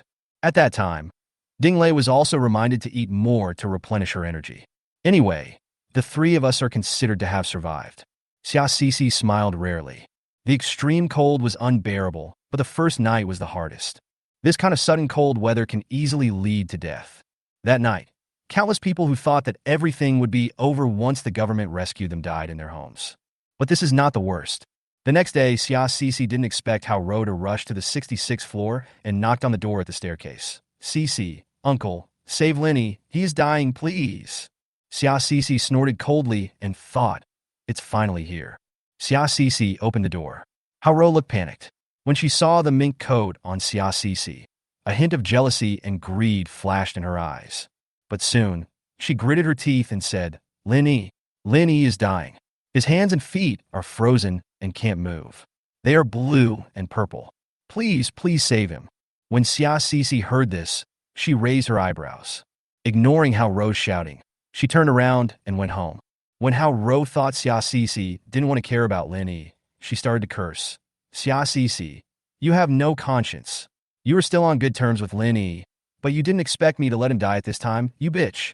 The Lynn family will not let you go. But she soon discovered that Xia Sisi had returned, and her heart skipped a beat. Was Xia Sisi still going to save them? She quickly covered her mouth tightly, fearing that Xia Sisi would hear those words and ignore them again. When Xia Sisi came closer, Hao Ro discovered that she was holding a bag in her hand. She was delighted, thinking it was food, but the bag was not big enough and did not look like it contained any warm items. Especially the mink coat on Xia Sisi. She wanted it so much. When she excitedly opened the bag, her face turned green. It turned out that the bag contained a huge machete, some bandages and medicines. Xia Sisi, what do you mean? Xia Sisi looked at the woman in front of her, and her mind was filled with the scene of her previous life when she was tricked by Lynn into having her blood drained and her food shared. And this woman was sitting next to her, carefully taking out a piece of candy from the space and putting it in her mouth. Hao Ro, you know how powerful the Lynn family is. You are still following Lynn because you think the Lynn family will recognize you as a daughter-in-law who wants to climb up the social ladder because of your shared hardships with Lenny. Now, you have saved Lenny, and your chance to climb up the social ladder has come. Didn't Lin Yi's hands and feet turn blue from the cold? That's severe frostbite. If we don't cut off his hands and feet, I'm afraid his entire arm and leg will die. By then, the eldest grandson of the Lin family will be doomed. I'll give you these tools. Go cut off his hands and feet to save him. It's up to you whether you do it or not. After hearing what Xia Sisi said, Hao Ro was stunned. Chapter 65, Lin Yi's End. Hao Ro thought that the night before the government came to rescue, she and Lin Yi were knocked unconscious. She always suspected it was Xia Sisi. However, she had no evidence. Moreover, she had known Xia Sisi for such a long time, but she never took Xia Sisi seriously. She felt that Xia Sisi might be cruel at times, but deep down, she was still the useless orphan of the Xia family. But at this moment, Hao Ro found that she was wrong. And it is totally wrong. Xia Cici, do you want to kill Lenny? Do you know how powerful the Lin family is? Even if the Lin family doesn't come looking for us right now, even if the whole country is suffering, the Lin family is still well known in our city. When the government rescue comes, I will contact the Lin family and tell them what you did.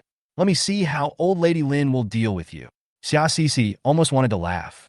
She took a step forward, and Hao Ro stepped back in fear. Xia Cici looked at Hao Ro jokingly. Linny is with you, and everyone in the Lin family knows it.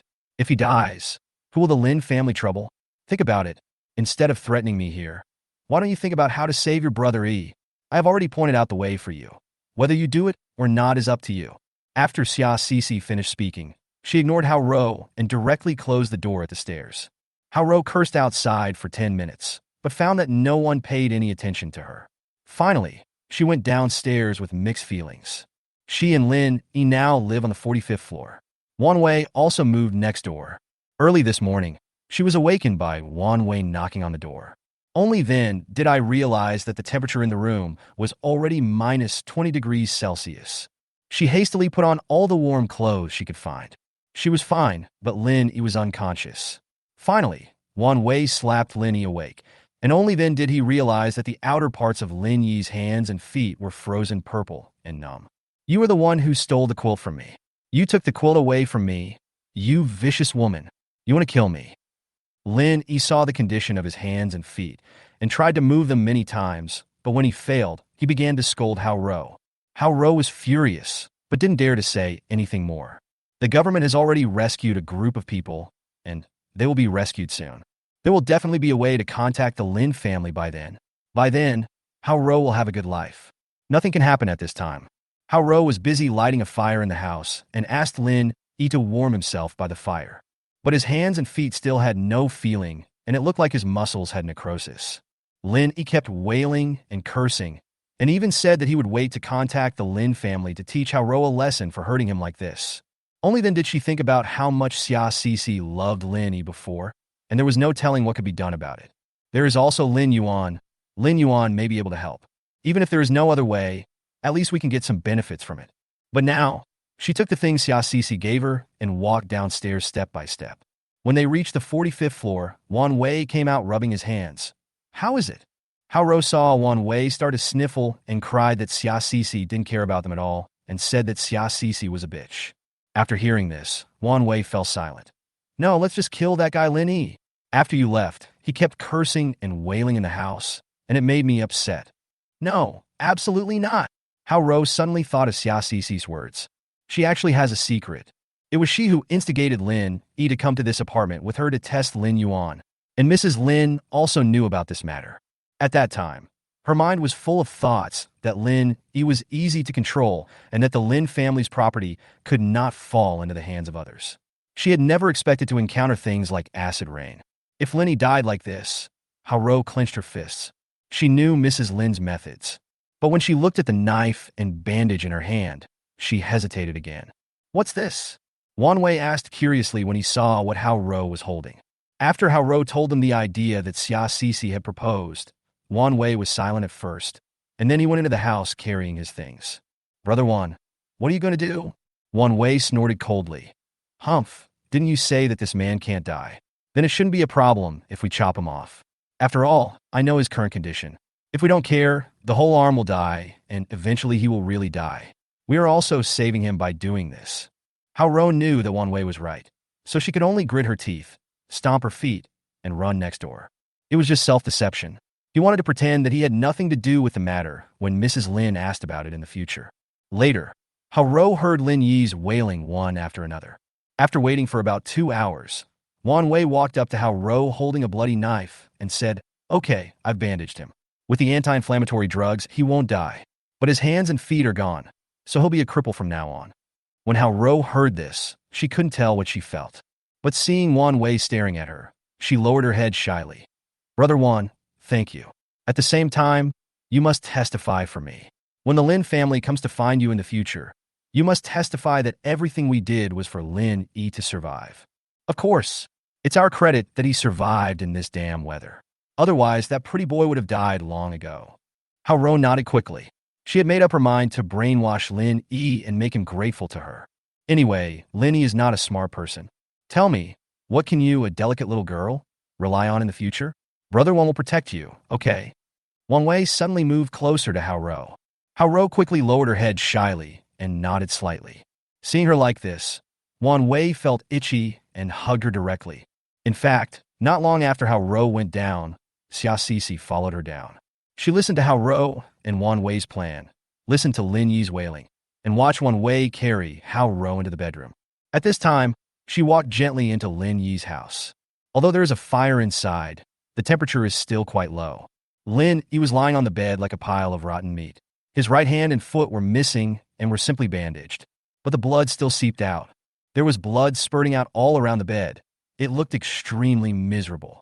Xia Sisi saw that Wang Wei forgot to give Lin Yi the anti-inflammatory medicine, so she walked forward with a smile, took out a bottle of water from the space, stuffed the anti-inflammatory medicine into Lin Yi's mouth, and then washed it down with water.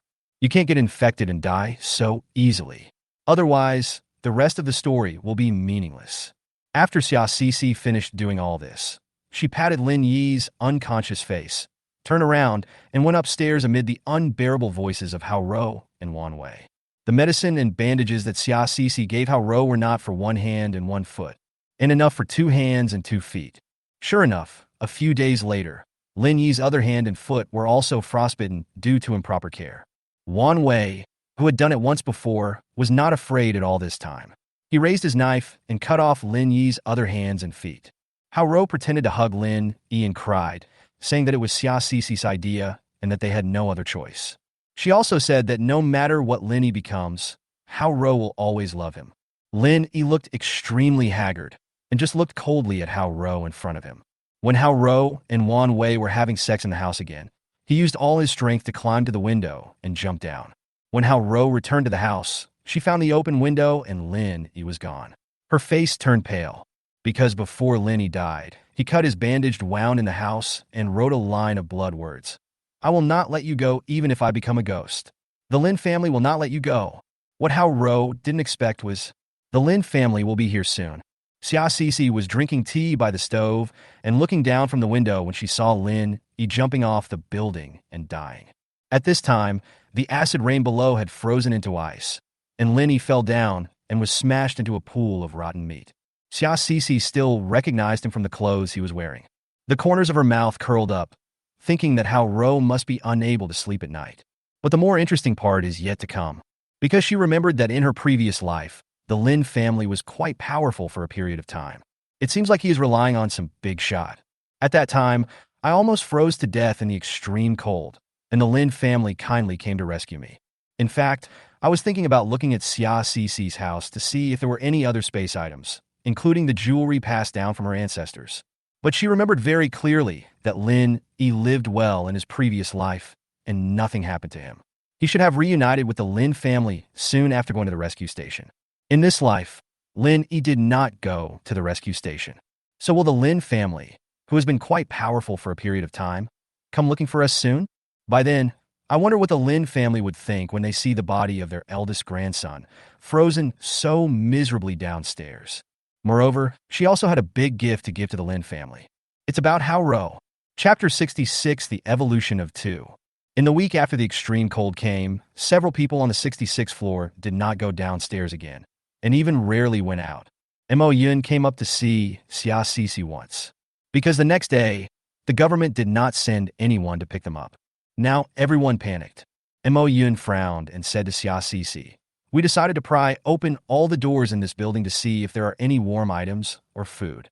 As he said this, Mo Yun was shivering from the cold and his lips were blue and purple.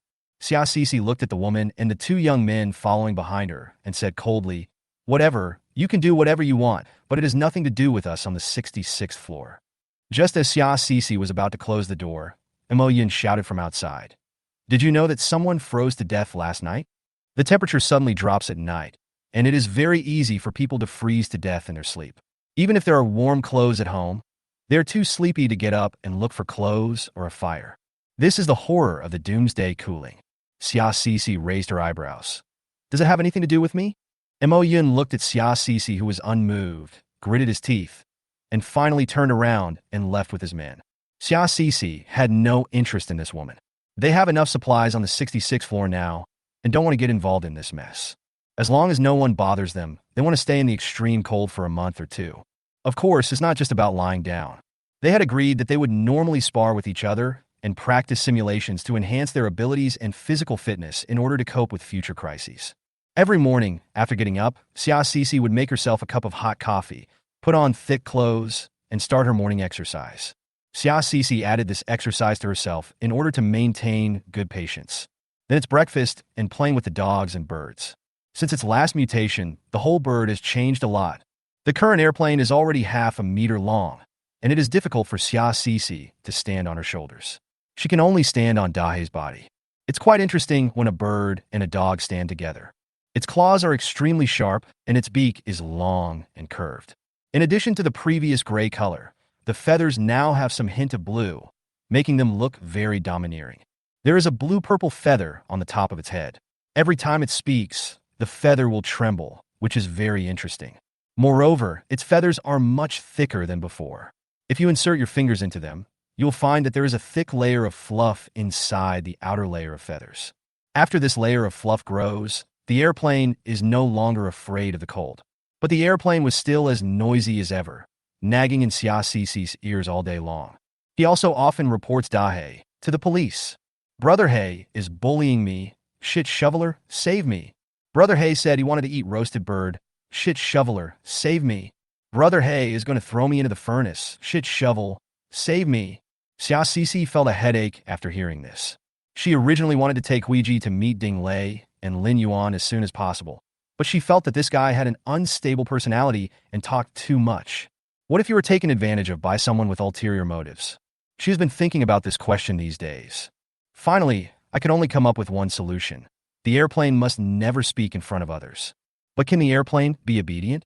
Xia Sisi had a headache, so she had to think of a perfect way to prevent the airplane from talking so that she could take it out to meet Ding Lei and Lin Yuan.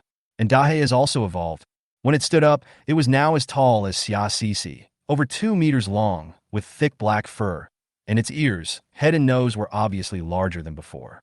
The nails on its broad paws can be retracted like a cat's, so it walks without making any sound despite being so big. Dahe was very satisfied with his evolution. Several times, he deliberately walked in when Xia Sisi was going to the toilet, and then looked at Xia Sisi with a drooping face. Xia Sisi was almost scared to death by it, but this seems to have become Dahe's favorite game.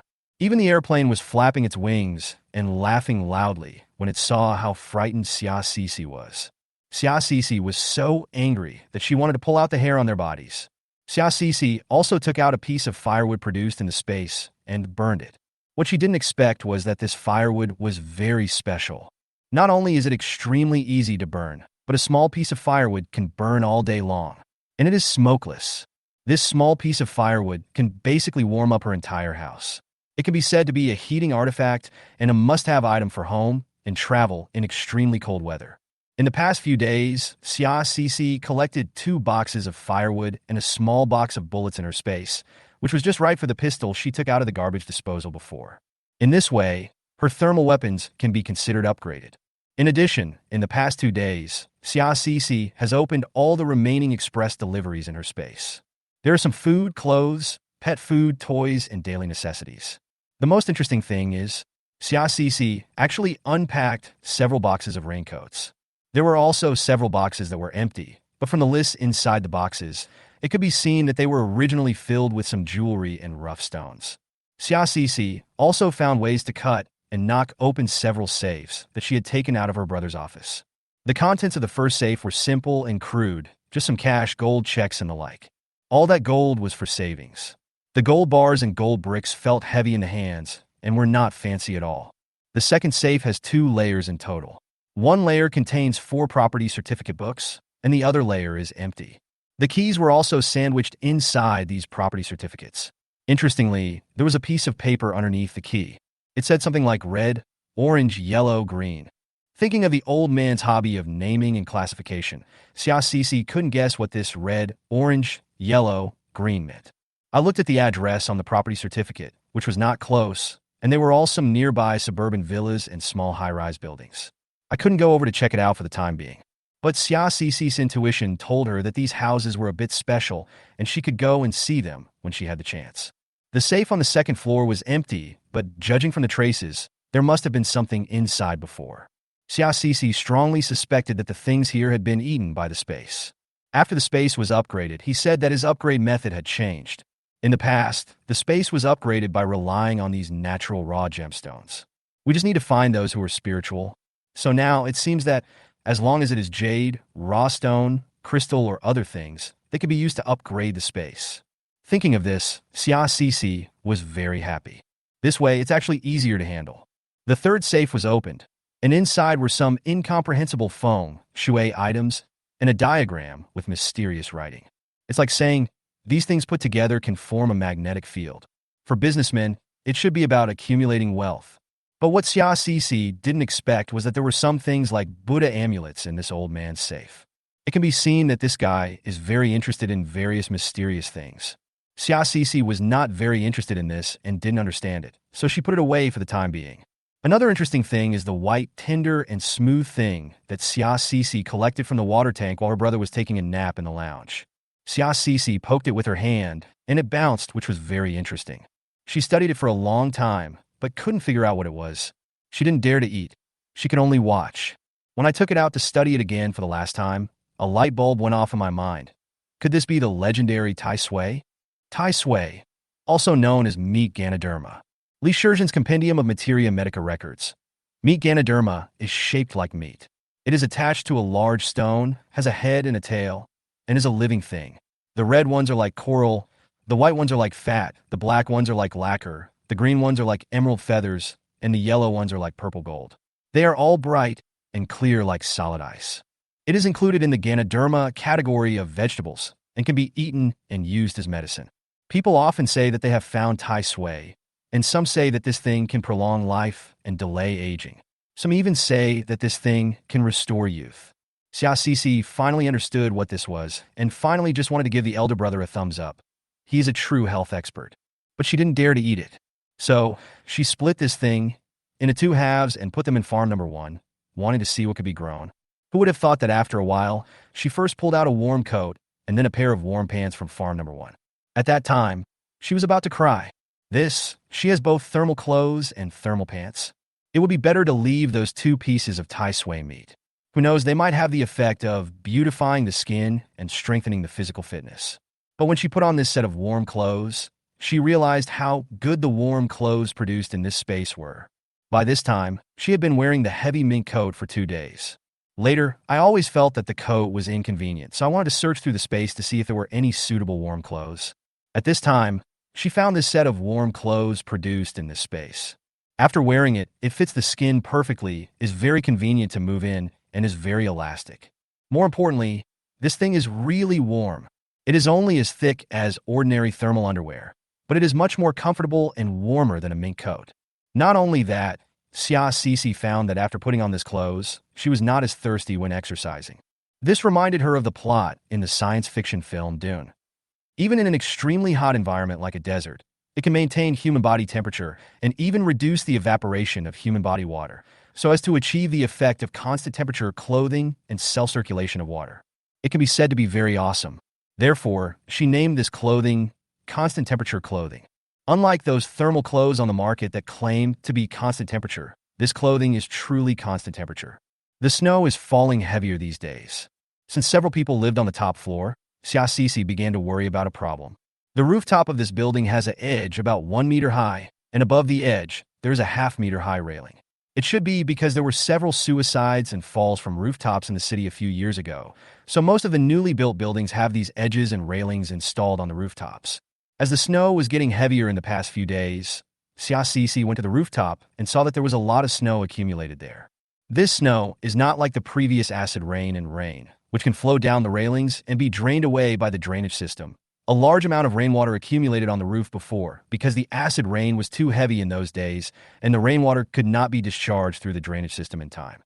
When it accumulates to a certain level, it will cause great pressure on the roof and even crush the roof.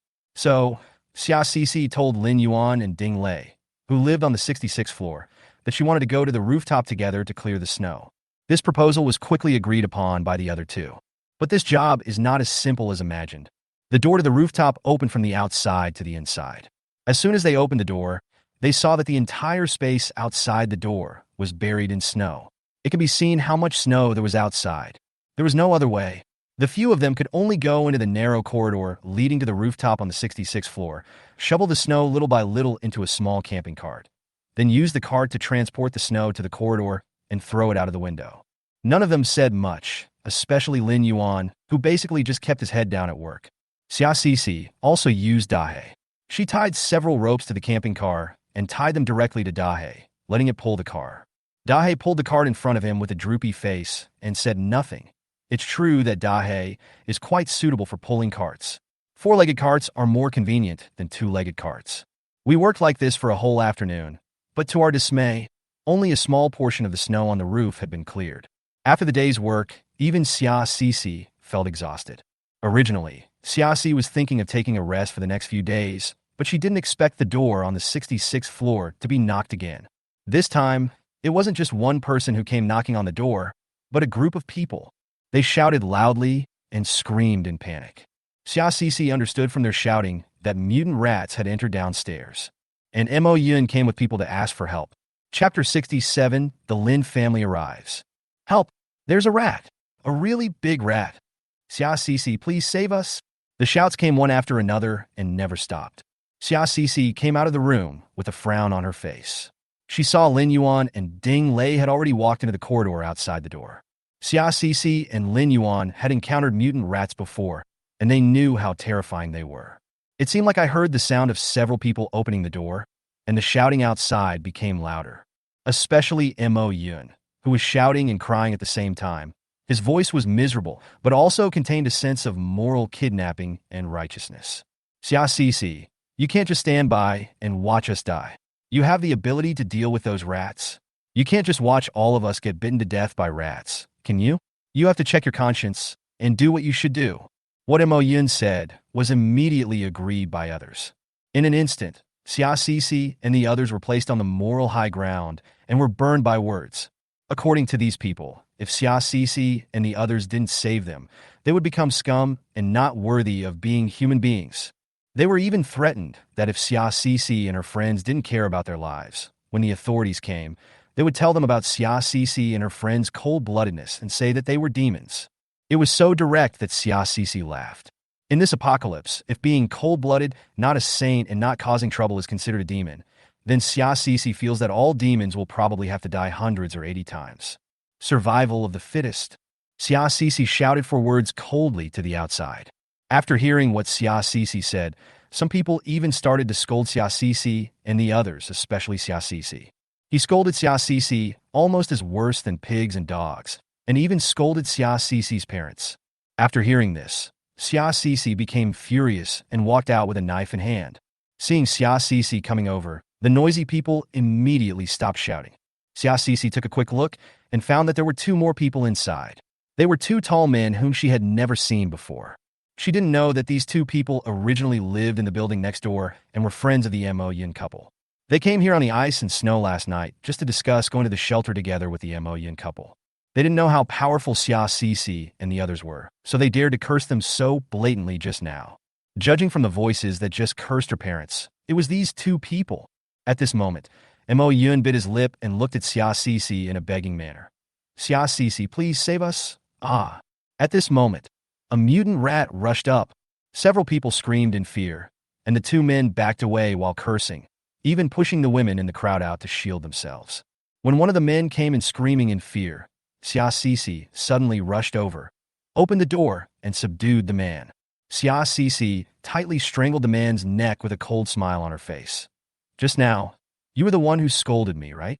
The man was so frightened that he struggled continuously and even wanted to grab Xia Cixi, who was behind him. However, Xia Cixi's movements were very tricky. She didn't give him any chance to resist. She even kicked him in the knee, making him kneel face forward. At this moment, the mutant rat suddenly rushed over and bit the man's face. Ah! The man shouted loudly and struggled hard, but Xia Cixi did not let go. Instead, she stretched out her hand and tightly grasped the man's struggling body. If you scold me, you will pay the price." At the same time, her eyes turned to the other man who had just scolded her. The man was so scared that he wanted to run away. Xiaoxi freed one hand and threw the knife at her waist away. The man screamed and fell to the ground, with the hidden knife stuck in the back of his head. In front of her, the man that Xiaoxi was holding tightly had been bitten to death by a mutant rat. The mutant rat wanted to attack Xiaoxi, but was kicked away by her. Amid the shock of the crowd, Xiaoxi walked up to the man who was stabbed to death by the hidden knife, pulled out her hidden knife, and then looked at the others with a smile. "Tell me, who is scarier, the mutant rat or me?" The crowd dispersed in fear. Everyone felt a chill all over their body. Xiaoxi coldly threw the two people who were looking for trouble down from the building. Dinglei came over and said she would clean up the bloodstains at the door. Xiaoxi didn't act pretentiously and handed the place over to Dinglei. In the next few days, several people were busy clearing the snow, and the snow on the rooftop was almost cleared. Looking at the speed of snow falling now, it would take some time before they would have to continue clearing the snow. But during this period, no one complained. After all, they all knew the current situation and had to take precautions. After the work was completed for the day, Lin Yuan suggested going to his house for dinner. After spending the past few days together, the few people have become more familiar with each other. Seeing such a large project completed, the few people are in a good mood and all agree. Of course, Xiaoxi and Dinglei also brought some food they could take. Several people talked about their own stories and had a pleasant meal. Even Dahe ate several pieces of meat and smacked his lips beside the table. I have to say, Lin Yuan is a real good eater. Xiaoxi can see that he is definitely a glutton, just like Dahe. During these few days of getting along, Dinglei slowly opened her heart and began to talk about some of her own things. They chatted for a long time and were having a good time when they heard the sound of an engine coming from outside the building. For several days, no government vehicles or ships have come. It was silent outside, not even the sound of birds singing. Suddenly, there was the sound of an engine, and everyone was stunned. Xiaoxi and a few others walked to the window, took out binoculars and looked down, and saw 3 huge off-road vehicles driving outside. The 3 SUVs could not be seen clearly from their floor. In fact, this car has been modified. The tires are larger, the body is more sturdy, and anti-skid chains are reinforced on the wheels. Even on this slippery, icy road, both cars can drive as if on flat ground. Xiaoxi raised her eyebrows slightly. She didn't know if it was what she thought. However, those residents who were still alive nearby were already in a state of excitement. They thought that someone from the government had come to save them. Someone rushed down from upstairs and headed straight for the SUV, shouting, "Quick, take me to the shelter. I want to go to the shelter." Bang! A gunshot rang out, resounding through the sky. For a moment, the residents who were ready to make a move were stunned. Most of them are ordinary people, and their previous understanding of guns was from TV and the internet. I have never seen a gun or heard a gunshot. At this time, it suddenly started snowing. White snow fell from the sky, the size of goose feathers drifting in the wind. "Don't move, just stay still. If anyone moves, I'll shoot him." A sturdy man in a mink coat jumped out of the Jeep. He had a long vertical scar on his face. Although the sturdy man was very fierce to the residents around him, he was very respectful when he walked to the back seat of the car. He carefully opened the back door, even smiled towards the inside, and said with a smile, "Mrs. Lynn, please be careful." Yes, this is the Lynn family's car. And the person sitting in the back of the car was none other than old Mrs. Lynn. After the end of the world, Mrs. Lynn became worried about her grandson Lynn. After all, this is the only bloodline of the Lynn family's eldest branch. He is the future hope and heir of their Lynn family. But before the acid rain, Mrs. Lynn or the entire Lynn family had a great opportunity that could make the Lynn family prosper. The Lynn family was so busy that they had no time to look for Lynn. Thinking that Lynn was right in the commercial center and should have no shortage of food, he was not too worried. Later, the government built a shelter, and she specifically asked someone to keep an eye on it and take Lynn over. But the news from the shelter was that Lynn was not seen at all. Therefore, Mrs. Lynn came to this building specifically to find Lynn. But what she didn't expect was that as soon as she got out of the car and walked towards the building, she saw Lynn dead on the ground. He was lying face up, eyes wide open, with a pool of blood beside him. His hands and feet disappeared and became 4 balls. Now, it has melted into the ice below like an ice sculpture. My grandson?"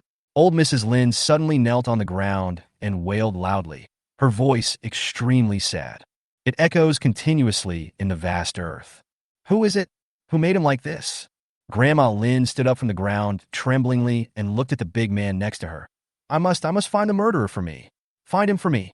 The big man nodded slightly with a serious expression. He waved his hand and 5 or 6 more men got out of the car. They were all fully armed, holding guns. Each of them was over 180 centimeters tall, and all were muscular and strong men. Judging from their momentum, they can tear down the entire building. Chapter 68, Tell me everything you know. Mrs. Lynn, please go wait in the car for a while. Let's get the young master out of here first so we can send him home. The sturdy man in the lead carefully supported Grandma Lynn and said. Grandma Lynn's mood had recovered a lot. She closed her eyes and took a few deep breaths, tears constantly flowing down her face. After a while, she calmed down and said, Everyone be careful. Don't hurt him. After Grandma Lynn finished speaking, she turned around and went back to the car. The leading sturdy man waved his hand and said, Let's get the tools and get the young master out first. Yes, Captain Wu. The other strong men answered in unison. Xia Sisi was standing on the roof, watching what was happening downstairs with Lin Yuan and Ding Lei, including Grandma Lynn's miserable screams just now. Because the world is so quiet now, they can also be heard. The Lin family is here. Xia Sisi looked at Lin Yuan beside her. Lin Yuan had no expression on his face. What does it have to do with me? Xia Sisi looked at Lin Yuan. Sorry, I'm afraid it really has something to do with today. Lin Yuan was stunned for a moment and looked at Xia Sisi beside him. Xia Sisi grinned at him with a big smile. Please give me a hand. I owe you a favor. Lin Yuan looked at Xia Sisi's smile and suddenly had a bad feeling. But without any hesitation, he nodded. On Mrs. Lin's side, several strong men took about half an hour to chisel Lin Yi, who had been frozen into a block of ice, out of the ice. Lin Yi's body had already become stiff, but due to the cold weather, it did not rot. But few people who commit suicide by jumping off a building look good, and he looked unrecognizable at this moment. Old Mrs. Lin held Lin Yi in her arms without any disgust and cried for a long time. Then she asked someone to find a huge bag to wrap up Lin Yi's body and deal with it later when they returned. After doing all this, old Mrs. Lin narrowed her eyes slightly, looked at the towering building in front of her, and walked up aggressively. At this time, everyone in the building was watching. Emoyan asked her husband to close the door tightly and not to open it no matter what happened. But she didn't expect that after a while, her door was kicked open by the group of people. Captain Wu threw a young man who was standing at the stairs, ready to watch the fun, into Mo Yun's house. Mo Yun knew him. He was one of the few people left in the building. Normally, he doesn't look very smart, he's very thin, and he doesn't have much brains. It seems that this person saw someone going upstairs and wanted to find out what was going on, but was caught by Captain Wu. Captain Wu looked at the trembling Mo Yun and his wife, pulled out a gun, and pointed it at Mo Yun's head. I heard that you're the one in charge of this building. Mo Yun was so angry that he was about to die. She only took care of things a few times and could not be considered a manager at all. But now he didn't dare to deny it and could only nod his head. Do you know Lenny? Captain Wu asked Mo Yun. I know he used to live on the 5th floor and later moved to the 48th floor, and he has a girlfriend, and they have been living together ever since. Mo Yun replied tremblingly. That bitch killed Lenny? Grandma Lynn asked coldly. I don't know. Lin Yi died 2 days ago. I don't know if he committed suicide by jumping off the building or if someone threw him down from the building. I really don't know anything. When Mo Yun talked about the end, he was about to cry under the threat of the black muzzle of the gun. But Grandma Lynn didn't care at all. What else do you know? Tell me everything. And what else is in this building? Tell me everything. After being kicked, Mo Yun hurried to her husband. When Mo Yun's husband saw his wife being beaten, he quickly hugged Mo Yun in his arms. No one knew where he got the courage from, but Mo Yun's husband shouted at Mrs. Lin's murderous gaze. Every wrong has its perpetrator. If you want to avenge Lin Yi, you should go to the 66th floor. As far as I know, Lin Yi has a grudge against the one named Xia Sisi on the 66th floor.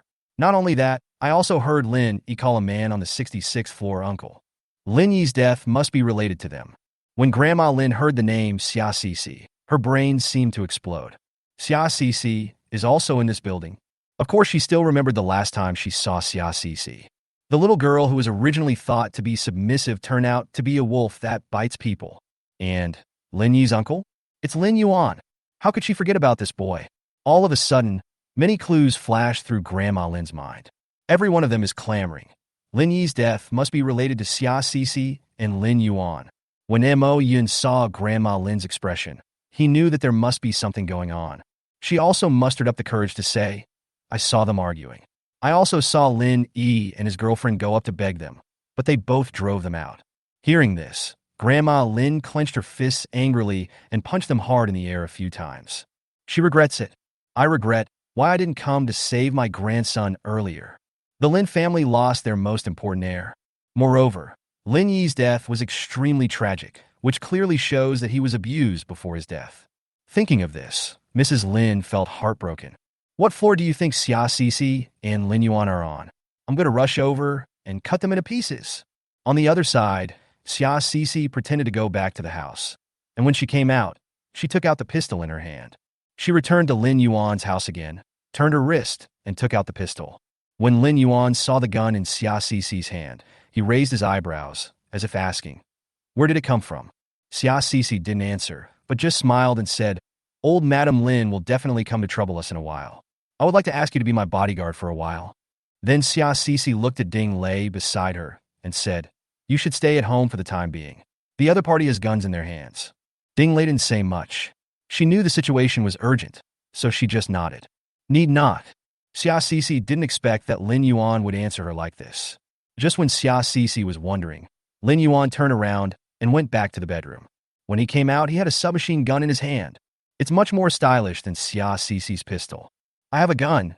You can just take yours." Xia Cece looked at the man in front of her, her eyes flashing. Who on earth is this Lin Yuan? He even has guns. She turned her head and looked at the bedroom that Lin Yuan had just walked out of. I noticed that when Lin Yuan went out, he locked the door.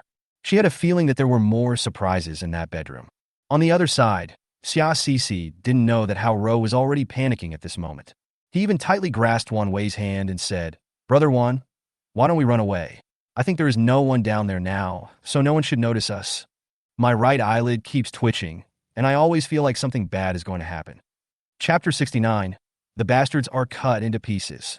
Ever since Mrs. Lin and her group entered the apartment, Xia Cece had been on high alert. She knew that the other party had a gun, so she went back to the house and took out the bulletproof vest produced in that space and put it on. Seeing that Xia Cece even had a bulletproof vest, Lin Yuan raised his eyebrows and said, "Miss Xia, you are more mysterious than I thought." Xia Cece ignored him because she wanted to say the same words back to Lin Yuan. Lin Yuan smiled, went into the house, and took out 2 bulletproof vests, put on one himself, and gave one to Ding Lei. At this time, Xia Cece finally understood why Lin Yuan placed those fitness equipment outside when he moved in on the first day. There are too many good stuff in other people's house, so fitness equipment and other things have to be put at the back. Xia Cece wanted Lin Yuan and Ding Lei to help him, that is, to scare the person who came with a gun. At the same time, she rolled her eyes, smiled, took a bucket of water, and walked to the stairs. Pour it towards the direction of the stairs. In the current temperature of nearly minus 30 degrees Celsius, the water instantly froze into ice. "Mrs. Lin, I hope you like the gift I gave you." Xia Cece sneered as she looked at the completely frozen stairs. But Mrs. Lin came slower than Xia Cece expected. A few people felt cold and stayed in the house to continue eating hot pot.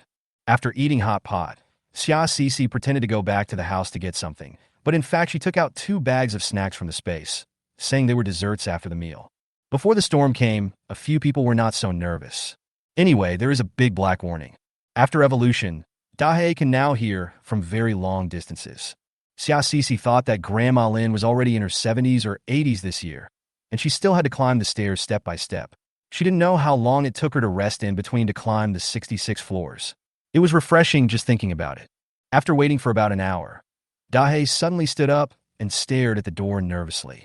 At the same time, there was a loud noise outside the door, and people were cursing loudly. Someone must have stepped on the ice and fell. Xia Cece winked at Ding Lei and Lin Yuan. Here they come.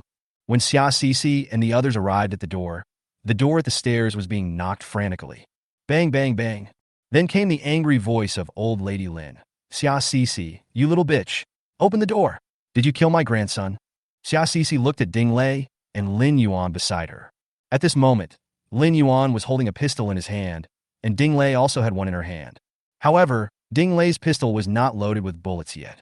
After all, thermal weapons are easy to cause accidental injuries if used without training. But the posture of the 2 men, one facing the main entrance, was already quite intimidating. By the time Mrs. Lynn was climbing the stairs, her rheumatism was about to flare up, and she had to be carried up by someone. In the middle, she was carried well by Captain Wu. Who could have thought that when they finally reached the top floor, Captain Wu slipped and fell directly down. Captain Wu was over 1.80 meters tall, with strong muscles all over his body. He hit her and almost made her fall to the ground. Until now, she still felt so painful in her chest that she couldn't stand up. Wait, look at the big puddle of water on the stairs. Old Mrs. Lynn almost fainted. This was obviously aimed at them. Xia Cici, you stinky bitch. Do you want to throw my old lady to death? Our Lynn family will not let you go. Xia Cici also held the pistol produced by the space in her hand. She looked out through the cat's eye on the door and locked onto the position of Old Lady Lynn. Then, she quickly opened the door and pointed the gun directly at Mrs. Lynn's forehead. Old Mrs. Lynn, who was coughing violently, suddenly stopped coughing and stood there in a daze. Grandma Lynn, long time no see. You're still in good health, and you have the energy to scold people. Xia Cici? At the same time, several guns were pointed at Xia Cici. Xia Cici looked fearlessly at the sturdy men, especially the leader, Captain Wu. Don't scare me with guns. If my hands tremble, your master will be dead. Captain Wu looked at Xia Cici in front of him with gritted teeth. He didn't expect that this woman could be so arrogant in such a situation. Xia Cici, I came here today to ask for an explanation. How did my grandson Lenny die? Old Mrs. Lynn was no longer as arrogant as before, and her words changed from cursing to asking for an explanation. I do have the explanation you want. I also know how Lenny died. But why should I tell you? Xia Cici looked at Old Lady Lynn. Lenny betrayed me. I will definitely applaud his death now. And what is my relationship with your Lynn family? Why should I tell you the information you want to know so much? What good will it do me to let you avenge your grandson? Mrs. Lynn then turned her gaze to Lin Yuan behind her and said, Xia Cici, I didn't expect that the daughter of your Xia family is so depraved that she is actually involved with the illegitimate son of our Lin family. Hearing the word illegitimate child, Lin Yuan's eyes narrowed slightly, but he did not move. Xia Cici looked at Mrs. Lin unkindly. Mrs. Lin, I thought you were a smart person. Is it good for you to provoke us at this time? Now in this building, I'm the only one who knows how Lenny died, and I have evidence. Not only that, if it is a little later, it may be too late for you to avenge your grandson, because the other party is packing up and leaving. Old Mrs. Lin looked at Xia Cici hatefully. Give me one of your modified cars, including everything in it, and I'll tell you how Lenny died. I'll give you enough evidence to satisfy you. Xia Cici looked at Old Lady Lin evilly. Mrs. Lin hesitated for a moment and finally nodded. Okay. On the other side, Haro already knew that Old Lady Lin had arrived and also noticed that they went to the 66th floor. She herself was packing up with Wan Wei, preparing to escape from here. Brother Wan, let's hurry up and leave while they are up there. They have guns. Haro grabbed Wan Wei's arm. The two of them had just discussed it. Although old Mrs. Lin had gone to find Xia Cici, no gunshots had been heard for a while, which meant that old Mrs. Lin did not kill Xia Cici immediately. Then, Xia Cici might tell others what they did. The two of them packed a lot of things, put on 2 large bags, and hurried out to go in. But just after going down 2 floors, they heard footsteps coming from upstairs, and Mrs. Lin's roar. Haro, you bitch. E likes you so much. Whoa, I'm going to kill you and tear you into pieces. Haro's face turned pale all of a sudden. Wan Wei and she hurried downstairs. However, when Captain Wu and his group arrived at the floor where Haro was, they broke open the door and soon discovered that the people inside had packed up and left. In addition, when Mrs. Lin saw the blood spurting out in the bedroom, her already exhausted body almost collapsed. Bring them back. Bring those 2 bastards back to me. Old Mrs. Lin pounded the ground hard and roared. Captain Wu quickly led his men to chase after them. At this time, Mrs. Lin was holding a recorder in her hand. It was given to her by Xia Cici. She clutched the recorder tightly, tears streaming down her face. Inside is the evidence recorded by Xia Cici that how Ro killed Lenny. Xia Cici deliberately recorded it when she came over a few days ago to inquire about the situation. Brother Wan, what are you going to do? Humph, didn't you say this guy can't die? Then it shouldn't be a big deal if we chop him off. After all, I know his current condition. If we don't care, his entire arm will die, and eventually he'll be gone. We're saving him by doing this. Brother Wan, thank you. At the same time, you must testify for me. When the Lin family comes to find us in the future, You must testify that everything we did was for Lynn E to survive. Tell me, what can you, a delicate little girl, rely on in the future? Brother One will protect you, okay? After that, there were the sounds of Hao-Ro and Wan Wei making and ah. The more Mrs. Lin listened, the angrier she became. She wanted to cut the couple into pieces. Chapter 70, Hao-Ro's End. Hao-Ro and Wan Wei ran downstairs, but it was freezing cold and they were wearing many clothes. These days, Wan Wei has been a little unsteady and his steps are unsteady. Originally, he was still holding Hao-Ro's hand tightly. But he found that the people above were about to catch up with him and Hao-Ro fell down. So he pushed Hao-Ro away. Brother Wan! Hao-Ro hurriedly got up from the ground and grabbed Wan Wei's arm. Wan Wei was feeling nervous. He was attracted by Hao-Ro's appearance and body when he first got together with her. But now, the little bit of pity and love he had for Hao-Ro was suppressed by his desire to survive. You are the one who caused them trouble. It has nothing to do with me. It has nothing to do with me. Wan Wei gritted his teeth, stomped his feet, shook Hao-Ro off, and ran away. Hao-Ro was pushed away by Wan Wei, and her face hit the handrail of the stairs. She had some sweat on her face from running, and now it stuck to the cold handrail, and the sweat instantly froze into ice. The ice stuck the face and the armrest together. Just like many people lick the cold iron railings in winter, their tongues will stick to the railings. At this time, warm water is needed to melt the ice cubes that are connected together. But the footsteps of Captain Wu and his companions were getting closer and closer. Where did Hao-Ro get the hot water? She gritted her teeth and exerted force, trying to separate her face from the railing. Ah! She covered her face and looked back at the railing, only to find that a piece of skin on her face had been torn off. A bloody mess of flesh and blood was stuck to the railing. She didn't have time to feel sad and grief-stricken, so she quickly stood up and rushed down, but was still caught by Captain Wu behind her. Captain Wu looked at the woman in front of him whose face was half destroyed and frowned slightly. The young master of the Lin family doesn't have a very good taste. After a while, Wan Wei was also caught. The couple was thrown in front of old lady Lin. Wan Wei told everything into the black muzzle of the gun. She said that it was Hao-Ro who asked her to kill the person, that Hao-Ro seduced her when Lin E was still alive, and that Hao-Ro did not take good care of Lin E in those days, causing Lin E to get frostbite and finally commit suicide by jumping off the building. And Hao-Ro was not willing to be outdone. The man with disheveled hair said like a madman that it was Wan Wei who seduced him, and also said that Wan Wei cut off Lin Yi's hands and feet. For a while, the two of them started to fight each other. Grandma Lin stood up trembling. She tightly grasped the recorder, her face as gloomy as water. She walked up to Captain Wu and took his pistol. Before Hao-Ro and Wan Wei noticed, a shot went off, directly shooting Wan Wei in the head. White plasma and bright red blood instantly sprayed all over Hao-Ro's face. Hao-Ro swallowed back the curse she was about to utter. She looked at the old lady in front of her who looked like a killing god and quickly knelt on the ground and kowtowed. Grandma Lin, you must listen to me.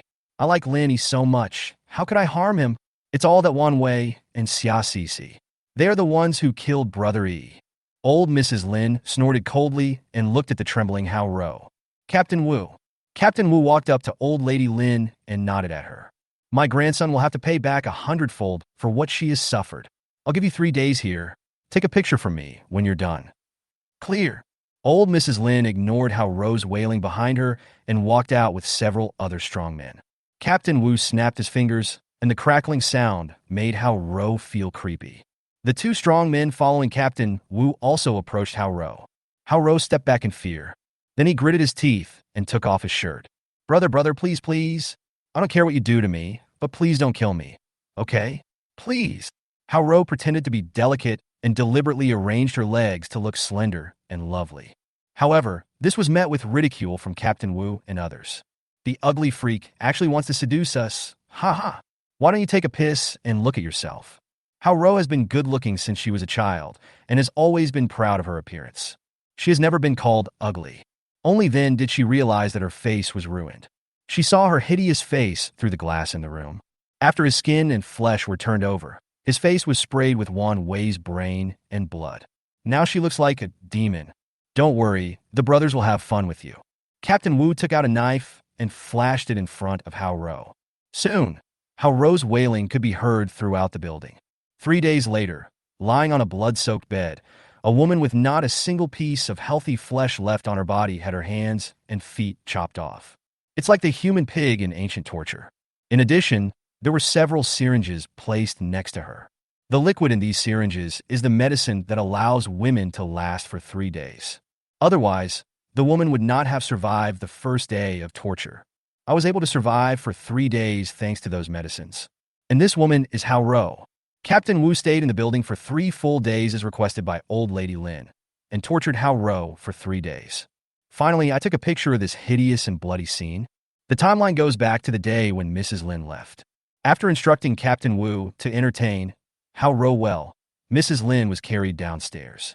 After venting her anger, she became more rational. All she could think of was the image of Lin Yuan and Xia Cixi standing together, and the hot weapons in their hands. Humph, this bastard that old man Lin gave birth to outside is really powerful, old Mrs. Lin said with gritted teeth. At the same time, she also thought of the time when Hao Ro and Wan Wei were fighting each other, and they said that Xia Cixi asked them to cut off Lin Yi's hands and feet. She clenched her fist tightly and cursed Xia Cixi in her heart. But she knew that a strong dragon cannot defeat a local snake. Xia Cixi and Lin Yuan are now the local bosses of the 66th floor and even the entire building. Although this old lady was already dizzy with anger, she was not yet at the stage of doing anything stupid. When they got downstairs, several people asked Mrs. Lin if she really wanted to leave a car for Xia Cixi. Old Mrs. Lin looked towards the top floor of the apartment. Humph, stay. Why not? Could it be that our Lin family can't even afford a car now? They left behind a modified off-road vehicle and, as agreed with Xia Cixi, did not touch anything inside. Old Mrs. Lin took one last look at the apartment. When she discovered that this apartment building was not only very high, but also had walls that were not damaged much by acid rain, she was surprised and her eyes rolled. Huh. Do you really think you can escape disaster by staying in this building? She looked at a burly man next to her and said, Isn't the government looking for a new shelter? I think this building is good. Go to Commander Wang now and report that our Lin family has found an excellent shelter. The sturdy man who received the order nodded, got on an off-road vehicle, and left. Xia Cixi, you bitch, and Lin Yuan, that bastard Humph. And old Mrs. Lin and the others got on their last SUV and left. On the top floor, Xia Cixi sneered at the figure of old Lady Lin leaving. Just when she was about to turn around and leave, she found Lin Yuan appeared downstairs. He got directly into the off-road vehicle left by Old Lady Lin and followed in the direction where Old Lady Lin and others left. Xia Cixi frowned. What was Lin Yuan going to do? Chapter 71, I'll compensate you with a car someday. That day, after old Mrs. Lin passed away, Xia Cixi returned to her room. After all this trouble, it was already dark. She first put away several solar charging panels that were already fully charged. Then I checked the operating status of the generator at home.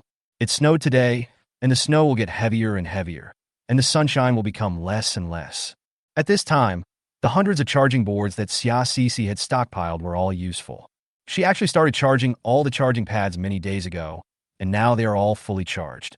All in all, it can almost ensure that the battery of her tablets, mobile phones, and other small gadgets can last through the extreme cold period. As for large items, such as refrigerators, they are powered by generators. After feeding Dahe and Huiji, Xia Cixi decided to go into the space and take a look. Xia Cixi first ran to farm number 1. After harvesting a pile of firewood, Xia Cixi got a little naughty. It's also an experiment on the farm. This time, she buried the corpse of a mutant creature in the farm. This is what she found on the rooftop. It is a mutant magpie. Judging from its appearance, it had been frozen to death for many days. It was as big as a pheasant, and its feathers had also mutated and turned into a very dazzling color. She had buried plants, bread, and man-made objects in Farm 1 before, but never organic matter. The things produced on the farm are also varied, like the blueberry purple rabbit. Xia Cixi went to see the rabbit yesterday. The rabbit had grown bigger than before and now looked like a puppy. Moreover, the little rabbits it gives birth to are a combination of mother rabbit and father rabbit, which is very colorful and interesting. She was now standing in front of farm number 1, looking at the place where she had buried the mutant magpie's corpse yesterday.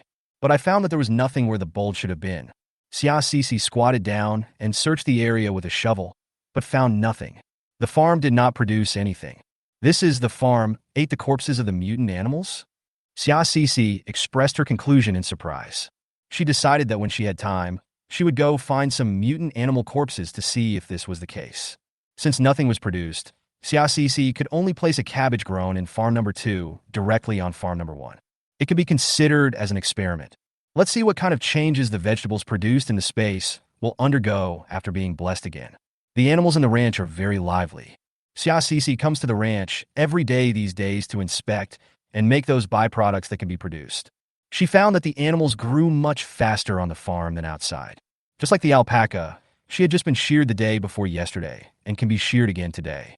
She kept the wool for the time being. At present, the space has not been upgraded to have the function of directly turning wool into clothes or quilts, but she believes that it will be possible one day. Finally, Xiaoxici came to the garbage disposal machine. The garbage disposal machine has been very powerful these days and has produced good things. Xiaoxici happily opened the garbage disposal, wanting to see today's good stuff. Who would have thought that what appeared in front of Xiaoxici was actually a glove, and on the other side, it was a sock. Yes, single gloves and socks. At this moment, Xiaoxici just wanted to throw things. How can you give something to a person and only give one to him? Isn't this intentional? Xiaoxici once again felt the malice coming from space. If the space could transform into a human form and stand in front of Xiaoxici at this moment, Xiaoxici would definitely give him a big fight without hesitation. What are you playing? After tidying up the space, Xiaoxici decided to do something big. After we opened several safes in my brother's office that day, there were actually 2 left, which were also taken from his secret room. Since these 2 safes were of a higher level, they were not cut open at the time. Xiaoxici decided to put in some effort today and cut open the last 2 high-level safes. Thinking about this, Xiaoxici took the electric saw and other tools and carried the 2 half-person high safes out of the space. Outside the space, Huiji was standing on Dahei's head and taking a nap. The 2 had long been accustomed to Xiaoxici's sudden appearance and disappearance, and hardly even raised their eyelids. Xiaoxici walked into an empty room and closed the door to prevent the loud noise of the chainsaw from disturbing the 2 little ones with sensitive hearing. The space is very magical. Any electrical equipment cannot be used after entering, so she couldn't cut the safe in space. After tying her braids, Xiaoxici got to work. It took an hour to cut all this and finally make a small hole in the top of one of the safes. What's in there? It's stored in such a thick safe. Xiaoxici wiped the sweat off her forehead and temporarily dimmed the fire in the room. Xiaoxici looked inside through the small opening. When she saw this, she was speechless. There were actually piles of documents inside, but I thought that since I had already cut it, I couldn't waste it. She worked on it for a while and finally opened a space where she could reach her hand in, but when she reached in and pulled out one of the documents, her heart almost stopped. Those turned out to be documents for contract signing for goods. These documents clearly state where and what kind of goods are stored. Moreover, many goods are stored in high places and basements. Xiaoxici thought about these places and was quite sure that several of them should not have been affected by acid rain for the time being. Moreover, there are 2 underground warehouses, which are extremely close to here, within 1 kilometer. The contents inside were quite a surprise. Xiaoxici excitedly took out all the contracts, then found a map and marked the locations. As for the 2 warehouses within a kilometer, Xiaoxici was thinking about it. It was only light snowing recently, since the blizzard had not yet arrived. Do you want to go out for a while first? Xiaoxici opened the door and saw Dahei playing outside, and an idea came to her mind. Raise a dog for 1 day and use it for 1 hour. In this kind of weather, is it best to use a dog to pull the cart? Dahei saw the way Xiaoxici was looking at him and was stunned with the toy in his mouth. What does the poop shoveler mean? Why is she looking at him like that? At this time, Xiaoxici heard someone knocking on her door. Xiaoxici raised her eyebrows and went to answer the door and saw Lin Yuan standing outside. Lin Yuan put a bloody car key in Xiaoxici's hand. I'm sorry, I damaged your car. Can I compensate you later? Chapter 72. Mo Yun, who ate all the grass around him. Xiaoxici looked at the car keys in front of her that had been squeezed and deformed and were covered in blood, and her brows couldn't help but frown. She didn't take it, but instead looked up at Lin Yuan. Lin Yuan was not hypocritical. Seeing that Xiaoxici didn't answer, he took back the car keys and said, I'll compensate you with a car later. It's not just 1 car. The car is destroyed. What about the things in the car? Mrs. Lin promised that they will all be mine. Xiaoxici narrowed her eyes and looked at Lin Yuan. Lin Yuan froze in his tracks as he was about to turn around. I'll compensate you with another gun. Where are the bullets in the gun? Xiaoxici stared at Lin Yuan closely. 12 bullets. Lin Yuan frowned slightly. Anything else? Xia Cixi continued to ask. 2 grenades. Lin Yuan already curled his lips a little. That's all? Xia Cixi crossed her arms and looked at Lin Yuan. There are also some supplies that were destroyed in the explosion, but I didn't take a close look. Lin Yuan sighed. Xia Cixi nodded when she heard this. Okay. When Lin Yuan turned around and left, it could be seen that even this wealthy landlord felt very painful at this moment. So, when he put a gun, 12 bullets, 2 grenades, and a box of supplies at Xia Cixi's store, he didn't even say a word to Xia Cixi. He just knocked on the door, put the things at the door, and left. Xia Cixi opened the door and moved these things back into the house. Thinking back on that business with old lady Lynn, I made a lot of money. At that time, I felt that there was a real thing in Mrs. Lynn's car. She has no shortage of supplies now, but she was very surprised when she saw those hot weapons. But looking back, she was somewhat silent when she saw these things. What on earth did Lin Yuan do? He actually used up so many bullets and grenades, and even scrapped the entire vehicle. Thinking about the blood on the car keys, Xia Cixi suddenly saw Mrs. Lynn's face in her mind. She snorted coldly and put the matter aside for the time being. She did not rush to the opposite door to ask Lin Yuan about it. After all, no matter what, this is Lin Yuan's family affair. That night, Xia Cixi slept very peacefully. Hao Ro and Lin Yi both died, which was considered as revenge for her previous life. Thinking of this, she felt like she could wake up laughing even in her dreams. The next morning, Xia Cixi found that the temperature had dropped again. Several people were exercising outside in the morning. Ding Lei rubbed her arms and asked, "Why is it so cold?" Xia Cixi took out a thermometer, placed it outside for a while, and found that the temperature outside was already more than 30 degrees below zero. In the next few days, let's look for furniture that can be burned in this building, including the one next door, and store it at home first. Lin Yuan suggested. In fact, in the past few days, several people have moved all the furniture that can be burned up from the nearby floors. But the temperature is dropping again, and the firewood will be consumed more and more. Although Xia Cixi had no shortage of firewood, she did not want Lin Yuan and Ding Lei to know the existence of her space. A few days ago, Ding Lei went to Lu Xiaofei's home downstairs and brought Lu Xiaofei's generator. Now there is at least one generator per person on the 66th floor. Several people also took home all the small suns, electric blankets, and other things they could find on the nearby floors. But none of these electric gadgets are as useful as a stove that burns fire. After discussing it for a while, they each went into the house to get their things and decided to start today's collection. And Dahe was responsible for squatting at the stairs to watch over the house. After the temperature dropped again in the past 2 days, Dahe's fur became thicker than before. Now Dahe is almost as big as a horse, with such thick fur that you can't feel any flesh if you put your hand in it. It's all soft and fur. Of course, my appetite has also increased a lot. Xia Cixi calculated that Dahe's appetite is about 60 airplanes and 10 of herself. When Xia Cixi thought of this, she felt uneasy. There are a lot of supplies in my space, and the farm can produce food, but I can't afford to eat so much. After instructing Dahe to look after the house, they went downstairs together. There was nothing on the adjacent floors anymore, as they had all been emptied out by Xia Cixi and her team. They could only keep going down. But when they reached the 40th floor, they found that all the doors had been pried open and all usable items inside were gone. "It's the 48th floor," Ding Lei said from the side. When they passed the 48th floor, just now, they found that the 48th floor also had a door installed at the entrance of the stairs, just like the 66th floor. Xia Cixi and the others did not pay much attention to such behavior. After all, if they can take certain measures to survive in the apocalypse, so can others. Look further down. What was unexpected was that all the burnable and usable items in the entire building had been moved away. At this time, Xia Cixi thought of the anti-theft door installed at the staircase on the 48th floor. No wonder they have to install a security door at the stairwell. It must be because there are too many things placed in the corridor. Xia Cixi sneered, thinking that the Mo Yun couple on the 48th floor were also very powerful. Although she also collected large quantities of survival supplies, she even emptied the 12 floors of the building opposite. But as the saying goes, a rabbit doesn't eat grass near its burrow, so it's better not to rush to eat up all the things under your nose overnight. Otherwise, it will cause dissatisfaction among your neighbors. She just came down and found that there were other people alive in this building except for the 48th floor, like the domestic violence man and his wife, Aunt Jin's daughter-in-law, etc. There were obviously some protective measures placed in front of their doors, indicating that there were people living in the house. There were also people who would open the door and look around carefully when Xia Cece and her friends passed by their door. What Xia Cece didn't expect was that Mo Yun's actions soon aroused public anger. It turned out that some people had discovered that the firewood upstairs had been moved away. Everyone thought it was done by the 66th floor and did not dare to resist. After all, they all knew that the people on the 66th floor were all very fierce, and there was also a huge mutant black dog.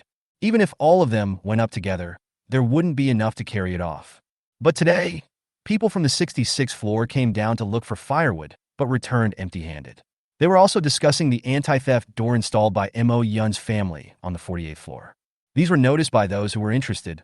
At the same time, they also thought of the security door that suddenly appeared at the entrance of the stairs on Mo Yun's floor. Damn it. Who took away all the furniture and firewood, leaving no one alive? Damn Mo Yun. I always thought you were a good person. The one who made this roar was the domestic violence man on the 58th floor. The other people who had been looking around also came out of the house one after another. In an instant, all the living residents in the building, except Mo Yun's family, appeared on each floor of the stairs. They gathered together, cursing at each other. Soon, the group gathered together. But Xia Cece and the others didn't care about any of this. They didn't want to join in the fun. They also believed that it was not yet time to go to the homes of the living to rob things. They decided to go and take a look. That area is more of an office area with very few residents, so there should be more tables and chairs than here. A trip there should be more rewarding than this. For Xia Cece and the others, going to the seat was something they had to do sooner or later, but because of Mo Yun's actions, they had to do it earlier. Chapter 73 Block B is not simple. Mo Yun has always been a man of many talents. Before the end of the world, she was appreciated by her leaders at work and got along well with the nearby property owners. She is an advanced model every year. In her family, she has a husband who loves her. It can be said that this husband dotes on her extremely. He listens to her in everything and protects her in every way. It can be said that she lives a very successful life. This is due to her cleverness and eloquence. After the end of the world, she also relied on her eloquence to gain the trust of these owners who already had some favorable impression of her. He was chosen as the building manager by the people upstairs. Although, this building length has no practical function due to the existence of 66 floors. But she enjoyed the feeling of being looked up to. She even made an agreement with these residents that they would stay together in a group when they arrived at the shelter. She, Mo Yun, was still the leader among them. But what we didn't expect was that the government shelter ships never came again, but the extreme cold came. After the extreme cold came, she gained a new understanding. What a shitty building manager. What a leader. These are all useless. She was really scared, and she also realized how wise it was to do what she did before the 66th floor. At this time, staying alive was the most important thing. Afterwards, she discussed it with her husband and decided to follow the example of the 66th floor and completely seal off their own floor. Then, she gathered all the furniture and firewood she could find nearby and brought them to her home in the dead of night, filling up all the other rooms and corridors on the 48th floor. As for the lives of others, she didn't care. She wasn't the leader of the building, so why should she care? But unexpectedly, Mo Yun, who was sleeping soundly at home, was suddenly awakened by the noise at the stairs. Her husband, Li Mingqiao, a real estate agent, rushed out with a kitchen knife in one hand and an axe he found in another room in the other. "What are you doing? Why are you making a fuss in front of my house?" The domestic violence man held a huge machete in his hand and chopped at the door vigorously. "Open the door, you son of a bitch! Did you take away all the firewood in the building? Are you trying to freeze us to death?" Li Mingqiao's eyes rolled and turned into a smile. "Hey, isn't this our Dong brother? Don't worry. What are you talking about? My husband and I have been friends with you guys before. How could we do such a thing as neighbors? That was all done by the 66th floor." This statement was also discussed by Li Mingqiao and Mo Yun. The two agreed to put the blame on the 66th floor. The supplies in their house now are not only firewood, but also many other things. If the others upstairs knew about it, I am afraid that they would not be able to save their lives. Nonsense. I went downstairs from the 66th floor to look for firewood, but found nothing. The domestic violence man Dong Go cursed loudly, not listening to Li Mingqiao at all, and continued to kick the door hard. But he hadn't eaten much in the past few days, so he didn't have much strength at the moment. He kicked the door a few times but failed to break it. Instead, he was exhausted. Several people nearby were also cursing at the door, especially a young boy inside. who looked skinny and not very tall. He stared at the door in front of him with red eyes, and he was trembling all over, not knowing whether he was angry or cold. "You are the ones who took our life-saving firewood. Open the door quickly, or we will break in." Li Mingqiao saw that the truth had been exposed and knew that today would not end peacefully, so he said to the door with a smile, "Then you guys go ahead and break in. It would be best if you could come in before you starve to death." After saying this, he ignored the people making noise at the door and went straight back into the house. At this moment, he was very proud of what he had discussed with his wife before, that is, to seal the staircase like the 66th floor. There are now 2 large iron doors guarding the entrance to the stairs. Those skinny and pale people cannot break the doors open even if they make a scene. Mo Yun hid at home. When he saw Li Mingqiao coming back, he patted his chest and asked, "Are you okay?" Li Mingqiao touched Mo Yun's face with a smile. "It's okay. Let them make a fuss." "Can they really make a fuss?" After hearing this, Mo Yun smiled and leaned her head into Li Mingqiao's arms. "Husband, you are so awesome." The people outside the door, after making a fuss, realized that it was useless and spat a few times at the door in anger. "If you have the guts, don't come out. If you come out, I'll kill you." Brother Dong was so angry that he kicked the door again, then turned and left. He didn't notice that not far behind him, a pair of eyes were staring at him hatefully. That is Aunt Jin's daughter-in-law. On the other side, Xia Cici and a few others wanted to reach the seat through the corridor connecting the seats. But what they didn't expect was that the corridor was destroyed. This corridor is located on the 40th floor. It is a semi-open-air corridor with a shed of medium size on top. Both sides are ventilated and not completely sealed. However, due to the long-term acid rain and the extremely cold weather in recent days, the middle of the corridor was broken. The distance between them is about 3 meters. Several people stood here and looked over there, and they were all silent for a moment. No one here goes there. "I can get through." After a moment, Lin Yuan said. Xia Cici turned her head to look at Lin Yuan and was not surprised. "I have a rope." Xia Cici took out a hemp rope 2 fingers thick from her backpack. She had imagined before that there might be problems with this corridor. After all, she had seen too many buildings destroyed by acid rain in the apocalypse in her previous life. "I didn't expect it would actually be used." Lin Yuan took the rope but stepped back. Xia Cici was just about to ask him what he wanted to do when she saw him retreat more than 10 meters, then sprint forward like an agile cheetah and jump directly from one end of the corridor to the other. There was no dragging of feet. "Wait a moment. I'll go see if there's anything that can connect the 2 sides." Lin Yuan left, and after a while he moved a huge tabletop over and threw it on the broken edge, directly connecting the 2 sides. Several people arrived at their seats smoothly. As they thought, there were not many people living here, and the supplies were very abundant. Ding Lei and Lin Yuan actually had no shortage of food now, and they were wearing their mink coats. What they lacked most was firewood. So on the first trip, they decided to find as much firewood as possible, especially solid wood that is durable to burning. But in the office building on this floor, they found charcoal. It seems that the company was planning to go camping outdoors for a team building, but they encountered the end of the world and didn't go out. There were 5 or 6 boxes of charcoal, and the group found a camper and loaded the charcoal directly into it.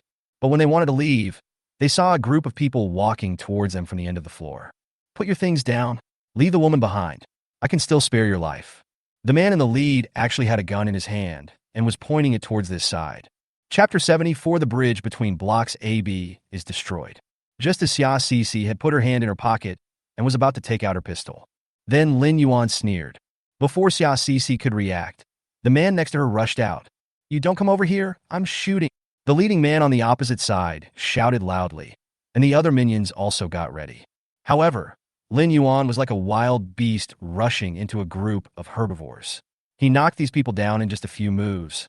The leading man didn't fire a single shot. Lin Yuan walked over, kicked the gun out of the leading man's hand, and then stomped on it to pieces. Xia Cici and Ding Lei, who followed, only noticed at this time that the gun was fake. "Please spare my life, sir. Please spare my life. Please spare me just this time." The leading man, who looked strong on the outside but was actually weak, was now kneeling on the ground begging for mercy. The other men also knelt behind the man, trembling.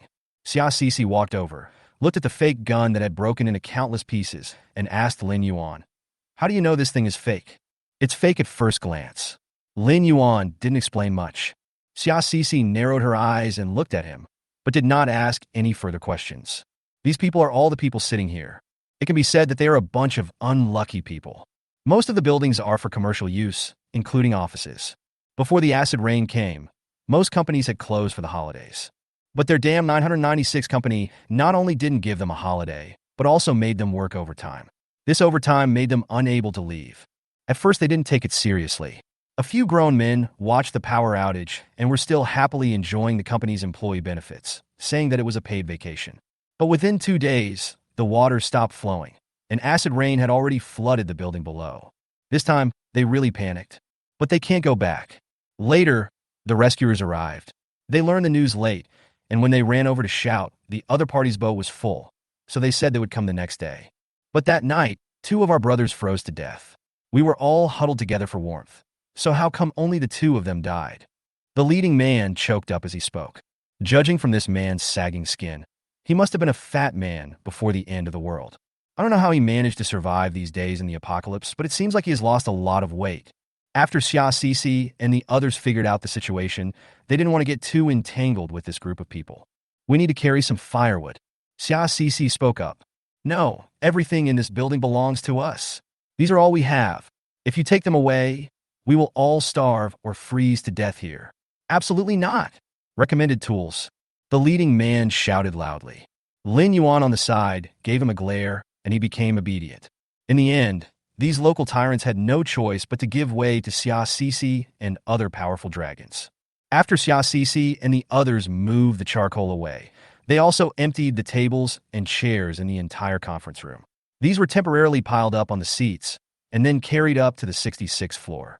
With these things, I can live in peace for at least 2 or 3 months without having to collect firewood. There were really a lot of tables and chairs inside, but Xia Cece and her friends didn't find any food after running up 2 floors. It must have been hidden by the group of people a long time ago. But it doesn't matter, they didn't come here to look for food. The fact that they left the charcoal in such an obvious place without moving it means they must have more powerful heating supplies. After moving everything, Ding Lei said to Xia Cece. Lin Yuan and Xia Cece both agreed with this. Xia Cece also noticed that the man in the lead kept saying that he felt sorry for the firewood and charcoal, but in fact he did not really look like he felt any pain. They must be using this firewood and charcoal to cover it up. When Xia Cece and the others were almost done moving their things upstairs, they saw the group of people suddenly appear at the edge of the corridor connecting the seats. Xia Cece and the others immediately became alert and stood in a row. But the group of people had no intention of coming over, and instead pushed a very heavy cabinet to the collapsed area. Then, 2 men with ropes tied around their waists stood on the cabinet and began jumping and dancing violently. Xia Cece was a little curious about what they were going to do. After a while, the ground, which had already been eroded by acid rain, suddenly broke apart. The heavy cabinet fell down instantly. The man with the rope tied around his waist was pulled back to his seat by others. Then there was another heavy cabinet placed on the edge. This happened 3 times in a row. The bridge between the seats was completely broken. There are more than 10 meters between them. The leading man stood in the direction of the seat, looking at Xia Cece and others from a distance. Humph, if you have the guts, fly over here. The leading man yelled loudly. Xia Cece looked at this group of people and found them very interesting. What's your name? Xia Cece looked at the leading man and asked. My name is Dyson, the Dyson who makes hair dryers. The man shouted. Xia Cece and Lin Yuan looked at each other with a hint of smile in their eyes. I never thought that even in this apocalypse, we could still see such a funny person. Just now when the connection between the seat and the base was cut off, it was not that Xia Cece and the others could not stop them. They also saw through their intention, but they didn't move. One is that they still have a lot of supplies on hand. Secondly, they also realized that this group of people were not that simple, and they had been hiding their strength by being smooth-talking and evasive. In addition to Dyson, the leader, Xia Cece felt that there was another pair of eyes in the building watching them. This Dyson is most likely not the leader among them. Moreover, they came up with a method to cut off the bridge between Huzwa and the seat, and actually succeeded. It can be seen that these people are not ordinary people. Just jumping vigorously from a height of 40 stories with only a rope for protection is amazing. Hey, you guys are capable, let's just keep to ourselves. Dyson shouted at Xia Cece and others from the opposite side. Xia Cece looked at the small team of about 5 or 6 people opposite her and waved at them, agreeing to Dyson's proposal. Beautiful lady. Of course, if you like any of us and want to date us, we welcome you. The few people who were sitting there no longer cared about the people around them and carried their last belongings back upstairs. On the way, Xia Sisi said to Ding Lei and Lin Yuan beside her, 996 employee? I don't think so. Lin Yuan nodded gently. It is very likely that they came here after the acid rain. How did you know that? Xia Sisi asked. During the fight just now, I tore off the clothes of several of them and saw that their skin was corroded over a large area. This can only happen after being immersed in acid rain for a long time. When Xia Sisi heard this, she looked at Lin Yuan's neck, which was covered with a crack, and found that there was also a similar scar on it, so she nodded. Look back! At this time, Ding Lei suddenly spoke. At this moment, several people were walking to the 62nd floor, and next to them was the window of the stairwell. Through the window, Xia Sisi saw a woman standing at the seat opposite her, looking towards the seat. Because it was too far away, I couldn't see the person clearly. However, Xia Sisi felt a little pressure when looking at that person. That's a very powerful person. Chapter 75, Can I Return the Goods? Xia Sisi was basically certain that the man was the leader of the group, not Dyson just now. Even Dyson may not be the man's real name. But for the time being, they would not interfere with each other, so there was no need to investigate it so quickly. A few people quickly returned to the 66th floor and sorted out the things piled in the corridor. Xia Sisi chose some charcoal, but didn't ask for any wood. Lin Yuan took some charcoal and a small amount of furniture. This is because Xia Sisi and Lin Yuan had already swept the entire floor and taken a lot of wood. The rest was given to Ding Lei. Ding Lei looked at the two of them with great gratitude. After a long pause, she could only say one sentence. How about coming to my house for a meal? After a long time of being tired, they didn't want to go through with it anymore, so they said they would make an appointment another day and went back to their rooms. When I returned to the house, Dahei came over with a downcast face, and he didn't look very happy. Xia Sisi was puzzled. What was going on? Was he unhappy after looking at the door for a while? But I wasn't so pretentious before. Xia Sisi asked Huiji, who had come over to stand on the table and was rubbing his head against Xia Sisi's face to act like a spoiled child. Huiji, what happened to your big black brother? Why is his face so long? Huiji tilted his head slightly and glanced at Dahei with his round eyes. Brother Dahei, it hurts. Hearing the pain, Xia Sisi stood up at once, ran to Dahei, and hugged Dahei's neck. Where does it hurt? Xia Si thought, could it be that someone just came to cause trouble for the 66th floor and hurt Dahei? It has been hurting for several days. Brother Dahei said it was okay and didn't let me tell you. Huiji said it easily, but Xia Sisi was completely shocked. It's been hurting for several days. Why doesn't she know about it? Xia Sisi knew that animals like cats and dogs had extremely strong endurance. The pain tolerance of ordinary cats and dogs was about dozens of times that of humans. When Xia Sisi was a child, she had a big tabby cat. It was chubby and very cute. The big cat doesn't like to move much, so you can touch it however you want. At first, everyone in the family thought that the big cat was lazy, until later when they noticed that it ate less and less, they realized that it was sick. When he was sent to the hospital, the stones in his stomach had grown huge. But Xia Sisi then checked Dahei's entire body and found no wounds, nor could she tell where he was sick. She worriedly coaxed Dahei to drink a large bowl of spiritual spring water. Who would have thought that at night, when Xia Sisi was sleeping, she was awakened by the gentle mumbling sound of Dahei next to her. The gray plane had also flown in and was circling around Dahei. It was so anxious that it couldn't even speak clearly. All that could be heard was it repeating words like Dahei it hurts and Dahei is going to die.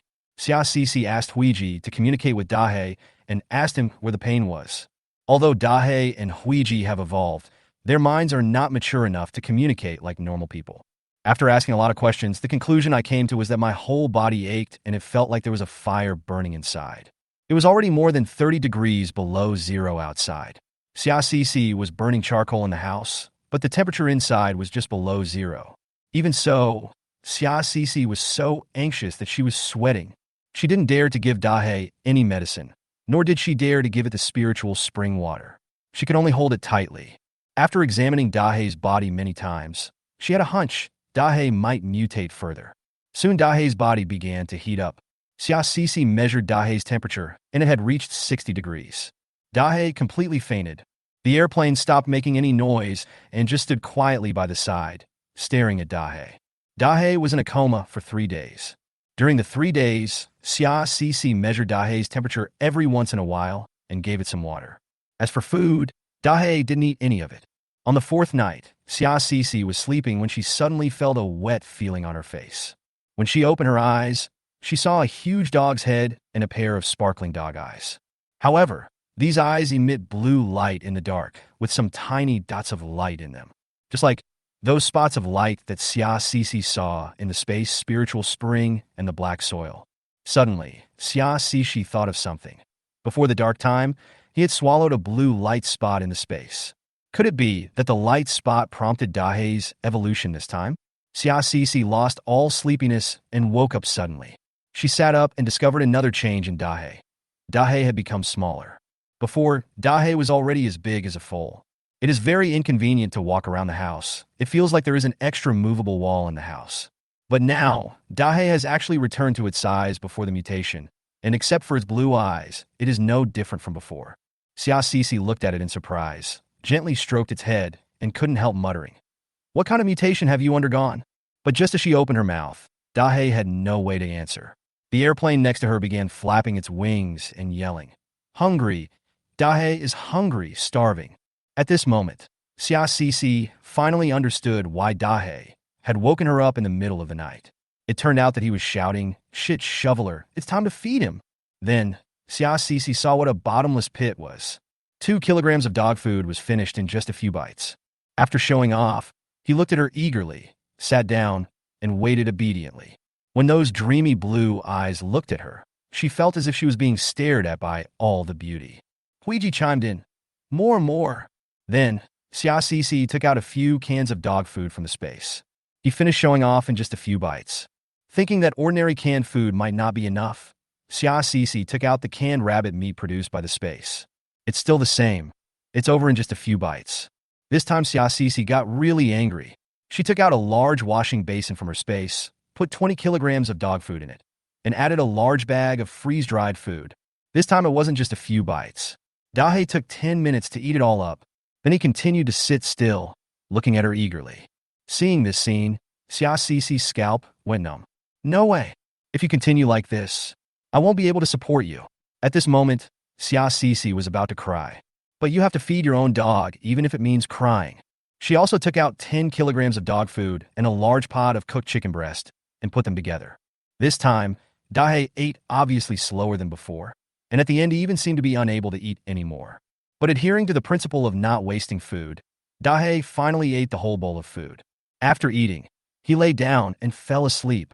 Only Xia Cece was left standing in the air in a mess. What should she do? The child eats too much, and she can't afford to feed him.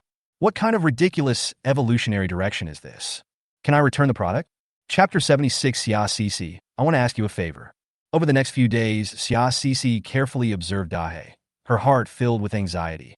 If Dahe kept eating like this every day, even if she stocked up a mountain of food, it would be eaten up by him. But fortunately, except for the first meal after it woke up, it ate dozens of kilograms of dog food, dozens of canned food, and dozens of kilograms of meat, and its subsequent eating habits returned to normal. After a few days of observation, Xia Cece discovered the direction of Dahe's mutation. That is, he can grow bigger or smaller at will.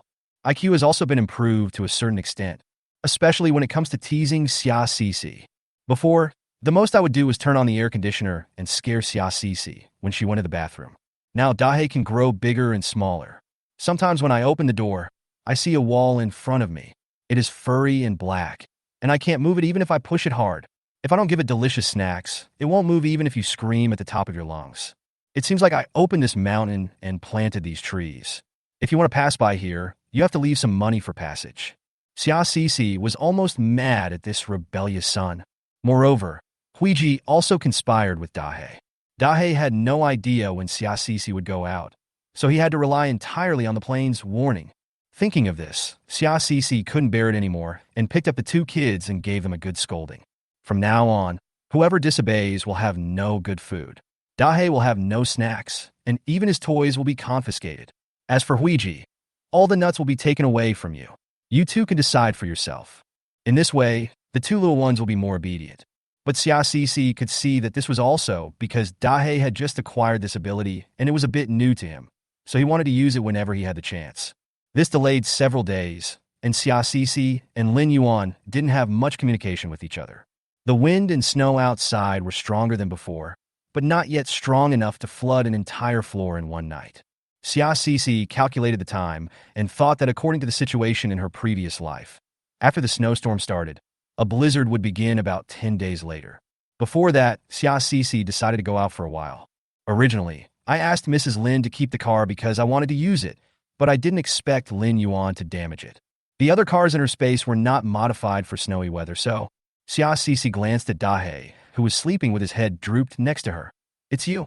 That day, Xia Cece had just put on her clothes and took out the parts of the sidecar motorcycle that she had disassembled from a package in her space to transform it into a dog-pulled cart. When she saw Dahe, who was sleeping soundly, suddenly stand up. When Xia Cece saw that its eyes were looking towards the door, she knew that someone must be coming from the stairs. Sure enough, after a while, there was a knock on the door at the stairs. Xia Cece put on her clothes and went out with Dahe. At this time, Lin Yuan and Ding Lei also came out. Moreover, each of the three of them held a knife in his hand. Since they had been there, they had become more vigilant than before. There had been some chaos downstairs these days, but none of the remaining people dared to come up. They don't want to care about how other people live. Who would have thought that there would be someone outside the door now? Several people looked at each other, and finally Lin Yuan nodded to everyone and walked towards the door. I opened the inner door and saw a woman covered in blood standing outside. The woman was unkempt and wearing many clothes, and for a moment Xia Cece couldn't recognize who she was. After a while, she finally realized it and asked with a frown, "Are you Mrs. Jin's daughter-in-law?" Yes, the person who came was Aunt Jin's daughter-in-law. After Aunt Jin died, her husband and son also died. Aunt Jin's daughter-in-law is not a person worthy of sympathy. It perfectly illustrates what it means that there must be something hateful about every pitiful person. Her name is Wang Nana. Before getting married, she was born in an ordinary family, but her parents loved her very much. It can be said that she was spoiled, making her too simple and kind. Later, Aunt Jin's son Jean Lei met her, and they soon fell in love. Jean Lei is a mama's boy, and a mama's boy has a characteristic. He has no self. In front of his mother, he centers around her, so when his mother is not around, he becomes other-centered. So when they first started dating, Jean Lei was very nice to Wang Nana and basically did whatever she said. Wang Nana thought she had found true love, and she insisted on marrying Jean Lei despite her parents' opposition. But Wang Nana's parents are smart people and don't want to see their daughter suffer in such a family. Then, Wang Nana had a 2-year-long tug-of-war with her parents. During these 2 years, her parents, who originally loved her, had no choice but to almost cut off relations with her. Wang Nana's father said earnestly, "Nana, Dad just doesn't want you to suffer in the past. If you give up now, you're only giving up more than 2 years of love. But if you marry him, you will suffer for more than 20 years. You have to believe Dad. Dad is doing this for your own good." But Wang Nana couldn't understand it. She even thought that Aunt Jean, who had always thought that she had picked up a daughter-in-law for nothing, was a good person. In the end, under the strong opposition of Wang Nana's parents, Jean Lei and Wang Nana almost broke up.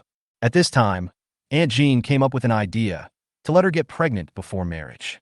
Then Wang Nana agreed and actually got pregnant. Now, Aunt Jin's family has captured Wang Nana. Not only did they not give her a betrothal gift, but they also made things difficult for her family after she got married. They said Wang Nana was a shameless thing, a worthless woman, and had no moral integrity. Because Wang Nana insisted on marrying Jean Lei and refused to agree to her parents' request for an abortion, her relationship with her parents became increasingly distant. He ended up in a situation where he was bullied by the Jean family and had no parents to rely on. In the end times when people were short of clothes, she was made things difficult for by Aunt Jean, who almost captured her and sold her in exchange for food. She was very happy when Aunt Jean died. She originally thought that the man who had been so good to her would be devoted to her again after Aunt Jin's death. But the dream didn't last even one night, and she lost her husband and son. The man who was once kind to her, but later joined his evil mother-in-law in bullying her, is dead. But her son, the precious baby that came out of her belly, died just like that. She hates it, and with the communication cut off, she didn't even have the contact information for her parents. It seemed like she was the only one left in this world. There is no purpose in life anymore. Now, she has only one thought: revenge. She knew that it was the slovenly-looking man who beat his wife who killed her child. So, she has been planning revenge these days. And now, she finally succeeded. She now has only one thought: She walked to the 66th floor and looked at the door opposite and opened it. With blood all over her body, she looked at those people and smiled. Who is Xiaxixi? I heard that you are the most ruthless person in this building. Can I ask you one thing? Kill me. Chapter 77. Raise a dog for 1,000 days. Use it for a moment. Xiaxixi looked at this woman who seemed to be mentally abnormal, and her eyes became serious.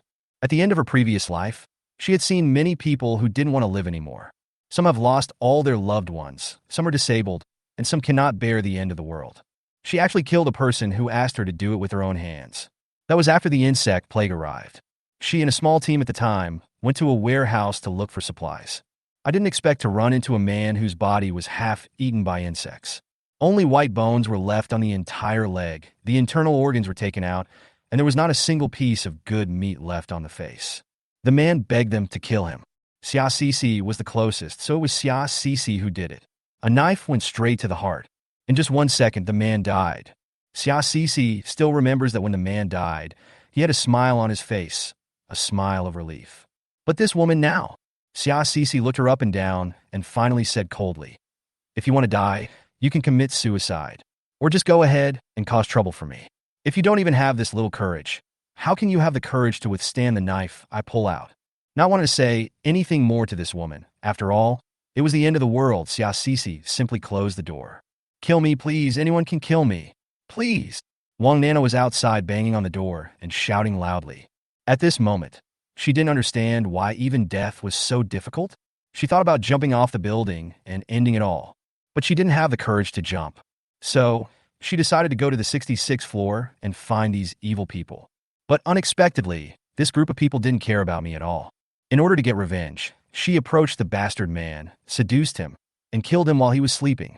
She did so much just to be able to leave this world without any wishes. But now, it seems like she can't die no matter what. When she got home, she thought about cutting her wrists, but she couldn't bring herself to do it. I wanted to take off my clothes and freeze myself to death, but I couldn't bear it for even a moment. After all the trouble, she finally understood. She still wanted to live. No matter how desperate she was, her desire to survive was still at work. She still wanted to live. What a worthless life, Wang Nana murmured. So, after another day of thinking, she grabbed all her things and went downstairs. Braving the wind and snow, he walked towards his seat. When Aunt Jean wanted her to sell, she wanted her to sit. Maybe it's because I feel that the place is a little far away, and I don't know all the neighbors here, so I can have some face. At that time, the corridor between the seat and the hall had not yet been opened, so Aunt Jean pressed her down and pushed her to the seat. Then, she saw a very powerful woman there. That day, Aunt Jean suffered a setback and was able to save her life only by kneeling down and begging for mercy. The woman looked at Wang Nana with contempt. "A brainless person like you doesn't deserve to live. But if you have a brain someday, you can come to me. After all, people who have experienced enlightenment are easier to teach and can sharpen a sharper knife." Now, Wang Nana braved the wind and snow, staggered down the stairs, and finally came to the front of the seat. She looked up and found the woman looking down from the upstairs windowsill with a faint and cruel smile on her lips. Behind the woman, several men stood in a row, as if following the woman's lead. On the other side, after closing the door, Xiaxixi went back to make the final modifications to the sidecar motorcycle that was missing an engine. She added anti-slip chains on the wheels, and then added a soft top removed from a convertible sports car on top of the sidecar. The texture was very high-end. Xiaxixi pulled the soft top and couldn't help but sigh. It really is from a top-of-the-line sports car worth millions. Great! She welded the soft top to the sidecar. In this way, a place was formed to shelter Xiaxixi from wind and rain. At the front end of the soft top, Xiaxixi drilled a hole and sealed it with a transparent plastic panel so that she could see what was happening outside. And at the bottom, there are also 2 holes, allowing her to stretch out her arms and grab the rope that is tied around Dahe. After finishing all this, Xiaxixi checked it with great satisfaction and then tied it to the sidecar with the hemp rope produced by the space. Dahe even turned around foolishly for a few times, as if he was very interested in this strange thing. I had no idea that when it gets dark, Xiaxixi would take it to ride in the snow. After doing all this, Xiaxixi slept for a while. At midnight, she put Dahe and Huiji into the space and quietly went downstairs. Xiaxixi paid attention and found that Lin Yuan and Ding Lei did not catch up, so she breathed a sigh of relief. Although they are teammates now, there are some secrets that Sia still doesn't want them to know. It has been snowing heavily for a week now, and the 8-story building has been covered. This saves Sia some time going downstairs. The amount of snow that had fallen over the past few days had turned the area around into a vast expanse of white. At this moment, the snow in the sky had stopped, and a huge and bright moon was shining white light in the sky. The snow was illuminated by the moon, turning it into a silvery white. The moon's light reflected on the snow, creating dots of white light. Sia took out the sunglasses she had prepared and put them on to prevent herself from getting snow blindness from staying in the snow for too long. Taking advantage of the dead of night, she put on her heavy snow boots, walked out for dozens of meters, found a secret place, and then released the sidecar in Dahe. Dahe hasn't come down for a long time, and it's the first time in his life that he steps on snow. It lifted its foot, then stepped down again carefully. He raised his foot again and stepped on it again. Then, I didn't dare to move. There was a hint of doubt on the big dog's face. His brows were furrowed, and his big black face was drooping. Sia wanted to laugh when she saw its dazed look. While it was still, Sia tied the rope she had prepared in advance around it. Dahe looked at the rope strangely, not knowing what the shit shoveler was going to do. After tying up Dahe, Sia pulled it hard and found that the hemp rope produced by the space was indeed much better than ordinary hemp rope, and it also had a certain flexibility. She was very satisfied with this. Dahe, run, Sia said to Dahe. After hesitating for a moment, Dahe looked at the outdoor land, which had changed a lot, but he was itching to go back after being away for a long time. So he spread his legs and ran hard. Sia felt a push on the back and rushed out instantly. Dahe, to the left. Sia pulled the rope on the left. Dahe, right. Sia pulled the rope on the right. In this way, Sia and Dahe gradually formed a tacit understanding after several times of cooperation. It was only less than a kilometer away, and we arrived there quickly. Sia got off the sidecar and untied the rope on Dahe. She looked around carefully and found a small building about 8 or 9 stories high in front of her. But the trouble is the building is basically buried, and where Sia was going was the storage room at the bottom of the building. After searching for a while, Sia finally found a window through which she could enter. She kicked the glass on the window open and got in. What she didn't expect was that there were actually indigenous people in this building that was almost buried under the snow. And more than one. Chapter 78, Green Eyes. After Sia jumped into the building, she put on a headlamp. Looking around, this floor is a factory. In other words, it is a canned food production line. It's just that the factory had been shut down and the power supply had been cut off a long time ago. And the food here was rotten and gave off a pungent smell. Sia took 2 steps forward and kicked something. Bang, bang, bang. There was a sound of metal rolling, and Sia jumped back vigilantly. Dahe, who was standing by, also retreated and looked ahead with bare teeth. Nothing happened. Only then did Sia realize that what she had just kicked was a can. Sia squatted on the ground and carefully picked up the can. She found that it was a complete, unopened can of sardines. Shine the headlight around. Sia found that there were countless sardine cans on this floor. All of them were unopened and scattered on the ground. Going further, there are canned yellow croaker, canned salmon, canned braised hairtail, canned dace and black bean sauce, canned tuna, and so on. Sia collected as she walked. She waited until she reached the stairs, but she didn't dare to go down. Dahe showed some uneasiness. Its eyes were staring straight at the bottom of the stairs, as if there was something underneath. Sia quickly turned off the headlamp on her head and looked at the stairs, but didn't find anything. She listened carefully but heard no sound. But she trusted Dahe's hearing and sense of smell. There must be something here. Moreover, she now felt that something was wrong with this place. After the acid rain stopped, the government came to rescue once, but there were still many people coming to the nearby area to look for supplies. These cans are easy to store and contain the meats that people like to eat, but they show no signs of having been opened. Sia walked around the entire floor and found that the ingredients on the production line outside had all rotted naturally, and there were no signs of being stolen. There are not many cans on the ground, and most of them are neatly arranged. The entire floor, except for a few small areas that seemed to have been hit by something, was too tidy for the end of the world. She couldn't believe that no one had ever been to this entire building, or that no one had ever been to this floor. After all, the acid rain at that time flooded at least 4 floors, and this building had at least 8 floors. Because it was buried under the snow, Sia could not be completely sure how many floors it had. But even so, the residents nearby must know that there is a food processing factory here.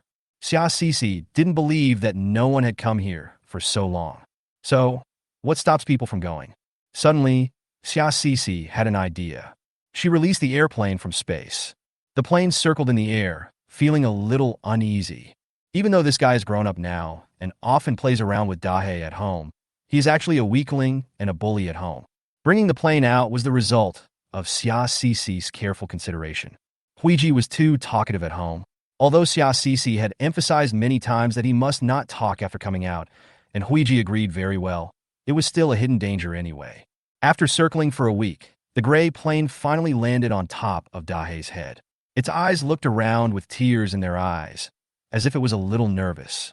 But the good thing is that even so, Huiji still held back from saying a word and always obeyed Xia Sisi's instructions that you must not talk when you go out. Airplane, you fly fast and flexibly. Go down and see what's down there. This is what Xia Sisi thought. A gray plane in the air makes it easier to go back and forth, and it also makes less noise when flying. It also has excellent vision at night, making it very suitable for reconnaissance.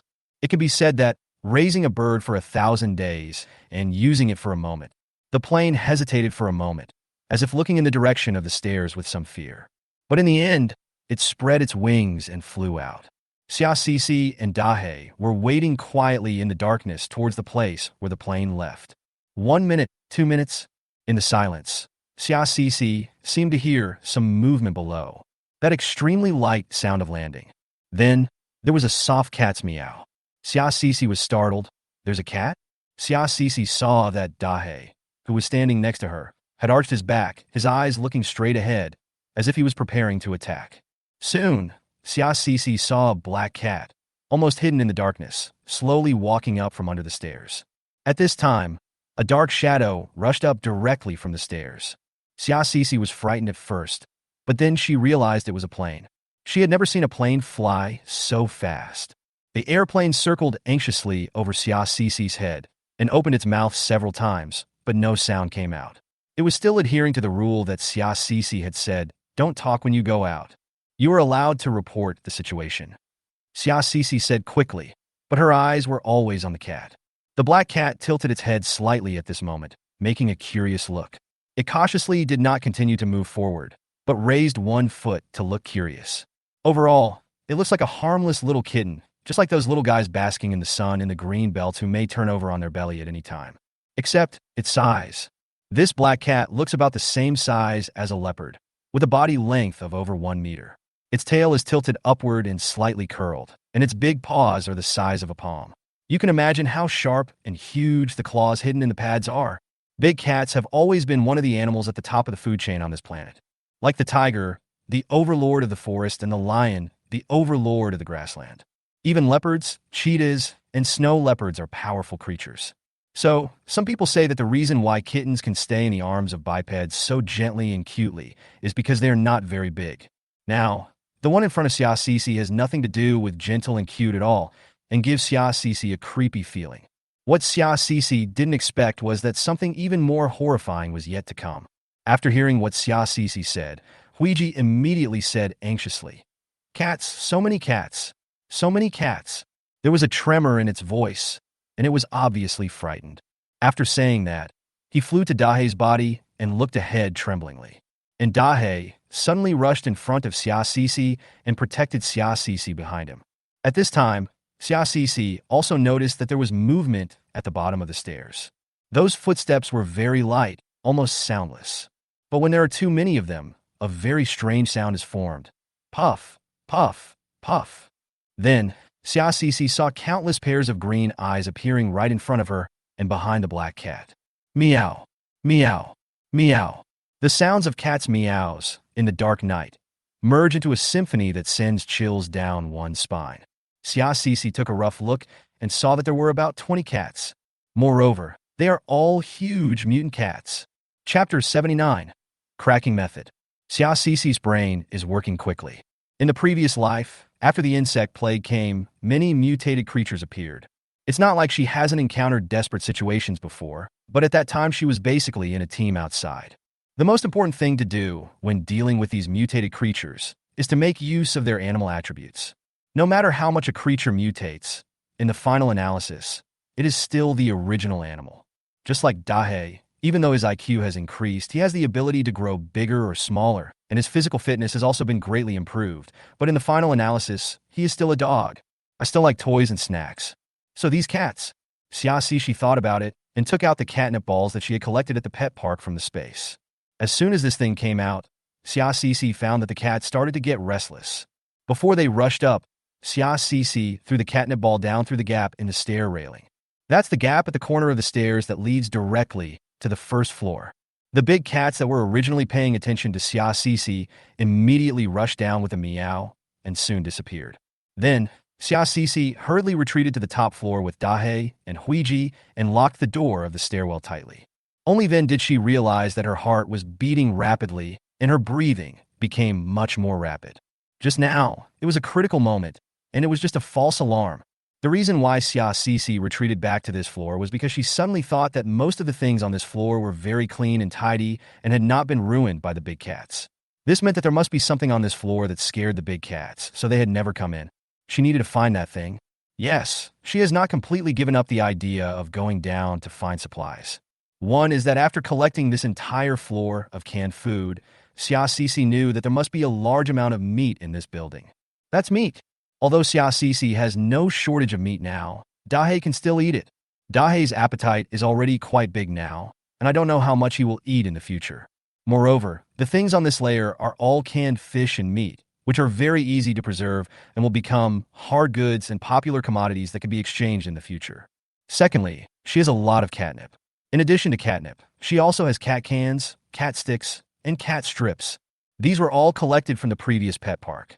Even if she didn't find a thing that could scare these big cats, she could use these things to lure the big cats away. At the very least, she still has space to go in. Thinking of this, Xiaxishi began to walk around the room. What exactly is it that makes the big cats unwilling to enter this level? After the door was closed and the big cats left, Xiaxishi found that Dahei was not as irritable as before, which meant that this floor was safe in Dahei's view. That at least means the thing that the big cats are afraid of is not some dangerous creature. At this moment, Xiaxishi discovered that Dahei was not leaving. Not only Dahei, but even the parrot plane that had been circling above Xiaxishi's head failed to catch up at this moment.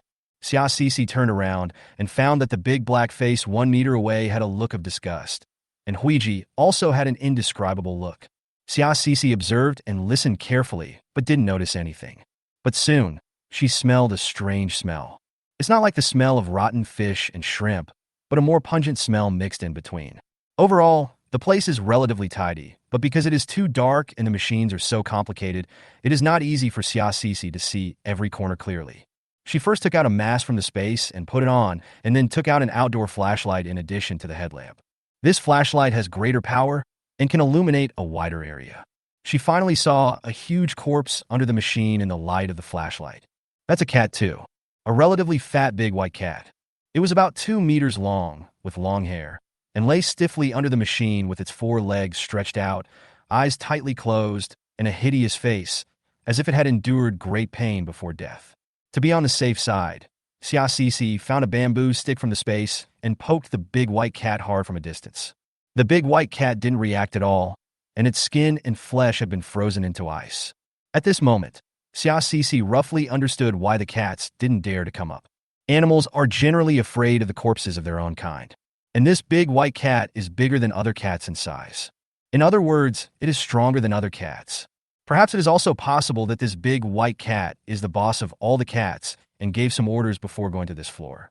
But unexpectedly, it died there after it came up. I glanced at Dahei and Huiji behind me. It seemed that the two of them didn't like the smell coming from the big white cat's body, and they stayed about 1 meter away. Xiaxishi could only squat down and drag out the white cat's body. After dragging it out, Xiaxishi saw that the big white cat seemed to have grown some thorn-like things all over its body, and some parts of its skin seemed to have been burned. Xiaxishi studied it for a long time and finally came to the conclusion that it failed to survive the evolutionary process and died. No wonder those cats were afraid of the big white cat's corpse, and no wonder the big black and gray cats didn't like the corpse. It should be because their evolutionary level was higher and they exuded some deterrent smell. Xiaxixian thought about it, took out a big machete from the space, and cut off the tail of the white cat's corpse. She tried to hold her tail and walked 2 steps towards Dahe and Huiji. She noticed that the plane flapped its wings and flew away, circling in the distance, her eyes rolling around, as if she wanted to say something, but she followed Xia Cici's order don't speak and endured it. Dahe also wanted to retreat, but did not move for the time being. It seems that the tail of the white cat's corpse has the same effect. Xia Cici put the remaining body of the white cat into the space and wanted to see if she could bury it in farm number 1 when she returned. So, Xia Cici held the white cat's tail, carefully opened the door at the stairs, and began to walk down. After going down a few stairs, Xia Cici saw a big 9 written on the wall and realized that the building had 9 floors. When she arrived at the entrance to the 8th floor, she found 3 pairs of green eyes staring at her closely on the 3rd floor. They are 3 mutant cats. Xia Cici also noticed that this floor was still a production workshop. Production of canned beef and chicken. She raised her eyebrows. Oh, these are all what Dahe likes to eat. Xia Cici hung the cat's tail on the belt of her clothes and walked in. Those mutant cats also noticed her arrival. Chapter 80, The Magical Use of the Purple Space Pendant. As expected, Xia Cici guessed right. As soon as Xia Cici walked in with the bodies of the mutant cats, the cats roared in fear and left this floor. Seeing this scene, Xia Cici finally felt relieved. Without any more hesitation, she began to collect cans frantically. However, unlike the complete 9th floor, many things on this floor have been destroyed by the mutant cats. Xia Cici could only distinguish the good cans and put them into the space. After collecting the 8th floor, Xia Cici went to the 7th, 6th, and 5th floors. Similarly, after Xia Cici entered, the mutant cats would leave wailing. Although the big black cat they met in the middle seemed somewhat unconvinced, it still jumped away after breathing at Xia Cici a few times to express its threat. In these 3 layers, Xia Cici got some other canned meats. What surprised her most was that the 5th floor produced canned pet food. No wonder cats from the neighborhood gather here. However, most of these pet cans were bitten open and eaten by the mutant cats, so Xia Cici only collected a few hundred. But before she left, she looked at the entire pet canned food production line on this floor, raised her eyebrows, and put them all into the space. Who knows when we can produce canned food for Dahe? Of course, after having this idea, she went upstairs and incorporated 2 ordinary canning production lines into the space. After doing all this, Xia Cici looked at the way leading to the 4th floor and was troubled. From the documents that Xia Cici had read, she learned that the warehouse was located a few floors below. The upper part of this building is the production line, and the lower part is the warehouse. 4 floors, plus 2 basements below, are filled with all kinds of meat. The 6th floor is a large refrigerator, a frozen warehouse built by the factory, tightly wrapped with stainless steel and powered by a generator. Looking at the floor plan of the cold storage warehouse in the contract, the lower floors are connected by only 1 gate with stairs inside. Normally, workers on the assembly line enter through the external stairs at the back, and only enter through the stairs on the 4th floor when they need to go to the cold storage. After reading the description in the contract, Xia Cici determined that such a cold storage should be well sealed and would not be invaded by acid rain, so she took the risk to come here. However, this place seemed to be slightly lower than the area where Xia Cici was, so the acid rain did not only flood the 4th floor of Xia Cici's building, but flooded the middle part of the 4th and 5th floors. And here, at the corner of the stairs, a window was open and acid rain poured in. Now there is an ice layer about half a meter thick formed here. With Xia Cici's current ability, it is impossible to break this layer of ice. At this time, Xia Cici suddenly noticed that there was a hole with a radius of about half a meter next to the ice layer. Xia Cici suddenly became a little nervous. This is a hole made by some mutant creature. But after the tension, Xia Cici was ecstatic. This animal dug the hole after experiencing extreme cold, and the entrance of the hole extends downward, which means there is space below for mutant animals to survive. So it also means that the bottom is well sealed and not corroded by acid rain. And this hole, who knows, maybe Dahe, who can change his size, can get in. Big Black! Xia Cici called Dahe over and pointed to a cave not far away. Can you go in?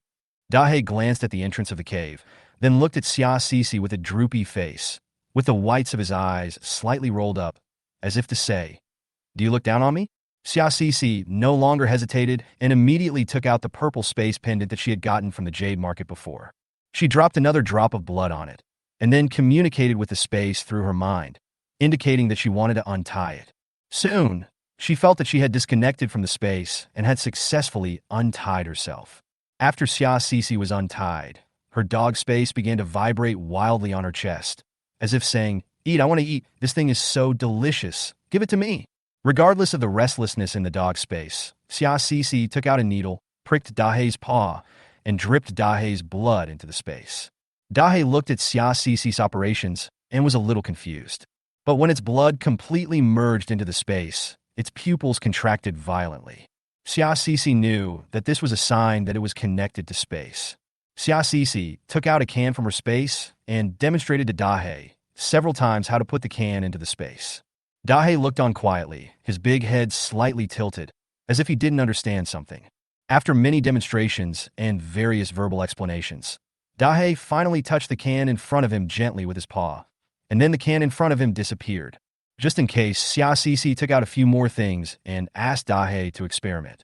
Dahei succeeded. "Dahei, the important task of collecting the supplies on the lower floors is now left to you." Xiaoxi patted Dahei's head gently. Dahei frowned tightly, revealing the whites of his eyes as he looked at Xiaoxi, with a reluctant look on his face. Xiaoxi knew that this task was indeed a bit too heavy for Dahei, a dog that had just evolved, but she had no other choice. "When you see the door, find a way to open it. You can do it." Dahei had learned how to open the door at home a long time ago, and most doors are no problem for him. As for the door of the cold storage, let's give it a try. If it's dangerous, or you can't do it, it doesn't matter, just come back quickly. Xiaoxi repeated this sentence several times in Dahei's ear.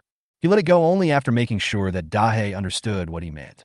In this way, Dahei shrank his body and went into the cave with the space pendant. Xiaoxi held the airplane and waited there. The aircraft's eyes were looking upwards, alert and nervous. Xiaoxi knew that although the mutant cat did not come forward because of fear, it was still staring at Xiaoxi and her group from a distance. Xiaoxi waited for 2 hours. There was no movement below, as if Dahei had disappeared. During these 2 hours, Xiaoxi was also worried about Dahei, but thinking of the alertness and wisdom that Dahei usually showed, coupled with his incredible ability to grow bigger or smaller in his strong body, he should be fine. When it was 4 o'clock, Xiaoxi saw the morning star outside, starting to light up through the window, and she finally heard something. She quickly looked towards the cave entrance. But what she didn't expect was that what came out from the hole was a black claw. That's obviously not Dahei's. The moment the black claws appeared, the mutant cats that had been watching her eagerly became restless behind her. It can be seen that these mutant cats and this mutant animal with black claws are obviously enemies. But where did Dahei go? Chapter 81. One thing overcomes another. Xiaoxi took out her hidden knife from the space and stared at the cave entrance cautiously. In order not to anger the mutant cats, she had just turned the light above her head to dim yellow. Now, in order to face this unknown animal, she gently pressed the button on the headlight, and the light changed from dark yellow to pale white. In an instant, she saw clearly the claw at the entrance of the hole. The root was not a black claw, but was covered with dark red blood. For a moment, Xiaoxi's heart rose to her throat. Had something happened to Dahei? It was at this time that the little thing finally crawled out of the hole. It has a triangular head, small scarlet eyes, and dark yellow fur all over its body. That's a weasel. A weasel with a body half a meter wide and a fierce look in its eyes. After the weasel appeared, the mutant cat behind him began to roar, like a threat or fear. They paced anxiously behind Xiaoxi and were no longer afraid of the body of the mutated big white cat on Xiaoxi's body. It looked like he was about to rush up and fight the weasel. The weasel was not afraid at all. It stood at the entrance of the cave, looking at the group of mutant cats and Xiaoxi with its teeth bared and an initially threatening look. The weasel is basically a carnivore. It will eat chickens, lizards, frogs, and fish, but it will occasionally eat tree roots, sweet potato pieces, etc. Ordinary weasels will eat kittens that have just opened their eyes and have no fighting ability. This weasel is about half a meter wide and must be more than 2 meters long. It is several times larger than its normal size. Compared with the cats behind Xiaoxi, the evolution of this weasel is obviously more powerful. Moreover, in the eyes of this weasel, those cats are food. Not only that, when the weasel saw Xiaoxi, there was no fear in his eyes, and there was even a hint of provocation. Especially when it saw the airplane, the mutant weasel's eyes lit up. Everyone knows that weasels like to eat poultry the most. After all, those families who raised chickens and ducks before were all eaten by weasels. The plane didn't dare to make a sound and circled anxiously in the air in fear. Meow. Meow. The cats behind him became even more irritable and restless. Xiaoxi discovered that the black cat seemed to be the leader of this group of cats. The black cat hated the weasel the most and wanted to rush up and fight it many times, but it was afraid of the scent of the mutated white cat corpse on Xiaoxi, so it did not take any action. Xiaoxi held the knife tightly, worrying about Dahe while observing the situation on both sides. She could enter the space immediately, but Dahe had not come out yet. She was afraid that Dahe would not be able to find her after she left. When she noticed that the weasel finally turned its gaze towards her, she knew that the weasel was more interested in eating the plane. I just wanted to put the plane into the space first. She thought about it and reached out to the plane hovering in the air. But at this moment, the weasel also moved. It jumped out of the hole instantly at such a fast speed that Xiaoxi could hardly see its figure, and its target is the plane in the air. At this critical moment, Xiaoxi saw another figure appear at the cave entrance, following closely behind the weasel. The ice at the corner of the fourth floor suddenly broke at this moment, as if it was pushed open from below by something. With a bloody mouth, it bit the weasel that was more than 1 meter long when it rushed out. The rumble of cracking ice, the roar of cats, and the screams of weasels. Also, heavy breathing. When everything calmed down, Xiaoxi found that all the mutant cats were scared away. And in front of her was a huge dog's head. The owner of the dog head, Dahe, was breathing heavily and had grown to be about 3 meters tall, filling the entire stairwell. It held the mutant weasel tightly in its mouth. Its huge eyes were fixed on Xiaoxi, with a heat in them that had not yet subsided after the intense exercise. The weasel was not dead yet. It made an unpleasant squeaking sound and curled up its body to try hard to tear at the big black dog's mouth. A hint of impatience flashed in Dahe's eyes, and he bit his mouth hard with his upper and lower mouths. Xiaoxi heard the sound of bones breaking. The weasel stopped moving instantly. Blood flowed down the weasel's body and onto Dahe's fur. In the cold environment, the warm blood quickly froze into lumps of ice. Huiji pounced on him happily, stepped on Dahe's head, and jumped around excitedly. Xiaoxi didn't allow it to speak, so it pecked at Dahe's head with its beak. This made Dahe so annoyed that he shook his head vigorously. The picture is quite funny. At this moment, Xiaoxi felt like she had survived a disaster. Dahe, I'm so glad you're okay, Xiaoxi said with a sigh of relief. Looking at the broken ice surface, Xiaoxi didn't know what Dahe had experienced down there. But through the broken ice surface, Xiaoxi discovered that there was a large hollow area underneath, which should have been dug by the mutant weasel. The mutant weasel has already made a nest down there. You can also see the bones of several animals below. Judging from the shape, it looks like a cat. There is also a mutant cat corpse that was half eaten by a weasel. Looking at its pure black fur and smaller size, it looks exactly like the mutant black cat. The weasel's claws were stained black and red, probably from the blood it had from eating the mutant cat. No wonder those cats hate weasels so much. Xiaoxi touched Dahe's fur, thinking that everything she had just experienced was just a false alarm. But it also proves Dahe's strength. After comforting Dahe and Huiji, they started to move up.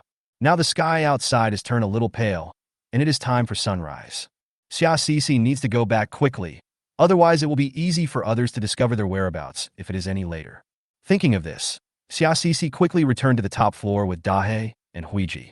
What Xiaoxi didn't expect was that when she went up further, the mutant cats seemed to be very afraid of them. They didn't come near them at all, but instead observed from the dark.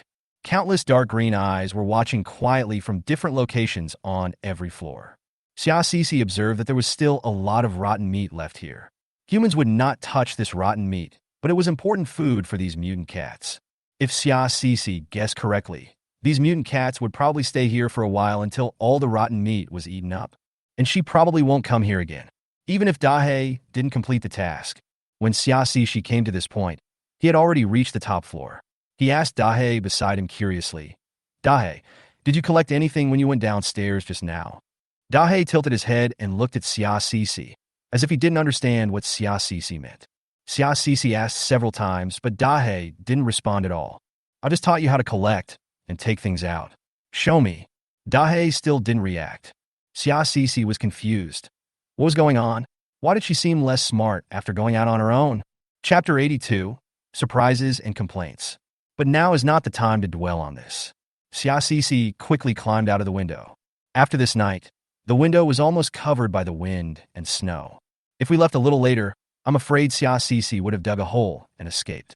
After taking out the sidecar and putting the plane into the space, Xiaoxi put a rope on Dahe and started to rush towards their apartment.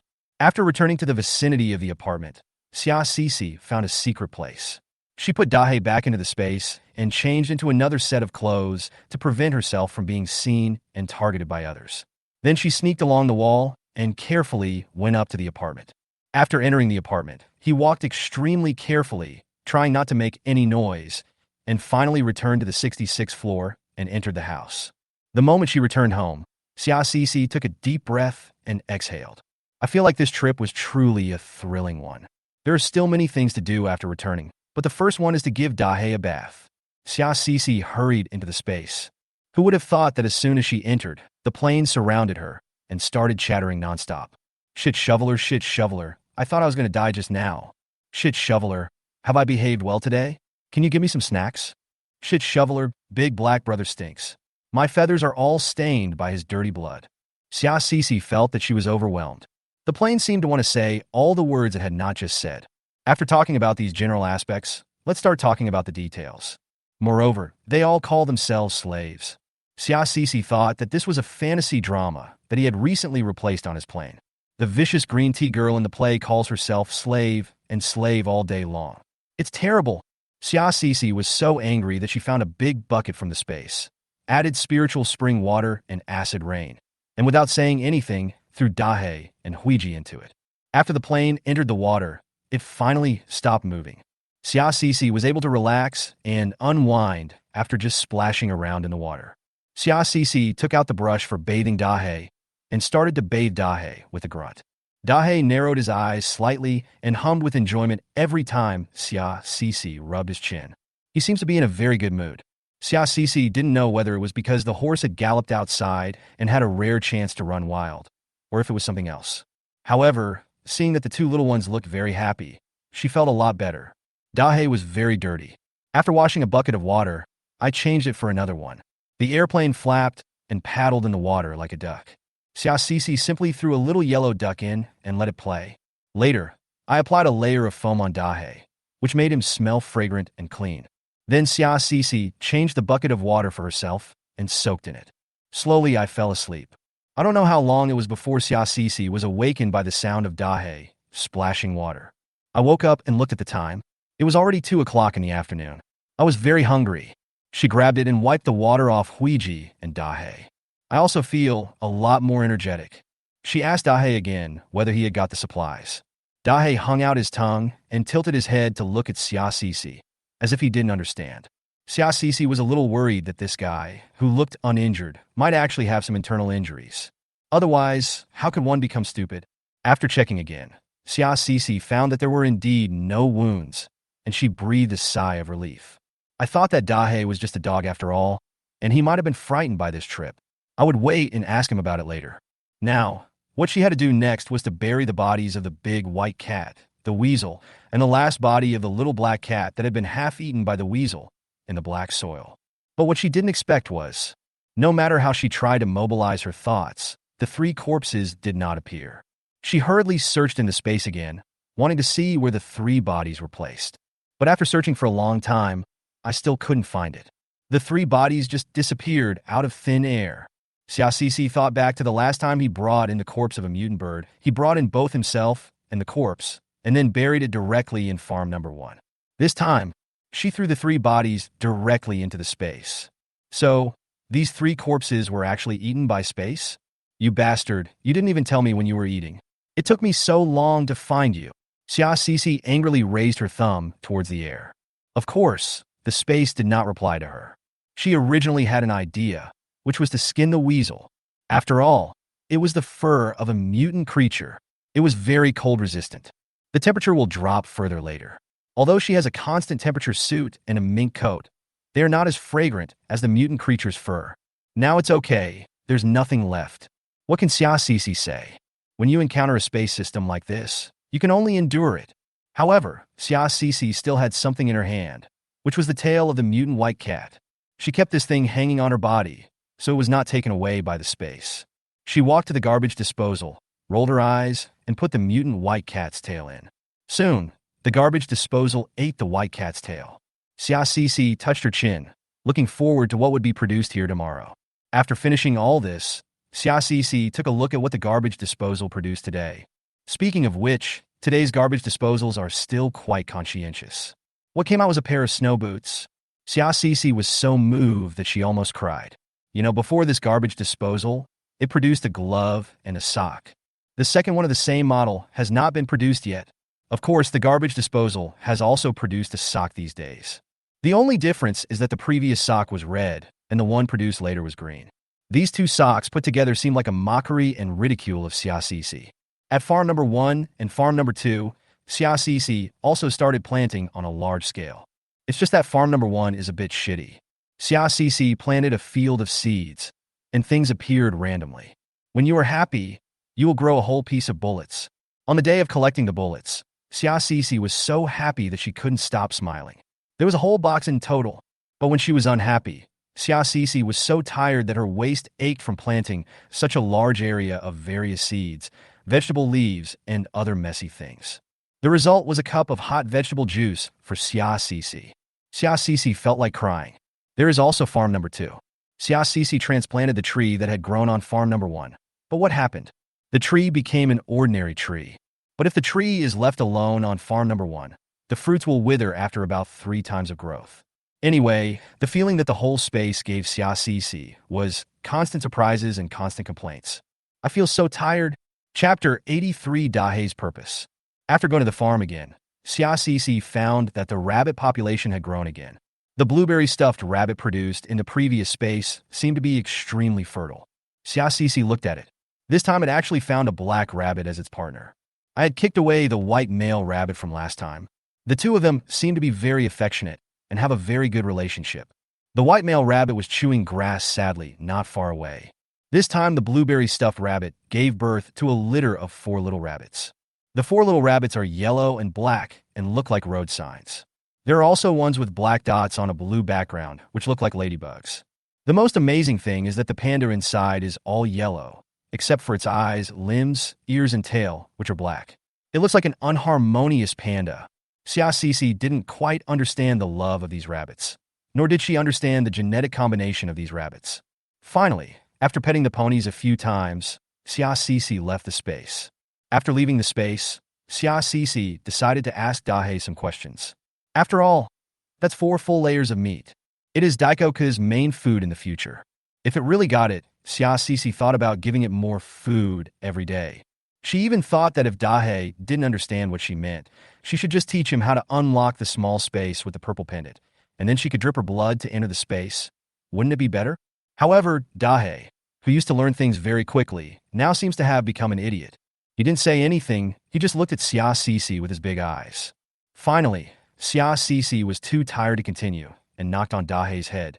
Just think about canceling the contract with this space. Just think about it and recite these words silently in your heart. That's it.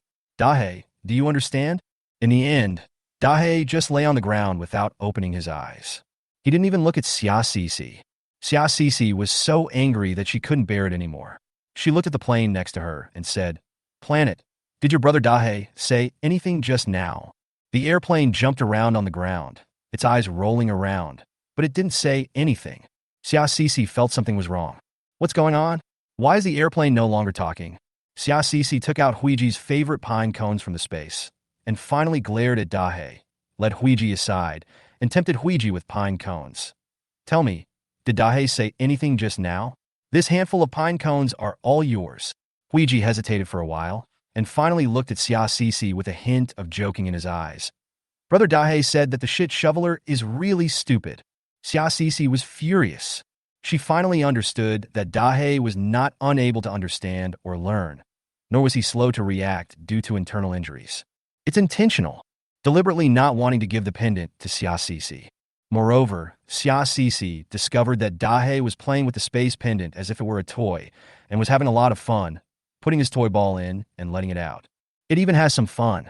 Jump in the air, and put the toy ball in it. Then use your mind to make the toy ball come out of the air. Try pushing the toy ball yourself to create a sense of interaction. Xiaoxi went to Dahei and muttered to him again. He was very angry and crossed his arms, deciding to ignore Dahei. Unexpectedly, Dahei turned around and started to coax Xiaoxi. He put his big head on Xiaoxi's legs and wagged his tail vigorously, as if to say, "Shit shoveler, don't bother with me."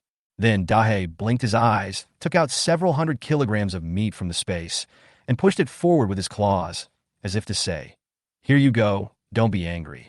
Just let Dahei play with his pendant for a few more days, it's so fun."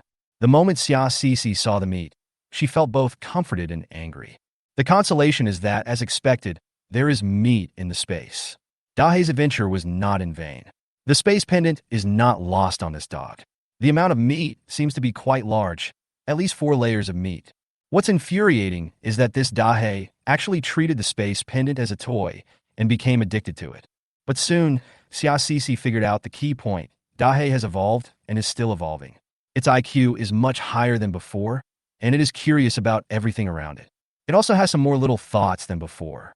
It is full of curiosity about the world. It's like the onset of puberty, when your IQ and height start to grow, and you'll become a little rebellious. Dahei is at this stage. Thinking of this, Xiaoxi patted Dahei's head and said, "I'll give you some time. When you've had enough fun, remember to give it back to me." Dahei shook his tail vigorously, his eyes full of stars. "You are the best." Dahei promised that when he had enough fun, he would return it to the poop scooper. In the next 2 days, Dahei would always produce a large piece of meat and bring it to Xiaoxi, asking Xiaoxi to cook it for him as a snack. It's like saying, "This is my own meat. I can eat as much as I want, just cook it for me." Xiaoxi was so confused that she didn't know whether to laugh or cry. What's even more annoying is that Huiji also started to mutter nonstop, saying, "I also want my own private snacks, and I also want a snack." Xiaoxi had no choice but to pull Dahei's ears and ask him to restrain himself and not eat so much. But what Xiaoxi didn't expect was that Dahei not only had no self-control, but also looked like he was not full every day. Xiaoxi calculated that this guy's appetite has changed from eating by basin to eating by pot. When Huiji saw that Dahei was eating a lot, he also kept eating as if he was competing with Dahei. After a few days, Huiji became a lot bigger. It's not that it mutated again, but it's fat. Xiaoxi was about to cry. Even the landlord's house was not built like this. This time, it took 5 days of eating it before Dahei's appetite returned to normal. Xiaoxi finally concluded that it was probably because Dahei had consumed too much energy during his trip, so it would take a few days to replenish the energy needed by the body. It seems that Dahei is very powerful, but we cannot let it use too many of its abilities at will. Otherwise, I really can't afford it. A few days passed in such peace. That night, Xiaoxi was woken up by the cold again. She quickly got up and filled each stove with firewood produced in the space. At this time, I looked out from the floor-to-ceiling window and found that it was all white outside. It was already dawn and the sun had just risen, reflecting bright white light on the snowflakes in the sky. The snowflakes fell rapidly and formed a white curtain with the wind. Blizzard is coming. At this moment, Xiaoxi heard someone knocking hard on the stairwell door. She put on her clothes, took Dahei with her, and hurried out. Ding Lei and Lin Yuan also appeared. Both wrapped themselves very tightly. When she reached the stairs, Xiaoxi heard Mo Yun crying loudly outside. "Please, please give us some firewood. Our house was broken into by those beasts. They took away all the firewood we saved. My husband is almost frozen to death. Please." Chapter 84. Ding Lei wants to kill someone. Xiaoxi looked at Mo Yun in front of her. He was dressed very warmly. Even the quilt from home was tied to his body with a rope and wrapped up. This is what ordinary people in the end times are like. Without anything like mink coats to keep out the cold, they can only use these things to keep themselves warm. What does it have to do with us? Xiaoxi ignored Mo Yun in front of her and closed the door directly. Outside the door, Mo Yun was crying and banging on the door hard. But the door did not open again. No one paid any attention to her, and no one helped her. Lin Yuan went back to the house without saying a word. He looked sleepy, as if he had been taking a nap. Ding Lei walked up to Xiaoxi and said to her, before Mo Yun, she was the property manager here. Everyone liked her at that time. After all, she would smile at everyone she met, and she was very efficient. But I didn't expect that after the end of the world. Ding Lei did not continue speaking. Xia Sisi knew that Ding Lei had lived here for a long time and knew more things, so she sighed even more at this moment. But to her, Mo Yun was a stranger like everyone else, and someone who needed to be treated with caution in the apocalypse. When Xia Sisi and the others returned to their rooms, Mo Yun was still wailing outside. It's just that it starts with begging and ends with scolding. She cursed Xia Sisi and her gang for having no conscience, and for being too indifferent and not helping someone in need. In the end, she even said that if her husband died, it was because of Xia Sisi and her gang. The plane at home, who had good hearing, became a little angry after hearing what was happening, and kept cursing at Mo Yun outside in a low voice in the house. Its wings kept flapping in the house, and its beak was pecking at the wooden stake that Xia Sisi had placed specifically for it to stand on. The pecking sound was bang, bang, bang to show its anger. If you scold me for being a shit shoveler, I'll peck you to death. Don't leave for a moment, or I'll throw you to the ground. I can't stand it anymore. I'm going to explode. Recommended daily chemical products. Finally, Xia Sisi could only hold Huiji's head down and said, "Come on, stop jumping around here and keep calling me old man. You didn't learn anything else from the second-year drama I showed you this afternoon, but you learned old man." Huiji jumped around and even wanted to peck at Dahei's fur angrily, but he was scared away by Dahei's look. Who would have thought that Mo Yun would become more excited the more he scolded him? She didn't know the other people on the 66th floor, but she knew the names of Xia Sisi and Ding Lei. Therefore, everyone started to curse Xia Sisi and Ding Lei's ancestors, and foul language was heard everywhere. Xia Sisi frowned, snorted coldly, and went out with a knife in hand. Without saying a word, he opened the door, raised his knife, and chopped at Mo Yun. Mo Yun was so scared that his face turned pale.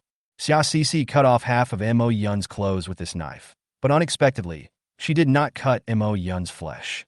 What she wore was really too thick. Ding Lei also rushed out at this time. She had a pale face, was wearing a mink coat, and was holding the golf club in her hand. From her trembling lips, you can tell that she is very angry now. Xia Sisi knew something about Ding Lei and knew that her parents loved her very much since she was a child and were very kind to her. Before the disaster, she called her parents, but there was no contact afterwards. It can be said that she has always been worried about her parents. Later, after getting a speedboat, she drove it to where her parents lived to look for them. She found the house in a mess, with traces of blood and fighting, but no sign of her parents. Judging from the traces in the house, including the dragging marks on the windowsill, she couldn't help but suspect her parents were dead and their bodies were thrown out of the window. Now that she heard Mo Yun cursing her parents, she naturally couldn't stand it. "I'll go." When Xia Sisi was about to chase Mo Yun, Ding Lei stopped her and said to Xia Sisi with a firm face. Xia Sisi nodded, thinking that Ding Lei has been standing behind and being protected for such a long time. Now it is time for her to take this step. Mo Yun ran downstairs in panic, and Ding Lei chased after him. And Xia Sisi turned around and went back to the house. Mo Yun regretted it extremely at this moment.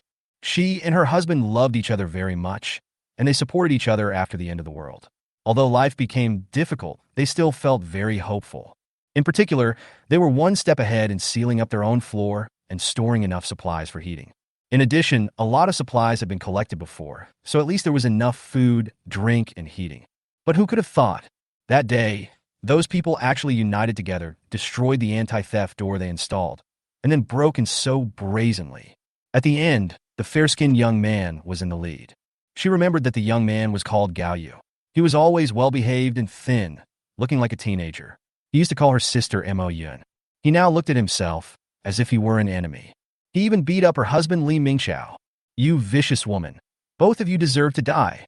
Gao Yu threw Li Mingqiao to the ground viciously, and together with others, ignoring her obstruction, moved away all the firewood and furniture, leaving nothing for them. That night, the last of the firewood they had hidden in the house for heating ran out. Then she discovered that her husband had a fever. She used the precious gas in her home to boil a pot of hot water for her husband, took care of him, and gave him antipyretics. But Li Mingqiao's fever never subsided. Moreover, he kept shouting, "Cold, cold." Mo Yun was extremely anxious and also extremely angry. She went to ask Gao Yu for help and everyone else upstairs for help. But no one paid any attention to her. Some even spat at her and drove her out. There was really no other way, so she took a gamble and went to find someone on the 66th floor. She knew there was firewood, food, and medicine on the 66th floor. She thought that as long as the 66th floor was willing to save her husband, she would be willing to do anything in the future. Let her work like a slave. However, as soon as the door to the 66th floor opened, she saw the indifferent faces of those people and knew that they would not help her. After she begged again and was rejected, the frustration of the whole day finally made her explode. She began to curse the group. At the same time, she was jealous of them. Why can this group of people still live so well under the current circumstances? She had smelled meat upstairs several times. Moreover, she felt the warmth just by walking to the stairs here. They must have plenty of heating in their house. She even saw a light coming from inside the house. They even had electricity. So, she cursed them and hurled curses at them in the most vicious language. But now, she regrets it. Ding Lei was right behind her. The girl who was once aloof but coldly polite and even had a sense of justice now looked like a killer, chasing her with a weapon. It seemed that if she relaxed, this girl would come up and give her a fatal blow. So she ran madly and ran as hard as she could. Chapter 85 Kill Everyone Upstairs. Ding Lei was actually very nervous. So when Mo Yun fell and rolled down the stairs, she hesitated for a second. But soon, she tightened her grip on the golf club, shouted to encourage herself, and chased after him. She knew that if Mo Yun didn't die today, he would definitely take crazy revenge later. She had just seen hatred in Mo Yun's eyes. This kind of hatred will eventually turn into murderous intent in the end times. She rushed forward and hit Mo Yun hard with the golf club. Mo Yun kept wailing and even wanted to stand up and fight with Ding Lei. However, Mo Yun had not had enough food or drink these days, and she had been taking care of her husband since late last night. She was now very weak, and she fell to the ground, so she was at a disadvantage and could not get up for a while. She was hit several times by Ding Lei and felt a buzzing in her head. This was not the end. After seeing Mo Yun being knocked unconscious, Ding Lei took out a fruit knife from her arms and stabbed Mo Yun. Ush! All the fear and worry of the past few days, as well as the sadness of the disfigurement, burst out at this moment. She hit the woman hard, who kept cursing her parents and provoked her many times. He stabbed Mo Yun several times, until exhaustion. In the end, she was panting and looked at Mo Yun lying on the ground. She stretched out her hand and placed it on Mo Yun's nose for a while, tremblingly. She found that Mo Yun had stopped breathing, and then she breathed a sigh of relief. Looking at Mo Yun, who was lying motionless in front of her, Ding Lei looked at her own hands and couldn't believe that she had actually killed someone. Just think about it, a few months ago, she was just an ordinary yoga teacher. I do breathing exercises on my own every day, and I feel calmer. Who could have thought that in just a few months, it would turn out like this? Trembling, Ding Lei put away her bloody knife, then took the golf club and went upstairs. She clenched her fists tightly, secretly cheered herself up, and told herself that she must become stronger so as not to hold back Xia Cece and Lin Yuan. I waited for about 5 or 6 minutes until she left. And Mo Yun, who was already dead, moved slightly. She covered her injured stomach, stood up from the ground, and looked hatefully at the place where Ding Lei left, gritting her teeth, her eyes filled with overwhelming hatred. Before she came, she was afraid that she would be beaten or that Xia Cece would kill her if they disagreed with her. So, she put some padding on her chest and stomach. Only the side of the waist was not covered because I ran too fast when I went downstairs just now. The only place Ding Lei's knife actually injured was a small area on her waist, and no other part of her body was hurt at all. Ding Lei was nervous to begin with, and after stabbing Mo Yun a few times, she didn't know whether she had really stabbed Mo Yun. In addition, Mo Yun was wearing a lot of clothes, so she didn't really know the difference between the feeling of a knife inserted into flesh and inserted into clothes. When he saw blood on the knife, he thought he had stabbed Mo Yun. Mo Yun also pretended not to move, held his breath, and finally deceived Ding Lei. Damn Ding Lei, damn Xia Cece, bastard 66th floor, just wait for me. I will take revenge sooner or later and tear you all into pieces. Mo Yun covered his injured side and staggered away. What she didn't expect was that when she returned home, with tears in her eyes, she wanted her husband to comfort her. But she found that her husband had frozen to death in this short period of time. Li Mingqiao opened his eyes wide and opened his mouth, as if he was constantly looking for Mo Yun's figure before he died, and was still calling Mo Yun's name. But Mo Yun was not by his side. Therefore, there was some reluctance and nostalgia in his eyes until death. Mingqiao, Mingqiao, my love! Mo Yun knelt on the ground, holding Li Mingqiao's head. I put his head in my arms, wanting to give him the final warmth. It seemed like she felt that perhaps by warming up his body, Li Mingxiao could be brought back to life. But everything is impossible. Mo Yun cried for a while, until her body became hoarse, and she felt the wound on her side begin to hurt. Only then did she stand up and treat her wound. After treating her wounds, she felt even colder due to excessive blood loss. But at home, apart from the bed and some things for heating, there is nothing left to burn. I want to survive. I must survive. Mo Yun trembled as he walked around the room again and again. I even went outside the house and the entire floor to look for it. However, she found nothing. All the things here had long been moved away by Gao Yu and other people living in this building. When they left, they almost took away the wooden door panels of Mo Yun's house. This is a revenge for Mo Yun taking away all the wooden products on this building. Damn Gao Yu. Damn Xia Cici. Damn Dinglei. Damn everyone. Mo Yun kept muttering to herself. She felt that her body had become very fragile due to blood loss and cold. Even the consciousness became a little scattered. No, I have to live. I have to live. Mo Yun gritted his teeth, moved Li Mingxiao's body to the ground, and then began to burn his bed. After the wood started burning, Mo Yun finally felt some warmth. She held Li Mingxiao's body, leaned against him, and talked to him, as if this could make her stronger. It was as if maybe if she talked too much, Li Mingxiao would respond to her. In this way, Mo Yun spent 3 days leaning on that bed. During this period, Li Mingxiao became completely stiff. His eyes were closed, and he became a complete iceman. After eating something and taking anti-inflammatory treatment for the wound, Mo Yun felt much better. Except, she burned the bed and there was nothing else to burn.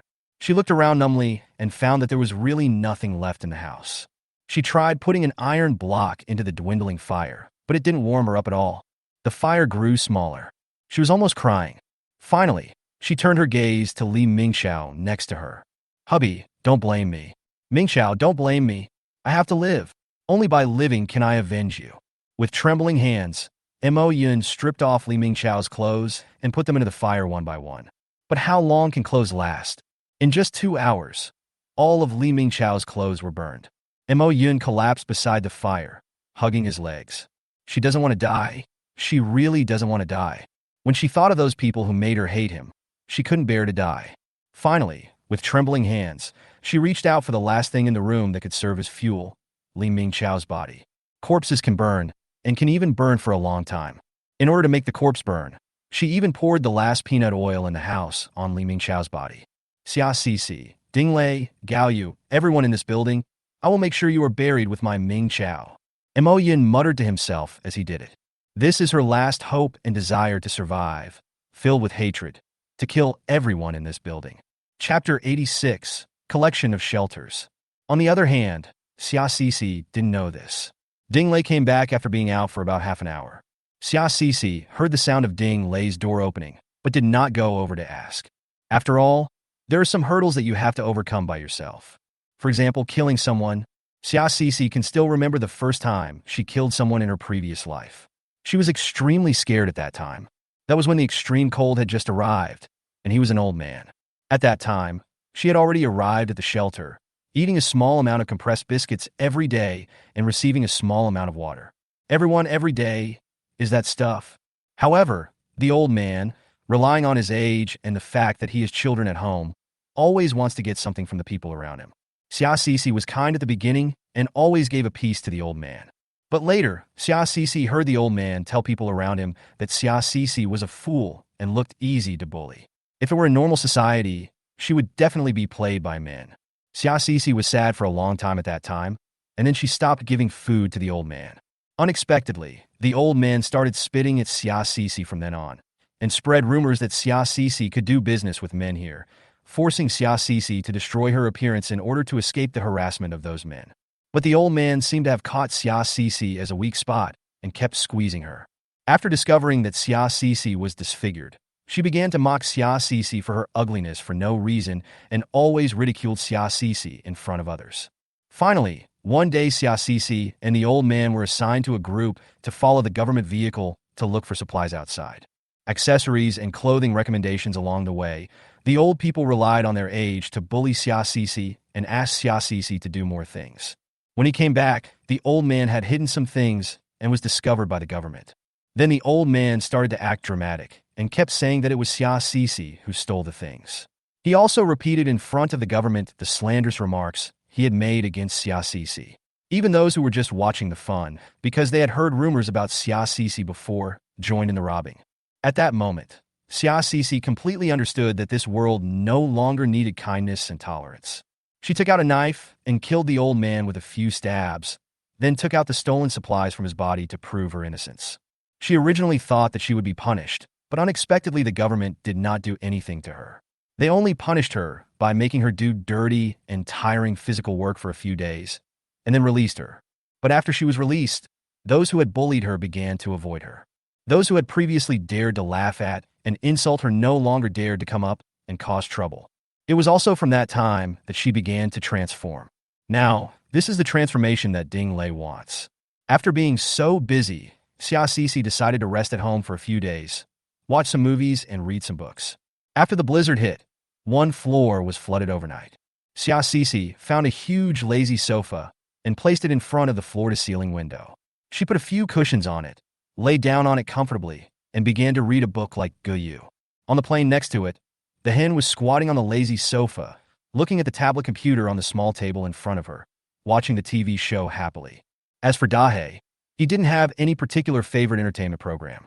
He was biting his ball from time to time, as if he was thinking about something. Xia Cece always felt that there was something wrong in this dog's mind, but she couldn't guess it. With the help of firewood produced in the space, the temperature in the house has reached 5 or 6 degrees above zero. It can be said that in such an extremely cold doomsday, it is a very comfortable situation. Xia Cece took out some snacks from the space, fed them to Dahe and Huiji, and ate some herself. She spent the evening leisurely until 10 o'clock.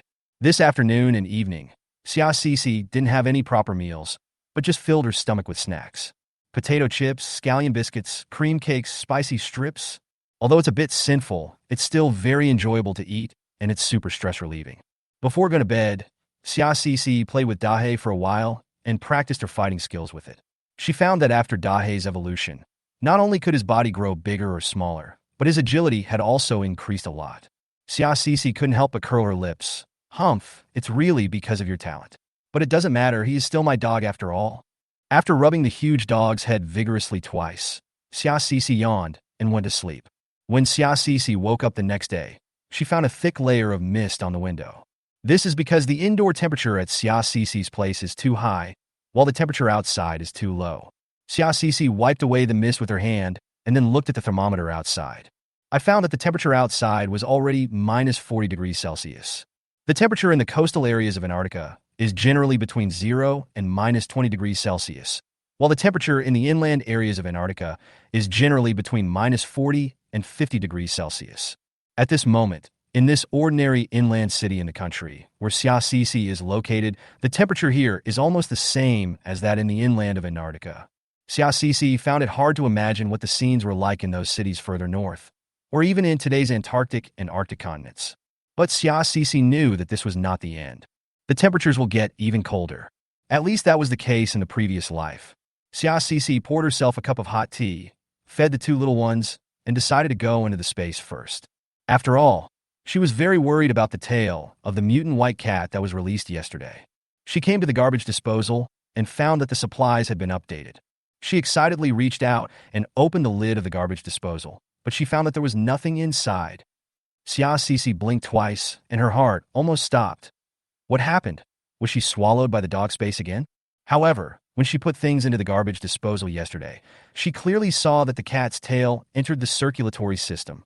She looked inside again in disbelief, and even reached out her hand to rummage around inside. Then, she touched something hard.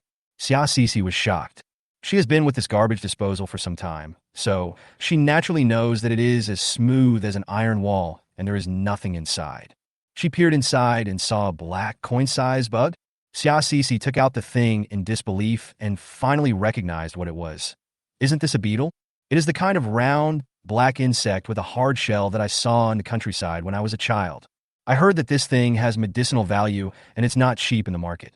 But why did she feel like crying? The cat's tail was so big, but the result was such a small worm. She always felt that she was at a disadvantage in terms of size.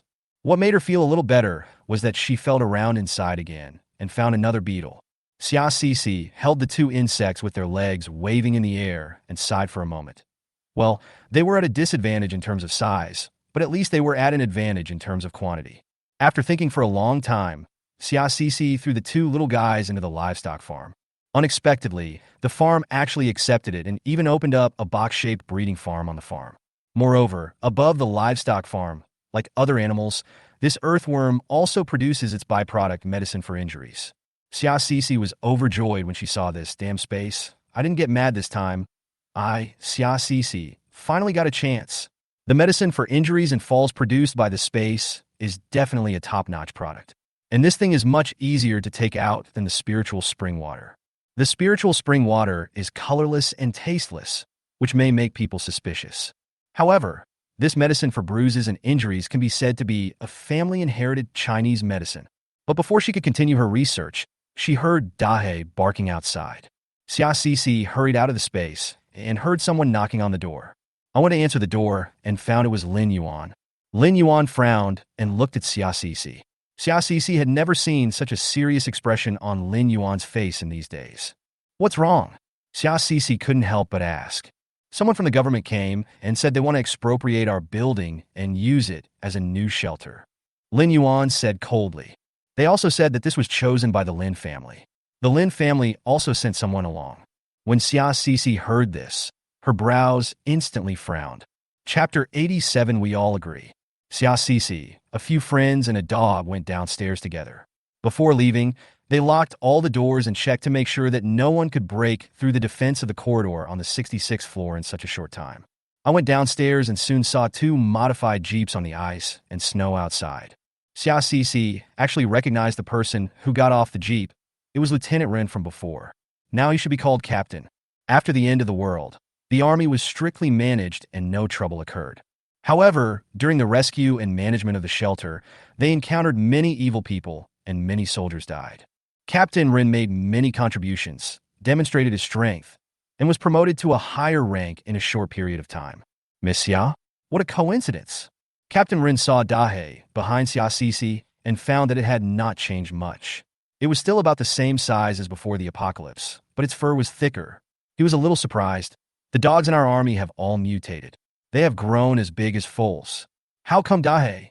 Xia Cece looked at Dahe, who had now transformed into a normal size, and touched Dahe's head. Dahe has grown a little bit, but not much. If he grows too much, I won't be able to keep him. Xia Cece said this because Dahe's abilities were so extraordinary that she didn't want to expose too much. The second is that Dahe was a military dog before. Although he has retired now, who knows if Captain Run will want to recruit him back after knowing Dahe's power. Therefore, she will not easily expose Dahe's power to anyone. Captain Rin smiled and nodded slightly, and indeed his interest in Dahe was much less. He was also looking at the people in front of him at this moment. Just now, when they were downstairs, he asked the little soldier to shout upwards using a loudspeaker. They said that this building was being requisitioned as a shelter, and they hoped that the residents upstairs could come down to discuss the matter. But after shouting for a long time, no one came down. This was difficult for them to understand. The residents they met were very excited when they heard that the people were from the government, not to mention lining the streets to greet them. I don't understand what happened in this building. At this time, a member of the Lin family in another car took the loudspeaker from the young soldier and shouted arrogantly to the people upstairs, saying that this shelter had been favored by the government and was a suitable place chosen by their Lin family, and asked everyone to be respectful. Who would have thought that the person who came down after a while was actually Xia Cece? Xia Cece's appearance at the moment surprised him greatly. She was clean from head to toe, wearing a very thick and warm mink coat, and her eyes were alert and suspicious when she looked at him. She is completely different from the baby-faced little girl I saw before. Captain Rin looked at the other two people next to him. The woman with the ruined face looked very ordinary, with nothing special about her temperament, but it was obvious that she was living a good life. And then there was the man standing next to him. Captain Rin always felt that this person was very dangerous, but he couldn't tell exactly where the danger lay. It's like a sharp, long knife hidden in a scabbard. I heard that our building was requisitioned as a shelter, and it was by the Lin family. Captain Rin looked at Xia Cece, who spoke, and heard a hint of sarcasm in her words. It's like this. Who are you? What's your tone? Are you dissatisfied with our Lin family? Before Captain Run could finish his words, he was interrupted by a voice coming from another jeep. Several people looked at another jeep and saw a man wearing a mink coat and a windbreaker getting out of it. The man wrapped himself up like a bear, with only a pair of eyes showing. Xia Cece frowned tightly, looked at the man who appeared, and narrowed her eyes slightly. The man looked nonchalant and looked in the direction of Xia Cece and Lin Yuan after getting out of the car. After seeing the person in front of him clearly, he snorted coldly. "Oh, isn't this my beautiful cheap sister-in-law?" The person who got out of the car was Lin Yi's cousin, named Lin Heng. Xia Cece has seen it. When Lin Yi was dating her, Lin Heng always looked at her with a half-smile in his eyes. Xia Cece remembered that in her previous life, she almost broke up with Lin Yi because of this Lin Heng. She was attending a dinner party at the Lin family and drank a little too much, so she lay down in the back of Lin Yi's car. But she didn't fall asleep. Coincidentally, she heard the conversation between Lin Yi and Lin Heng, who was sitting in the passenger seat. Lin Heng said that Xia Cece was an orphan, and even if she was pretty, she was not worthy of their Lin family. Lin Yi said that girls like this are easier to control. Later, Xia Cece proposed to break up, and Lin Yi coaxed her for a long time, saying that he meant to say that Xia Cece was well-behaved and obedient, and he also bought various things for Xia Cece to coax her. Xia Cece was mentally retarded at the time and reconciled with Lin Yi. Now that I think about it, I was really stupid in my previous life. And this Lin Heng, according to Xia Cece's understanding, he is smarter than Lin Yi, more arrogant than Lin Yi, and more intelligent than Lin Yi. Just like in the previous life, Xia Cece later accidentally found out that Lin Heng knew that she was not asleep in the back seat and deliberately instigated the relationship between her and Lin Yi. And there is no purpose in doing this. I just think it is fun and interesting, and I want to cause some trouble to others at the same time. It can be said that he has a very bad character. So, in her previous life, Xia Cece didn't like Lin Heng very much. In this life, after hearing Lin Heng's words, her brows furrowed and her hand reached for the knife in her pocket. When Lin Heng lowered his head to light a cigarette, Xia Cece suddenly rushed forward. "I'll go!" Lin Heng screamed in fear and stepped back. Captain Ren on the side wanted to take action, but was stopped by Lin Yuan. Several other soldiers came out, and Ding Lei and Dahe stood in front of them to prevent anyone from passing. Just when Xia Cece rushed in front of Lin Yuan, the door of the jeep suddenly opened, and several big men stopped Lin Heng behind. The knife in Xia Cece's hand was also blocked. Xia Cece glanced at those people. She had seen them before. They were among the few people that old lady Lin brought with her when she came a while ago. Among them is Captain Wu. Xia Cece looked at Lin Yuan beside her with some surprise. Lin Yuan looked at these people without any reaction, as if everything had nothing to do with him. Sister-in-law, let's talk it out." Lin Heng hid behind Captain Wu, poked his head out, and said with a smile, "Lin Heng, Lin Yi and I have nothing to do with each other. Before the end of the world, I broke off my engagement with your Lin family." Xia Cece hugged her chest and looked at Lin Heng like a coward. Okay, my unlucky cousin is dead anyway. From now on I will follow Captain Ren and call you Miss Xia.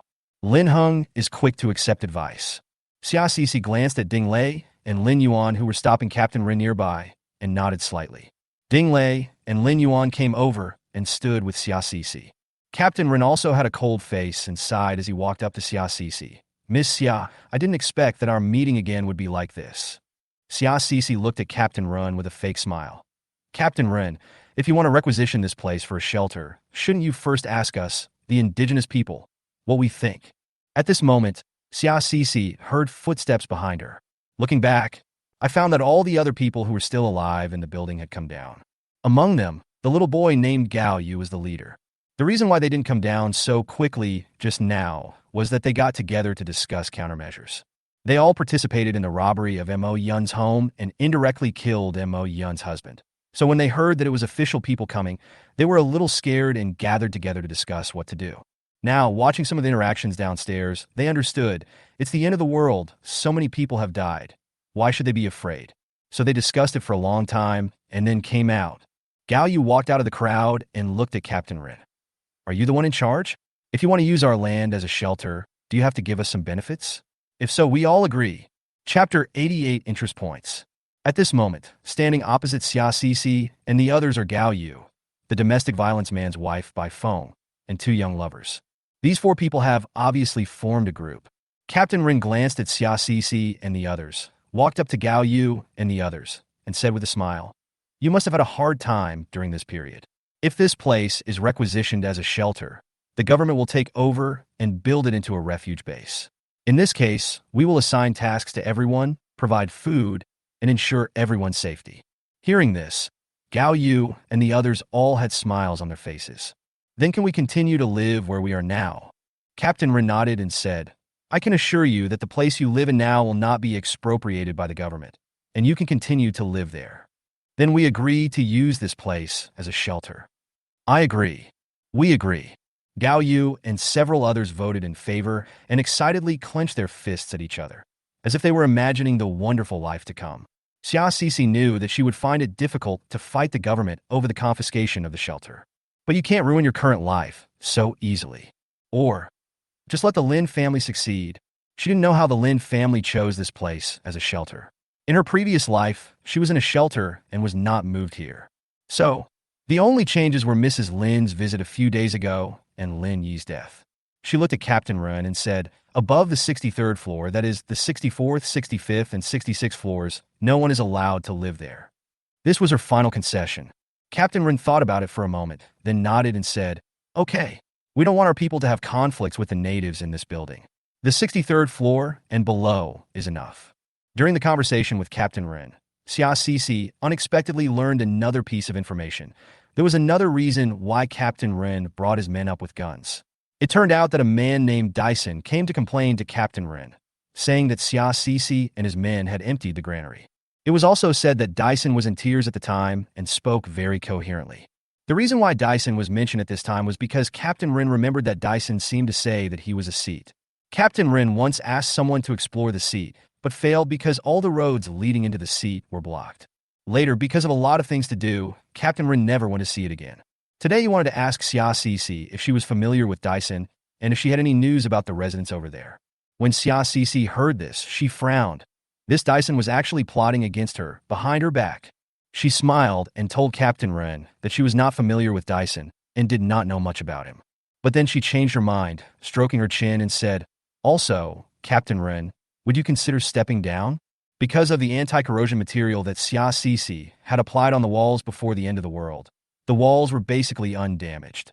This seat did not receive this treatment, and the wall has suffered minor damage. But it must be said that this building is very new, and when it was built, the height of the floors was taken into consideration, and the building materials used were also very good. Therefore, it is the best preserved among all the surrounding buildings. Captain Ren looked at the seat not far away, as if thinking. Xia Sisi added fuel to the fire. It is said that the seats are close to each other, so that the shelter can be built larger, which is easier to manage, etc. In the end, Captain Ren was moved. It is indeed as Miss Xia said. The government will help more people in the future. I will consider taking a seat then. Xia Sisi raised the corner of her mouth slightly and nodded gently. She only had one thought in her mind now. She hoped that Captain Ren's people could go and find out about the seat. She always felt that the seat was not so ordinary. And Dyson was actually doing bad things behind her back, so don't blame her for stabbing him in the back. Just like that, the government decided to build a new shelter here. After Xia Sisi, Lin Yuan, and others returned to the top floor, they got together to hold a meeting. The general meaning is that we need to be careful and cooperate with each other to protect the safety of the 66th floor. In addition, Ding Lei showed great interest in the job offered by the authorities. Xia Sisi did not stop her, thinking that she could see when the time came. If it was appropriate for Ding Lei to do something, there would be nothing wrong with it. After the meeting was over, Xia Sisi stopped Lin Yuan, who was about to leave, and said to him with a smile, do you want to talk? Lin Yuan didn't seem surprised at all. Instead, he opened the door of his house and said, come in, let's talk inside. It has been a while since Xia Sisi entered Lin Yuan's house. When she stepped in, she felt that it was a few degrees cooler than her own home, but overall the temperature was still good. Xia Sisi saw that Lin Yuan had actually built a brick bed in the living room. There was a blazing fire in the Kong, which was the main source of heat in the room. Lin Yuan didn't act pretentiously. He went into the room and got on the Kong, then patted the other side of the bed. Sit down and talk. Xia Sisi. Although, seeing that Lin Yuan looked serious at the moment, Xia Sisi also knew that there was nothing to complain about in such extremely cold weather. But she couldn't help but think of a certain emoticon from before the end of the world, and she felt a little embarrassed. Lin Yuan was quite polite. He poured Xia Sisi a cup of hot tea and served her some snacks. However, these snacks were all spicy, and Xia Sisi had no interest in them. What happened to the Lin family? After taking a sip of tea, Xia Cece went straight to the point. Lin Yuan raised his eyebrows. What's going on? Stop pretending. You borrowed the car that day, so you didn't go for a ride, did you? Xia Cece looked straight at Lin Yuan. Miss Xia, we all have a lot of secrets. You want to know my secrets, so shouldn't you tell me something too? Lin Yuan looked back at Xia Cece. Mr. Lin, what do you want to know? Xia Cece couldn't help but feel a little nervous, but she still steadied her breathing and didn't give in at all. Besides Dahe, who else was there in your house? Who was the one talking to me when I knocked on your door the first time? Lin Yuan had wanted to ask this question for a long time, but in the end times, the relationship between them was not so stable, so he didn't want to find out too much.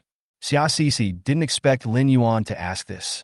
Her mind suddenly flashed with Huiji's silly face, and she thought of Lin Yuan knocking on the door at that time and the conversation between Huiji and Lin Yuan, and she couldn't help but want to laugh. Are you married and have children? Lin Yuan continued to ask. Xia Cece originally wanted to answer no, but then she remembered that Lin Yuan had moved a lot of things from the 12th floor opposite and chased her and Dahe into the space. In addition, during this period of time, Lin Yuan always looked at him with a scrutinizing look, as if he was trying to figure out some secret about him.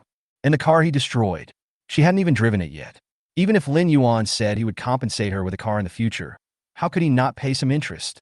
Xia Cece followed Lin Yuan's words and replied, Yes, I am pregnant. But we are not married, so it could be considered pre-marriage pregnancy. Xia Cece sighed and continued, Mr. Lin, the government is going to build a shelter here, and we have a lot to deal with.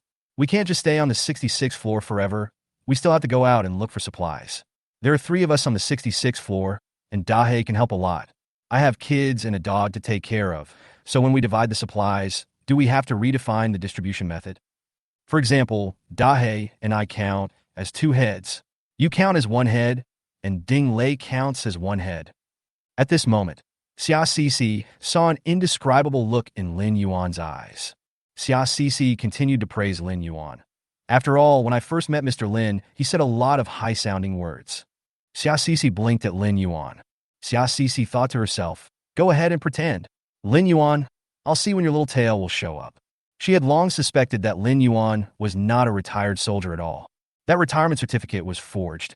Chapter 89, They Have Guns. Lin Yuan glanced at Xia Cece with a half-smile, and finally nodded and said, It's normal for Dahe to be counted as a head. It's really hard for Miss Xia to raise a child. If we have time in the near future, we can go and look for another batch of supplies. Xia Cece rolled her eyes in her heart, thinking that Lin Yuan was really able to keep his composure. However, she had achieved her goal, and I did not want to continue to dwell on this issue.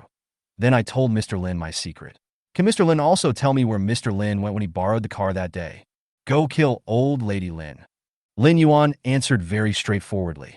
Xia Cece sneered, but Lin Hung came today, and he also brought a government agency that wants to build a shelter here. Mr. Lin, I think you are not doing things very efficiently. Lin Yuan chuckled. Miss Xia, I want to kill old lady Lin, and my goal was achieved. No one knows that I killed old lady Lin. As for other people and things, I don't care.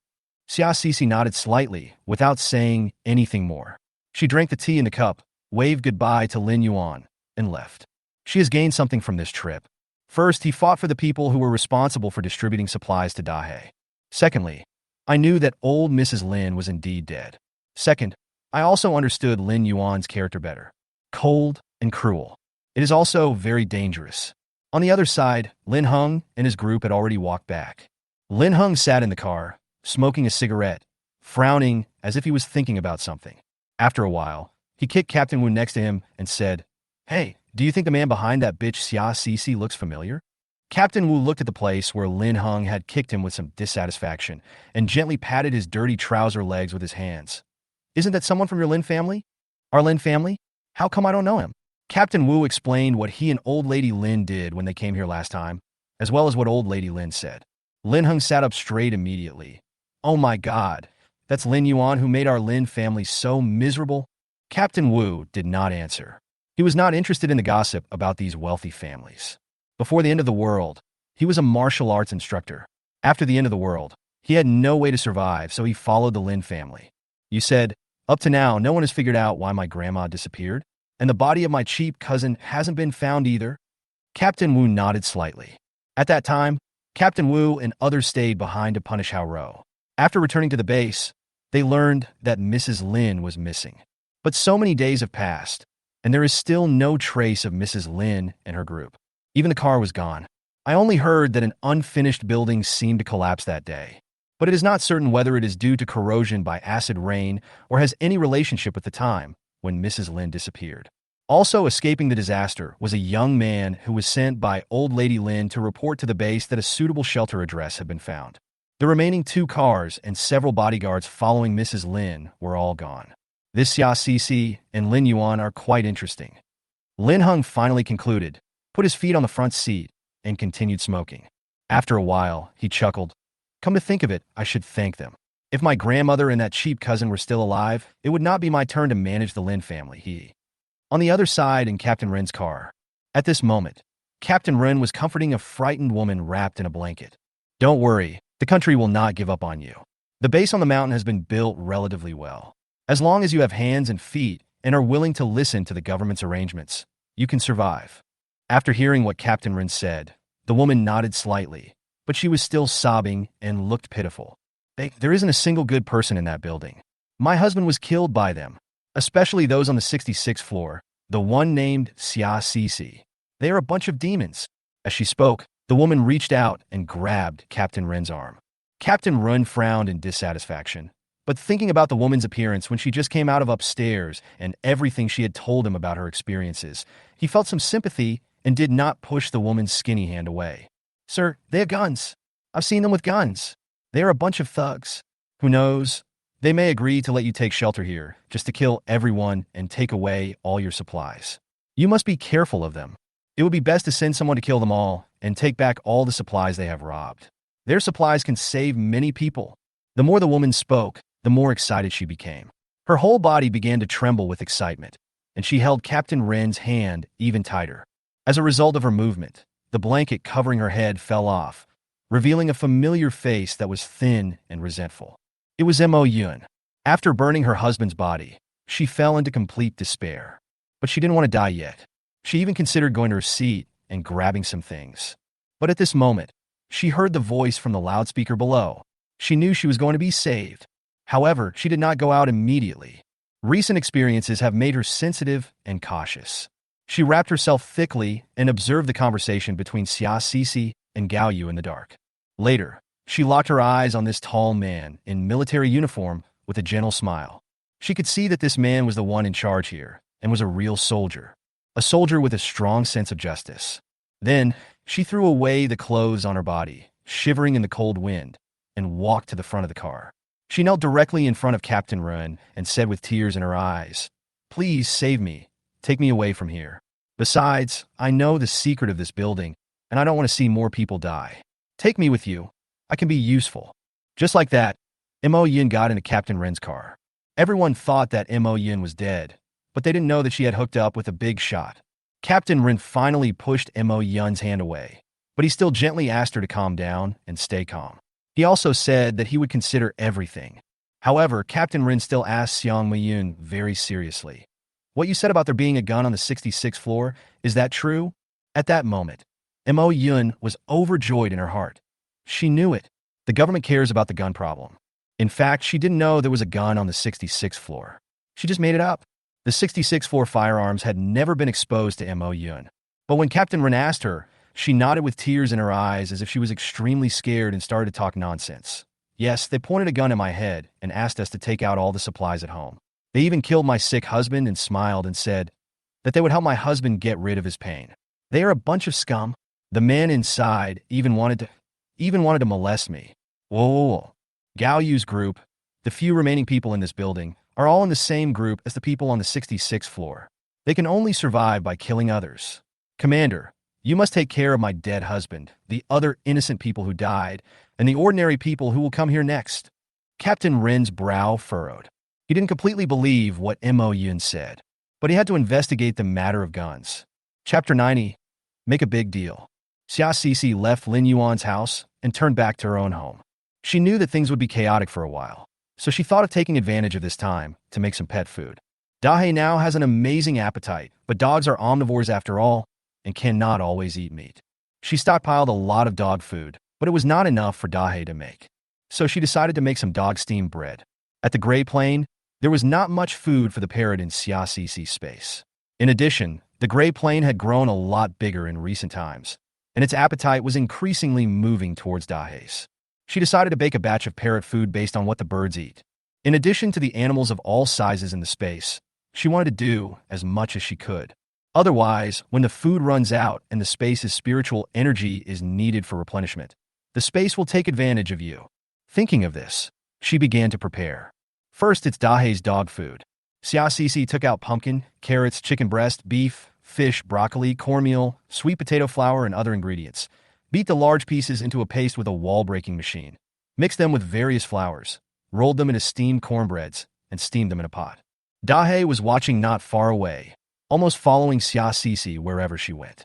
The airplane also came up to make trouble. It stood by the basin, pecking at the meat paste and the flour, and took a lot of food in its mouth in 2 small gulps. This made Xiaocici add a lot of ingredients. At first, Dahe was very generous and let Huiji eat. But when he saw that Huiji was not stopping, he pounced on it and pushed Huiji off the table. The plane was instantly taken. However, the basin on the table was instantly flipped to the ground. The dough that Xiaocici had just needed was just placed face down, stuck to the ground, and turned into a big flat pancake. Haiji Dahe, both of you go to the bedroom. Xiaocici finally got angry. The 2 little ones ran away in shame. Xiaocici picked up the flour on the ground, picked out the dusty parts, and rubbed the parts without dust a few times so that they could continue to be used.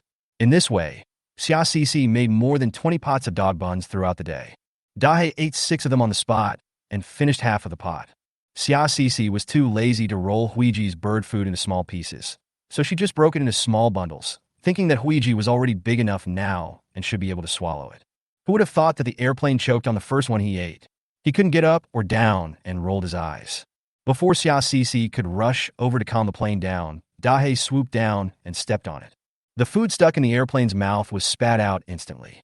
But looking at the wilted look of the airplane, it seemed as if it had been nearly killed by the big black monster. In the end, Xiaocici had to divide the dry bird food into 2 parts until it was small enough for the gray machine to eat. It's delicious, really delicious. The shit-shoveling one is so delicious. After eating a few, the airplane flapped its wings and shouted, circling happily around the room. Xiaocici felt very comforted when she looked at the things she made today. I packed up my tools and thought I would continue working on it if I had time tomorrow. She happily prepared to go to the space to see what she had planted in the past 2 days and what new blind boxes there were at the garbage disposal. But when she entered the space, she was shocked. The vast black soil of farm number 1 is filled with bag after bag of pet food. There is bird food, dog food, and food for the herbivorous animals on the farm. They were in transparent bags with words like space-produced dog food, space-produced parrot food, space-produced rabbit food, space-produced livestock feed written on them.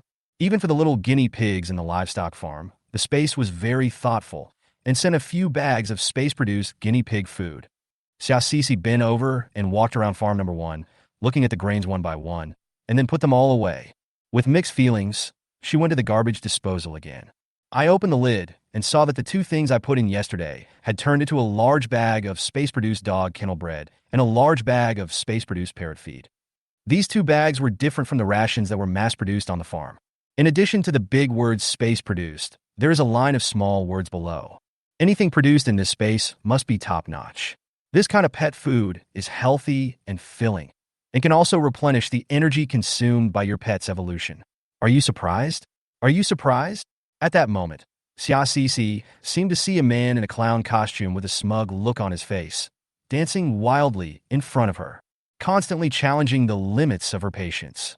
Xiaocici tightly grasped the bag of dog kennels and parrot food, gritting her teeth and saying, "Dog space. You are clearly going against me, right?" At this moment, Xiaocici felt that there might be a slightly abnormal soul living in her space. Knowing that she had been busy all day making pet food, the space produced these things in a sarcastic manner and told her provocatively, "The products of my space are much better than those made by you, Xiaocici. So don't work so hard in the future and just submit to my space." Xiaocici gritted her teeth, but still carefully put away the 2 portions of pet food. Of course, before putting them away, I took a doghouse bun for Dahe and a handful of parrot feed for Huiji. After being taken out of the space, Xiaocici found that before she even moved, The two little ones had already rushed towards her. Dahei's nose kept shaking in the air, as if he was sniffing hard. Its eyes were fixed on the doghouse steamed bun in Xia Cici's hand, as if it had locked onto it. The airplane jumped around restlessly, looking at Xia Cici in a flattering manner. Shit shoveler, give me some food. Shit shoveler, give me some food. Looking at the performance of these two, Xia Cici was simply stunned. Is the feed produced by the space so tempting to the two little ones? She gave the feed and steamed bread in her hand to Huiji and Dahei, respectively. The plane pecked at it hard and swallowed it all in 2 or 3 bites. Dahei, on the side, ate slowly, with an expression of enjoyment on his face, as if he wanted to keep savoring the delicious dog with steamed bread in his mouth. So, by the time Huiji finished eating his own food and looked at Dahei with smacking lips, Dahei had only eaten half of the steamed bun. Huiji was unhappy and looked at Xia Cici pitifully. Boss, I still want it, boss. Look, now they call each other boss. Huiji is such a snobby parrot. Of course, Xia Cici didn't take it out to eat again. After all, the space said that this thing could restore the pet's evolutionary ability. The last time Dahei went out to catch a mutant weasel, he felt a little exhausted when he came back, and he had to eat so much food to make up for it. Next time she will give Dahei some steamed buns. Who knows, maybe one of them will help him recover. Although she complained about the dog space, Xia Cici was still very satisfied with what the space produced. I went back to sleep contentedly and slept until noon the next day. When Ding Lei and Lin Yuan came knocking on the door, Xia Cici was eating steamed buns and watching TV in the house. Brother Lin said that we should go out together tonight to collect supplies. Do you want to go? Ding Lei asked Xia Cici with a smile. The wound on her face had long since scabbed over, and now only a hideous pink scar remained, but she looked much better overall. Lin Yuan on the side nodded. Tonight, let's do something big.